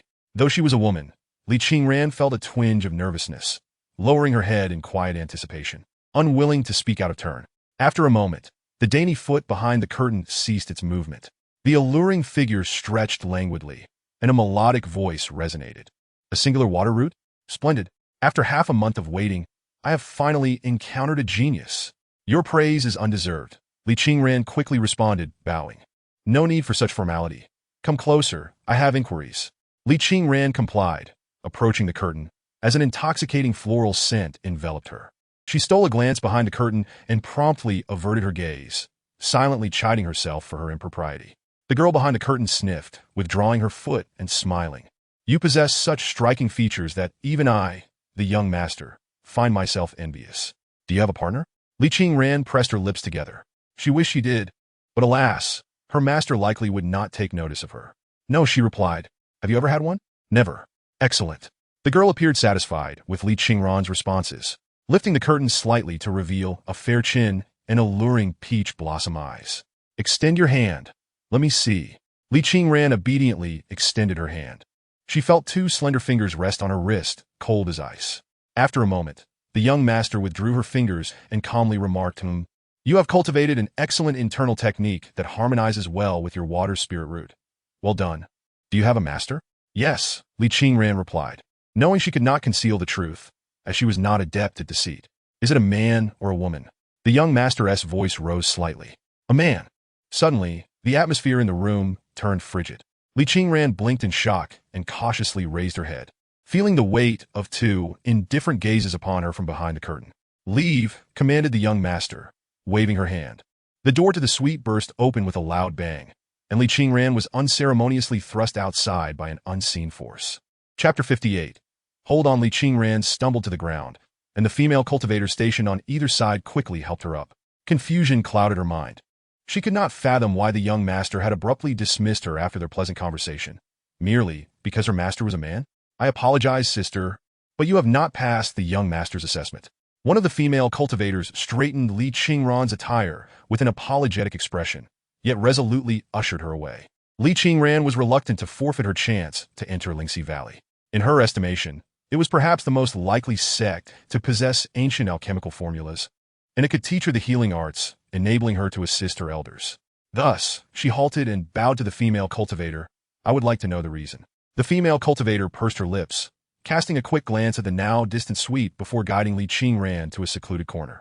Once assured of their solitude, she lowered her voice. If you were an ordinary talent, I would not divulge this, but as a singular root disciple, you are destined for greatness. I do not wish for you to harbor resentment towards the young master. She was not always this way.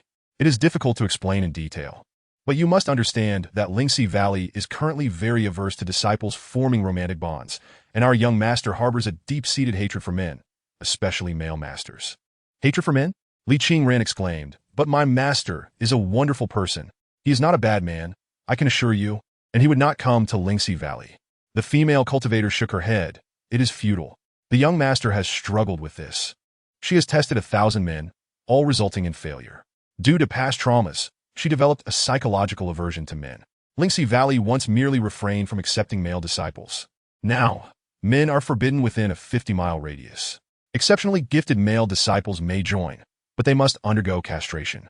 Li Qingran's expression fell, her mind swirling with confusion and urgency. Surely, there could be some leniency? Perhaps I could explain to the young master? You must leave quickly, the female cultivator urged. The female cultivator waved her hand and remarked, The Tao conference is nearing its end, and the various sects will soon board their flying vessels to return to their respective mountains. The next opportunity will not arise until next month. If you head over now, perhaps you could still join a promising sect like Lingxi Valley. Alas, it seems we are fated to be apart. After speaking, she turned and left, offering no chance for Li Qingran to respond. How could this be? As Chen Huaian departed, Li Qingran held back her tears, feeling utterly despondent. She was meant to join Lingxi Valley, yet was inexplicably cast aside, nearly reducing her to tears. Beyond Lingxi Valley, which sect would specialize in cultivating medical practitioners and alchemists? Which sect would possess such a wealth of ancient alchemical formulas? How could she resolve her master's poison? Li Qingran stood bewildered at the entrance of the tavern, casting a glance back towards the private room, feeling a profound sense of inadequacy. Her master had granted her numerous opportunities, Yet when it came time for her to assist her master, she couldn't even take the simplest first step. Ah, is that not the girl with the single water spiritual root? A voice, neither entirely masculine nor feminine, interrupted her thoughts, tinged with surprise and greed. Sister, did you not join Lingxi Valley? Following the voice, Li Qingran beheld a procession approaching, led by a pale-faced scholar. He bore a more delicate appearance than a woman, his complexion as white as paper, with rouge adorning his cheeks. A slender sword hung at his waist alongside for porcelain vials, and a fragrance wafted from him, perceptible even from half a street away, exuding an air of pretentiousness. The pale scholar sized her up and chuckled. Sister, you must have been expelled by that madwoman. Ha! I weigh. Never imagined that a genius with a single spiritual root would be cast aside. He laughed so hard that his face turned gray, struggling to breathe, before bending over and taking a deep breath, continuing to smile. Just right. Sister, why not join our yin-yang sect? Our influence is no less than that of Lingxi Valley. It's merely our reputation that suffers a bit. But as cultivators, is it not the Tao we seek? As long as one is not practicing demonic arts, what harm is there in a few indulgences? Li Qingran's delicate features turned cold. She had heard of the yin-yang sect, which alongside the He Huan sect and the Elysium Zen was notorious as one of the 3 dissolute sections. However, they did remain orthodox sections. Compared to the dual cultivation methods of demonic practitioners, the practices of these 3 sects emphasized mutual benefit, devoid of exploitation. They were simply known for their debauched lifestyles, looked down upon by other orthodox sections. Already having a master, she could never join such a morally lax sect. Even without a master, the path they pursued was misaligned with her own. Thank you for your kind offer, but I prefer to seek a sect more suited for one with a water spiritual root. Li Qingran replied politely, clasping her hands in refusal. Our yin-yang sect also has water-based heart techniques, of yellow and profound ranks, for you to choose from, he insisted. I already have a master, and I dare not go against my master's wishes. I kindly ask you not to trouble me, she reiterated, bowing once more. Trouble? It seems to me you are merely disregarding the face of our yin-yang sect.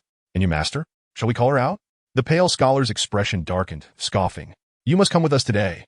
Li Qingran bit her lip, knowing she could not summon her master. She did not wish to disturb her master in battle against the great demon. That demon was exceedingly perilous, requiring her master's full attention. How could she afford to distract her? Yet, though her master was absent, she possessed a talisman left by her master, initially intended as a keepsake. Li Qingran reached into her storage pouch, grasping a handful of Thunderfire talismans. She hesitated, not activating them immediately. The pale scholar before her was likely at the golden core stage, and these talismans would be sufficient to reduce him to ashes. However, she would inevitably become a target for the yin-yang sect thereafter. What would she do then? Would she have to trouble her master to clean up her mess? Li Qingran, you are truly a fool. You have squandered a great opportunity. She chastised herself internally, her gaze locked onto the advancing pale scholar, a cold glint flashing in her eyes. Hold on! A sharp voice rang out from above. Suddenly, a broadsword, as wide as half a meter and as tall as the eaves of a house, crashed down between Li Qingran and the group from the yin-yang sect. A gust of wind followed, causing the sword to sway, one leg dangling down, and a gourd clinked against the hilt, spilling 2 splashes of wine.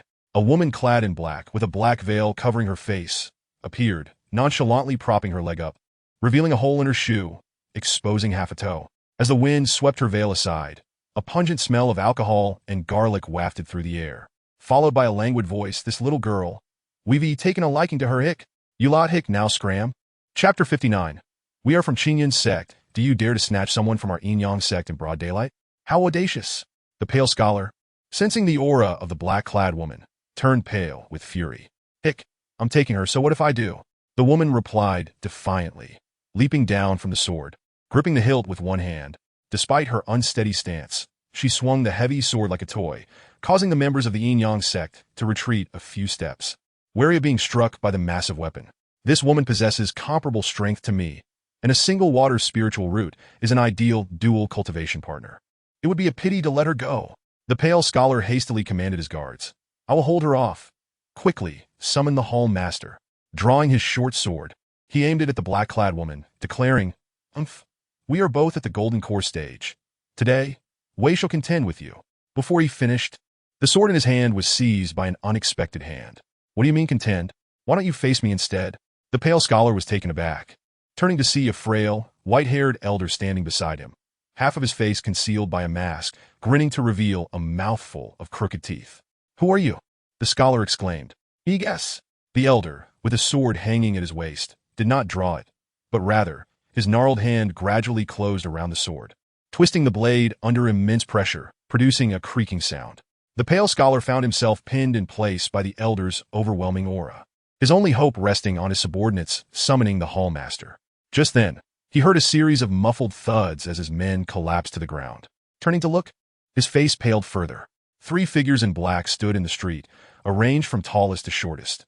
The leftmost was tall and thin, the center balanced, while the right was short and stout, all dressed in black with swords at their waists, each carrying a bulging bag on their backs. His subordinates lay motionless on the ground, their fates unknown. "You dare to lay hands on my Inyang sect members?" The pale scholar shouted in anger. His sect was a prominent one. Who would dare to target them? "Enough of this bickering. Let us swiftly gather the last haul and retreat." A voice called from above. A figure clad in black, wielding a black sword and wearing a black hood, emerged from the top of the building, revealing a face adorned with white whiskers and a belt laden with various weapons. The pale scholar's pupils constricted. He recognized one of the weapons as his hall master's dagger. When did the home become a target for thieves?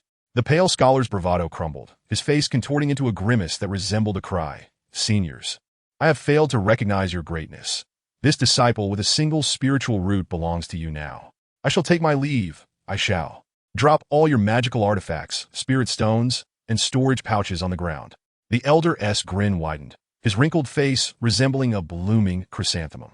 The pale scholar, left with no choice, complied, surrendering his possessions. "And remove the jade from your neck." The pale scholar hesitated. "Your clothes too." "Enough, elderly." The female cultivator wielding the massive sword interjected, unable to watch any longer. "His clothes are rather nice." The elder, inspecting the pale scholar's attire, appeared thoroughly intrigued. The pale scholar was on the verge of tears. "May I leave now?" "Hee, you may go." The elder tucked the young scholar's short sword into his storage bag, a smile playing on his lips as he released his grip. The pale-faced scholar immediately turned and fled. "Young man, take your subordinates with you." Hearing the elder shout, the scholar soared into the air, rolling and scrambling, not daring to look back. The members of the Inyang pavilion departed, leaving 5 figures clad in black, their gazes converging on Li Qingran. Taking a cautious step back, Li Qingran shrank her neck in trepidation, hastily bowing in gratitude. "I thank the esteemed seniors for your assistance." Although these 5 mysterious individuals appeared more perilous than those of the Inyang pavilion, she felt an inexplicable sense of safety. "Little child, you possess remarkable talent. Would you care to join our sect?" The strange old man regarded Li Qingran with a warm and benevolent gaze. "I wish to join Lingxi Valley," Li Qingran replied, shaking her head and speaking timidly. "Your sect is indeed admirable, but I aspire to be a healer." "You can still pursue healing in our sect," remarked a female cultivator, her voice languid after a sip of wine. Li Qingran opened her mouth to refuse, but at that moment, a voice rang out from the loft. "Alas, how can you proceed in this manner?" The speaker removed their hood, and in the bewildered gaze of Li Qingran, declared loudly, "We are from Qingyan's sect." The other 4 also removed their disguises. The female cultivator across from Li Qingran unveiled her face, revealing long, flowing hair and a charming visage. Her cheeks flushed and her eyes hazy with inebriation, yet her smile was captivating and her speech articulate. "Little sister, as you can see, we have taken items from other sections." An elder chimed in. "And now that you know our identities, the master of the sword pavilion, Su Qinian, cackled ominously thus. "You must accompany us, otherwise we will silence you." Li Qingran. Was she unaware of their affiliation with Qingyan's sect? She noticed the badge hanging at the waist of the person atop the building, marked with the sword pavilion insignia. Sword pavilion and sword gate? Li Qingran was momentarily taken aback, a series of unbidden associations forming in her mind. Before she could collect her thoughts, the world spun, and she found herself atop a flying sword, the inebriated female cultivator at the helm. The other 4 ascended onto their respective swords, each wearing expressions of triumph. "Junior sister, if you're scared, you can hold on to your senior sister's waist," the female cultivator said with a flirtatious smile, and then the flying sword shot skyward. Li Qingran was buffeted by the wind, squinting her eyes against the gales, instinctively wrapping her arms around the waist of the female cultivator. In that instant, she found herself unwilling to resist, for these individuals felt akin to her master. When riding their swords, they had not erected a wind barrier. Chapter 60. Indeed, I am extraordinary in Tianquan City, at the Ascension Tower. Yun Suxin, the young master of Lingxi Valley, stirred from her slumber. Surrounding her were various cultivators and city guards sprawled in disarray. Rubbing her throbbing temples, she instinctively reached for her waist. "Where's my storage bag?" Not only had her storage bag vanished, but so too had her magical tools and all her jewelry. Many cultivators around her remained unconscious. They had been awaiting their sect's flying vessels, only to find themselves ensnared and stripped of all possessions. Is this the soul-dissipating incense? Yun Suxin discovered a burnt incense burner in a corner. It was a non-toxic, colorless, and odorless sedative commonly used to soothe demonic beasts. Thankfully, the assailant's intent was not lethal. Otherwise, the consequences would have been dire. Yet this location was known only to reputable sects, and all identities had undergone rigorous scrutiny. This indicated the presence of a traitor. Who could it be? "It's Qingyun's sect," someone shouted, pointing angrily at the large characters on the wall and a provocative, ghostly image. "We bear no grievances against Qingyun's sect, yet they have traveled such a distance to rob us. With their ample wealth, Qingyun's sect must be doing this simply to mock us. In the Central Continent's secret realm, we must ensure that the cultivators of Qingyun's sect face repercussions." Listening to the uproar of denunciations echoing through the hall, Yun Suxin pinched the incense ash, rolling her eyes. If Qingyun's sect was indeed behind this, she would swallow the ash herself. Glancing around, she found no sign of Sword Pavilion members, and recalling their dire circumstances, she began to piece together the situation. "Umph! How dare you, Sword Pavilion, rob Lingxi Valley? We shall see what unfolds. Brother, you look truly impressive." Chen Huaian's lips twitched as he stepped out of the airport and into the program's designated vehicle. The driver had already uttered this phrase 3 times. Once upon meeting, again upon entering the car, and now for the 3rd time. "To be honest, brother, I specialize in picking up people. I've encountered no fewer than 800 stars." The driver spoke earnestly, one hand on the steering wheel while giving Chen Huaian a thumbs up with the other. "But someone as striking as you is truly unparalleled. Even if you were bald, it's hard to imagine how handsome you'd be with hair." "I think I'm just average," Chen Huaian said, feeling a bit shy from the compliments. "Not average at all," the driver exclaimed. "It's about your aura, you see? Setting aside your looks, the aura you possess could overshadow all male stars. There's a sort of, how should I put it? A sacred, pure quality, like that of an enlightened monk. You should audition for Tang San's funeral. You'd be a sensation." Chen Huaian took the driver's words as a joke and chuckled. "So, according to you, does that mean I might overshadow those stars during this program?" The driver's expression shifted, slapping the steering wheel. "Don't say that. That fellow, Kai Yifan, has quite the status and is not to be trifled with. This program is essentially designed to promote him. When you encounter him, keep a low profile and avoid conflict. We are merely common folk. There's no need to clash with those stars." Chen Huaian took note of this. Yet, he mused to himself that he was merely a cancer patient. What conflict could arise with a star? Conversely, would that star dare to provoke him? After being classified as a T0 version alongside the enigmatic old man and the little fairy, he considered himself a hidden superversion. If that star dared to trouble him, he would ensure they understood the meaning of "I truly deserve this." Oh heavens! Kai Yifan has finally arrived. "Good evening, Brother Fan. Brother Yifan, you are growing more handsome, and your career is flourishing."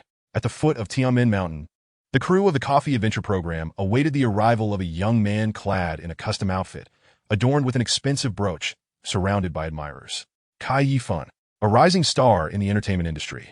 Though he could not be compared to true A-listers, he was on an upward trajectory with limitless potential.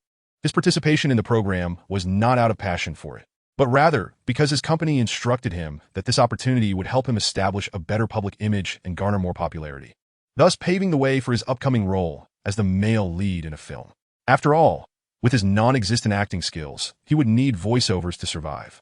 If he failed to cultivate some popularity, wouldn't he be ridiculed upon the film's release? From Kai Yifan's perspective, he had little interest in the program, even harboring disdain. Firstly, he disliked hiking. It was exhausting and left him drenched in sweat. Secondly, the program was live-streamed, meaning he would have to endure unfriendly behaviors from other artists, such as cursing, smoking, and nose-picking. Hence, the filming was scheduled to commence at 9 o'clock, with a requirement to arrive by 7 for preparations. He deliberately arrived at 8:40. Besides himself, there was a washed-up star and 3 lesser-known individuals present, all of whom had behaved responsibly and arrived early, already capturing some behind-the-scenes footage. In a variety show like Coffee Adventure, behind-the-scenes content was indispensable. Although the program was live-streamed, it would later be edited into a pseudo-documentary. As many working people could not afford to sit by the television at 7 in the evening. "A little fan, you finally made it." The director was on the verge of panic, feeling a swell of frustration, yet refraining from uttering harsh words. "Begin your preparations now." During this gap, we shall casually film some behind-the-scenes footage. Kai Yifan glanced at the director, rolling his eyes. "Be sure to select the right angles. Capture my most handsome side. After filming, I must approve the footage. If it's not sufficiently flattering, it cannot be uploaded." "Ah, of course, rest assured," the director thought bitterly, mentally cursing Kai Yifan's ancestors. Though his exterior remained cordial, Kai Yifan proceeded to change his attire and apply makeup. Even though they were set to scale Tianmen Mountain at night, he deemed it essential to conceal his dark circles. The photographer responsible for capturing the behind-the-scenes footage appeared utterly perplexed. The entirety of the footage consisted solely of Kai Yifan changing clothes and applying makeup. The other artists were introducing themselves, showcasing their preparations for the night climb, sharing wilderness survival knowledge, and predicting potential challenges along with their solutions or secret weapons. However, Kai Yifan's approach was entirely different, opting instead for a few cliché poses. Was he strutting down a runway? At 8:50 in the evening, everyone took their places. Just as the director was about to announce the commencement of filming, a staff member rushed over, whispering, "Director Zhang, there's one person yet to arrive." "Who?" The director squinted, his long-suppressed anger surging to the surface. "It's the mysterious guest you invited." "Ah, the mysterious guest," Director Zhang recollected, realizing he might have been flustered by Kai Yifan's antics. "Inquire about their whereabouts." "They've already been asked. The driver said the vehicle has run out of battery." "What? Good grief.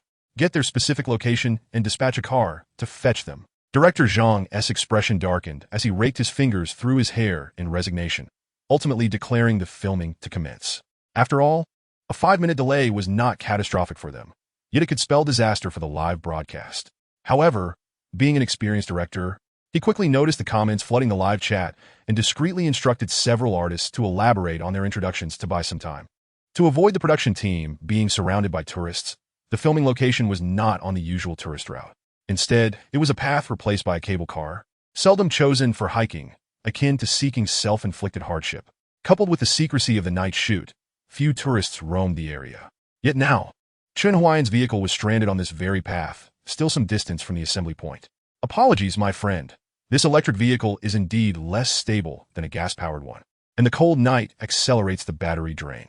The driver and Chen Huaian stood dumbfounded before the vehicle. Chen Huaian glanced at the time. Filming was set for 9 o'clock, and he prided himself on punctuality. The direct distance to the production team was not far, but the elevation difference made the journey convoluted. He touched the steep rock wall beside him, planting his feet firmly against it, pondering that if he simply climbed up, he would reach the destination swiftly. "Perhaps I should ascend on my own," he suddenly suggested to the driver. "What?" The driver was bewildered. "Don't jest, my friend. Let us wait for the production crew." The slope appeared steep and winding. Despite seeming close, it would take at least 10 minutes even at a sprint. The driver was unaware of Chen Huaian's true identity, only knowing that he limped slightly. At this rate, by the time he walked up, the filming would likely be nearly complete. After finishing a cigarette, the driver, having heard no movement from Chen Huaian, assumed he was merely feeling unwell and reluctantly offered his last cigarette. "Here, young man, have one. The situation has unfolded, and we must maintain our composure." As he turned to hand the cigarette, he was met with an empty space beside him. What in the world? Where did he go? The winds of Tianmen Mountain were fierce, and the night was dark. On the steep cliff, Chen Huaian, leaning on his cane, moved with surprising agility. "I hear the echoes of cancer cells and the potential of life." Gazing at the moonlight, he felt an unusual vigor in his right leg, unaware that a bead on his wrist was gradually dimming, simply grinning maniacally. "Indeed, I am a superhero." Chapter 61. Who can be more handsome than our brother? Hello everyone, what's up? Born in 2006, aspiring to be the rap leader. So pretty, every day is significant. I'm a boy who wants to rap. Creation is my forte, ready to rap anywhere. Everywhere is my stage. Everyone's gaze is my stimulant. Hello everyone, I am your Chinchin baby, Song Zichin. 1 plus 1 is cute, 2 plus 2 is cute, 3 plus 3 is also cute. Hello everyone, I am your little cutie, Wang Yitao. Hello everyone, I am the rookie actor Su Xingchen. Although I have only appeared in one short drama so far, I will strive to improve. After the previous two flamboyant characters, a more grounded girl finally introduced herself, radiating a refreshing innocence, her large eyes still reflecting youthful naivete, playfully shaking her tiny fist. Director Zhang nodded in approval. This young actress possessed a commendable image and temperament, showing potential worth further exploration. Hello everyone, I am your familiar Wang Lulu. Good evening my dear fans. My album releases next week. Make sure to listen. Wang Lulu, a once popular singer and now a mother of two, hoped to regain some popularity through her participation in the variety show. Finally, it was Cai Yifun's turn. Yo, everyone, I am Xiao Fan. Cai Yifun uttered only a single sentence, and the previously calm comments exploded into chaos. Ah, brother Fan is so handsome. Yifun, extraordinary handsomeness. Why give others so many camera shots? To show my brother. The production team clearly has no understanding of who the real star is. Heavens, brother Fan has such a full schedule and still participates in outdoor shows? So hard, my heart aches for him. Seeing the fervent comments, Director Zhang felt somewhat reassured. Although Cai Yifun was not particularly impressive, his looks and popularity were undeniable. Spending $3 million to have him on the show was indeed a worthy investment. You all understand, I'm incredibly handsome, I excel at basketball, and I can climb mountains too. Exceptionally handsome. Cai Yifun hardly spoke a few words before striking over a dozen poses, repeatedly declaring his extraordinary handsomeness. The comments went into a frenzy, the words blending together into an indecipherable mass. Cai Yifun finished speaking, noticing the mysterious guest had yet to arrive. The director quickly signaled Cai Yifun to stall for time. Upon catching the director's urging gaze, Cai Yifun scoffed internally. Why should he wait for a mere mysterious guest when the biggest star was already present? Why should he assist in delaying the filming? With a smile, he provocatively remarked, I heard there's a mysterious guest tonight, someone around my age. I wonder if they can match my handsomeness? But since we're all waiting here, they must be quite impressive. Director Zhang turned pale at these words. Cai Yifun truly had a knack for stirring trouble. Just when he wanted to divert attention, Cai Yifun had flipped the table. As expected, the comments erupted once more. Surely my brother is the most handsome. What mysterious guest could possibly warrant my brother's weight? What's wrong with the production team? Shouldn't they kick out latecomers? A mysterious guest? What a big deal. How arrogant. Aha! I believe my brother is undoubtedly more handsome, but since it's a mysterious guest, they must make an entrance last to keep everyone in suspense. Noticing Director Zhang's embarrassment, Su Xingchen promptly stepped forward to buy some time. She had anticipated a response from the audience, perhaps speculating about the mysterious guest's identity, which would serve as a topic to delay while waiting for the guest's arrival. No one responded, leaving her awkwardly hanging there. Even Cai Yifun, who had received a compliment, seemed oblivious, offering no semblance of dignity. Su Xingchen pursed her lips, lowering her head, her face flushed to the roots of her ears. At that moment, it was neither a time to advance nor retreat. She felt as though ants were crawling all over her. Just then, a clear, yet foolish voice echoed from the edge of the cliff behind her. Excuse me, is this the adventure program crew? The crowd turned, and the cameraman adjusted the filming angle. Under the spotlight, a gleaming bald head came into view. The reflection from his scalp was blinding. The young man stood at the cliff's edge, leaning on a cane, his face adorned with a gentle smile. The mountain wind stirred the collar of his climbing attire, casting a shadow against his cheek, the illuminated side appearing shrouded in a halo, evoking the illusion of a sage. The hidden side, cloaked in shadow, possessed an alluring charm, akin to a deep abyss that drew one in. As these illusions dissipated, the only thought that lingered in everyone's mind was simply handsome. This man was extraordinarily attractive. How could any man possess such striking looks? Director Zhang gazed at Chen Huaian, his thoughts not on how the young man had arrived or why he was at the cliff's edge. Instead, a singular notion occupied his mind. The opportunity to ascend from a minor director to a major one had arrived. He must seize this breathtakingly handsome man. Capturing him would unlock the future's potential.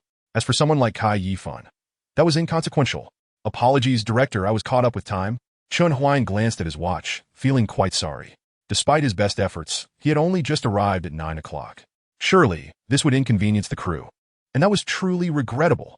Zhang, however, paid no mind, striding over to Chen Huaian with enthusiasm, warmly shaking his hand. You must be Huaian. So glad you made it. He continued, Huaian, your looks are absolutely astonishing. Everyone was immersed in the allure of Chen Huaian's beauty. Several makeup artists in the crew were captivated. Having worked with numerous male and female celebrities, they were acutely aware that many stars had undergone cosmetic procedures, often appearing completely different before and after makeup. However, this young man before them was an anomaly. His lips were rosy, teeth pristine, and though his complexion was slightly pale, he exuded a natural, refreshing aura reminiscent of tranquility. Most notably, it was evident he wore no makeup, a purely natural, strikingly handsome young man. Am I truly that handsome? Chen Huaian, though somewhat oblivious, sensed a dissonance. He regarded his looks as merely fair, possessing an advantage when placed alongside ordinary individuals. Otherwise, with his unassuming demeanor, he would have struggled to find a girlfriend, wouldn't he? Yet, receiving recognition from the program's director changed everything. Such professionals were akin to talent scouts, highly sensitive to facial appeal and on-screen presence. If they deemed him handsome, then he undoubtedly was. Could it be that my potential has been activated, enhancing my appearance? Chen Huaian pondered, even entertaining the notion that vampires, as creatures controlling cancerous mutations, were inherently attractive. How regrettable that this world lacked vampires. Otherwise, he would have sought their wisdom on mastering cancerous cells, perhaps sparing himself from demise. Such a captivating visage. Director Zhang displayed the barrage of comments to Chen Huaian. The previously adoring comments for Cai Yifan had undergone a complete transformation. Ah, this mysterious guest is so handsome. My goodness, I feel guilty, but he is far more attractive than my brother. I'm sorry, Mom. I shouldn't have scolded you, darling. You can be late for as long as you wish. Does anyone know his name? Is he a celebrity? I can't believe I have no recollection. Wait, he seems somewhat familiar. Chen Huaian, upon reading the comments, gradually regained his composure. It appeared he truly was handsome. This realization was definitive. Director Zhang beamed at him like he was a precious gem. All right, the mysterious guest has arrived. Let us continue. Xiao Chen, why don't you introduce yourself? Since Chen Huaiyan's arrival, Cai Yifan noticed the shift in focus among the crowd. He suddenly found himself sidelined. A reality hard for someone accustomed to being the center of attention to accept. His gaze fell upon Chen Huaiyan's leg, encased in a brace, and the cane tucked under his arm, prompting him to blurt out without a second thought, Director Zhang, my schedule is packed. With less than 2 hours of rest each day, I've squeezed in this time. We are indeed night climbing, right? Isn't bringing a disabled person along going to delay us until tomorrow afternoon? I mean, no disrespect to the disabled. However, someone in his condition should be resting at home, not joining a variety show for amusement. Cai Yifan anticipated the comments that would ensue, envisioning the audience sympathizing with him for his scant rest while condemning the crew for their frivolous antics. After all, what did it matter how handsome one was? His fans were fiercely loyal. However, as soon as he spoke, the entire audience regarded him with expressions of anger and shock. Even the comments in the live stream momentarily froze. Only Chen Huaiyan maintained his composure, his gaze toward Cai Yifan imbued with a hint of benevolence. You are right, my friend. A person like me, with a disability, participating in this program would only cause trouble. Yet I long to seize this opportunity, for it may be my only chance to ascend Tianmen Mountain. Allow me to introduce myself. He faced the camera, slightly bowing, and with a carefree smile declared, I am Chen Huaiyan, a late-stage bone cancer patient with life ticking away. I hope to ignite some fervor in the embers of my life. To all of you watching, I thank you for being here with me at this moment, witnessing my journey. I am, indeed, on my way. Upon hearing these words, the venue fell silent. The only sound was the wind rustling through the mountains. After a while, a few soft sobs could be heard from the crew. Several makeup artists were in tears, and Su Xingchen's eyes were red, gazing at Chen Huaiyan with maternal warmth. Cai Yifan's lips twitched as he stared, dumbfounded, at the smiling Chen Huaiyan, a chill creeping from his head to his toes. Wait, buddy, what are you doing with that medication? The program proceeded as planned. Originally, a third of the camera time was allocated to Cai Yifan, but since Chen Huaiyan's arrival, the cameraman seemed intentionally to favor him with the lens, even capturing him when filming other artists. Cai Yifan, no fool, recognized this as a deliberate ploy by the director. When the camera was off him, he discreetly glanced at his phone, only to be met with a barrage of messages from his manager. Xiao Fan, are you trying to get yourself killed? This is disastrous. Your competition is roasting you alive, accusing you of disrespecting the disabled and seriously ill, claiming you lack empathy. Xiao Fan, why did you say those things? All the hard work we've put into building your image has been shattered by your one comment. Find an opportunity to apologize to that Chen Huaiyan. Your demeanor must be sincere. Cai Yifan could bear the earlier comments from his manager, But upon reading the last one, he lost his composure entirely. Why should he? He was merely an ordinary person. Who was he? A rising star. The next leading actor or actress would share the stage with him. Upon returning to the company, even third-rate artists would call him senior, and first-tier celebrities would have to show him some respect. And now, they expected him to apologize to a disabled person? Fuming, he sent a lengthy response and shut off his phone. He did not dare to check the comments in the live stream. He knew well how fiercely loyal his fans were. He can transform white into black and black into powder, as long as he plays the victim. His legion of devoted fans can swiftly invade the comment sections of his adversaries. Most importantly, he has consistently cast doubt on Chen Huaian's identity as a bone cancer patient. Although the production team has deliberately slowed the climbing pace to accommodate Chen Huaian, it remains a physically demanding activity. The foreheads of 2 female artists and 2 young male artists in the team have already begun to glisten with sweat. Yet, Chen Huaian appears utterly unfazed. Strolling leisurely without a hint of perspiration, apart from his slight limp, he hardly gives off the impression of a person with a disability. Could he be feigning it? Cai Yifan narrowed his eyes, increasingly convinced of this possibility. Some production teams indeed orchestrate such scenarios to generate buzz, but finding a strikingly handsome individual like Chen Huaian among such special groups is no easy feat if it were a regular person merely putting on a show. That would make sense.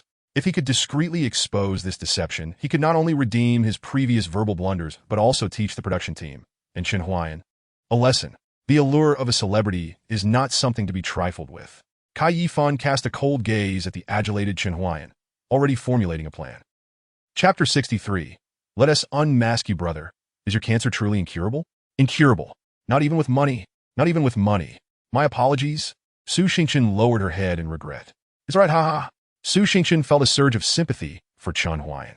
Yet, observing the calmness and confidence radiating from him, she felt she had no right to pity someone so luminous and full of life. He hardly required sympathy. At this moment, his life was more vibrant than anyone else's. Perhaps this was the envy of the heavens. She mused that while fate had bestowed upon Chen Huaian an unparalleled visage, it had also curtailed his lifespan, a tragic irony that he had transformed into an inspiring comedy through his optimistic demeanor. The dialogue between Chen Huaian and Su Xingchen was broadcast live, and the barrage of comments had shifted from Cai Yifan's fanfare to a sea of tears. Director Zhang scoffed. The masses were hypocritical, and the insincerity of the internet amplified this tenfold. Just moments ago, they were clamoring to oust Chen Huaian from the production, and now they were in tears? Little did they know, beneath Chen Huaian's composed exterior, his heart felt as if swarmed by countless ants. He yearned to check his phone. He wanted to know if Li Qingran had successfully entered Lingxi Valley, and what she was up to now. Would she, as a novice disciple, be bullied by others? Unfortunately, he could not indulge in gaming until the recording concluded at the mountain's peak. Even glancing at his phone was a fleeting opportunity, only when the camera was not on him. Yet, why did the photographer have to capture him so intentionally? Chen Huaian felt as if he might shatter. Suddenly, he felt an inexplicable surge of vitality. Perhaps he could take the lead? Cai Yifan bounced ahead, proposing to the lead guide that he wished to lead the group. You wish to lead? The guide eyed the slender Cai Yifan incredulously. This path is not the tourist route of Tianmen Mountain, and given that it is night, should an unusual situation arise, say encountering wild beasts, you must be able to make the best judgment to avoid provoking them. Are you capable? Cai Yifan thought to himself, it's 2034. Where will we find wild beasts? Even if there were beasts in Tianmen Mountain, would they dare approach such a large group? This retired mountaineer is merely looking to make a quick buck. If the lead guide assigns someone else, it might impact his pay. A beast is a beast, especially a retired one, far beneath the stature of a trending young star like him. Don't worry, uncle. I practiced martial arts at Shaolin when I was young and still possess my childhood prowess. I am exceptionally skilled. Even if a bear appears, I could take it down. Cai Yifan flexed his impressive muscles. He indeed trained at Shaolin, but returned home within a month. Before his rise to fame, he thought little of this experience. But after his popularity surged, his manager and company rebranded him as a Shaolin disciple, attaching a plethora of positive labels. They claimed he was pure-hearted, physically robust from childhood martial arts training, and resilient due to his martial arts background. To enhance his image, the company even trained him for a month in martial arts choreography, not for strength but for aesthetics, knowing his fans would be none the wiser. Now, Cai Yifan himself felt somewhat bewildered. At night, when he indulged in a smoke, he occasionally believed he was a martial arts master. Thus, every time he formed a team, he would tell his support, be good, I'm strong, bear with it. In reality, even after a month of grinding, he would still fall within 5 minutes. Regardless, Cai Yifan felt good, frequently leading teams. The guide understood that Cai Yifan was not to be trifled with, so he cast an inquiring glance at the director, who was responsible for his paycheck. If the director agreed, he would comply. Director Zhang pondered for a long time, but could not decipher Cai Yifan's intentions. He assumed Cai Yifan merely wished to establish a persona and redeem his image. Pineapple TV and Cai Yifan's agency, Xingying Entertainment, had a collaborative relationship. So as the show's director, he had to facilitate opportunities for Cai Yifan, even if he was reluctant. Let him, Zhang ordered, giving the guide a knowing look. The guide nodded and quietly moved to the back of the line. This was the second most crucial position. In the wild, creatures like wolves would follow behind a large prey group, calling their companions, waiting for the optimal moment to strike. However, the production team seemed oblivious to such dangers, having only hired a single professional. The live chat was once again ablaze. Brother Fan wants to lead? Wow, so brave, even if not as handsome as Brother Bald. Is Brother Fan going to collaborate with Brother Huaian? Let's ship them. Brother Huaian is the most handsome in the world. While Fan fans, stay away. What do you mean stay away? I can support Xiao Fan without affecting my love for Brother Huaian. Exactly. Brother Huaian, we love you. Unbeknownst to Chen Huaian, he had begun to attract a significant female fanbase, who were now embroiled in a petty feud with Cai Yifan's fans. The bizarre aspect was that the intensity of this conflict felt more like a tickle than a true clash, as Cai Yifan's fans hesitated to retaliate. After all, this fellow was undeniably striking, adorned with a multitude of radiant enhancements, leaving no room for criticism. They found it hard to voice their disdain. Merely gazing upon his visage soothed their ire, and they simply wished to quietly admire the screen, devoid of any desire to disparage him. After gaining the authority to lead, Cai Yifan commenced his performance. Everyone, let's go. With our current speed, how long until we reach the summit? Don't you want to witness the first sunrise atop Tianmen Mountain? 1, 2, 3, charge with me. Cai Yifan started moving swiftly ahead. The photographer, determined not to lose sight of him, had no choice but to follow suit. The other artists, witnessing the photographer's advance, could only suppress their fatigue and catch up, lest they miss their chance to be on camera. Su Xingchen initially intended to follow, but turned to see Chen Huaian leaning on his cane, causing her heart to soften. Brethren, are you all right? Shall I assist you? No need. Chen Huaian waved his hand, smiling. I have grown accustomed to this cane. It may be easier for me to walk than for you ordinary folks. I can keep up, so don't worry. How absurd. He is a superhuman with his genetic locks unlocked. Does he need assistance? With that, Chen Huaian quickened his pace. For some reason, tonight his right leg felt like a well-oiled machine, brimming with energy, and he didn't feel tired at all. He was not afraid of being exposed, for the osteosarcoma in his leg was genuine, not a special effect. Su Xingchen was momentarily taken aback as Chen Huaian swiftly moved ahead of her. Could a disabled person really move at such speed? A flicker of doubt crossed her mind, quickly overshadowed by self-reproach and emotion. He must be doing this so as not to worry anyone, she thought. Doesn't it hurt to walk like that? He is already disabled and in the late stages of cancer, yet he still considers the feelings of others. I am truly heartbroken. Meanwhile, Cai Yifan, observing Chen Huaian catch up, flashed a cunning smile. He can't sit still, can he? You want to bask in the spotlight? Huh? I'll expose you and ruin your reputation. Everything unfolded as he anticipated. Soon, someone would likely notice Chen Huaian's unusual behavior without his prodding. How could a disabled person keep up with the pace of the group? It would be deemed false. At the same time, in the dense forest beside the group, unnoticed atop a tree, a girl in a junior high school uniform lay with her hands cradling her head, seemingly asleep, her legs dangling down, a backpack hooked on her shoe. As the night wind rustled the leaves, she sniffed, her eyes flashing with a cold glimmer. Goodness, there is something uncanny here. Chapter 64 Fangu? Slow down. Yes, Fangu. Did you practice with us when you were younger? Song Zichen and Wang Yitao, weaker than Cai Yifan, initially managed to keep up but soon lagged behind Chen Huaian and the two female artists, panting heavily to stay within the camera's frame. Cai Yifan, his face pale and drenched in sweat, was determined to expose Chen Huaian. Sensing the moment was ripe, he paused to catch his breath, mockingly pointing at Song Zichen and Wang Yitao. You two big men, are you even capable? Look at Chen Huaian. He's a disabled person, yet he climbs better than both of you. And he isn't even sweating. How could you be so worn out? His words were sharp. On the surface, it seemed he was praising Chen Huaian, But in reality, he was highlighting the oddity surrounding him, drawing everyone's attention and inciting their suspicions. Song Zichen and Wang Yitao stared at Chen Huaian in disbelief. Indeed, they had been climbing for half an hour now. Chen Huaian not only kept pace but appeared entirely composed, contrasting sharply with everyone else. In the face of scrutinizing gazes, Chen Huaian simply flashed a straightforward smile. Hee. Song Zichen and Wang Yitao were reluctant to admit their fatigue. Even if they were out of shape, surely a mountain climber wouldn't be? The older man at the back was sweating, yet a late-stage cancer patient could ascend so effortlessly? Something was amiss. The glances directed at Chen Huaian turned suspicious. Only Su Xingchen remained blissfully unaware, unable to contain her admiration for Chen Huaian. Brother Huaian, your stamina is impressive, truly admirable.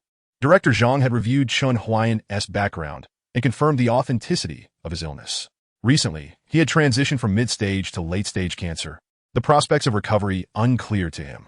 He only knew that Chen Huaian's condition was severe. Yet, he found it curious that Chen Huaian could maintain composure while keeping up with the group. As the director, his role was not to unearth the truth, but to ensure the program continued. Chill. He feigned seriousness, lowering his voice. Did you hear anything? The cameraman directed the lens towards them. All eyes turned to him. Director Zhang, employing his acting skills, proclaimed in a grave tone, "It's the howl of a wolf." Wolf howl? The two female artists immediately displayed expressions of terror. The presence of wolves in the mountains was a common concern. However, the area had been developed into a tourist attraction, and the underlying dangers were often overlooked. Should they have been traversing the typical tourist route during the day, encountering wolves would have been nearly impossible. Yet now the scenario was quite the opposite. The crew chuckled at Director Zhang's serious demeanor, aware that he was merely diverting attention. Truly, he was an experienced director, quick-witted. Even if wolves were present, they felt secure in numbers. After all, even if the wolves were fierce, they had a van close behind. Why haven't I heard anything about wolves? Kai Yifan smirked, unwilling to let Chen Huaian off easily. Everyone relax. If there really are wolves, I'm here. I've trained for this, and if things get dire, there's always brother and who must be a hidden expert. You? Director Zhang laughed, playfully scaring him. The wolves I mentioned are not ordinary. They're the shoulder-tapping wolves of Tianmen Mountain. Legend has it that these wolves are incredibly sly, preying on nighttime climbers. They silently creep behind and tap the person's shoulder with just enough force, and once the person turns, they would immediately bite off their head. Upon hearing this, everyone relaxed. Oh, it's just a legend, they thought. Director Zhang, you really love to tease. Zhang Lulu rolled her eyes, playfully smacking her chest. Su Xingchen, still shaken, took a moment to compose herself. She was terrified of wolves, and not just wolves. Dogs and cats frightened her as well. Comparatively, she was less afraid of insects and snakes. Director Zhang, I'm 9 meters tall. What sort of wolf could tap my shoulder? Kai Yifan scoffed. His height had always been an advantage, and he relished the opportunity to flaunt it.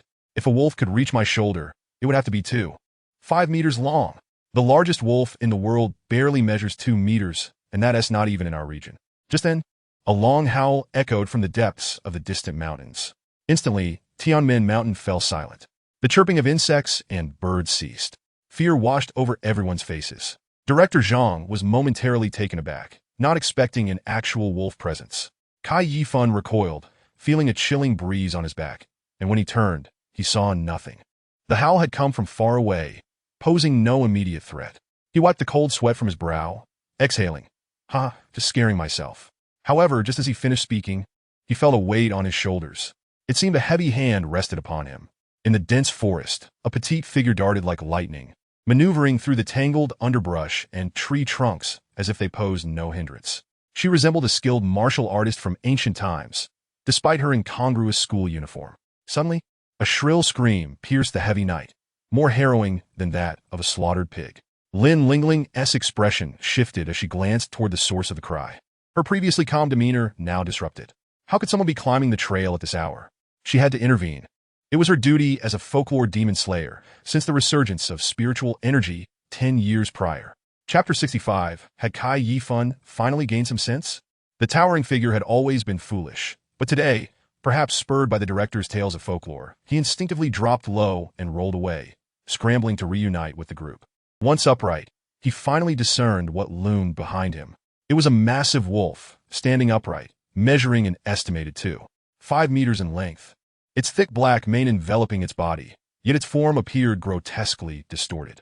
Its enormous head could easily fit a truck tire in its gaping maw, while its limbs were unnaturally slender. Its emerald eyes reflected the terrified faces around it, brimming with malice and hunger.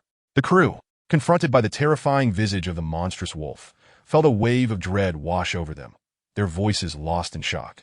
"Wow!" Chen Huaian exclaimed, disrupting the atmosphere of terror. He was not intentionally dismissive. He felt no fear, and even found the situation somewhat amusing. For reasons unknown, he perceived the wolf as merely ordinary, lacking the oppressive presence that would warrant comparison to the likes of Qing Xian Dao Run or Qing Yun Lao Zhu. Thus, upon encountering this peculiar wolf, he experienced neither instinctual dread nor alarm. Instead, he regarded the creature, which stood upright on its slender limbs, as rather comical. It lacked the majesty and ferocity typically associated with demons, and it certainly did not resemble any beast he knew. It appeared more like a stunted, malformed offspring. Perhaps it had been contaminated by nuclear waste, resulting in its mutation? Yet, Tiamen Mountain was not located near the sea. Chen Huaian's exclamation snapped the mountaineering uncle back to reality. He swallowed hard, gazing at the slowly approaching wolf, and forcefully declared, "Everyone, do not panic. If we encounter a wolf in the wild, we must not turn and flee. Especially since we are many, and it is but one. It would not dare to attack us lightly. We simply need to retreat slowly towards the van, which is less than 50 meters away, a distance not too far." Yet, every step the group took was fraught with difficulty, their hearts pounding with trepidation. Maintaining eye contact with the creature was essential. They needed to convey that they were unafraid, but without provoking it, lest they incite its wrath. The uncle, experienced in such matters, noted that although the wolf exhibited signs of aggression, it had not yet lunged forward, merely baring its teeth and emitting a low, menacing growl. The photographer, too, remained dedicated to his craft, locking his focus on the wolf as the live broadcast continued, igniting a frenzy in the chat room. "Oh my goodness, what a massive wolf. Is this special effects? A stunt for the show? Huaiyan, come to Mama? Mama will protect you. Is this for real? Someone call the police." "Xiao Fan, I'm sorry, but between you and Huaiyan, I ultimately choose to worry about Huaiyan. Isn't Kai Yifan a disciple of Shaolin? Surely he can handle a wolf, right?" Song Zichen did not see the barrage of comments, but recalled Kai Yifan's earlier words, prodding him in the side. "Brother Fan, you've trained in martial arts since childhood, right? Go scare that wolf away. Use your skills." Kai Yifan, already on edge, exploded at the sudden jab, glaring at Song Zichen and shouting, "I practice martial arts, not you. Your whole family are martial artists. Are you insane? You want me to fight that gigantic wolf?" The uncle, standing in front of everyone, changed color, cursing under his breath at the foolishness. The massive wolf, previously cautious, was provoked by their shouting, crouching low and preparing to pounce. The uncle's heart raced as he turned and shouted, "Run, head towards the van." However, the wolf was swifter. In an instant, Song Zichen and Zhang Lulu were knocked aside as the creature barreled through the crowd, letting out a howl that echoed ominously. Those with even a modicum of knowledge recognized that the wolf was calling for reinforcements. Sure enough, from the nearby thicket, another slightly smaller wolf emerged. The two wolves positioned themselves menacingly, effectively dividing the group in two, one faction closer to the van and the other, unfortunately, trapped outside. Chen Huaian found himself among those stranded, alongside Su Xingchen and the lead photographer. Despair settled over Su Xingchen and the photographer. There was no way they could traverse the wolves' blockade to reach the van, and the group led by Director Zhang would not risk their lives to rescue them. What could they do now? Amidst the panic, one person remained remarkably composed, Chen Huaian. "For love, Su poor man." Chen Huaian reassured himself. The cancerous cells and boundless potential resonated within his life force. He could hear it. With a steely gaze, he fixed his eyes on the wolf, a glimmer of disdain and confidence shining within. He, Chen Xinzuan, had once cleaved through the Qingyan sect with a single stroke of his sword, leaving its gates in ruins while the old dog Qing Xian knelt in the square, unable to move. What was a mere odd-looking wolf in comparison? Su Xingchen soon noticed Chen Huaiyan's unusual demeanor and wondered if he had a plan. Then, to her astonishment, she saw him adopt a horse stance, raising his cane towards the wolf, while his free hand beckoned it forward. Su Xingchen thought, "No, this can't be right. I mustn't underestimate Brother Huaiyan. Perhaps he knows martial arts." A flicker of hope ignited within her.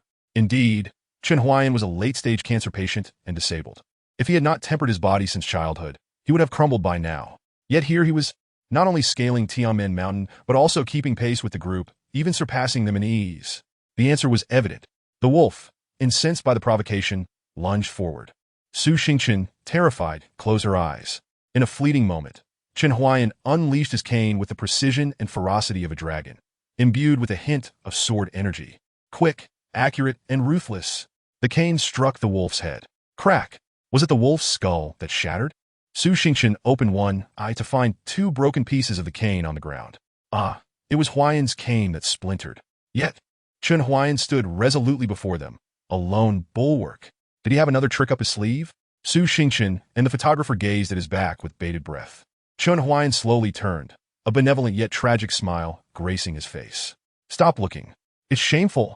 Run. The wolf, dazed from the blow, shook its head several times before regaining its senses. It couldn't comprehend how a mere human could thwart its lethal assault with a stick. Even more bewildering was the feeling it experienced when the stick struck. Had it been a sword, it would have surely met its end. This human was formidable. The wolf stared at the retreating figures of the three, confusion filling its eyes. If this human was so strong, why was it fleeing? Thus, the human must be weak. The earlier encounter was merely a fluke. It decided to pursue. The wolf's speed was astonishing, quickly closing in on Chen Huaian. As it focused on the human's neck, its eyes gleamed with predatory intent. On Chen Huaiyan's back, the ethereal black dragon began to solidify. In a flash, he inadvertently stepped on a stone, losing his balance. Two talismans slipped from his chest and fell to the ground as his right leg instinctively kicked backward. This sudden kick landed squarely on the wolf's jaw. Crack! Boom! With a resounding snap, the wolf was sent flying, tumbling into the thicket. Chen Huaiyan fell to the ground. Su Xingchen and the photographer, who were still running ahead, quickly returned to assist him. No, you must go. Quickly! Chen Huaiyan's face paled in pain. He had no idea what he had just kicked, but it felt as if his heel bone had fractured. He did not look back, believing the wolf was still in pursuit. That couldn't happen. They needed to escape together while the wolf was still behind. Su Xingchen bent down, and along with the photographer, they helped Chen Huaiyan to his feet. Finally, he turned to glance back at the empty space behind them, confusion settling in his mind. He had distinctly felt the wolf closing in, so why had it vanished? Strange. Indeed. Meanwhile, deep within the thicket, the wolf with a shattered jaw struggled to rise. The pain from the blow was far more disorienting than the strike from the stick. Its head throbbed, and a dull ache radiated from its jaw, as if it had collided with a metal box. This agony ignited its ferocity. The pair of emerald eyes gradually turned crimson, panting heavily, its body swelling like a balloon. The thick mane bursting forth like sharp steel needles. Since gaining a higher level of intelligence, this was the only human that had inflicted such pain upon it. Evoking memories of the day, it was flung by an iron box. Death! Humans should all perish. This mountain was once its territory, now transformed into a leisurely garden for humans. They had been driven deeper into the forest, forced to remain vigilant against those swiftly moving iron boxes. How dare they? Howling, the wolf surged forth from the thicket, embodying the spirit of a king, exuding an aura of majesty and lethal intent. The inky night enveloped it, cheering for its grandeur. The wolf vowed to make the humans who had humiliated it pay dearly. Its keen sense of smell instantly locked onto the sense of three individuals. It ran on all fours, swift as lightning, then stepped onto a thunderfire talisman. How? A thunderous boom erupted. Meanwhile, Chen Huaiyan, in the midst of fleeing, paused momentarily, recognizing the thunder as oddly familiar, as if he had heard it somewhere before. Was it really thunder? Wasn't he today clear? Su Xingchen also sensed something amiss. A burnt scent wafting through the air. Supporting the adult male Chen Huaiyan, Su Xingchen and the photographer soon found themselves unable to run any longer. Fortunately, they discovered a small wooden cabin, where the three of them entered and closed the door, seeking temporary refuge. Leaning against the doorway, Chen Huaiyan sat down, feeling that his right foot no longer throbbed with pain. Yet, given his identity as a disabled person, he refrained from revealing this too soon. What if the show demanded he repay them? Huaiyan, why are you sitting by the door? It's too dangerous. Su Xingchen exclaimed, attempting to pull him inside.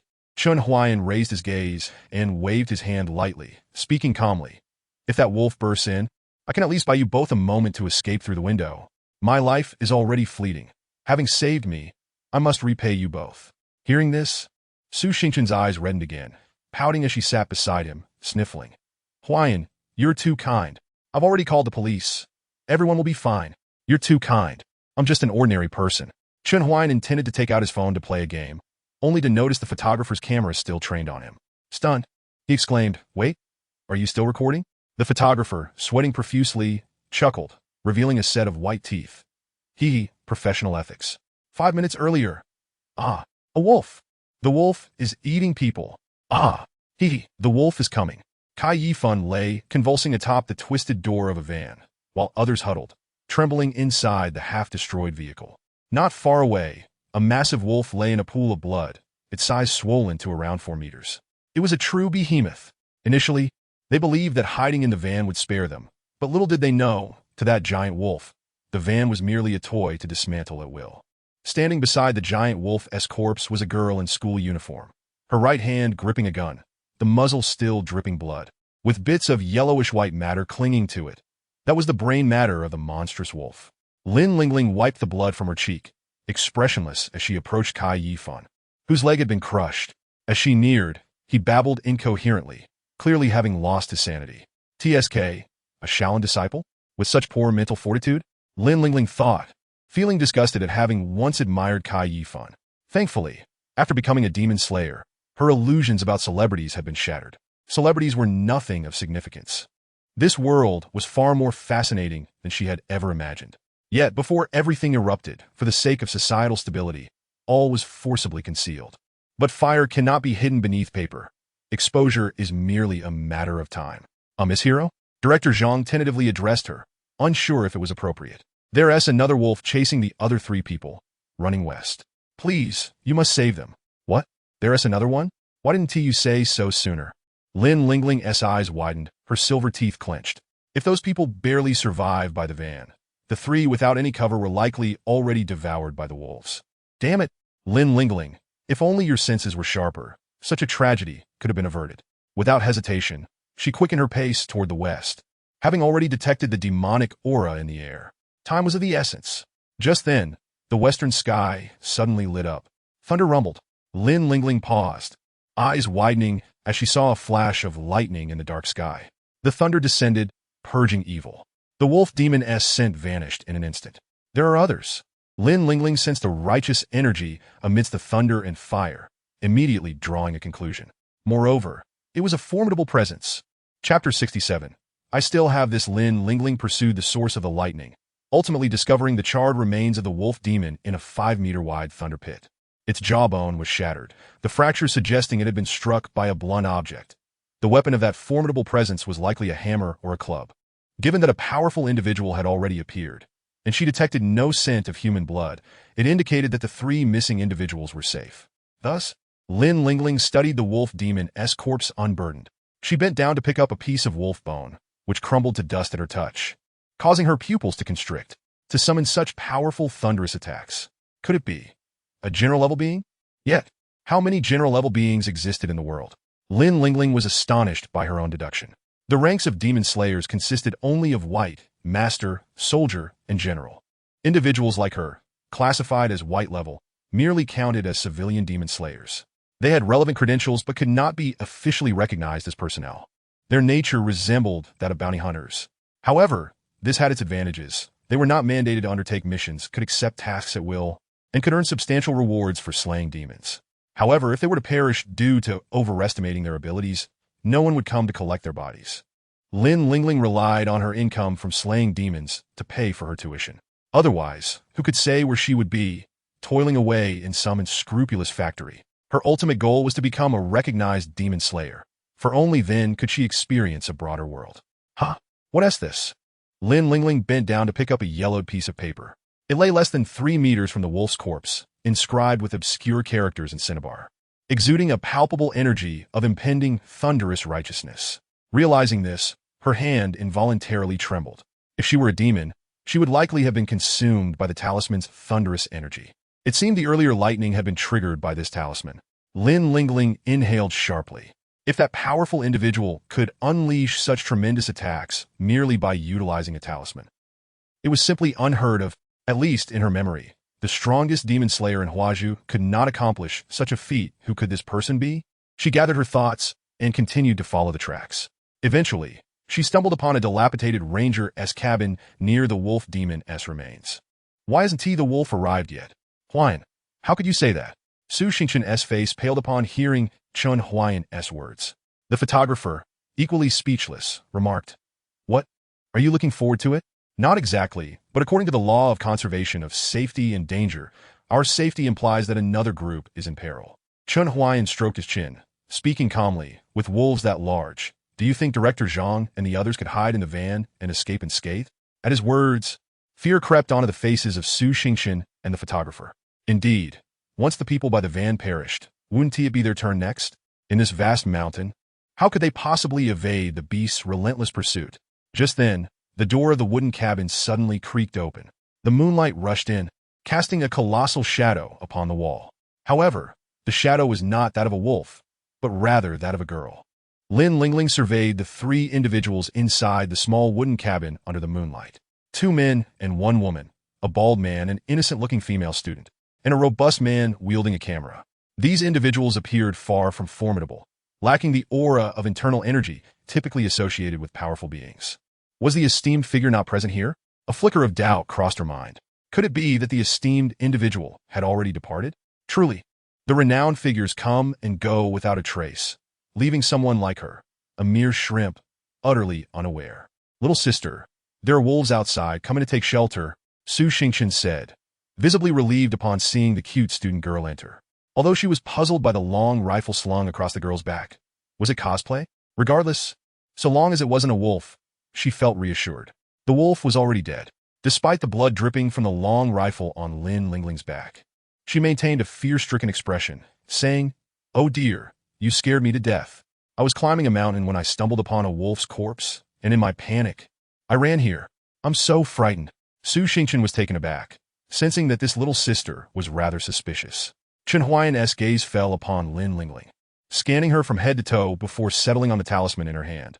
He blinked and asked, "Little sister, where did you find that talisman?" Li Qingran glanced at Chen Huaian, then looked again, and again, finally staring intently. Good heavens, he was strikingly handsome. She hadn't noticed upon entering, but now, scrutinizing him closely, she felt an overwhelming urge to affix her gaze to him. Nevertheless, she was a dignified demon slayer and forced herself to suppress the impulse, blushing as she coughed twice. "What talisman? I don't know what you're talking about. That's merely my keychain." As a demon slayer, it was sometimes inevitable to reveal oneself to the public eye. In the past, when monsters were relatively rare, it was crucial to maintain complete anonymity or coerce witnesses into signing non-disclosure agreements. Later, relevant authorities even developed potions to erase memories for a time. However, as monsters became increasingly prevalent, it became harder to conceal their existence. The materials for the memory-erasing potions were expensive, making it impractical to dispense them to numerous witnesses after every mission.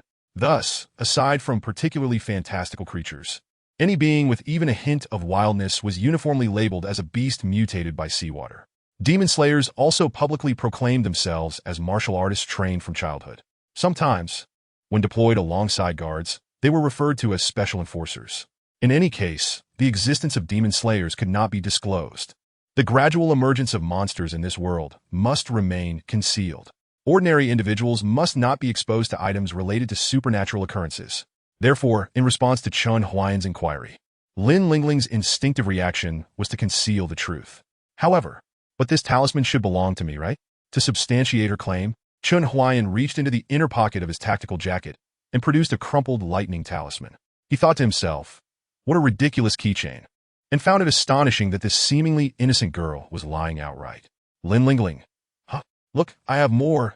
Chen Huaian pulled out 5 more talismans. Li Qingran. Chapter 68.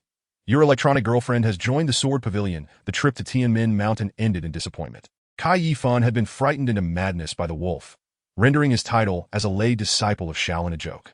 Song Zichen and Wang Yitao's personas crumbled under pressure, revealing that the 2 grown men were even less courageous than a girl when confronted with danger. Thanks to the diligent cameraman, Su Xingqian's image as a kind-hearted little lamb became widely popular. Zhang Lulu, while not particularly remarkable, also garnered some attention. However, the true sensation sparking widespread discussion online was the middle school girl who battled the wolf, alongside the nation's first heartthrob, Chen Huaian, who remained eerily composed before the ferocious beast despite his baldness. Of course, nation's first heartthrob was a title bestowed by netizens. Although the episode of Adventuring at Coffee University encountered an incident, it inadvertently boosted the show's popularity. Moreover, as no lives were lost, the imminent dangers were soon overshadowed online by various memes of the male artist's dramatic expressions. Chen Huaian had his share of memes as well. However, due to his unwavering calmness, none of his expressions could be deemed unattractive, rendering every meme undeniably charming. "Hey, the handsome guy from room 418 is back." Front desk A exclaimed. "Really? I had Annie check this morning. He hadn't returned yet," front desk B replied. "Should we add a green bubble?" Front desk A suggested. "Alas, I'm just a hotel receptionist. He wouldn't look my way," front desk B lamented. Lin Lingling stood before the counter, listening to the two girls chat with exasperation.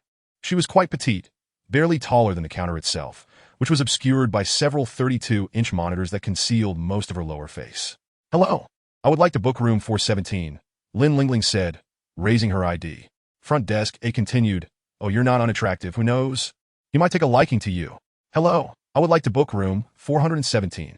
Front desk B interjected, "But I weigh nearly 180 pounds. Isn't that just fine?" Being slightly plump is in vogue now.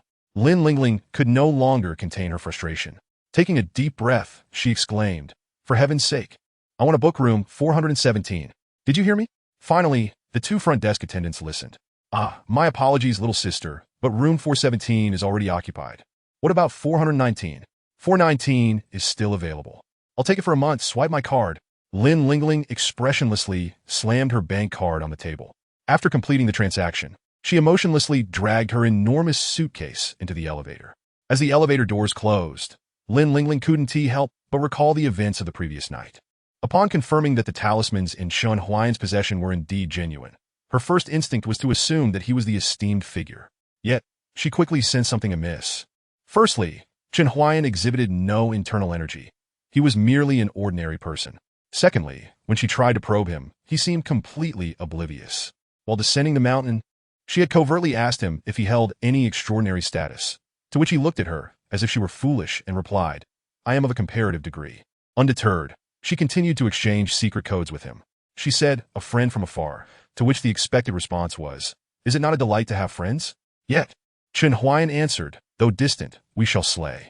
In another instance, she asked, not recognizing the true visage of Mount Lu, and he replied, only recognizing the bent bow shooting the great eagle. It was all a tangled mess, from the clarity and naivete in his eyes. Lin Lingling realized that this handsome man had no knowledge of the demon-slaying agency whatsoever. But where did the talismans he possessed come from? Who was he? Could he utilize them? Perhaps he was merely an ordinary person who stumbled upon treasures by chance? As a demon slayer, her responsibilities extended beyond slaying demons. She was also tasked with locating companions, those ordinary individuals affected by the resurgence of spiritual energy, exhibiting abnormal traits. This was to educate them about the existence of the demon-slaying agency and to prevent them from becoming patriots. In recent years, bizarre serial killings had surged, some perpetrated by demons, while others involved individuals who had gained extraordinary powers. Indeed, some of these empowered humans were even more terrifying than the demons themselves. She had given Chen Huaian talismans. Even with her youthful and adorable appearance, she could not retain the talismans, but she did not overlook the potential threat he posed. Today, following Chen Huaian to the adjacent room was to ascertain his true nature. If he were merely an ordinary person who accidentally obtained those talismans, she would need to find a way to retrieve those dangerous items, perhaps by purchasing them. Of course, she admitted that she was quite covetous of those precious talismans. Upon arriving at the door of room 419, Lin Lingling gazed silently at the firmly closed door of room 418 across the hall. Adorning the door was a talisman identical to the one used to slay the wolf demon on the mountain. Good heavens, would he even know how to use it? Lin Lingling tugged at her hair, feeling on the verge of madness. In the event that the other party is indeed a formidable figure executing a secret mission under a concealed identity, wouldn't her approach be akin to flooding the Dragon King temple? Never mind, let us observe for a few days before making any decisions. Meanwhile, in room 418, Chen Huaian divided half of the recently purchased Chow Haya duck with Baji.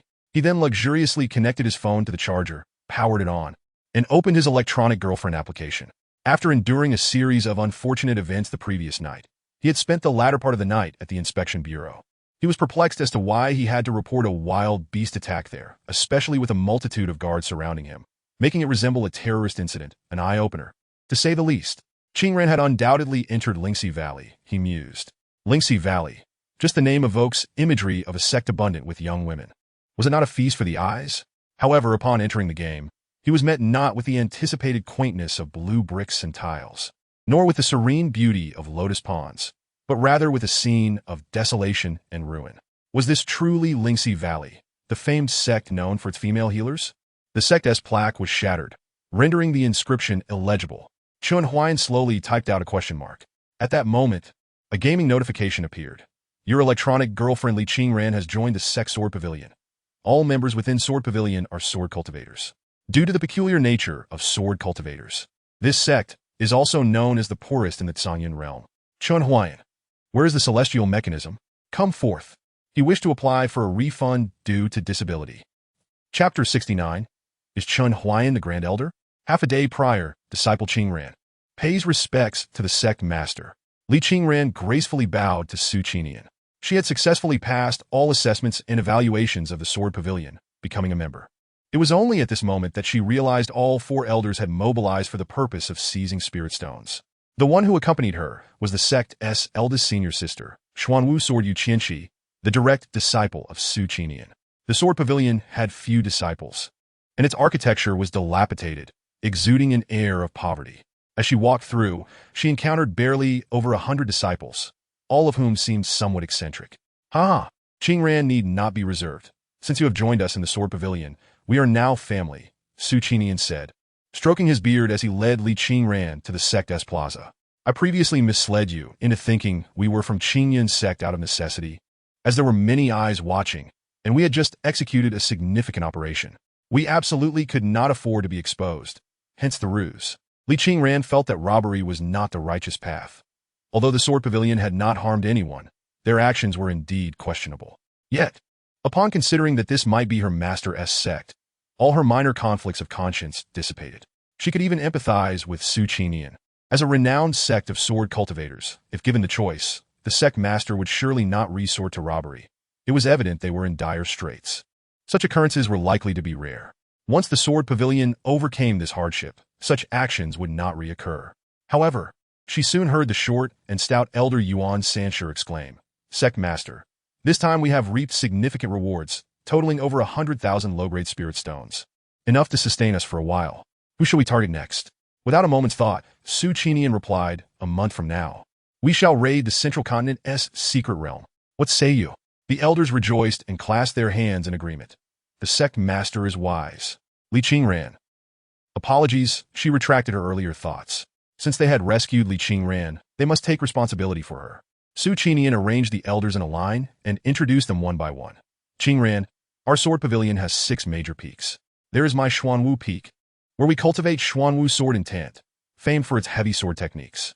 Elder Yuan's Lingyun Peak, known for its first-rate sword techniques, dominating the landscape. Elder Li's Songjian Peak, nurturing the art of concealed swords, where swords are seldom drawn unless blood must be spilled. Elder Wang's Luoshuang Cliff, famed for the world's foremost frost sword, with an intent that pierces bone amidst flying snow. Elder Wu's Wuqing Peak, cultivating the heartless sword intent, where the sword's edge can destroy bones and the intent can ensnare souls. Additionally, there is a 6th peak, the Wanjian Peak, but none among us cultivate the unparalleled sword intent. There is merely a stone tablet for comprehension, and without an elder to guide you, it is advisable to choose wisely. Seeing Li Qingran's dazed expression, Su Qinian stroked his beard and suggested, with your single water spiritual root and the exceptional quality of your dantian, you are a rare talent in cultivation. I recommend you cultivate the frost sword and join Elder Wang's Peak. His ice soul sword techniques will complement your water spiritual root, allowing you to cultivate at an astonishing pace. Moreover, you must keep the secret of your exceptional dantian, disclosing it to no one. Within the Sword Pavilion, I and the elders, along with your senior brothers and sisters, can protect you, but outside the pavilion, human hearts are treacherous, and calamities may arise. Qingran took heed. When she regained her composure, she bowed deeply. During her talent assessment, before entering the Sword Pavilion, she had been somewhat fearful that her exceptional dantian would be discovered and cause turmoil. To her surprise, the sect master and the elders had only been surprised for a moment. It was only through their discussions that she learned there were over 30 disciples within the Sword Pavilion with graded dantians, with the eldest senior sister, Yu Qianqi, possessing a 2nd-grade dantian. Her exceptional dantian was indeed a rare find, but it was not an overwhelming revelation within the sword pavilion. The sword pavilion, though seemingly insignificant, was not without depth. It appeared impoverished, yet concealed profound riches, much like a sword sheathed. Perhaps the only thing that could stir the emotions of these sword cultivators was the lack of funds. Despite the sect master's recommendation of an excellent peak and the guidance of the elders, Li Qingran remained steadfast in her aspirations to become a healer. If she aimed to be a healer, the sword could not be her primary focus. Thus, she respectfully stated, "Disciple wishes to go to the 6th peak." Upon hearing Li Qingran's choice, Su Qinian smiled wryly. "You still aspire to become an alchemist or a healer?" Li Qingran lowered her head, remaining silent. "Very well, then you may go to the 6th peak." Su Qinian did not insist, merely advising, "Based on your perfectly compatible internal energy, you likely already have a master. I'm not concerned about your lack of techniques. Though our sword pavilion primarily focuses on sword cultivation, our foundation is deeper than any other sect in the Tsanyan realm. Do not be deceived by our sparse population and dilapidated state. When you step into the scripture pavilion, you will discover an entirely different world." Li Qingran did not perceive the sect master as boasting. She sensed an unwavering confidence and pride in his words. Thus, the regret of not successfully entering Lingxi Valley diminished considerably. Besides, this place might indeed be connected to her master. With that thought, Li Qingran could not help but inquire, "Sect master, if I may be so bold, do you happen to know a senior by the surname Chen? A Chun? A sword cultivator?" Su Qinian raised an eyebrow. "Yes. Su Qinian regarded the expectant glimmer in Li Qingran's eyes, and with a clever twist, he replied, "Indeed. Elder Chun is our grand elder in the sword pavilion, but he is no longer present. I am unaware of his whereabouts. He is likely off slaying monsters somewhere." So it was. A wave of surprise washed over Li Qingran. So, this indeed was the sect where her master once resided. No wonder they all rode flying swords in the same manner. "Very well. Focus on your cultivation. When Elder Chen returns, I shall introduce you," Su Qinian said. Shaking his head, "Elder Chen is very strict with his disciples. He will not wish to meet any disciple lacking in strength. You must elevate your prowess." "Understood. I shall remember." Li Qingran bowed once more, a radiant smile gracing her face. "Now, go and select your cave residence with your senior sister." Su Qinian exchanged a knowing glance with Yu Qianqi, who promptly took Li Qingran away. "Sect master, is there truly a grand elder named Chan in our sword pavilion?" "Not a chance." "Then how?" "This girl possesses an exceptional dantian and a single water spiritual root. If she diligently cultivates the sword, her future is limitless."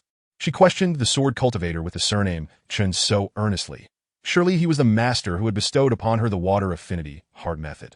However, for reasons unknown, he had left her, which prompted this esteemed individual to speak thus. Su Qinian, with hands clasped behind her back, gazed at the vast sea of clouds beneath the mountain gate, her eyes distant. "Are you truly willing to witness such a genius become ensnared in the seemingly fruitless paths of medical and alchemical cultivation? We live in an era of great strife, not a prosperous one. The purple star dims, and calamity approaches. Only the sword at one's waist can offer true protection. Medical and alchemical paths may appear boundless. Yet should one provoke the ire of others, they might just dismantle your pharmacy and kick over your alchemical furnace, leaving you helpless. I am merely lamenting the waste of talent." Upon hearing these words, the elders exchanged glances, a dawning comprehension illuminating their faces as they bowed their heads in reverence. The Lord is indeed wise. Chapter 70. Choosing a Cave Dwelling Qingran. This is the cave dwelling of our sword pavilion. On the flying sword, senior sister Yu Qianqi pointed towards a towering peak in the distance. Li Qingran focused her gaze and faintly discerned numerous caves or small stone houses, established by cultivators. The vicinity of these abodes boasted spirit fields tended by the practitioners, with the flora and decorations reflecting their diverse tastes. For instance, one cultivator's cave was adorned with chrysanthemums, while another featured towering cacti. Though she had not met them, Li Qingran mused that these two must possess starkly contrasting personalities.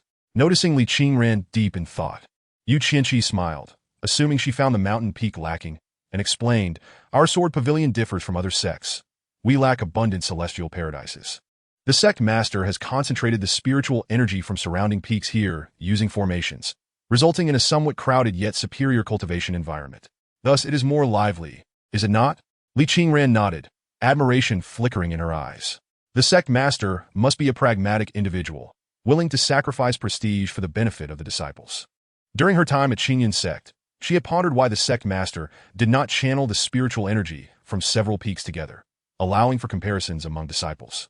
She had broached the subject with Taoist Chen Huaian, who had scolded her for her naivety, asserting that cultivation is a contest against heaven, earth, and humanity. If everyone shares the same resources, how can one showcase the disparity created by talent and personal effort? Yet, she believed that a sect should function like a family, united in support rather than engaging in strife. Perhaps her thoughts were overly idealistic? Is there anything you wish to express, junior sister?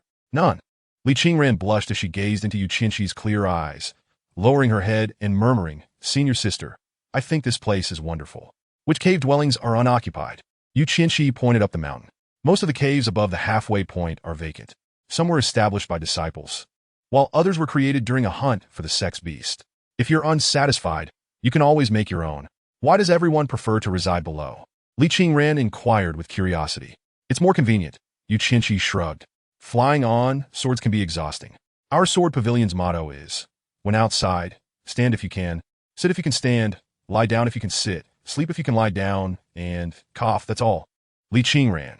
Is this truly the attitude of sword pavilion cultivators? Quite the display indeed. As they approached the peak, she observed several sword cultivators sprawled out lazily.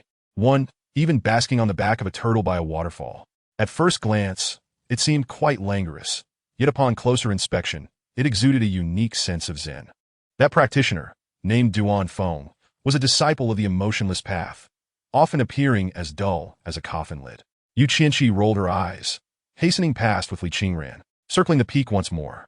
So, junior sister, have you decided where you wish to reside?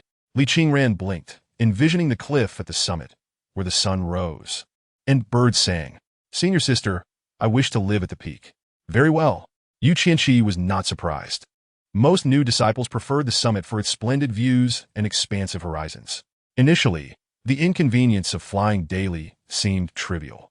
Yet, even the most beautiful scenery can become tiresome. As time passed, they would realize the arduousness of rising early to attend morning lessons, growing weary as they raced against others who ambled along. Come summer, under the scorching sun, they would soon find themselves humbled. Surviving summer would lead to winter's howling winds and snow, where the charming sounds of nature below contrasted starkly with the icy desolation above.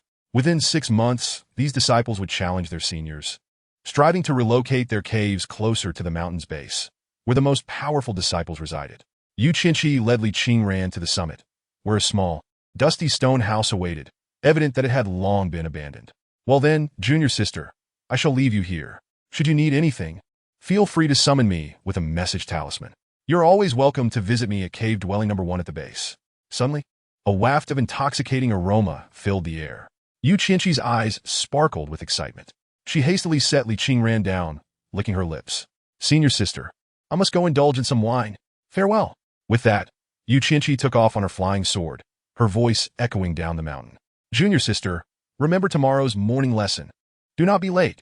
As her voice faded into the distance, it returned with a shout. Soon, I will count to 3. Hand over your newly brewed wine, or I shall demolish your cave. Dream on. A clash of sword intent erupted in the mountain, followed by a cacophony of battle sounds that shook the ground. Nearby, a few celestial cranes napped peacefully at the cliff's edge, seemingly unfazed by the commotion. Li Qingran stood at the cliff's edge for a moment before turning to enter the stone house. A new life awaited her. After tomorrow's morning lesson, she would visit the scripture pavilion. She must assist her master in finding an antidote. She vowed to ensure her master's longevity. Li Qingran clenched her fist, motivating herself, and picked up a broom at the entrance to sweep the dusty room. Suddenly, a familiar voice echoed in the void. Qingran, have you thought of your master in this day of absence? Chapter 71. Knock? Knock knock farm? Qingran, I miss you dearly. In room 418, Chen Huaian was passionately speaking into his phone, unaware that his words had been entirely altered. Nearby, Baji, having taken a bite of spicy chow hei duck, trembled uncontrollably.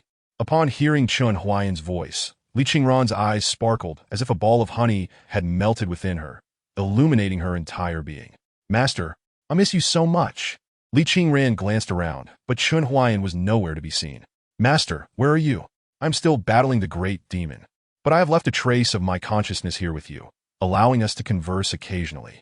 Li Qingran felt a twinge of disappointment upon hearing this, but quickly regained her composure, expressing concern. Master, that great demon hasn't harmed you, has it? You're poison. Do not fret. I am unharmed. Oh, that's a relief. Master is the strongest. Li Qingran thought to herself. How could he be fine? Such a severe poison must cause him great pain. She envisioned a scene where a white-haired immortal, having just emerged from battle, lay against a beast's corpse in a pool of blood, sword still embedded in the beast, enduring agony while communicating with his disciple from thousands of miles away. Merely imagining it quickened her heartbeat. No, no, no. Li Qingran, her face flushed, tapped her head. Now is not the time for such thoughts. Master, I have joined a new sect. Everyone here treats me well. Tomorrow, I will visit the scripture pavilion to assist you in finding an antidote. The mention of this topic instantly darkened Chen Huaian's mood. What sect have you joined? The sword pavilion. Li Qingran replied, her lips curling into a smile. I initially intended to go to Lingxi Valley, but due to some unforeseen circumstances, I could not. The young master of Lingxi Valley dislikes men and expelled me upon learning you were a man. What? How outrageous! Chen Huaian exclaimed, rolling his eyes in frustration, mentally noting the so-called master of Lingxi Valley. Qingran, just wait. When I encounter that master, I shall deal with her on your behalf. How dare she dismiss you? Does she think she can bully my precious disciple, the esteemed Chen Huaian? This insignificant Lingxi Valley must be tired of living, allowing my disciple to suffer indignities. Upon my return, I will swiftly rectify this. Master, it's all right, Li Qingran replied, shaking her head. This matter was in the past. Everyone has their own taboos. If she does not accept disciples, so be it. Now my disciple has found a better place. Chen Huaian grimaced. Sword pavilion? Oh right, Li Qingran shukla. This is the sect where you once resided, master. I could tell they were using flying swords without a wind protection formation. Isn't that clever of me? Wait a moment. Chen Huaian was bewildered. What is a wind protection formation? Do you need it to ride a flying sword? Where is it, and how do you activate it? Moreover, sword pavilion was your former sect? What nonsense is this? The pavilion master mentioned it. He said you were a revered elder, though he didn't know your whereabouts. He advised me to diligently cultivate and enhance my abilities, or else you might look down upon me as a disciple. He. Li Qingran said, playfully gesturing with her fingers and gazing with bright eyes, her innocent smile revealing her joy. Chen Huaian scrutinized Li Qingran's naive and foolish eyes. And if he guessed correctly, this silly girl had been deceived. The pavilion master was quite the strategist, likely perceiving something and painting a grand picture for Li Qingran. His foolish disciple had become a donkey with a carrot tied to its head, while he, Chen Huaian, was the carrot itself. With this thought, Chen Huaian couldn't help but feel a mix of amusement and exasperation. By the way, master, should I inform the pavilion master of your current situation? If he could assist. Li Qingran's eyes sparkled. She was unaware of Su Qingyan's true strength, but she presumed it was on par with Wu Duantian. And perhaps he could assist her master. Well, that could work? Chen Huaian initially intended to decline, as he wasn't truly a revered elder. However, upon reflection, since the pavilion master had already misled Li Qingran, he decided to let the ruse continue, curious to see how the pavilion master would navigate this situation. All right then, Qingran, you shall seek out the pavilion master tomorrow. Li Qingran nodded solemnly, her expression serious. Chen Huaian opened the map, surveying the entirety of Sword Pavilion. To his astonishment, every disciple was represented by a green dot, with not a single yellow one in sight. This indicated that none of the disciples harbored ill intentions. They all regarded Li Qingran, or rather, their fellow disciples, with kindness.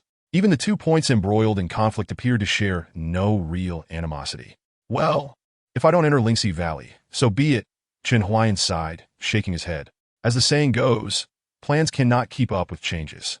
He had no idea he would encounter such enormous wolves on a mere mountain climb. Suddenly, a recharge notification popped up. Your electronic girlfriend's dwelling is too dilapidated. Recharge 68 to give her a cozy home. Chen Huaian scoffed. A mere 68 is nothing, even if this is the key to the next wave of spending. What of it? I, Chen the wealthy Xianzuan, have plenty of money. Charge away. With a flash of golden light, as Li Qingran began tidying up her room, the stone dwelling transformed into a warm and exquisite wooden house, adorned with various new furnishings, and the existing ones rejuvenated. This scene was strikingly reminiscent of a previous occasion. Li Qingran gazed at the beautiful house, her eyes brimming with warmth. In her heart, what left the deepest impression was not the magical artifacts or spirit stones, nor even the miraculous elixir to restore her dantian. She would forever remember that stormy night when, with a call of home, a shelter appeared before her eyes. A house built from wood and stone might seem insignificant to other cultivators, but to her, it was the most precious gift. When Chen Huaian had taken her away from Wanshan, she had longed for the little stone house for quite some time. The care her master bestowed upon her was always found in the details that others overlooked, leaving her in perpetual gratitude. Unbeknownst to her, while she was moved, Chen Huaian was staring at the screen, lost in contemplation. You have unlocked the electronic girlfriend dwelling function. You may freely purchase the following items to aid your electronic girlfriend's cultivation. Permanent primary spirit gathering array. 10,000. Spirit stones automatically replenished. Permanent intermediate spirit gathering array. 100. 000. Spirit stones automatically replenished. Cultivate a spirit field. 5,000. Cultivate 10 spirit fields. 48. 800. Upgrade spirit field to level 1. Increases spirit plant yield and grow speed 1,000. Construct spirit beast pen. 50,000. Open spirit beast cub shop post construction. Construct primary mysterious armor array. 5,000. Materials automatically replenished. Upgrade dwelling to level 2. Increases comfort 998.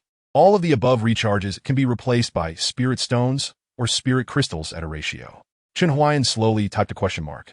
He zoomed out to observe the rugged land on the cliff, divided into various areas awaiting cultivation. An ancient game came to mind.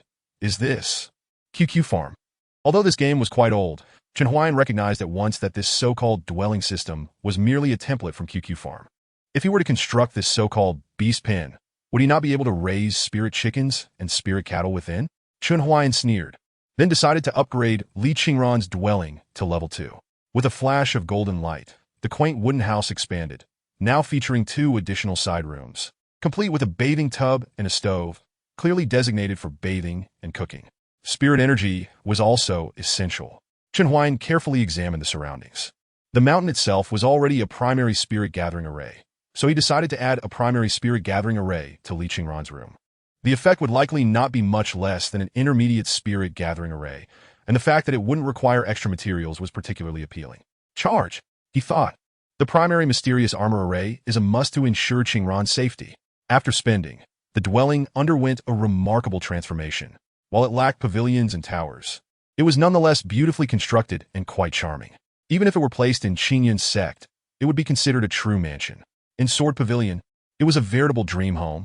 As Chen Huaian pondered what else to purchase, a weak voice echoed from the game. Master, that's enough. It's too much.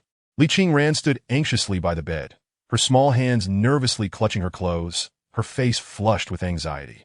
She had witnessed her master's mysterious powers before, so she was not overly surprised. However, she was concerned about how she would explain the transformation of her dwelling to the other disciples of Sword Pavilion. Surely, she couldn't claim she built it herself. Could she? Qingran, everyone else has spirit fields. Let me set you up with some. Master, please don't. How about 10 large spirit fields? 10. Li Qingran recalled her senior sister had only 2 spirit fields and had been quite proud of them. After all, cultivating a fertile spirit field was no simple task. Yet here was her master offering 10 without hesitation. All right then, 10 it is. Boom! The ground surrounding the little wooden house trembled, and 10 spirit fields, radiating with a soft glow of spirit energy, soon emerged. Chen Huaian even upgraded them in the process. Now they were 10 level 1 spirit fields. That should be good enough. If I spend any more, I won't have any money left for emergencies. Li Qingran trembled as she opened the door, gazing upon the vast expanse of fertile spiritual fields before her. Her knees buckled, and she sank to the ground, despair flooding her as she closed her eyes and murmured, "It's over, it's doomed." It was impossible to retract what her master had bestowed upon her. She foresaw herself becoming a notable figure in the sword sect. Surely, those disciples would not refer to her as a mere disciple of a treasured master, would they? This garment is exquisite. Wear it to sleep. A piece of clothing landed on the bed. As Li Qingran entered the room and picked it up, her face flushed crimson. It was a white gauzy dress, exposing her back, with fabric that gradually tightened around her waist and hips, featuring a slit at the thighs. It was easy to imagine how this dress would perfectly accentuate her curves. Such attire was certainly unsuitable for public wear. Did her master truly wish for her to don it for sleep? Could it be interpreted as her master wanting to see her wear it? Oh no, such thoughts were unbearable. Li Qingran's cheeks grew hotter, turning almost purple at the ears. When had she ever worn something so revealing? Yet if it was her master's desire, perhaps it wasn't entirely out of the question. Meanwhile, as Li Qingran was lost in her tumultuous thoughts, Chen Huaian had exited the electronic girlfriend store. In truth, he had not contemplated much. He simply seized the opportunity to purchase a promotional sleepwear item for a mere 18 coins. You have completed main quest 2. 0. Assist your electronic girlfriend in establishing herself in the new shelter. Reward: 1 9-turn spirit orchid, 1 Nuwa soil delivered. Main quest 3. 0. Countdown to the opening of the Central Continent's Secret Realm instance is 30 days. Please enhance your electronic girlfriend's survival rate in the instance. Each increment of 30 in survival rate will yield a cryptic hint. Current survival rate: 0. A thud resonated at the door once more. Chen Huaian, accustomed to such occurrences, recognized it as the arrival of a mysterious package. However, he could retrieve it at his leisure. His attention was fixated on main quest 3. 0. Was he finally about to embark on the first game instance? He had previously pondered how an MMO of this nature could possibly lack instances, especially given the expansive game map, which promised myriad explorations and perhaps even world bosses. Departing from the small abode on Wanqing Mountain was merely an exit from the novice village. Joining the Sword Sect marked the true commencement of his journey.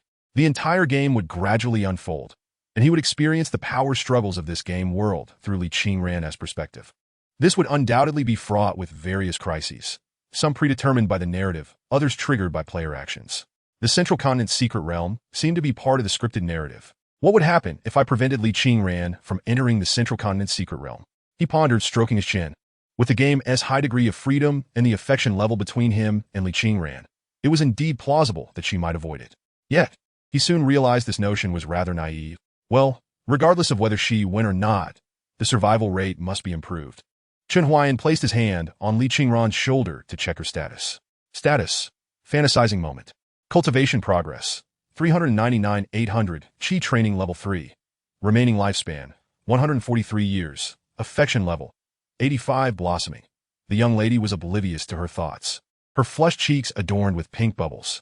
Having reached Qi training level 3, her survival rate of 0 indicated her current strength was inadequate for entering the secret realm. Thus, swift enhancement of her power was imperative. Both her mental and martial skills needed to be up to par. It seemed he would need to delve into the Azure Lotus Sword Classic without delay. A sense of urgency burgeoned within Chen Huaian. Yet upon reflection, he realized there was still a month left. It should not pose a significant problem. As a dedicated player, he merely needed to invest time and resources to enjoy the game, while the planners and developers had far greater considerations to make. It was time to retrieve the package. Chen Huaian rose and opened the door. As anticipated, 2 boxes lay at his feet. From one box, delicate green shoots peeked out, while the other felt heavy, exuding a faint earthy aroma. 9-turn spirit orchid? Nuwa soil? Quite intriguing. He carried the 2 dirty boxes into his room and placed them on the windowsill, then fetched scissors and wet wipes. Suddenly, the previously lethargic cat, Baji, flipped over, its feline eyes darting around before settling on the 2 boxes on the windowsill, sparkling with curiosity. Chapter 73. Could this possibly be a true talisman? A remarkable find. Absolutely splendid. Baji stared intently at the boxes, sensing that consuming whatever lay inside would undoubtedly enhance its power. Soon, even the most formidable of human contraptions would be no match for it. After being fed a plethora of dirt for so many days, had the master finally decided to offer it something delectable? Chen Huaian opened the boxes with the scissors. As he suspected, one contained a plant, while the other held a pot of colorful soil. He planted the plant into the pot, placing it on the windowsill and observing it for a moment, before he reluctantly retrieved his identification tool. The results emerged swiftly. Grass, a type of plant. No, my friend, this is merely an ordinary piece of grass? Chen Huaian was speechless. The game developers were lacking in sincerity. How much does a pot of orchids cost nowadays? Sending over a pot of dirt with grass was rather dismissive, wasn't it? The soil was equally unappealing, resembling something polluted by industrial waste. In a fleeting moment, he discovered something else within the box. Extracting it revealed a talisman sealed in a bag, accompanied by an instruction manual. Purple Sky Divine Thunder Talisman. Please affix this talisman to the flower pot to protect the 9-turn spirit orchid from being devoured by gluttonous demonic beasts. Chen Huaian. Gluttonous demonic beasts, indeed. The only creatures in this room were mosquitoes and a foolish cat. Well, let us consider it a decorative item. Though it contained a mere piece of grass, the pot, adorned with carvings of celestial palaces and auspicious clouds, was rather aesthetically pleasing. He affixed the talisman to the pot. Despite containing a mere weed, the talisman-enhanced pot still presented a rather peculiar sight, one that seemed beyond the realm of ordinary human actions. In the game, Li Qingran was still pacing by the bed, holding the garment. Chen Huaian, seeing no further matters to attend to, logged out. After such a busy time, he had yet to eat breakfast. Once he had his meal, he planned to practice swordsmanship in the square, wondering if the old man would be present today. As Chen Huaian busied himself with breakfast, Baji stealthily approached the 9-turned spirit orchid. The closer it drew, the more potent the spiritual aura emanating from it became. How could such a spiritual herb come into existence in this age of scarce spiritual energy? Where on earth did this master procure it? It pondered, utterly perplexed. Yet it mattered not. It did not deter its appetite. Moving closer still, it greedily swallowed a mouthful of saliva. Suddenly, crackling sounds erupted, and a terrifying pressure loomed overhead, causing it to hastily retreat to the sofa in fright. Baji then noticed a yellow paper affixed to the side of the pot. It was a talisman, even more formidable than those on the doors and windows. Should it dare to touch that pot, death would be instantaneous. As it retreated to a safe distance, the unleashed thunder from the talisman receded. I was too naive. Baji gazed at the protected spiritual herb, tilting its head at a 45-degree angle towards the heavens. How could such a treasure ever be offered to this beast? It shook its head in self-deprecation and resumed munching on the half-finished meal of the spicy duck. Regardless, as long as this spiritual herb remained, it would soon create an area conducive to cultivation. At that time, everything in the room would be permeated with spiritual energy. Ordinary rice would transform into spiritual rice. The spicy duck would become a spiritual version of itself. And if a fish were kept long enough, it might even become sentient. Thus, while it still feasted on dirt, it could at least console itself that it was now akin to chocolate flavored with its previous fare.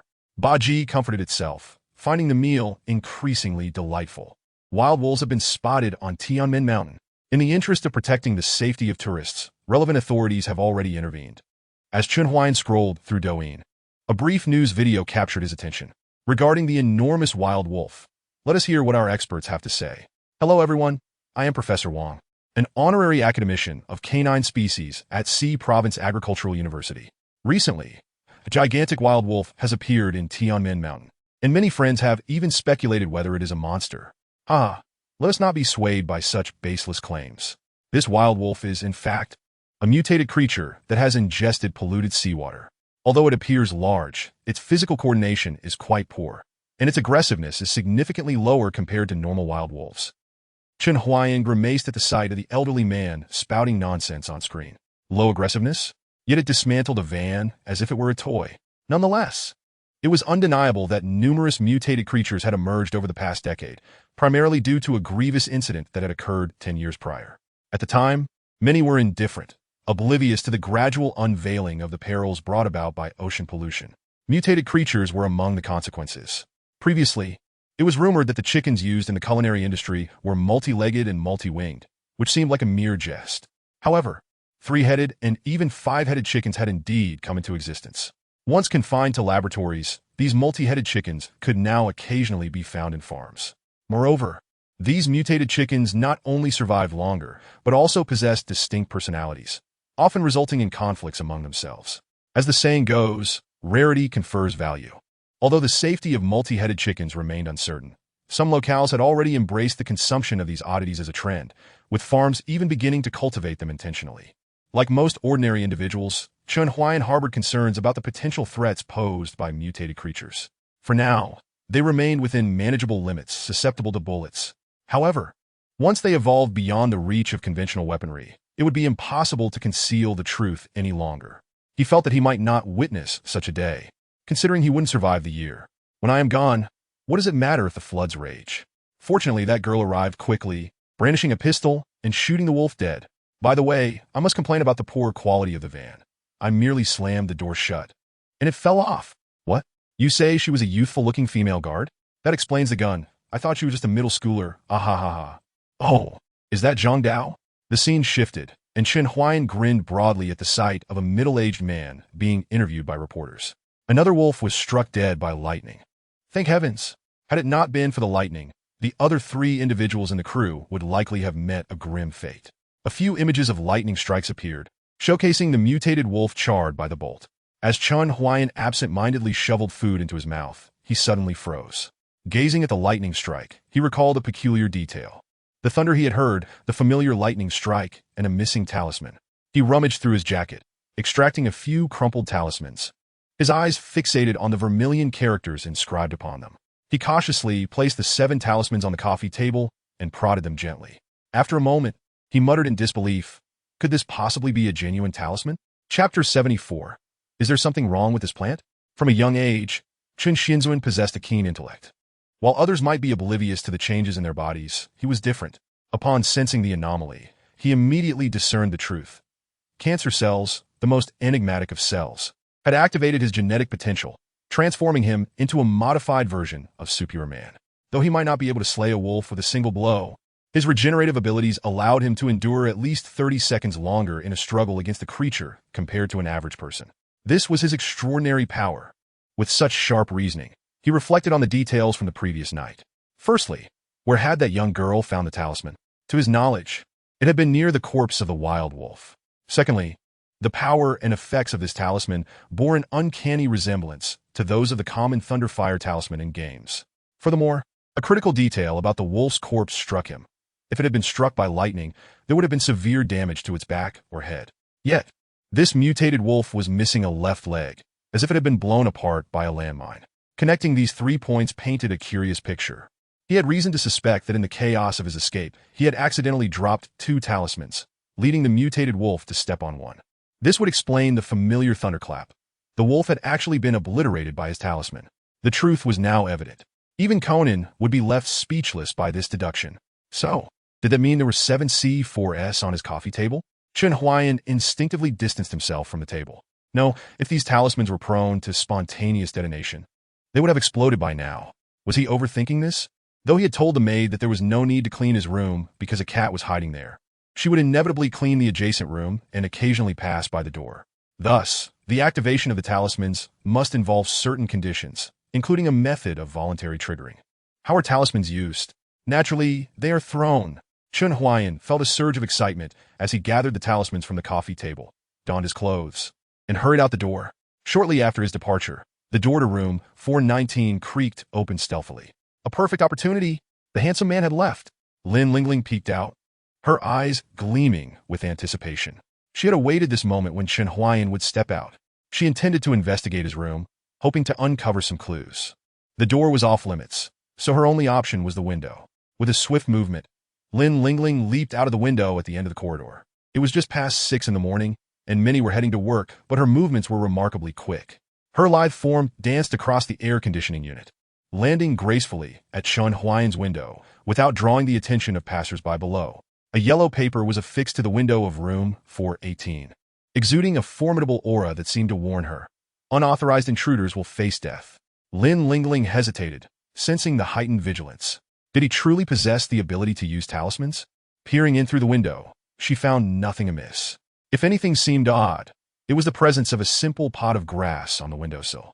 And why would someone so whimsically use such colorful soil? No, there was something suspicious about this plant. Li Qingran fixated on the seemingly ordinary grass. Since becoming a martial artist, her vision had far surpassed that of an average person, allowing her to discern details that others overlooked.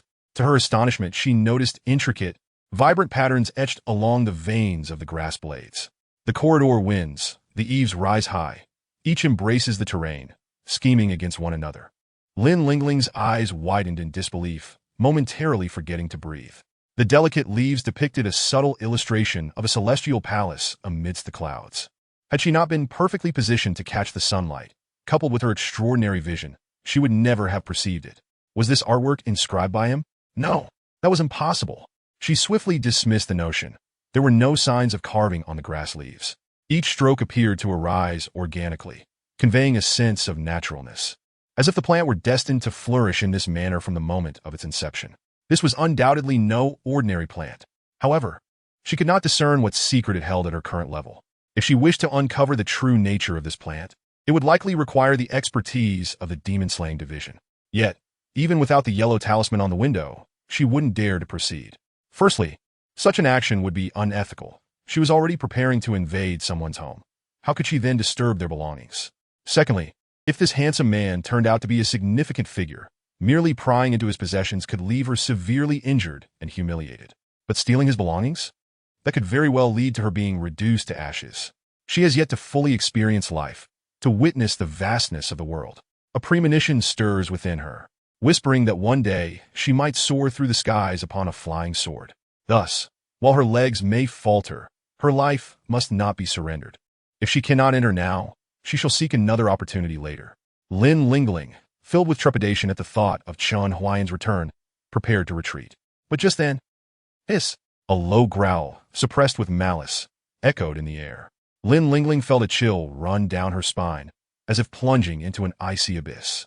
Her neck seemed to be compelled to turn slightly, revealing a black cat perched on the windowsill, its golden eyes fixed on her, scrutinizing her as one might a helpless creature. Had that menacing growl come from this feline? It resonated like steel scraping against shards of glass. Sharp, brutal, intent on destruction. The black cat approached with graceful yet regal strides, sunlight shifting around it, casting a monstrous and twisted shadow upon the wall. A demon! Upon seeing that silhouette, Li Qingran's pupils constricted. She could not ascertain the level of this demon, but its overwhelming presence rendered her immobile. How could that person coexist with such a creature? Before she could ponder further, the black cat suddenly raised a paw and slammed it down with a resounding thud. A wave of black ripples surged outward, striking Li Qingran like a whip. Regaining control of her body came too late as an immense force sent her tumbling down from the windowsill. Baji, perched by the window, maintained a cautious distance from the talisman affixed there, observing the girl who had fallen onto the rain awning, seemingly lifeless. Truly reckless. Daring to covet the Master-S spirit plant? Alas, this king cannot touch her. Otherwise, she would surely meet her end today. Baji's dissatisfaction was palpable, yet it could do naught but relent. It cast a wary glance at the talisman glowing ominously atop the flower pot, before retreating to the sofa to lie low. In the eyes of this enlightened master, it was merely a cat. Thus, it must play the role of a good cat, lest its true identity be revealed and it face a dire fate. Meanwhile, Chen Huaian had arrived at a corner of the square, choosing not to visit the place where the old master practiced his martial arts. Before that, he needed to ascertain whether the talisman could indeed be utilized. Chapter 75. Could it be the posture is incorrect? If I blow a hole in the square, how much will I have to pay? Chen Huaian pondered as he gazed at the lawn before him. Although he was relatively affluent at the moment, he doubted that his finances could cover such a mishap. Was there anything he could explode without incurring costs? After much contemplation, he eventually arrived at a nearby dump. Presently, the resident's refuse had nearly filled the site, and the garbage truck had yet to arrive. Since it was all waste, creating a crater here should pose no issue. Here goes! Chen Huaian's eyes narrowed. He took a deep breath, reaching into his bag to grasp a Thunderfire talisman between his index and middle fingers, then swiftly drew it out. Bayou! The Thunderfire talisman flew half a meter before crashing to the ground. Chen Huaian. No, talismans should be accompanied by incantations. He picked up the talisman and shouted, Waya, urgent as the law commands. Bayou. The talisman flew half a meter, then fell again. Could it be the incantation was wrong? Chen Huaian furrowed his brow and called out again, Concentrate. Go. Depart. Purple zap. Ah, bite it. Chicken beep you. Saipan. The Thunderfire talisman repeatedly tumbled to the ground. Chen Huaian fell into deep thought. No, in the game, he had never uttered any incantations. It must not be an issue of the words. Perhaps it was the posture that was at fault. What stance should a celestial being adopt when casting a talisman? Chen Huaian struck several poses on the spot, including a spinning shot put throw, a running javelin toss, a one-handed salute while flicking cards, and a one-handed sprinkle of salt. No matter the motion, none succeeded. Ha! I was indeed too naive. Chen Huaian gazed skyward, his eyes forming a melancholic angle of 45 degrees with the horizon, self-deprecatingly chuckling. What talismans? What realm of cultivation? Merely the idle fantasies of a dying cancer patient. A stray dog passed by his feet, sniffing his shoes, its expression suddenly shifting as it whimpered and fled as if it had seen a ghost. Chen Huaian was taken aback, a flash of insight illuminating his mind. The talisman had initially triggered upon contact with a living being. Simply tossing it would not suffice. He lacked a specific target. What would serve as an appropriate target for experimentation? Subconsciously, the image of Baji appeared in his mind. In the room, Baji, nestled on the sofa, suddenly shivered, feeling a chill wash over it. Yet upon surveying its surroundings, It could not ascertain the source of the lethal intent. No, Baji was far too adorable, and one must not mistreat small animals. Chen Huaian shook his head, the malevolent aura surrounding Baji dissipating. Perhaps he could procure a fish from the market later. This seemed the only viable target, especially since he intended to eat it anyway. Moreover, the act of killing a fish typically involves scaling and gutting, but if the talisman were to activate, it would instantaneously carbonize the fish. Thus Chen would not be guilty of animal cruelty.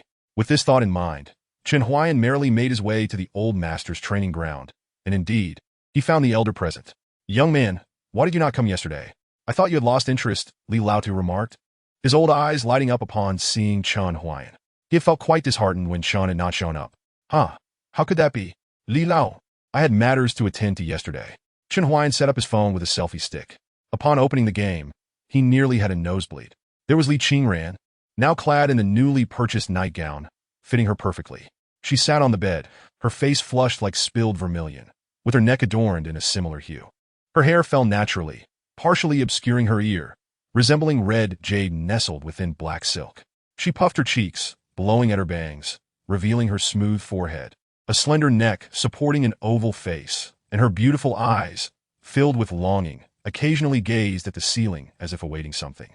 As she lifted her gaze, her delicate collarbones became fully visible, akin to pavilions among mountain peaks, supported by the ample, white jade hills.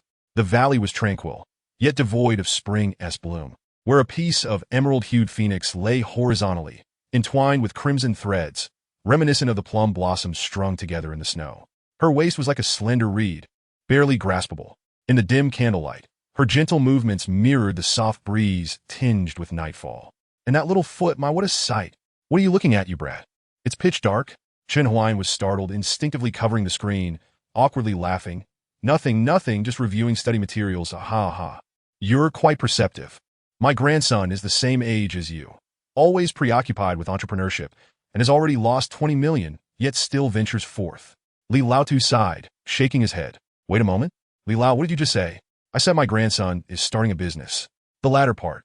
Lost 20 million? Yes. Chen Huaian's smile brimmed with insincere flattery.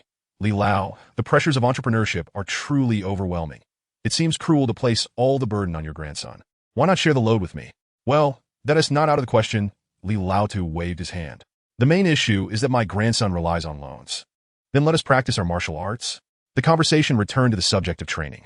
Chen Huaian forced himself to avert his gaze from Li Qingran, instead focusing on the progress of the Qinglian sword manual. Upon seeing it, he was rendered speechless. The first 12 chapters had all reached an impressive 99, with just a bit more practice required to achieve minor success. Furthermore, the first move, long wind breaking waves, and the second move, sword light emerging from the box, had both been unlocked for cultivation. What on earth is happening? Chen Huaian was utterly bewildered. He had no recollection of practicing these moves. Why was everyone transforming into a master? Could it be that he was practicing in his dreams? "Young man, it seems you have a keen interest in swordplay," came the voice of old Li, tinged with a hint of arrogance as he observed Chen Huaian's puzzled demeanor. "I went back to research that stance you executed earlier. It was indeed the beginning of a sword technique. So, I took the liberty to review the Tai Chi sword forms I learned in the past." "What do you say? Would you care to learn from this old man?" Chen Huaian squinted his eyes. "Are you saying, old man, that your swordplay is impressive?" Old Li lifted his chin. "It's decent, probably ranks first in the entire province." "Wow, that is quite remarkable." Old Li beamed with pride, patting Chen Huaian on the shoulder. "I guarantee that after just one demonstration of my swordplay, you'll be eager to call me master." Chapter 76. What? Sword Chi. Witnessing Old Li boast so extravagantly, Chen Huaian couldn't help but feel a surge of anticipation. "Watch closely. My swordplay is exceptionally graceful." With that, Old Li struck a pose and performed the Tai Chi sword form, transitioning from slow to fast, and then back to slow. Truly, as expected, his technique was superb. Given Chen Huaian's discerning taste and his reservoir of knowledge, he could only appreciate it as such. Old Li's swordplay was indeed ethereal, showcasing a profound foundation, fluid and seamless without a hint of interruption. It even seemed suitable for combat. However, it felt somewhat theatrical. He couldn't quite articulate it, but some movements appeared superfluous. Perhaps they could be omitted or altered for better effect. Yet, he was no master himself and felt hesitant to critique. "How was that? Satisfactory?" Old Li stroked his beard, sheathing his sword, his face radiating pride, eagerly awaiting a grandiose compliment from Chen Huaian. Quite impressive. Chen Huaian gave a thumbs up. Old Li frowned. What? Do you think there's something lacking in my swordplay? Not at all. Chen Huaian understood Old Li had misunderstood him, but struggled to explain, scratching his head. Old Li, I feel I've recently gained some insights myself. Could you take a look? Sure, but I want to hold back if I spot any flaws. All right then, may I borrow your sword? Chen Huaian took the sword from Old Li, focusing his mind, narrowing his eyes slightly, grounding himself in a stable stance, and assumed the posture of the first chapter of the Qingran sword manual, crane stance. At that moment, Old Li's initially critical gaze widened in astonishment. After just a day, this young man seemed transformed. Not only had his legs improved, but he had also gone from a novice to executing movements with perfect unity and grace. Most importantly, he had grasped the essence of spirit. The criticism of modern martial arts often stems from their ornamental nature. This ornamentation mimics the form of martial arts, yet lacks the crucial spirit. The harmony of form and spirit constitutes the complete martial art. The spirit is far more significant than form. Why did ancient soldiers relentlessly practice thrusting motions? To seek breakthroughs through countless repetitions of understanding. How to exert force for a more powerful thrust. What angles facilitate penetration of armor. How to extricate oneself from obstacles. All of these culminate in the moment when thought dissipates, giving rise to spontaneous reaction, the moment spirit manifests. Based on this foundation, one continues to break through, finding enlightenment amidst the chaos of battle. A novice could ascend to the rank of centurion simply by mastering the spirit in a single thrust. A battle commander, however, is one who has integrated more spirit techniques into their repertoire. In contemplation, Chen Huaian completed the first 12 chapters of the sword manual. Initially, the movements were fixed, but gradually they flowed into graceful sword maneuvers, thrusts and slashes, all executed effortlessly and without hesitation. In a daze, Old Li perceived in Chen Huaian the image of a swordsman in white, dancing with elegance, one hand wielding the sword, the other holding a cup, exuding a wild and unrestrained spirit, akin to a roaming dragon. How could this be possible? Old Li was dumbfounded. This young man was no novice. He was a master. No, even the masters he had encountered could not embody spirit through so many movements. Many masters only infused spirit into 2 or 3 techniques, and were hailed as renowned figures. Yet, what was this young man's background? Suddenly, the ethereal figure came to a halt. Chen Huaian stood tall, eyes closed, sheathing his sword, left hand resting on the scabbard, right hand on the hilt. A breeze stirred, carrying a hint of sharp energy. A shooting star's white plume adorned his waist, as the sword blossomed like an autumn lotus upon drawing. With a swift motion, the sword was drawn. Clang! Old Li could hardly discern Chen Huaian's blade, only catching a glimpse of a dazzling arc of light beneath the sun. That arc shattered into fragments, reminiscent of a flourishing autumn lotus. As the sword sang its hissing melody, the petals of the lotus disintegrated and fell, while Chen Huaian, with a resounding clang, sheathed his sword. Old Li stared blankly at Chen Huaian, his throat constricted, unable to utter a sound, his mind buzzing.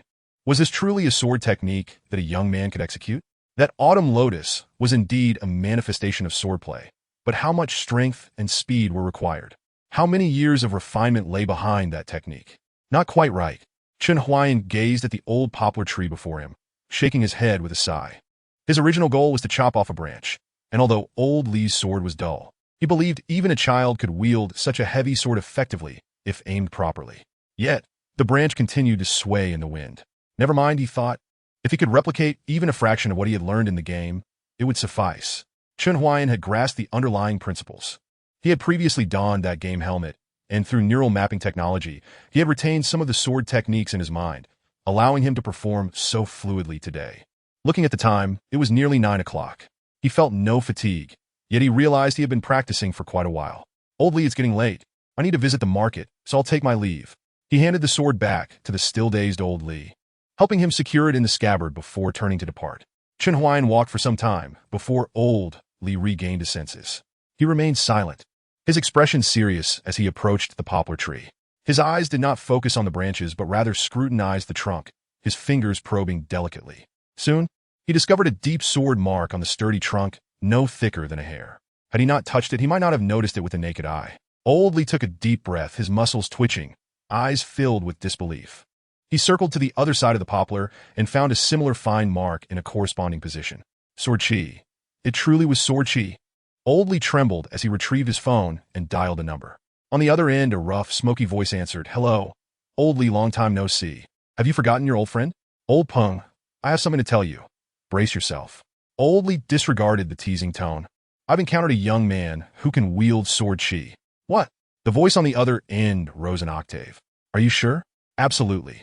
Old Li, still tracing the sword mark on the poplar, spoke with a quiver in his voice. "Right in front of me. You wouldn't believe it. He just whoosh and pierced the trunk clean through." "Old Li, stay there and don't move. I'm coming over from the Demon Slayer department right away." Meanwhile, in a small alley beneath a hotel, Lin Lingling emerged, limping slightly. Despite maintaining a facade of calm, the occasional twitch of her facial muscles betrayed the agony she was enduring. That monster was no ordinary foe. Its demonic energy had suppressed her to the point of immobility, capable of launching her without even touching her. Lin Lingling had never encountered such a formidable monster, at least among the creatures she had heard of. None compared to this. Ouch! Damn it, I must have at least 3 broken ribs. The matters at hand are beyond my capacity as a mere novice. I must report to the demon slaying department. She hailed a taxi by the roadside, dragging her agonizing body into the vehicle. Chapter 77. Is Chen Huaian a time bomb? Bah. Endless longevity and blessings, amen. Fisherman, I know you are indeed a demon in disguise. To prevent you from wreaking havoc upon the mortal realm in the future, I shall act on behalf of heaven today. Chen Huaian bowed thrice before the still-living 10-pound catfish upon the counter, then produced a thunder fire talisman bound with a clothesline. This was to avoid the risk of his arm being shattered when the talisman activated. "Excuse me." As he spoke, Chen Huaian pressed down on the clothesline, his eyes glinting with determination as he murmured, "Hurry, as the law commands." With a splat, the catfish thrashed upon the counter, its eyes wide with terror. Yet, nothing transpired. Chen Huaian remained silent, gazing at the ceiling at a 45-degree angle, filled with a sense of desolation. I knew it. Cultivating immortality is but a fleeting dream, and becoming a tumor superhuman is the sole escape. At the dining table, Baji stared blankly at Chen Huaian's bizarre behavior, filled with confusion.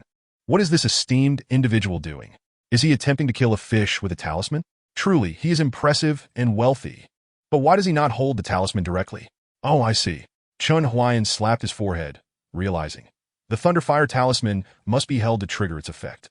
Since that is the case, he took the plunge and pressed the talisman directly onto the catfish's body. The catfish thrashed violently once more. Nothing happened. Chen Huaian. Bazi. It could not comprehend why, if the esteemed one wished to slay the fish, he would not infuse the talisman with spiritual energy. Did he not know that triggering the talisman required such energy? These types of talismans possess that very characteristic. They either activate automatically upon sensing demonic energy, killing intent, or malice, or the creator must infuse them with spiritual energy to initiate their effect. Surely this esteemed individual is not unaware? No, impossible. This must be a trap. Baji observed Chen Huaian's silhouette, envisioning the sinister smile upon his face. He must be feigning ignorance to provoke me into revealing my identity. If I were to be exposed, I would be killed. I do not wish to perish. Baji retreated step by step into the shadows, feeling despondent. When would this life of constant fear end? Only spiritual energy could provide it with some solace. It had endeavored to adopt the habits of a cat, yet to fully embody a competent feline, there were still too many nuances to master, leaving it vulnerable to exposure at any moment. For instance, just moments ago. Very well, I am indeed a superhuman, but merely a superhuman. Chen Huaian shook his head, finding a basin for the catfish, filling it with water, and placing it on the windowsill. The basin was somewhat small, with half of the catfish's tail still protruding. However, given the circumstances, it would have to suffice. It was fortunate that it had not perished. Baji, such a large fish, and you show no interest? He turned in surprise to gaze at the little black cat. This small feline had been acting strangely since its injuries had healed, truly embodying the traits of its heritage. Baji, upon hearing this, momentarily froze before scrambling to the windowsill and licking the catfish's tail, all the while glancing at Chen Huaian's expression. Chen Huaian. This cat is rather peculiar. He chuckled softly, shaking his head, and disregarded the interaction between the catfish and Baji. Unbeknownst to him, the spiritual energy from the 9-turn Ling orchid gradually permeated the entire room, seeping into his skin, nourishing both the burgeoning cancer cells and his healthy tissues and bones. He failed to notice Ba Ji actively absorbing the spiritual energy, nor did he perceive the previously near-dead catfish steadily calming near the flower pot, no longer floating belly up. Change was subtly unfolding. Chen Huaian simply opened his electronic girlfriend game. He could now instruct Li Qingran in swordplay. "Old Li, where is that young man you mentioned?" Under the shade of a tree, a middle-aged man with a full beard scanned his surroundings. He said he was going to the market. It has been quite some time, so he must have already returned with groceries. The bearded man grew anxious at this. "Why are you not keeping an eye on him?" Old Li rolled his eyes. "You told me to stay put. How could I watch him? Am I able to clone myself?" The bearded man opened his mouth, sighed, and conceded. "Fine, let us inspect the sword marks first." Old Li led the bearded man around the old poplar tree, circling it repeatedly. After a while, they paused beneath the tree, silently gazing at the trunk as if digesting vast amounts of information. Eventually, Old Li broke the silence. "What do you think?" "Difficult to say." The bearded man's expression turned grave. "Difficult to say?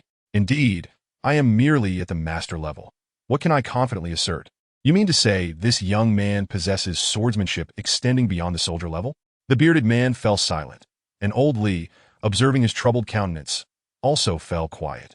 "Commander level? Unthinkable. Merely reaching the soldier level is already absurd." "Old Li, do you recall last year when Wang Lao poached someone from our province?" The bearded man's eyes glimmered with reminiscence as he leaned against the tree, continuing. "The young man was initially a video blogger, dabbling in ancient sword techniques for fun. Unexpectedly, when spiritual energy surged, he seamlessly integrated those sword techniques overnight. When he went to the demon-slaying department for testing, he directly achieved Master Level A. This year, I hear he has already reached Soldier Level, handling numerous challenging incidents, his popularity soaring. Yet, even so, he could barely unleash his sword energy. Its power is hard to describe, inferior even to his own sword strikes. I know, that ungrateful wolf." Old Li snorted, slamming his fist into his palm, anger flashing in his eyes. He would remember this incident for a lifetime. Wu-hating, he had once assisted the young man in grasping sword techniques, only for that ungrateful wretch to be lured away by the demon-slaying department from the neighboring province. The Sea Province's demon-slaying department invested substantial resources in cultivating him, only to have him serve another's interests, leaving them struggling over the past 2 years. The lack of strong practitioners resulted in poor performance, inefficient responses to incidents, often necessitating requests for reinforcements from other departments. The disgrace is secondary. The casualties caused by demons are truly heart-wrenching. If only they had a soldier-level expert on their side, their situation would not be so dire. Thus, Old Li, you must help us secure that young man for the demon-slaying department. The bearded man grasped Old Li's hand, speaking earnestly. Just last month, several promising young talents perished, and now there are fewer than 20 demon-slaying practitioners available for missions. I cannot guarantee that. Old Li wearily waved his hand, shaking his head with a sigh. I understand your difficulties and urgency, but we must not act hastily. First, I do not know where he resides. Second, I have only recently begun to interact with him and am unaware of his background or character. If this young man truly masters sword energy, none of us combined would be his match. Have you forgotten the uncontrolled individual from 31 years ago? How much bloodshed did he cause? They have yet to capture him. It is precisely because we lack the strength to manage the risk that we overestimated his humanity and desires. The bearded man fell silent again, acknowledging the truth. Given the current capabilities of the demon-slaying department, should an incident arise, they would be utterly incapable of controlling a revived individual wielding sword energy. Although bullets and shells still pose threats to revivers, those beyond the master level can respond to danger in advance, increasing their chances of evading bullets. Soldier-level revivers, unless caught in a hail of bullets, can hardly be killed if they utilize cover. Commander-level revivers can even deflect bullets with cold weapons. I understand now. The bearded man inhaled deeply. I've been too eager for results. Old Li, let us proceed this way. Continue maintaining contact with that young man, and ideally, find a way to assess his character. Once we ascertain his reliability, we can divulge some information about the demon-slaying department to gauge his interest. Very well. Old Li nodded. He believed that since Chen Huaian was interested in swordsmanship and ancient martial arts, he would surely return to this place one morning, providing them another opportunity to meet. At that time, he could inquire about the other's residence, making future visits more convenient.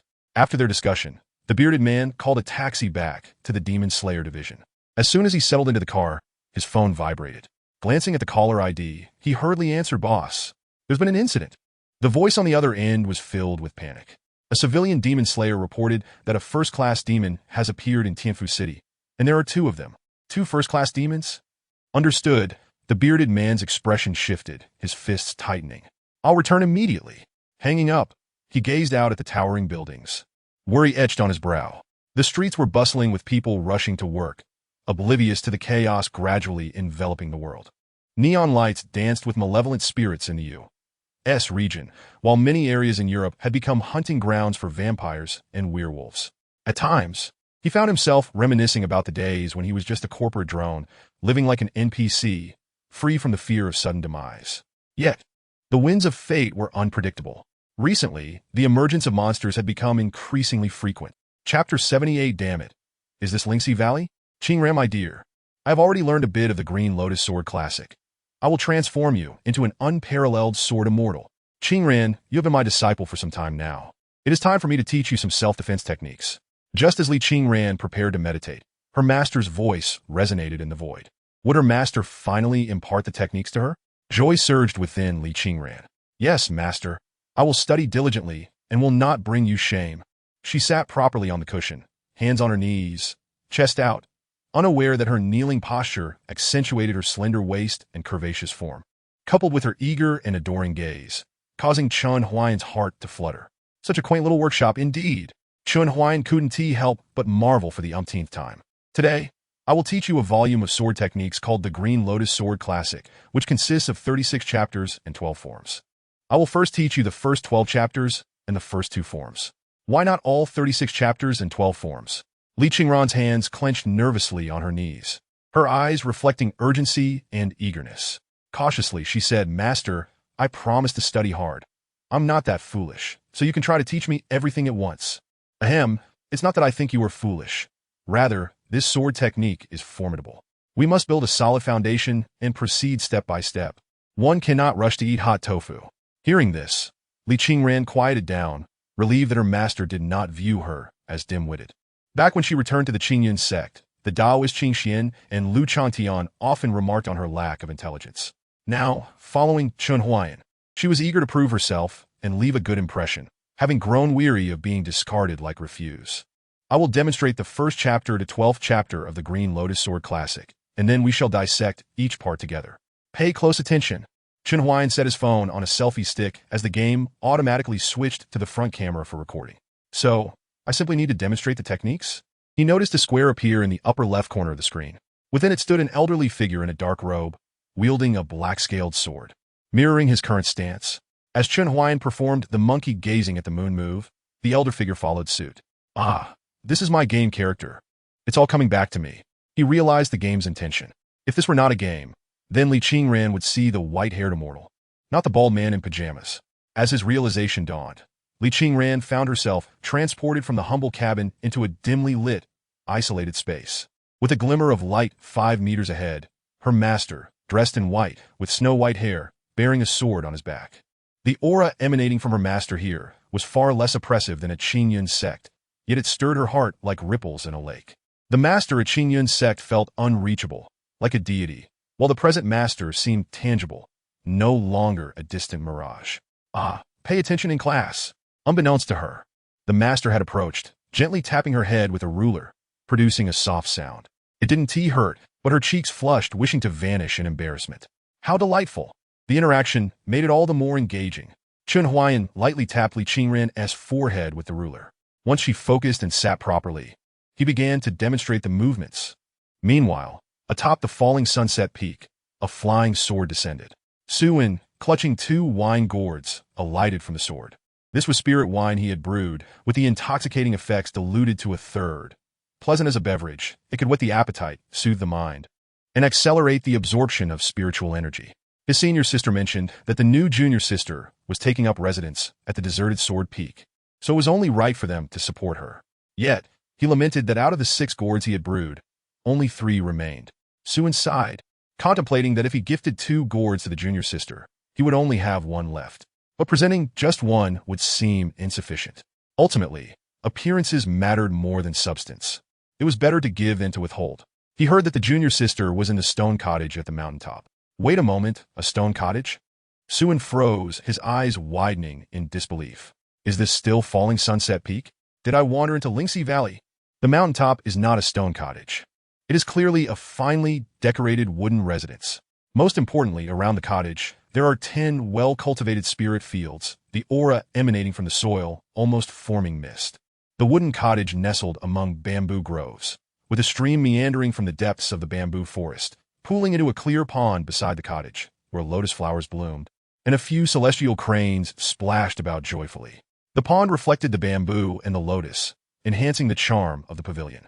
Gazing at the scenery before the door, Suin couldn't help but shake his head in astonishment.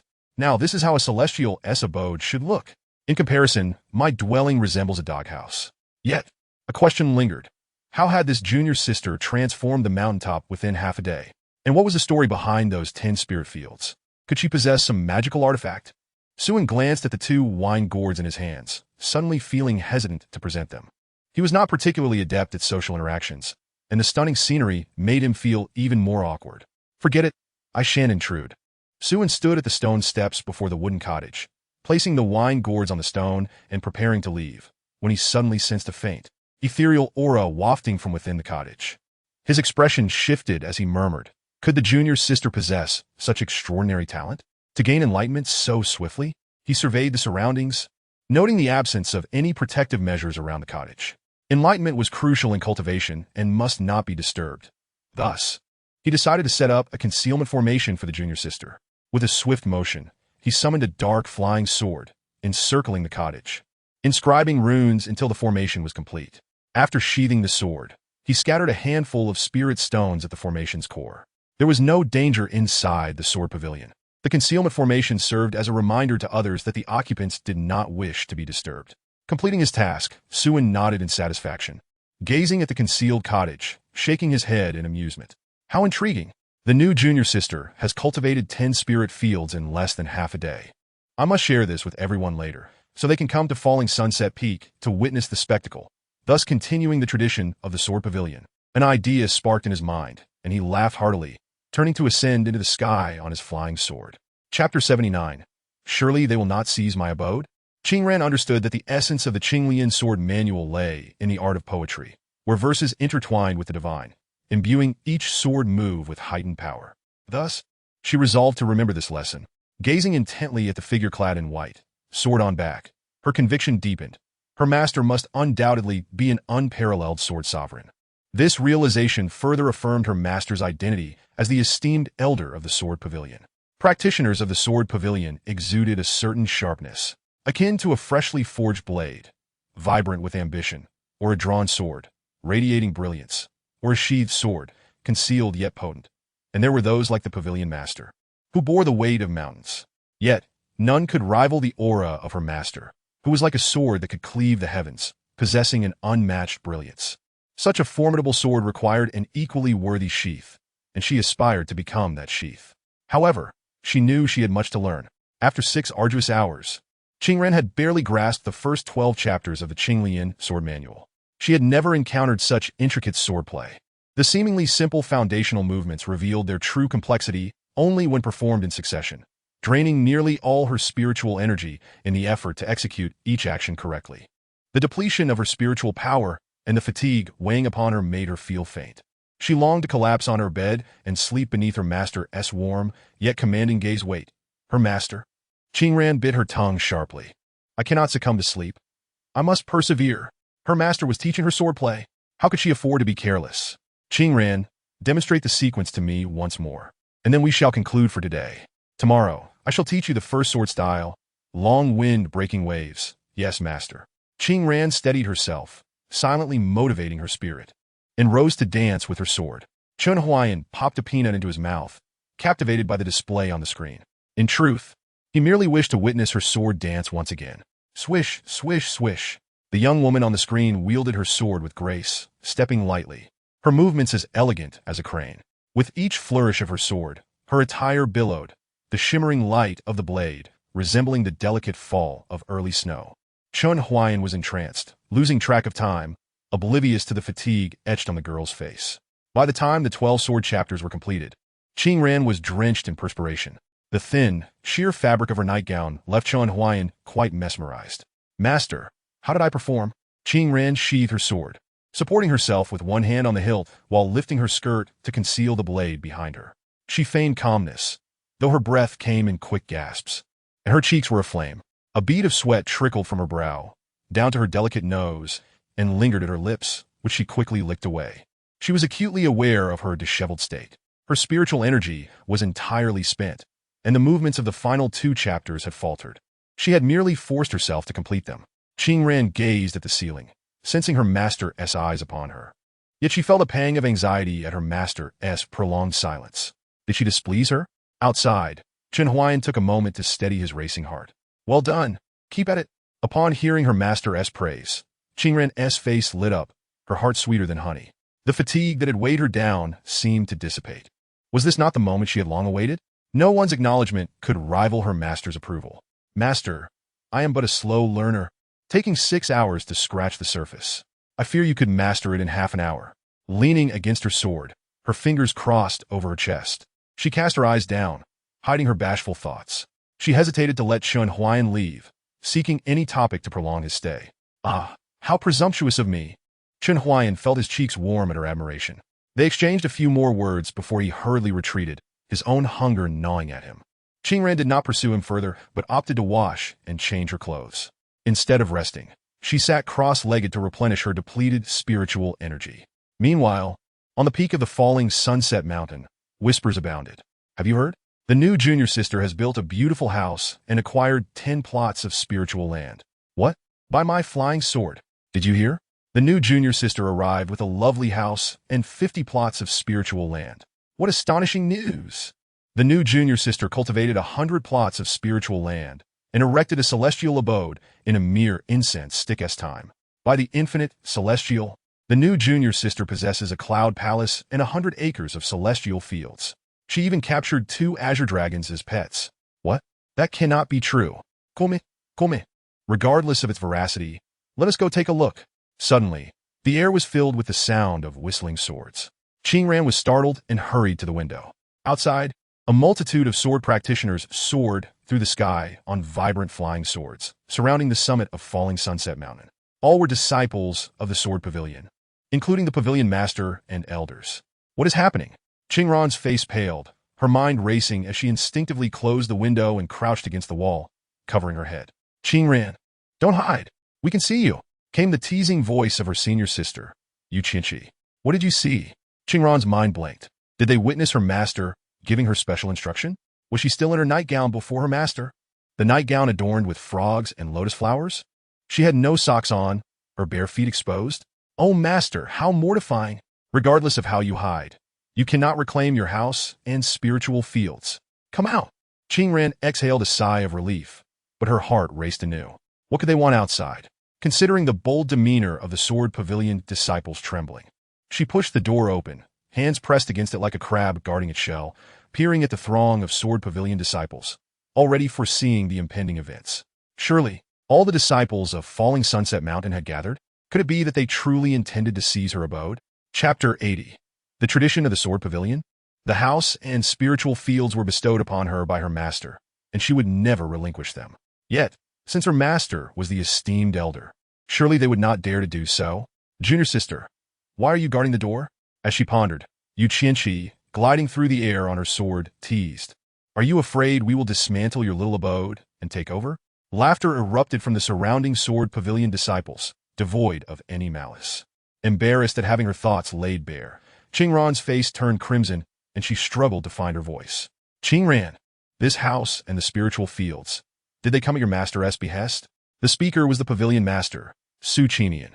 Qingran glanced up briefly before averting her gaze, stammering. "Yes, master helped me acquire them, saying I should have them all to myself, and the fields I will cultivate them alone." "Oh!" Li Qingran regarded the fertile fields with quiet astonishment. Their richness was comparable to his own medicinal garden, which was of similar caliber, if not slightly smaller. However, such spiritual fields were cultivated right beneath his nose, a total of 10 plots. What exactly is the background of Li Qingran's master? It is unlikely that he could infiltrate the sword pavilion without being noticed. Surely some treasure was employed, yet merely utilizing a treasure would indeed require extraordinary means. Master, junior sister Qingran fears you might covet her spiritual fields. Su Qinian, reminded by Yu Qianqi, realized the situation and, seeing Li Qingran's wary demeanor, couldn't help but roll her eyes. You don't even cultivate your own field. Do you expect me to do it for you? Your imagination is quite fanciful. The group of disciples from the sword pavilion burst into laughter. Li Qingran's cheeks flushed deeper as she stammered, I didn't mean that. Su Qinian retorted, You did mean that. Not that. Then what do you mean? Li Qingran fell silent, unable to speak. This was the first time she had encountered a sect leader so persistently questioning a junior disciple. Su Qinian, observing the speechless Li Qingran, contentedly stroked her beard and chuckled. The peak is your chosen abode. How you choose to cultivate it is your affair. The more splendid it becomes, the more it belongs to you. Though our sword pavilion is humble, we are not so impoverished as to rob our fellow disciples. Indeed, junior sister, we are merely curious to take a look, especially since it is such a vast spiritual field, Yu Qianqi remarked enviously. If she possessed such a large spiritual field, she wouldn't need to spend money on spiritual herbs. Self-sufficiency would allow her to earn extra income as well. Senior sister, you could also plant spiritual herbs here. Li Qingran thought it seemed considerate of her senior sister, and helping her plant some herbs wouldn't be a burden. Your intentions are appreciated, but you should use your own spiritual field. Yu Qianqi huffed, prideful. Aren't you planning to become an alchemist or a healer? A spiritual field is crucial for you. Work hard. Oh, and take this. She produced a small cloth pouch from her storage bag and handed it to Li Qingran. It contained some basic spiritual herb seeds. I bought extra last time. Just take them. Senior sister. Li Qingran opened her mouth to decline, but was interrupted by Yu Qianqi's mischievous expression. If you refuse, I will plant dogtail grass all over your spiritual field. Li Qingran could only remain silent. Junior sister, I brought you 2 jars of spiritual wine this morning. Remember to take them back to your room. Nearby, Suan, the first disciple of Lingyun Peak, waved at Li Qingran with a smile. You must be the new junior sister, right? I am Gongsun Sheng, the second disciple of Lingyun Peak. A sword cultivator produced a small item from his robe and handed it to Li Qingran. This is a small device I made. It can unleash a barrage of spiritual needles when activated with spiritual energy. It might save your life in critical moments. Junior sister, I am Jinhe, a direct disciple of Tsangjian Peak. Another sword cultivator, seated gracefully like a celestial crane, presented Li Qingran with a small pouch. These are 3 Tsangjian pills, containing my refined sword energy. They can guarantee a fatal strike below the foundation establishment stage and severely injure those below the golden core stage. Keep them for self-defense. Junior sister, this is a celestial crane I raised. I gift you one. Junior sister, I have nothing, so here are a few pills for you, haha. Junior sister, this hairpin suits you perfectly. I give it to you. An array of gifts was pushed towards Li Qingran, overwhelming her arms, which became unable to contain them, resulting in a towering pile beside her. Here, take this. A cold voice cut through the commotion. Li Qingran, peeking over the mountain of gifts, was bewildered to see the senior brother she had spotted earlier, napping on a turtle's back, an adherent of the unemotional path. Indeed, it embodies the essence of the unemotional path, she thought, as his words seemed to hold a sharp edge. I am Duan Feng, a direct disciple of Wuqing Cliff. He held a dark sword box and spoke with a calm demeanor. Once you enter the sword pavilion, you become a sword cultivator. A sword is no longer merely a weapon, but a companion, a kin. Even a wooden sword deserves unwavering dedication until it can no longer serve. We invest nearly all our resources into nurturing our swords and cultivating. This sword nurturing box can temper the blade, partially heal its wounds, and enhance its sharpness. It is yours. This is too generous. I cannot accept. Li Qingran was dazed by the myriad of gifts from her senior brothers and sisters. Her speech faltering.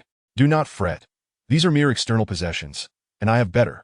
Duan Feng placed the sword-nurturing box atop the pile, finding a perfect balance before turning to leave. His sword hung at his waist, its lacquered blade gleaming with a faint azure hue, the only one not floating in the air. Once all gifts were presented, Li Qingran found herself entirely encircled by offerings. With the celestial crane, gifted by Zhao Li helping to carry some, the situation had far exceeded her expectations. She had thought these senior brothers and sisters would require something of her, but after bestowing their gifts, they departed in pairs, showing no intention of lingering. Yu Qianqi assisted Li Qingran in moving all the gifts into her room. The two sat at the edge of Luoxia Peak, each cradling a jar of Su An's spiritual wine under the moonlight. This is a tradition of our sword pavilion. You will become accustomed to it. Yu Qianqi gently ruffled Li Qingran's hair, a tender smile gracing her lips. Why'd everyone give me so many things? Li Qingran still felt puzzled. Wasn't the sword pavilion rather impoverished? One senior brother had even given her a life-saving pill, keeping only one for himself. Yu Qianqi gazed at the moonlight, a shadow of sorrow flickering in her eyes.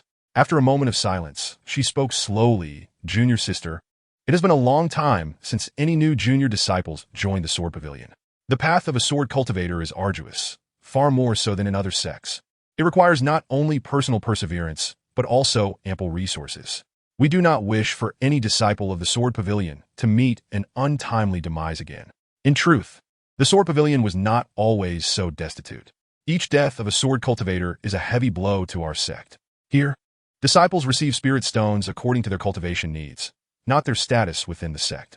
Even as the sect leader's direct disciple, I receive no surplus resources. Yet, even an ordinary disciple can obtain sufficient resources, provided they submit proof and receive approval from the elders. This means every disciple of the sword pavilion is a ravenous beast for resources. Cultivators nurtured with abundant resources. The loss of one is akin to carving flesh from the heart. Yet in this era, who can guarantee their survival? Li Qingran did not comprehend the sword pavilion's past, but she could sense the sorrow in Yu Qianqi's eyes. She reached out her hand, clasping Yu Qianqi's tightly, fingers interlocked. "Senior sister, I will not perish. I will strive to live on. You must not perish either, for you are our sword pavilion's esteemed senior sister." Yu Qianqi was momentarily taken aback, then laughed heartily. "Indeed, with me, Yu Qianqi here, no one can harm my junior brothers and sisters of the sword pavilion." Beneath the moonlight, her gaze burned fiercely, her presence radiating a protective aura over Luoxia Peak. Even if wounded and battered, Li Qingran was still willing to trust in Yu Qianqi's sincerity, because this was the sect where her master once resided. Senior Sister, Chapter 81. Breathing techniques and undercurrents. That night, Chen Huaian, in deep slumber, turned over. I wonder if Qingran has been bullied in the new sect? He glanced at his phone. Groggily, he noticed Li Qingran was cultivating and casually tossed his phone aside, drifting back to sleep. On the windowsill, the crouching Baji broke into a cold sweat. Once assured that Chen Huaian was once again asleep, it exhaled a breath of relief, releasing the aura of the Taotai towards the nine-turned spirit orchid and the moonlight. Countless dark tendrils seemed to extend from its body, intertwining with the shadows in the room, exuding an aura of malevolence. This big green fish is indeed fortunate. Baji scoffed at the blue fish, enjoying a bath in spiritual energy.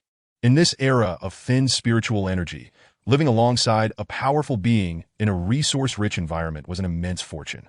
As for how it understood this era, it was largely due to Chen Huaian watching television, during which it would sneak a peek. Later, whenever Chen Huaian left, it would actively turn on the TV to gather information.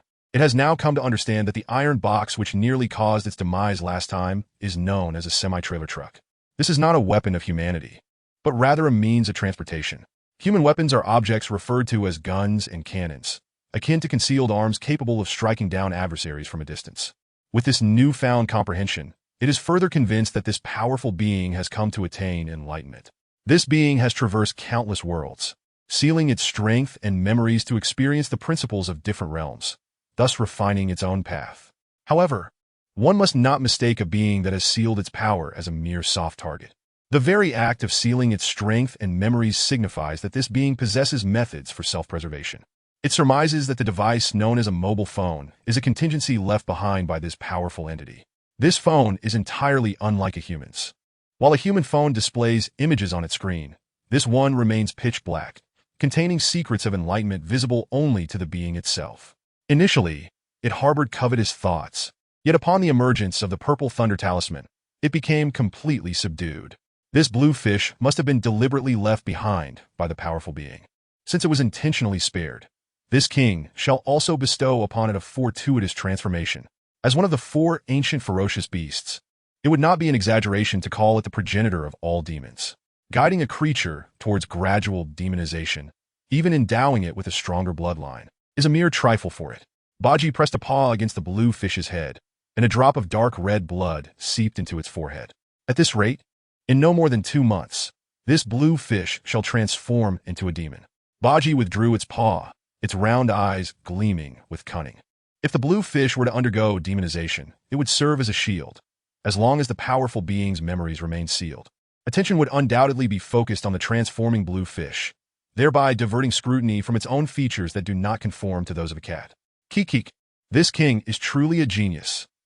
What nonsense is that stinky cat spouting at this late hour? Chen Huaian casually tossed a pillow aside, his hand brushing against the phone screen. In the game, Li Qingran was still in training. A game prompt appeared. Your remaining lifespan, 57 days. Today's divination, minor auspicious, suitable for marriage. Tianfu, Demon Slayer Division. 3 zeros. Are you certain you are not fabricating a tale to deceive me? The bearded man gazed incredulously at the girl in school uniform before him. What did she just say? A powerful being wielded 7 or 8 talismans capable of summoning thunder and fire, and resides with a first-class demon. Is this still in Chinese? Brother Wu, though I am not a formal member of the Demon Slayer Division, you should be aware of my character. Lin Lingling had already received basic bandaging. After applying the specialized wound medicine from the Demon Slayer Division, her injuries had improved considerably, yet she still needed to lean on her spear to stand upright. She added, moreover, I suspect that demon may not merely be a first-class demon, but could potentially be a malevolent spirit. This is becoming increasingly absurd, the bearded man thought, speechless. Currently, the Demon Slayer Division categorizes the demons into generals, malevolent spirits, demons, and monsters. Among them, monsters are those newly born as a result of the revival of spiritual energy, evolving primarily through the consumption of flesh and blood, as well as devouring one another. Only a soldier-level reviver can handle malevolent spirits. Any lower rank would be mere fodder, as these demons possess intelligence comparable to humans, making them impervious to suppression through sheer intellect. If what Lin Lingling states is true, and it is indeed a malevolent spirit-level demon, then we are in serious trouble. As of now, the C Province Demon Slayer Division has no soldier-level revivers. He and Old Man Li are merely master-level first class, utterly incapable of contending with such a malevolent spirit. By the way, you mentioned that this demon resides with a mysterious reviver, correct? And this reviver can also wield thunder talismans? Yes, I probed the other party, and they appear to be unaware of the Demon Slayer Division. Lin Lingling pondered, stroking her chin. I currently have 2 suspicions. Firstly, this reviver might be a wild reviver, ignorant of the Demon Slayer Division, but the fact that a wild reviver can freely manipulate their powers is indeed suspicious. Secondly, the other party could also be a member of the Demon Slayer Division or another clandestine demon-slaying organization, merely engaged in a secret mission, hence their indifference to my probing. No, there's a third possibility, the bearded man said, his expression grave. Have you considered that the other party might be an out-of-control reviver? Out of control? Lin Lingling recalled Chen Huaian's video account, connecting it to that foolish yet innocent gaze. How could an out-of-control individual possess such a gaze? She had never considered this aspect. The bearded man had also viewed Chen Huaian's video account, but he believed these observations were insufficient as a reference. After all, people can disguise themselves. This matter must be taken seriously. The bearded man slammed his palm on the table and stood up, his gaze intensely fixed on Lin Lingling. Right now, only you and that mysterious reviver have made contact, and since the other party has not attacked you, I assign you the task of continuing to monitor them. Should there be any anomalies from them or the demon in their room, report immediately. I have already requested the transfer of a soldier-level reviver. You only need to stall for time. Me?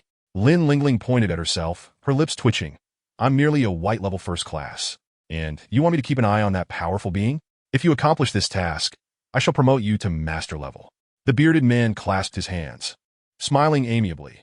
You know the Demon Slayer Division is short-handed, and most civilian demon slayers are merely bullies of the weak. Sam Ling, you are different. You are the bravest of them all, and I have always had high hopes for you. You need only delay until a soldier-level demon slayer arrives. And not only will I promote you to master level, but I will also ensure your formal appointment.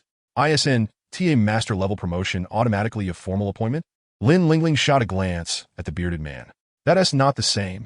The bearded man opened a drawer and retrieved a scroll. This is the latest cultivation method developed by the higher-ups. By securing your formal appointment through me, you'll receive the first 3 volumes. The cultivation method. They have truly developed the cultivation method? A flicker of excitement crossed Lin Lingling's otherwise indifferent face as she caressed the spear at her back, raising her gaze to fixate on the bearded man, resolutely declaring, Deal. However, I am out of funds and will need to take on a simpler demon-slaying task. No problem. The bearded man gestured towards the densely packed task board on the wall. Fantastic. Choose freely. Lin Lingling departed. The bearded man propped his left foot on his right knee atop the desk, gazing contentedly at the taskboard while enjoying a cigarette. When he returned in the afternoon, he was a bundle of nerves, but upon receiving the documents from headquarters, he instantly calmed down. The number of monsters is increasing, and the Demon Slayer division is also making progress. The cultivation method is the good news he heard today. It is a technique developed by the headquarters of the Demon Slayer division, akin to ancient internal cultivation. Yet this method does not cultivate internal energy, but rather captures the sparse high-energy particles in the air, simultaneously converting true energy into these high-energy particles. When these particles adhere to the body, they significantly amplify the power of attacks and enhance physical strength, functioning similarly to internal force, but with effects that are exponentially more powerful. After a decade of meticulous effort, they have finally reached a breakthrough.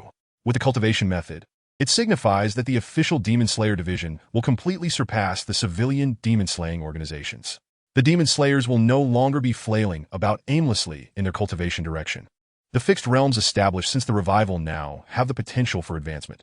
Most crucially, they finally possess something substantial to attract those revivers to actively take on tasks and join the organization. Prior to this, due to limited control over the revivers, the Demon Slayer division had adopted a laissez-faire approach towards civilian revivers. When they sought to invite revivers to become members, the response was often, "What do you have other than money?" Now that they possess the means, it is time to strike decisively. It is foreseeable that with the emergence of the cultivation method, revivers will gradually gravitate towards the Demon Slayer division, ultimately consolidating a singular voice. As long as humanity unites, what are those monsters to be feared? The bearded man scoffed, taking a deep drag on his cigarette until it burned down to ash. He rose to remove the task at the top of the wall, which was a report from his subordinate regarding another first-class demon. Task location, Quanjai Street Sewers. Task difficulty, A-class monster. Information, suspected to be a demonized stray dog. Its saliva can infect humans, turning them into madmen, resulting in 17 deaths, including 2 white-level civilian demon slayers. Cursed demon. The man with the scruffy beard squinted, clenched his fists, and muttered to himself. Tonight, I shall ascend to the first layer of the return to origin true skill. I shall use the head of this demon as a test. Let us see if my breathing technique is sufficient. Chapter 82. Are we serious? Disciple Qingran prayed to the heavens for compassion, to bestow protective mercy, to drive away all calamities, and to ensure her master remained safe and sound.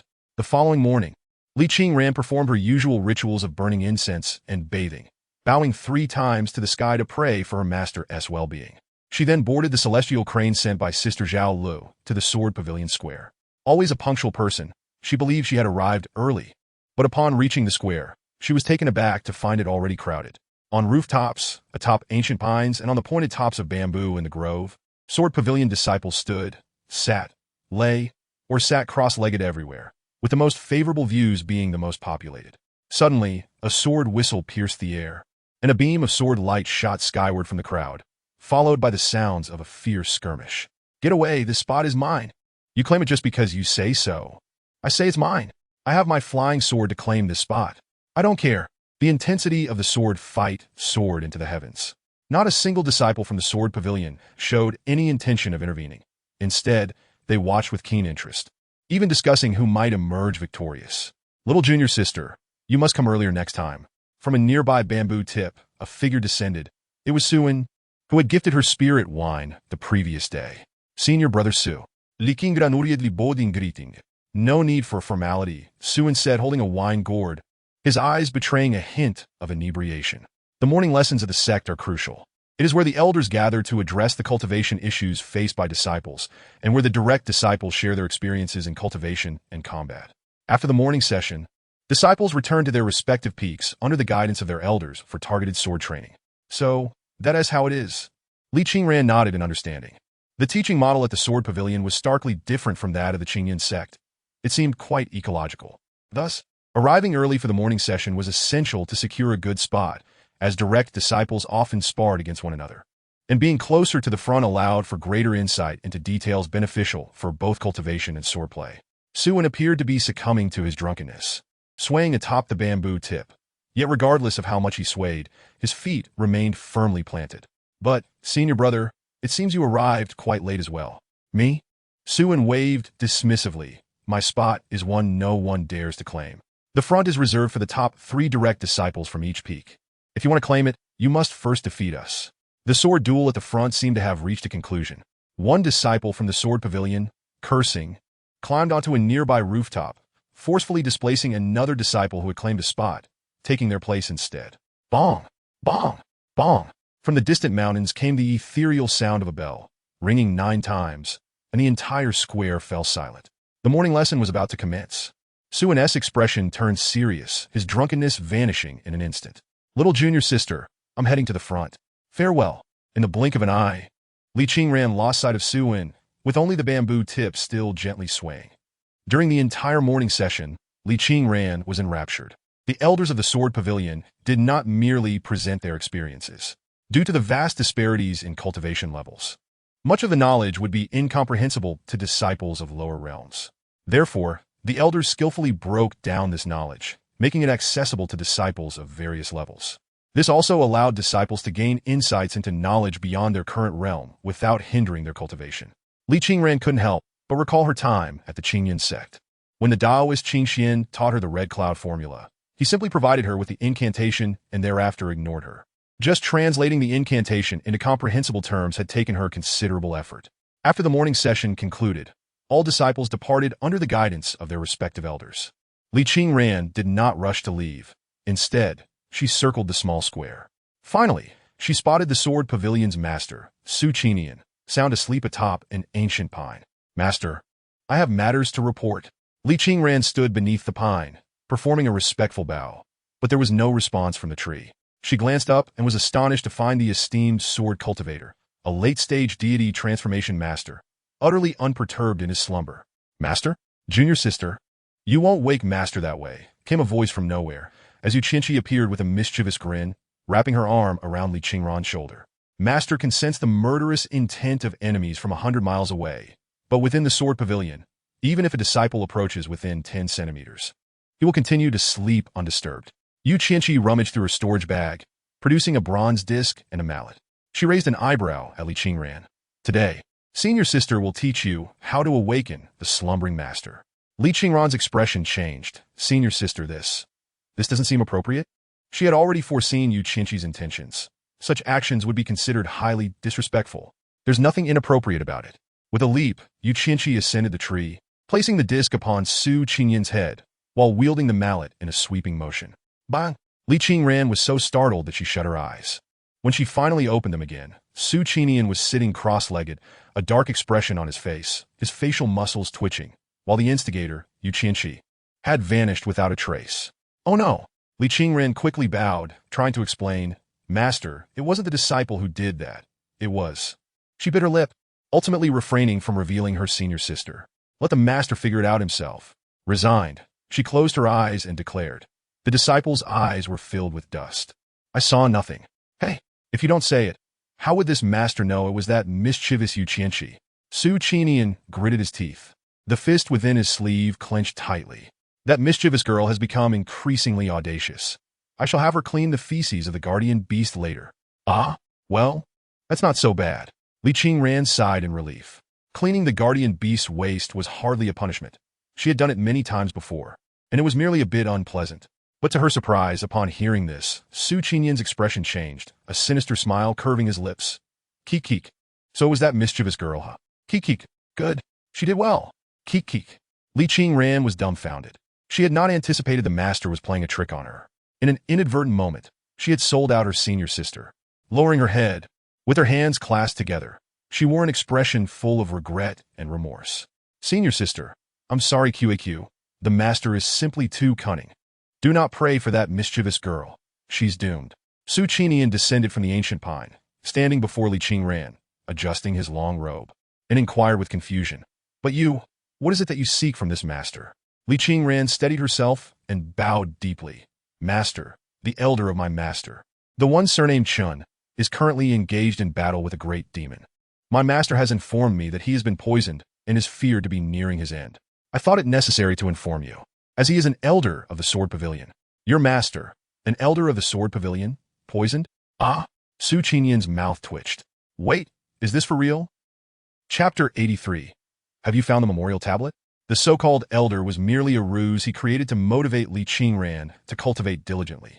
In reality, the sword pavilion had no such elder, nor was there anyone named Chen. But now what? Li Qingran's master was poisoned and nearing death. Ignoring the situation would be unwise. However, if he were to intervene, he lacked the funds. Qingran, did you inform me of this matter based on your own judgment? Or was it your master's idea? Su Qinian resolved to remain temporarily inactive, opting instead to gauge the situation before proceeding. This was both the intention of his master and the sentiment of his disciple. Li Qingran once again performed a respectful bow, inquiring if the sect leader had any means to assist their master. The disciple was eager to contribute.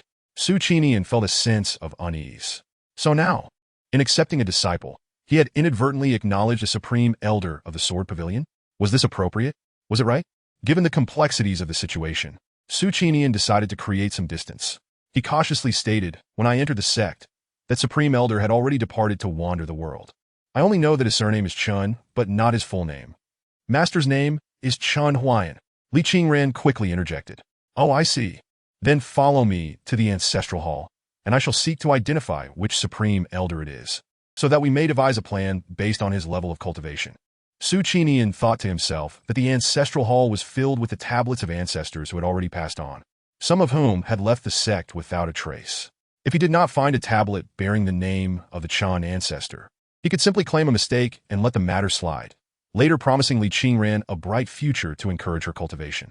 Such a strategy would serve dual purposes. He was not being selfish. The sword pavilion could scarcely afford further turmoil. Resources were dwindling, insufficient to support others. Li Qingran, oblivious to the reasons for confirming identities, simply followed Su Qinian to the ancestral hall with hope in her heart. The hall was old, but impeccably clean. Li Qingran noticed a female sword cultivator tidying up the courtyard, her white garments and silvery hair glowing in the morning light. Her delicate features seemed to radiate a soft halo, untouched by the passage of time. For a fleeting moment, Li Qingran felt as if time itself had merged with this ethereal sword cultivator. Senior Sister Lin, Su Qinian greeted her with a respectful nod. This was the first time Li Qingran had witnessed the sect leader display such solemnity. The female sword cultivator merely acknowledged them with a slight nod, seemingly indifferent to their arrival. Su Qinian refrained from elaborating on her identity and quickly led Li Qingran into the ancestral hall. Inside, the hall was filled with tablets, each gleaming as if recently polished, a stark contrast to the dilapidated structure. Unconsciously, Li Qingran recalled the serene figure of the female sword cultivator, realizing that it must have been she who diligently maintained the tablets. Su Qinian lit 3 incense sticks and placed them in the burner, bowing 3 times before the tablets. He then turned to Li Qingran, instructing, "Let us split up the search. Remember, do not disturb the tablets. Only observe, do not touch." Li Qingran, her expression serious, nodded affirmatively. "Rest assured, disciple will not interfere. Your nature is obedient, so I shall not watch over you," he replied. The ancestral hall had multiple levels. Su Qinian ascended to the 2nd floor, pondering how to navigate the situation with minimal effort. He recalled that there was no supreme elder by the name of Chen Huaian in the hall. Meanwhile, Li Qingran searched meticulously, growing increasingly anxious, especially upon discovering that no tablet of her master's name existed among those bearing the surname Chen. Time passed slowly. As Su Qinian descended from the top of the hall, he observed Li Qingran's worried expression. Though his heart ached, he hardened himself and asked, "So, have you found your master's tablet? If not, perhaps I misremembered." Alas, age brings such confusion to one's memory. Li Qingran continued her search, ignoring him, even rechecking the tablets he had already examined.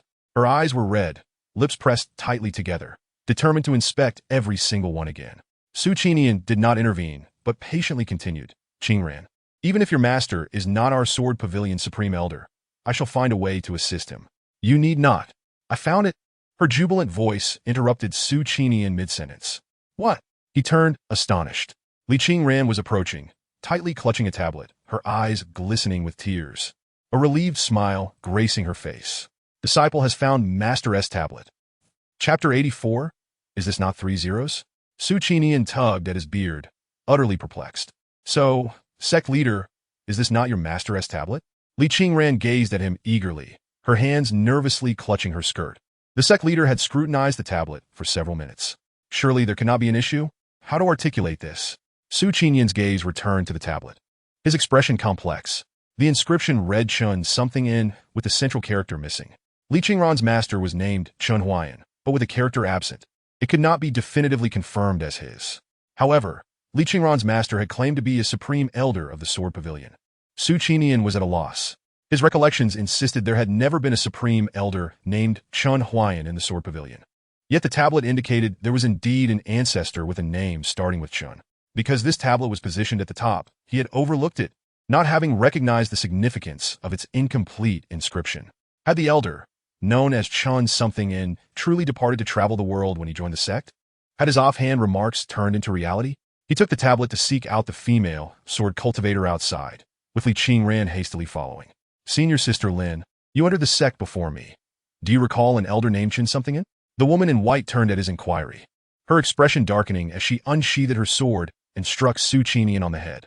Who told you to touch the tablets in the ancestral hall? Are you seeking punishment? Despite being the sect leader, Su Qinian dared not retaliate, merely bowing his head and enduring her reprimand. As for the elder surnamed Chen, Lin Yushi had a vague recollection but could not recall the exact name. She reverently returned the tablet to its rightful place and regarded the two younger disciples with a cool demeanor. That elder left to wander long ago. He was a peer of our master's master. This tablet is quite ancient, and the previous disciples in charge of the hall neglected their duties, allowing a mischievous guardian beast to scratch it, hence the missing character. Su Qinian felt a wave of darkness wash over him. He had not anticipated that his casual remarks would turn out to be true. Is there any other information about that elder? He inquired, eager for confirmation. Well, Lin Yushi pondered briefly before responding. That ancestor did leave behind a saying, inscribed on the monument of Wanjian Peak. So the inscription on Wanjian Peak was attributed to the Chen ancestor? Su Qinian was greatly surprised. I had assumed it was left by our master. The disciple has yet to visit Wanjian Peak. What does it say? I can share it with you. Su Qinian paused, stroking his beard. The phrase is but 8 words long, yet it resonates with tremendous might. When the heavens collapse, only one sword remains. Su Qinian reveled in the audacity of the words. Li Qingran, however, blinked, her gaze wavering. While the phrase was undeniably powerful, it did not strike her as something her master would say. His words carried a more ethereal quality. Yet this was inconsequential. The past master was the past master. The current master was the current master. Time had elapsed, and her master had undergone many experiences. Any changes in speech were natural. So be it. Su Qinian concluded. Li Qingran, your master, Chen Huaian, is not the supreme elder of our sect, but rather an ancestor. It is likely he held the position of elder when he departed the sect, and now it is inappropriate to discuss his rank within the Sword Pavilion, which is why he may have told you he was a supreme elder. Li Qingran remained silent. In truth, her master had not revealed this. She had merely inquired. Since your master is one of the venerable ancestors of our sword sect, this matter must be handled with utmost care. Return and inquire where your master currently resides and what poison he has encountered. The sword sect would go to any lengths to procure an antidote, even if it meant depleting our resources. Su Qinian spoke with resolute determination, fully committed to the cause. Not only does the sword sect uphold the principle of not abandoning any disciple, but the significance of the title ancestor alone warrants their utmost efforts to rescue him. If they manage to bring this ancestor back, what is the mere Qingyun sect in comparison? The sword sect would mobilize collectively, storming into the Qingyun sect, draining them of their spirit stones, and forcing their guardian beast to mate with Qingyun sect's serpent. Would the Qingyun sect dare to protest? Would they dare? Heh heh heh. Su Qinian's thoughts turned joyous, his laughter resonating with the spirit of a swordsman. Su Qinian, for meddling with the ancestral tablet. Report to the law enforcement hall for 100 lashes. A cold voice echoed from behind, startling Su Qinian into a shiver. Ah, senior sister, I am now the sect master. The sect master is not exempt from punishment. Lin Yushi, closing the ancestral hall door, replied icily. What? Are you planning to wait until I drag you to the sect square and discipline you with a cane before all the disciples? At her words, Su Qinian's face turned pale, and he quickly retreated with Li Qingran. He understood that this senior sister was indeed capable of carrying out her threats. Sect master, I wish to visit the scripture pavilion, Li Qingran interjected. Although Su Qinian had already agreed to handle the matter, she felt it prudent to pursue multiple avenues. The poison afflicting their master could not be delayed, and perhaps she could uncover a solution in the scripture pavilion. Go ahead, Su Qinian waved his hand dismissively. The scripture pavilion is atop the northern peak of the sect, Remember to adhere to the rules there. He summoned his flying sword, ready to head to the law enforcement hall, but turned back with a somber expression directed at Li Qingran. Qingran, about today's incident you. Li Qingran, her demeanor serious, clasped her hands and replied, I merely accompanied the sect master to the ancestral hall, observed the tablet, and left. I did not encounter anyone, nor did anyone address the sect master or myself. I am unaware of where the sect master intends to go now. Very well, Su Qinian nodded, stroking his beard with satisfaction. Good. With that, he mounted his flying sword and soared into the sky, while Li Qingran exhaled in relief. She untied the bell from her waist, summoned a celestial crane, and flew towards the soaring peak. Thud! Thud! In the morning, Chen Huaian was still enveloped in slumber when two resounding knocks echoed from outside. Groggily, he opened his eyes. No way. Did the game send more items? On the sofa, the imposing figure of Baji also roused, his golden cat-like eyes gleaming with a chilling light. The scent of blood and that little thief's odor. Chen Huaian rose and opened the door, a wave of bloodied scent assaulting his senses, causing him to frown. A trail of blood stretched from the window at the end of the corridor right to his feet. At his feet lay a petite figure curled up, clad in a summer uniform from the first middle school, drenched in blood and mud, her disheveled hair matted with grime obscuring her features. A little girl collapsed at his doorstep. The crucial detail was that he recognized her. Wasn't this 3-0? Chapter 85. Each with their own agenda. Lin Lingling. When Chen Huaian first learned the girl's name, he affectionately nicknamed her 3-0. In his mind, she was a late-stage Chinibu, even more afflicted than he. However, their interactions had been limited to a prior fleeting encounter. So, the question arose, why was this unfamiliar girl at his doorstep? Moreover, if he wasn't mistaken, she hadn't entered through the front door, but had climbed in through the window? The surveillance system of this budget hotel leaves much to be desired. Chen Huaian surveyed the blood-soaked floor, his mind racing. How would he manage this much blood? How could he explain it to the cleaning staff? Forget it, let us first get this girl inside. The floor is freezing. Out of respect, Chen Huaian dressed before carrying 3-0 inside, as he had initially only donned a pair of shorts. On the sofa, the restless Baji watched in disbelief as Chen Huaian gently cradled the little thief. Why? Why wouldn't he, the boss, simply dispose of her? Why treat the thief with such tenderness? Had it misjudged the situation? Perhaps this little thief was actually a friend of the boss? The more Baji pondered, the more alarmed it became. What if this little thief woke up and informed the boss of its true nature? Would the boss not then awaken and summon a storm of thunder to reduce it to charred remains, then toss it into a pot to simmer, garnished with scallions and served as a delicacy? What would all its previous efforts amount to? Unbeknownst to Chen Huaian, a certain glutton had been thoroughly spooked. He retrieved his phone, preparing to call for emergency help. Although his spring needle might indeed help 3-0 in her current state, a life was at stake. And if he administered a few needles only for her to perish, he would be left with nothing but guilt. Balancing the phone with his neck, he laid the girl gently on the sofa. As soon as 3-0 lay down, her head tilted aside, and she coughed up a mouthful of blood. What the heck? Has she suffered a catastrophic injury? Chen Huaian exclaimed in shock. The call connected, and he hurriedly described 3-0's condition to the doctor. Her situation is critical. Please provide her with immediate assistance, and I will guide you through. The doctor instructed Chen Huaian on how to stop the bleeding and perform CPR. Chen Huaian peeled back 3-0's uniform to reveal ghastly wounds on her chest and abdomen, resembling claw marks from some wild beast, a bloody mess of flesh. He quickly tore the bedsheet into strips to bandage her wounds. Realizing they could not stay here any longer, he felt no guilt about making a mess. Next was CPR. Following the doctor's video instructions, Chen Huaian placed his hands on 3-0's chest and pressed down. Crack! Plop! 3-0 ejected a spray of blood onto the ceiling. Chen Huaian was taken aback. When did my strength become so great? Did I just fracture her ribs with a single push? 3-0 had already suffered 3 broken ribs from a fall, and now 3 more were broken under Chen Huaian's force, creating a perfectly symmetrical mishap. This would not do. He needed to use the needles. Seeing 3-0 struggling for breath, Chen Huaian cast aside any thoughts of becoming a murderer and swiftly retrieved the silver needles. Perhaps it was his imagination, but he felt his speed and precision in needlework today surpassed his previous efforts, swiftly stimulating the pressure points to halt the bleeding before moving on to bone repair. The specific principles were unclear to him, but it likely involved accelerating stem cell synthesis. Is the boss really treating her himself? Who exactly is this person? Baji thought in despair as it observed Chen Huaian wielding the silver needles. Finding a corner to hide, Baji awaited its own dismal fate. Everything that could be done had been done. Now it was a matter of fate. Chen Huaian gently moved 3-0 from the sofa, placing her directly in front of Baji. Baji, the boss intended for it to perish. But did it dare to move? It did not. How strange. Why is Baji acting so timid today? Chen Huaian glanced at Baji cowering in the corner, but thought little of it. Perhaps it was merely startled. Cats are naturally sensitive creatures, wary of unfamiliar scents.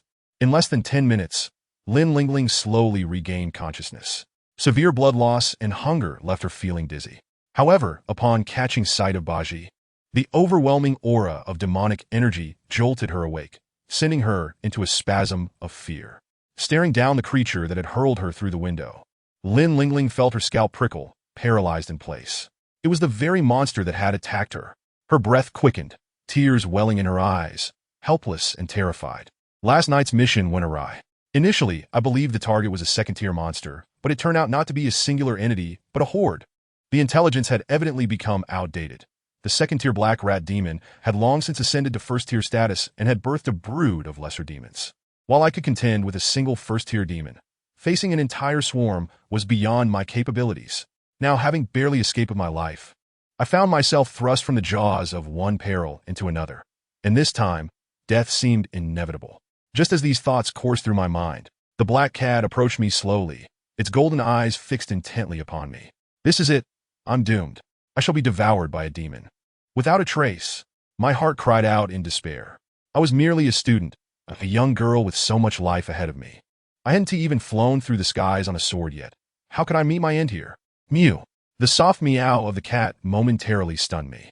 I blinked and realized the black cat was now quite close. Then, slurp. My eyes widened in disbelief. Was it really licking me? I nearly fainted again from shock. Oh, you're awake. A strikingly handsome face entered my view. Chen Huaian observed the large demon affectionately licking my face and could not help but smile. It seems Baji quite likes you. It has never licked my face. I was taken aback. What on earth? This great demon is called Baji. Baji shivered at the thought. Licking the Great One's face? This must be a trap. I still wish to live a few more days. I cannot fall for this. Thank you for saving me, I stammered, gazing at Chen Huaian's dazzling face, my mind in a whirl. Coupled with my physical discomfort, speaking became a laborious task. So I simply closed my eyes and sought to gather my thoughts. Do not mention it. The ambulance is on its way. Just as he finished speaking, a group of doctors rushed into the hotel, accompanied by staff, swiftly lifting me onto a stretcher. Observing this scene, Baji finally exhaled in relief. Hurry, never return. It was only when I was placed in the ambulance that my mind began to clear slightly. The relationship between Chen Huaian and Baji remained unclear. But one thing was certain, Chen Huaian was not a malevolent person. Perhaps the talismans on him were connected to that cat demon? In the demon-slaying division, there were indeed others who formed contracts with demons to gain extraordinary powers. Such occurrences were not uncommon. Ah, I suddenly remembered. My blood might be traced by those black-furred rat demons. This is bad. Li Qingran struggled to sit up, intending to alert Chen Huaian, but was immediately pressed back down by the nurses. Then, a breathing mask was placed over my face, silencing me instantly. The patient's condition is critical. She is having seizures. Return for immediate rescue. The doctor commanded solemnly.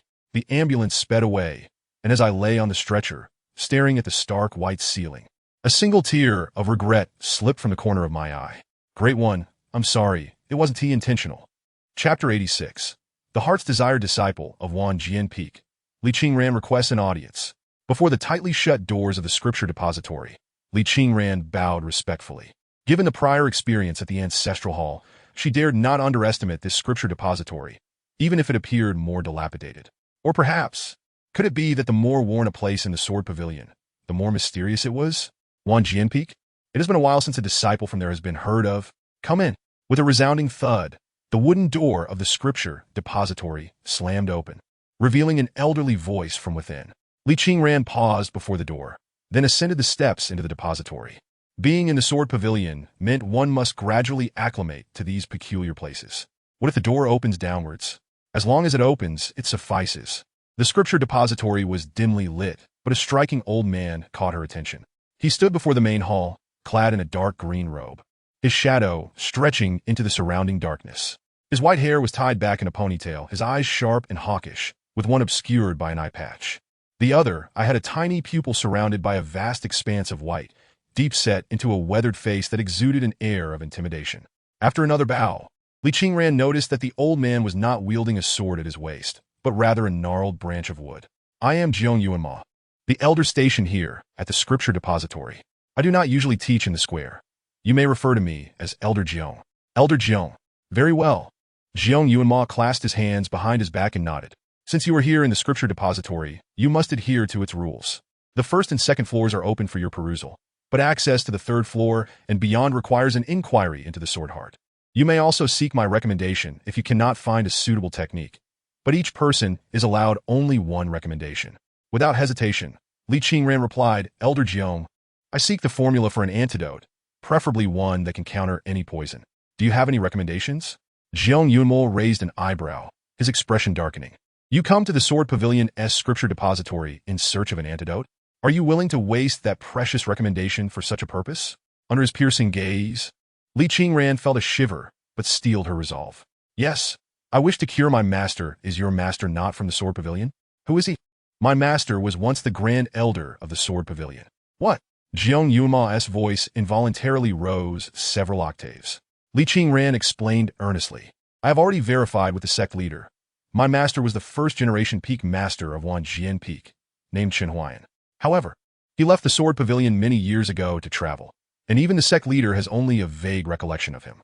Nonetheless, his name can indeed be found on the Ancestral Hall's tablet. Is that so?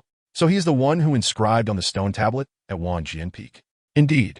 Upon hearing this, Jiang Yuanma's displeasure eased considerably. He initially harbored suspicions that this disciple might be a pawn of ill intent. Given that the scripture depository contained ancient texts, the richest collection of scriptures in the Songyun realm, aside from the sacred grounds. Furthermore, the scripture depository was accessible to all disciples of the Sword Pavilion, regardless of whether they had other masters outside. As long as they passed the depository's examination, they could learn the techniques within. Even if they later withdrew from the Sword Pavilion, they would not be reclaimed. Such events had occurred in the past, with other sects sending disciples to steal knowledge, only to find excuses to exit afterward. Although the sect leader, Su Qinian, did not particularly care about such matters, Jiang Yuanma was deeply concerned, especially when these thieves sought to use their precious recommendation to tailor a technique for themselves, only to withdraw afterward. Such behavior was utterly despicable.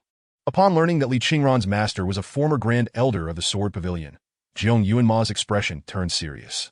He did not doubt her words. Who would dare to use the sect leader as a pretext for deceit? Moreover, his eyes had not yet dimmed. He could discern whether a disciple was lying with a single glance. In that moment, Li Qingran transformed in his eyes from a thief into a devoted disciple honoring her master. Wait a moment. Let me think. Jiang Yuanma seated himself back upon the mat in the main hall, closing his eyes to meditate. Li Qingran did not wander, but patiently stood against the wall waiting. After a brief moment, the entire scripture depository trembled violently. Li Qingran observed a fierce wind whip outside, leaves swirling at the entrance, and countless chaotic scrolls materialized around Jiang Yuanma. Following this, a faint golden figure resembling Jiang Yuanma floated above his head, and the scrolls ascended, swirling wildly around the golden figure. Is he manifesting his yang spirit? Li Qingran blinked, murmuring to herself. This elder Jiang was indeed formidable. A cultivator needed to reach the transformation stage to manifest the yang spirit. It was said that once the yang spirit detached from the physical body, it possessed the divine ability to perceive all things in an instant. At this moment, Elder Jiang was utilizing his yang spirit to observe and inquire about all the secret techniques within the scripture pavilion. However, the ability to separate one's yang spirit is not something just any transformation stage practitioner can achieve. Transformation stage merely serves as the threshold for this skill. Those who can stabilize their exit and exert free control over it are invariably the venerable masters of various sections. After approximately the duration of an incense stick, the unusual phenomena within the scripture pavilion gradually dissipated, and the winds outside also began to calm. Jiang Yuanma opened his eyes, a hint of fatigue flashing deep within them. It was his first time searching for alchemical formulas, which entailed a far greater volume of information than seeking sword techniques. The old man had perused a total of 337,600 scrolls in the scripture pavilion and found something that might be useful on the 5th floor. Rising to his feet, Jiang Yuanma led Li Qingran up the stairs to the luminous barrier of the 5th floor. The scroll he referred to as titled Danshin Annotations. which documented a formula potentially capable of neutralizing various arcane toxins. However, the rules of the Scripture Pavilion could not be breached. To retrieve that scroll, one needed to pass the sword heart trial of the 5th floor. Observing Li Qingran pursing her lips, he initially thought she was nervous and spoke to comfort her. As long as your sword heart is resolute and your path is clear, passing this trial should not pose a challenge. Before he could finish his sentence, Li Qingran had already grasped her sword and stepped into the barrier. Zhang Yunma shook his head, estimating that he would have to wait several hours. The sword heart trial is essentially an illusory confrontation, wherein one battles a reflection of oneself at the same cultivation level. Only with a superior sword heart can one succeed. Generally, disciples entering this trial are subjected to severe challenges that lead them to contemplate the direction of their hearts. Observing Li Qingran's intelligence, he surmised it might take her a couple of hours to succeed. Just as this thought crossed his mind, he heard a distinct crack. Jiang Yuma found himself dumbfounded as Li Qingran emerged swiftly from the shattered barrier, her pale, delicate face stepping into the 5th floor. So soon? He was secretly astonished and quickly connected with the formation of the sword heart trial, investigating it thoroughly, his expression turning peculiar. To his astonishment, the young lady's heart was entirely devoted to her master, her sword heart unwaveringly firm. With a single strike, she had dispatched her reflection, effortlessly overcoming the trial. He chuckled silently, shaking his head with a sigh. Yet, the girl had not considered that her master was a supreme elder, and there was at least a several hundred-year age gap between them. Chapter 87. Show me? Just moments ago, that reflection had claimed her feelings for her master were false, even stating that her master was beyond salvation. Li Qingran fumed at the memory of the reflection. What is there to discuss? If you try to hinder me from saving my master, I shall pierce you through with my sword. The scroll selected by Elder Jiang was already shimmering with a faint glow. Even amidst the densely packed scrolls of the 5th floor, it was easily identifiable. Li Qingran carefully retrieved the scroll and began to peruse it. This was an alchemical text, divided into 2 volumes. The first volume detailed the techniques of alchemy, while the second recorded 3 formulas: the golden scale skin refining powder, the 100 herbs detoxification pill, and the dragon tendon bone tempering liquid. Among these, the 100 herbs detoxification pill was renowned for its ability to neutralize all manner of toxicities, surpassing even the formulas from Lingxi Valley. However, its crafting was exceedingly challenging, particularly due to the scarcity of materials, requiring over 100 rare spiritual herbs. Yet Li Qingran felt immense joy. The burden in her heart lifted as her eyes sparkled with delight. Fortunately, I did not venture to Lingxi Valley. Otherwise, I would have found no means to resolve the toxin plaguing my senior. With the scroll in hand, she was ready to leave. Elder Jiang called out from outside, and Li Qingran returned the scroll to its rightful place before rejoining him at the entrance. This is a copy of the Danshin annotations, he said, handing her a jade tablet. This tablet will automatically disintegrate in 12 hours. You must transcribe the scriptures contained within it within that time. Is that manageable? Absolutely, Li Qingran replied, accepting the copy and expressing her gratitude to Elder Jiang before exiting the Scripture Pavilion. Standing atop the northern peak of the Sword Pavilion, she gazed at the clouds rolling in the distance. Stretching her limbs, she finally felt a sense of relief. Next, she needed to gather the required spiritual herbs and convey this matter to her master, hoping to bring her master some joy. Li Qingran chuckled softly, confident that the sect leader would assist her in sourcing the herbs. With collective effort, they could surely help her master dispel the arcane toxin. And then her master would safely return to the Sword Pavilion. In that case, she could see her master every day. As these thoughts swirled in her mind, her ears unconsciously flushed with warmth. Li Qingran jingled the bell, summoning a celestial crane from the cliffside. She mounted the crane, intending to first visit Wanjian Peak to examine the steel left by her master before returning to the summit of Luoxia Peak. Security officer, please allow me to explain. I truly am not familiar with that girl. Then how is it that she was found in your room? Moreover, she is still a minor. I was merely assisting her with her injuries. And that justifies undressing her? If I hadn't removed her school uniform, how could I bandage her? How could I insert a needle? Do you think I would harbor any inappropriate thoughts about a child? Oh, you can insert needles? Are you a doctor? Not exactly. Continue, I am listening. The officer raised his notepad, signaling Chen Huaian to continue his fabrication. Chen Huaian felt utterly exasperated. Shortly after Lin Lingling was taken away by an ambulance, the security officer had arrived, likely alerted by hotel staff. Upon seeing the blood-soaked scene, particularly involving a minor, the officer promptly apprehended him. I am speaking nothing but the truth. Once that girl awakens, you may question her. We will wait, but until then, you must remain here quietly. The officer maintained a skeptical expression. Just then, the door to the interrogation room swung open. A middle-aged man with a full beard entered, displaying a work badge to the officer, whose demeanor shifted instantly to one of respect. We will handle this matter. You need not concern yourself. The bearded man whispered to the officer, who nodded respectfully before stepping out. Chen Huaian? The bearded man scrutinized the identity information on the form, his gaze settling on Chen Huaian with a hint of wariness. Good heavens! How is this man so extraordinarily handsome? It's almost unnatural. Something must be amiss. He had completely come to believe the various incredulous accounts from the 3 zeros regarding Chen Huaian. Such a person was indeed peculiar. He had already visited the hotel and could sense an overwhelming aura of the arcane even from behind closed doors. Thankfully, the doors and windows were securely shut. Had the officer carelessly allowed anyone inside, the entity might have escaped. The talismans affixed to the doors and windows were genuine artifacts, crucial in restricting the creature's exit, not to be trifled with. I am innocent, Chen Huaian replied helplessly, thinking the bearded man was the officer's superior. When I awoke this morning, I found that girl bleeding profusely at my doorstep. As a good citizen, I couldn't just stand by and do nothing, could I? Mr. Chen Huaian, I fully believe in your innocence. The bearded man smiled sincerely. Is that so? Then could I please have my phone back? Chen Huaian looked longingly at the bearded man. It had been ages since he had last seen Qingran, and he felt ants crawling on his skin.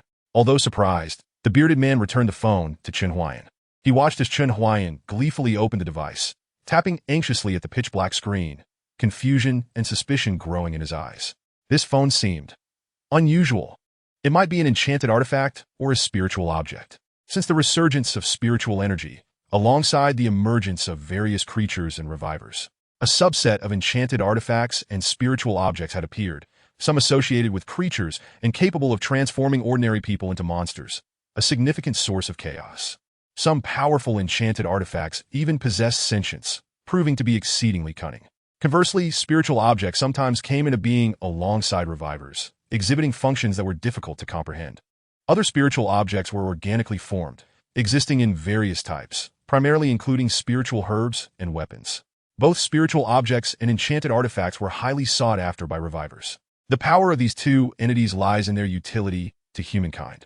Might Chen Huaian's mobile phone be one such mystical object? The likelihood is indeed significant, aligning seamlessly with current observations.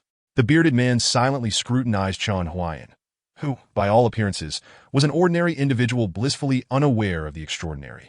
Thus, the door, the window, and the talisman displayed to Lin Lingling may have originated from this mystical object. Verifying whether this phone is a companion spirit is relatively straightforward.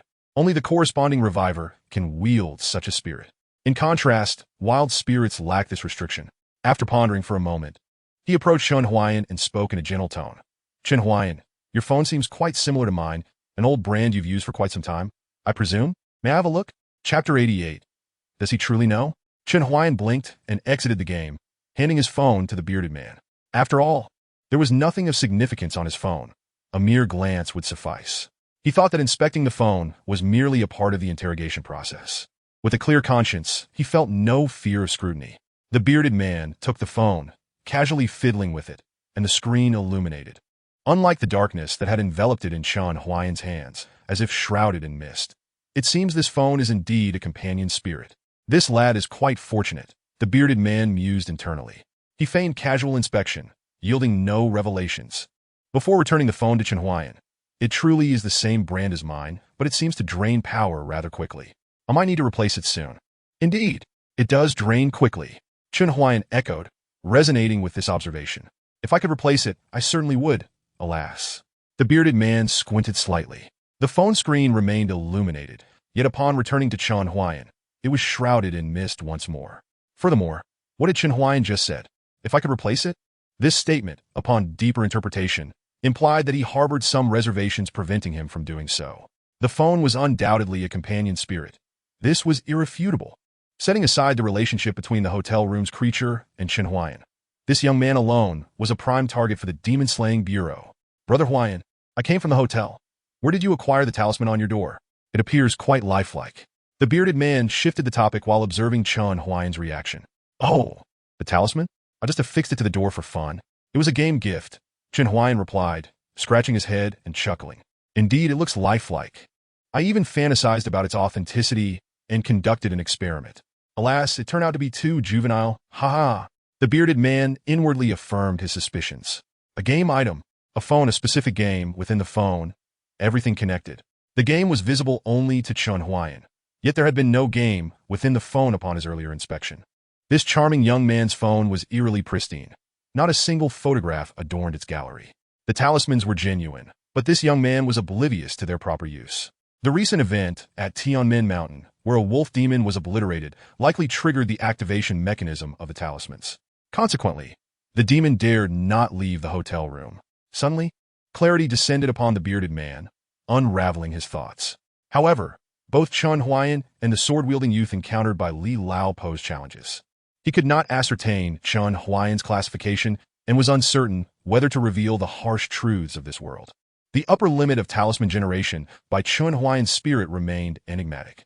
Each exchange for a talisman incurred unknown costs, and furthermore, Chen Huaian appeared devoid of combat prowess. He was merely an initiator of the spirit. The young swordsman, in contrast, exuded evident strength, complicating matters solely due to his invincibility. Yet, despite the challenges, he was unwilling to relinquish Chen Huaian, a promising source of talismans. Observing Chen Huaian's seemingly naive university student demeanor, the bearded man hesitated but ultimately succumbed to his desire for the expansion of the demon-slaying bureau. Clearing his throat, he said, Brother Huaian, I find your talismans quite intriguing. To be candid, I have a penchant for collecting such trinkets. Would you consider selling me a few? You want to buy these talismans? Chen Huaian regarded the bearded man with skepticism. It seemed bizarre that someone would seek to purchase a mere decoration. But mine are all crumpled. Oh, no matter. I am primarily interested in the cultural essence they embody. Crumpled ones are of no concern. The bearded man smiled sincerely. Yet, Chen Huaian found this even more suspicious. Surely, one wouldn't collect crumpled talismans merely for cultural study? Narrowing his eyes, Chen Huaian sensed the complexity of the situation. I'm unsure how to price these talismans. Perhaps you could suggest a figure? He returned the inquiry to the bearded man. How about 1,000?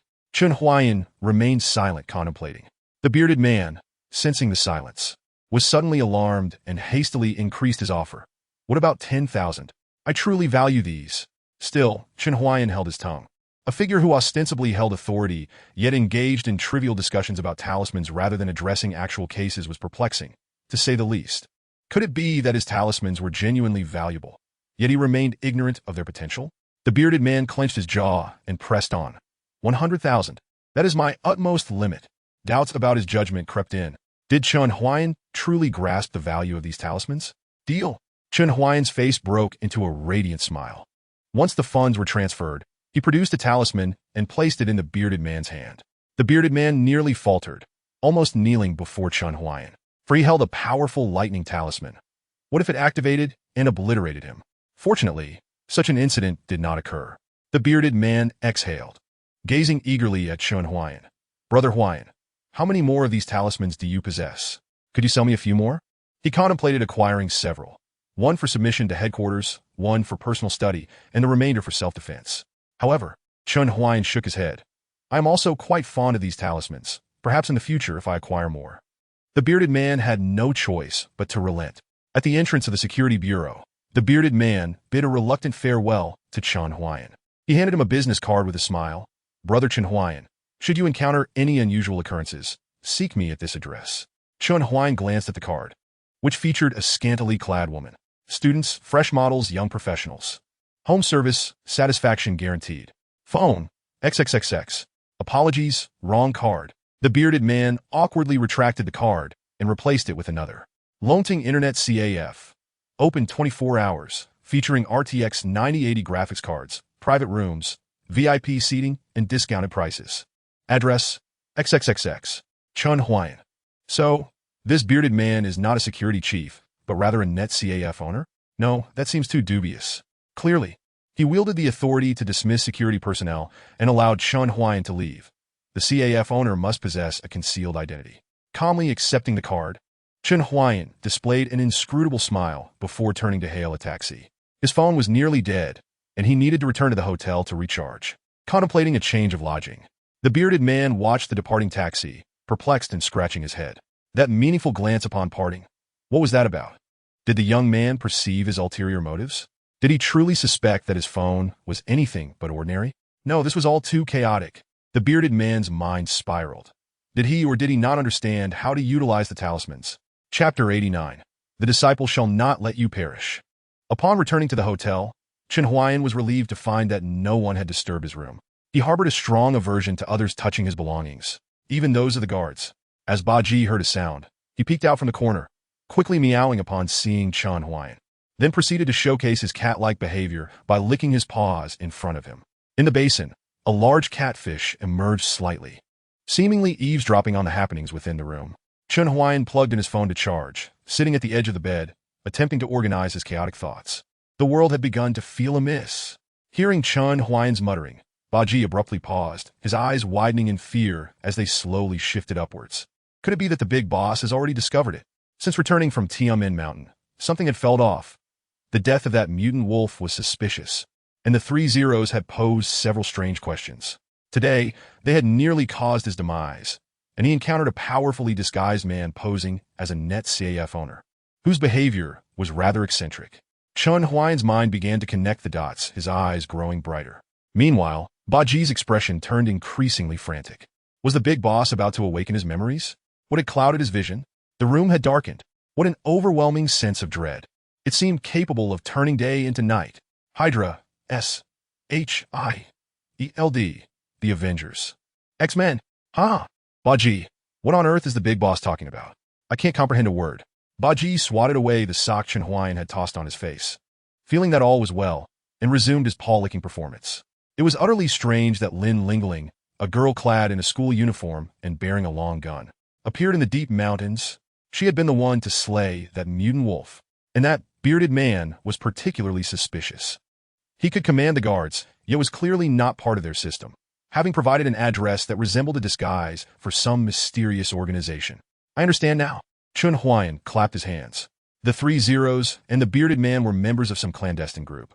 They had discovered that I had been transformed into a superhuman by cancer cells, hence their initiative to engage with me. The bearded man spent 100,000 to purchase my talisman, deliberately leaving a deep impression on me. As for the 3 Zeros, well, Chen Huaian pondered, stroking his chin. He truly could not fathom why the 3 Zeros lay bloodied at his doorstep. Never mind, it was no longer of concern.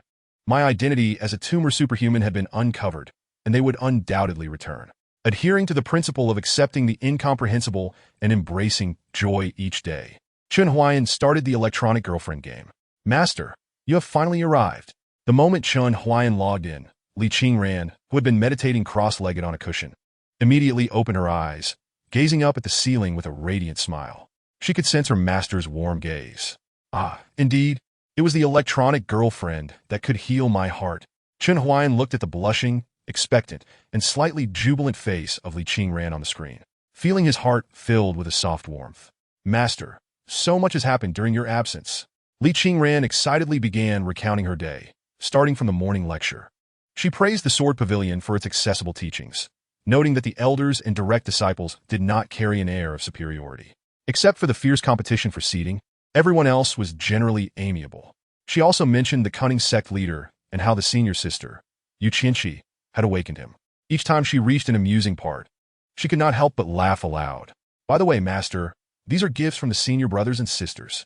Li Qingran showcased a pile of various items on the bed, explaining the effects and the givers of each one. It seems you truly enjoy the Sword Pavilion. Chen Huaian felt a wave of comfort. Previously, Li Qingran had been bullied at Qingyun's sect, but now, her smile was far more frequent since arriving at the Sword Pavilion. Naturally, this place is wonderful, and everyone treats Qingran exceptionally well. Li Qingran expressed her heartfelt gratitude. Truly, this is a sect worthy of my master's presence. I have only been here for a few days, yet it already feels as warm as home. Chen Huaian awkwardly touched his nose. He had never actually stayed at this sect. It was merely the sect leader painting a grand picture for Li Qingran. By the way, Master, I spoke with the sect leader today about your poisoning. Li Qingran sat at the table, her expression serious. Oh, what did he say? Chen Huaian was intrigued, eager to understand how the sect leader would handle the situation. He took me to the ancestral hall to confirm your identity and found your memorial tablet inside. Chen Huaian. But didn't I join Wan Jian Peak? The inscription on the tablet was also penned by you. The heavenly Tao collapses. Only one sword remains. Even if Master is thousands of miles away, Qingran can still select your mountain gate. Li Qingran could no longer maintain her serious demeanor and broke into an adorable smile. She now believed everything was the arrangement of fate. She was the disciple of her master and had fortuitously joined his mountain gate. It was truly destiny. Chen Huaian. No, this doesn't add up. They found the memorial tablet? I even inscribed on the Wan Jian Peak steel? So, according to the progression of this game's narrative, it won't genuinely reveal that I am some high elder of the Sword Pavilion in the future, right? This plotline would still be utterly glitch, even in 2034. Master, the sect leader inquired about which state you are in and to what realm you have cultivated, so that he can arrange for someone to deliver detoxification pills to you. Upon hearing Li Qingran's words, Chen Huaian was taken aback. Which state? He was in Asia. How could he manage this? Fortunately, a dialogue box appeared in the game. 1.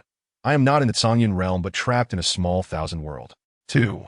In fact, I am not a high elder of the Sword Pavilion. 3. Haha, useless. I am about to die, having already been possessed by a great demon. Haha. 4. Spend a sound transmission talisman to respond freely. Chen Huaian paused for a moment, mimicking the tone of the game dialogue box. I am currently not in the Zhongyan realm, but trapped in a subspace filled with demonic beasts. It is extremely dangerous, and you cannot come here. I appreciate your intentions. Prepare some detoxification pills, although they may not be effective. I can use my divine powers to retrieve the pills from your location. What? Trapped in a subspace filled with demonic beasts. Li Qingran was stunned, her face turning pale as she felt the air around her solidify, a suffocating sensation overwhelming her heart, causing it to ache. So, her master was in such a perilous environment. She had thought that with the sect leader's assistance, they would be able to locate her master, but unexpectedly. Li Qingran furrowed her brows, her eyes growing warm. Something moist and warm slid down her eyelids. I must not lose heart. My master has already suffered greatly. How can I allow him to worry for his insignificant disciple? Li Qingran took a deep breath, defiantly lifting her chin, forcing a smile. Master, do not worry. I have already found a recipe for detoxification pills that can resolve all manner of poisons in the Scripture Pavilion. I will certainly refine the best detoxification pills for you. She thought to herself, how isolated and helpless must her master be in a world filled with demonic beasts? It must be dark and devoid of light there, surrounded by countless monsters, forcing him to fight tirelessly day and night. Perhaps the moments he spent speaking with her were the only times he could find a brief respite, a fleeting solace. How much pain must be hidden behind that calm and warm voice? The more she thought about it, the more her heart ached, feeling a heavy blockage within her chest. Blinking her eyes, her eyelashes fluttered as tears streamed down her cheeks. Clenching her fists, she spoke each word with conviction. I will not allow you to die. Chapter 90. Are you also going to deduce the heavenly secrets? Master, may I inquire what realm you are currently in? Having regained her composure, Li Qingran immediately began to actively gather any potentially useful information. This humble one? Chen Huaian paused. Now that he was free to converse, he could freely state his realm. The pinnacle of cultivators in the Zhongyan realm was the Great Ascension stage, where one would ascend to immortality upon transcending the heavenly tribulation. To claim he was at the Great Ascension stage would certainly be absurd. He might as well. Chen Huaian steeled himself, slapping his thigh. This humble one is currently at the Dongshu stage. As soon as these words were spoken, silence enveloped both rooms within the game for a brief moment. Baji, QAQ. Could it be that the prominent figure is actually from the Void Realm? No. If the esteemed one were from the Void Realm, they would surely recognize my true identity. What level is this esteemed one at? Why do they say such things? Overwhelmed, Baji shrank into a corner, trembling with trepidation. The so-called Void Realm is indeed a stage prior to the Great Ascension. Cultivators who reach this level have an innate awareness of the tribulations they will face during the Great Ascension. Hence it is often referred to as the tribulation stage or awareness stage. Once a cultivator attains the Void Realm, they must contemplate the path they should take. If they have not solidified their resolve before facing the tribulation, they are likely to be struck down by the heavenly lightning. As for how Chen Huaian became aware of this, it was due to his recent application of celestial divination. In the Zhongyan realm, a tempest is brewing. The infinite celestial venerable has not performed celestial divination for 2 days. I feared something untoward had befallen them. I have grown unaccustomed to the absence of such divination. I wonder what insights the venerable one has gleaned. Alas! We must alert the disciples of the sect to exercise caution in their recent undertakings, particularly those lurking within the righteous sects. They must be exceedingly careful. The cultivator, who regularly performs celestial divination, has returned. The ancient figures from various sects in the Songyun realm were abuzz with speculation. In the law enforcement hall, Li Qingran, who was receiving lashes, gazed at the sky for quite some time. However, Li Qingran was indifferent to such matters. Her mind was occupied with the concept of the void realm. Below the great ascension, yet above the harmonization. It is a state powerful enough to perceive and decipher the laws of the universe, condensing the world's power within the mud pill palace to form a small world of their own. Only the leaders of holy lands could possess such formidable power. Yet, despite such strength, her master remained trapped within that subspace, indicating the ferocity of the beasts within. Thus, the poison afflicting her master must also be exceedingly complex. A shadow loomed over Li Qingran's heart as she prepared herself for the possibility that the 100-herb detoxification pill might prove ineffective. Nevertheless, she must first attempt it. The disciple understood. Li Qingran rose from the meditation mat, bowed toward the beam, and announced, "I shall consult with the sect leader at once." With that, she took the bell and exited. Chen Huaian scratched his head, following Li Qingran to the sect leader's hall, only to find it empty. Li Qingran frowned anxiously, pacing in front of the hall, seemingly recalling something before hastily riding her celestial crane toward the law enforcement hall. Indeed, she spotted sect leader Li Qingran at the entrance of the hall. At that moment, a line of disciples stood before Li Qingran, the sounds of reprimand faintly audible. "Ahem, regarding today's matter, you all. Sect leader, we saw nothing at all. Indeed, we heard nothing. You merely came to inspect the law enforcement hall." "Precisely. You did not come here to have us whip you 100 times, Li Qingran's expression darkened, casting a sidelong glance at the last disciple, sneering. "You wretched fellow, devoid of respect, mocking the sect leader? Go and receive 100 lashes." The smile on that disciple's face instantly vanished, replaced by a pallor.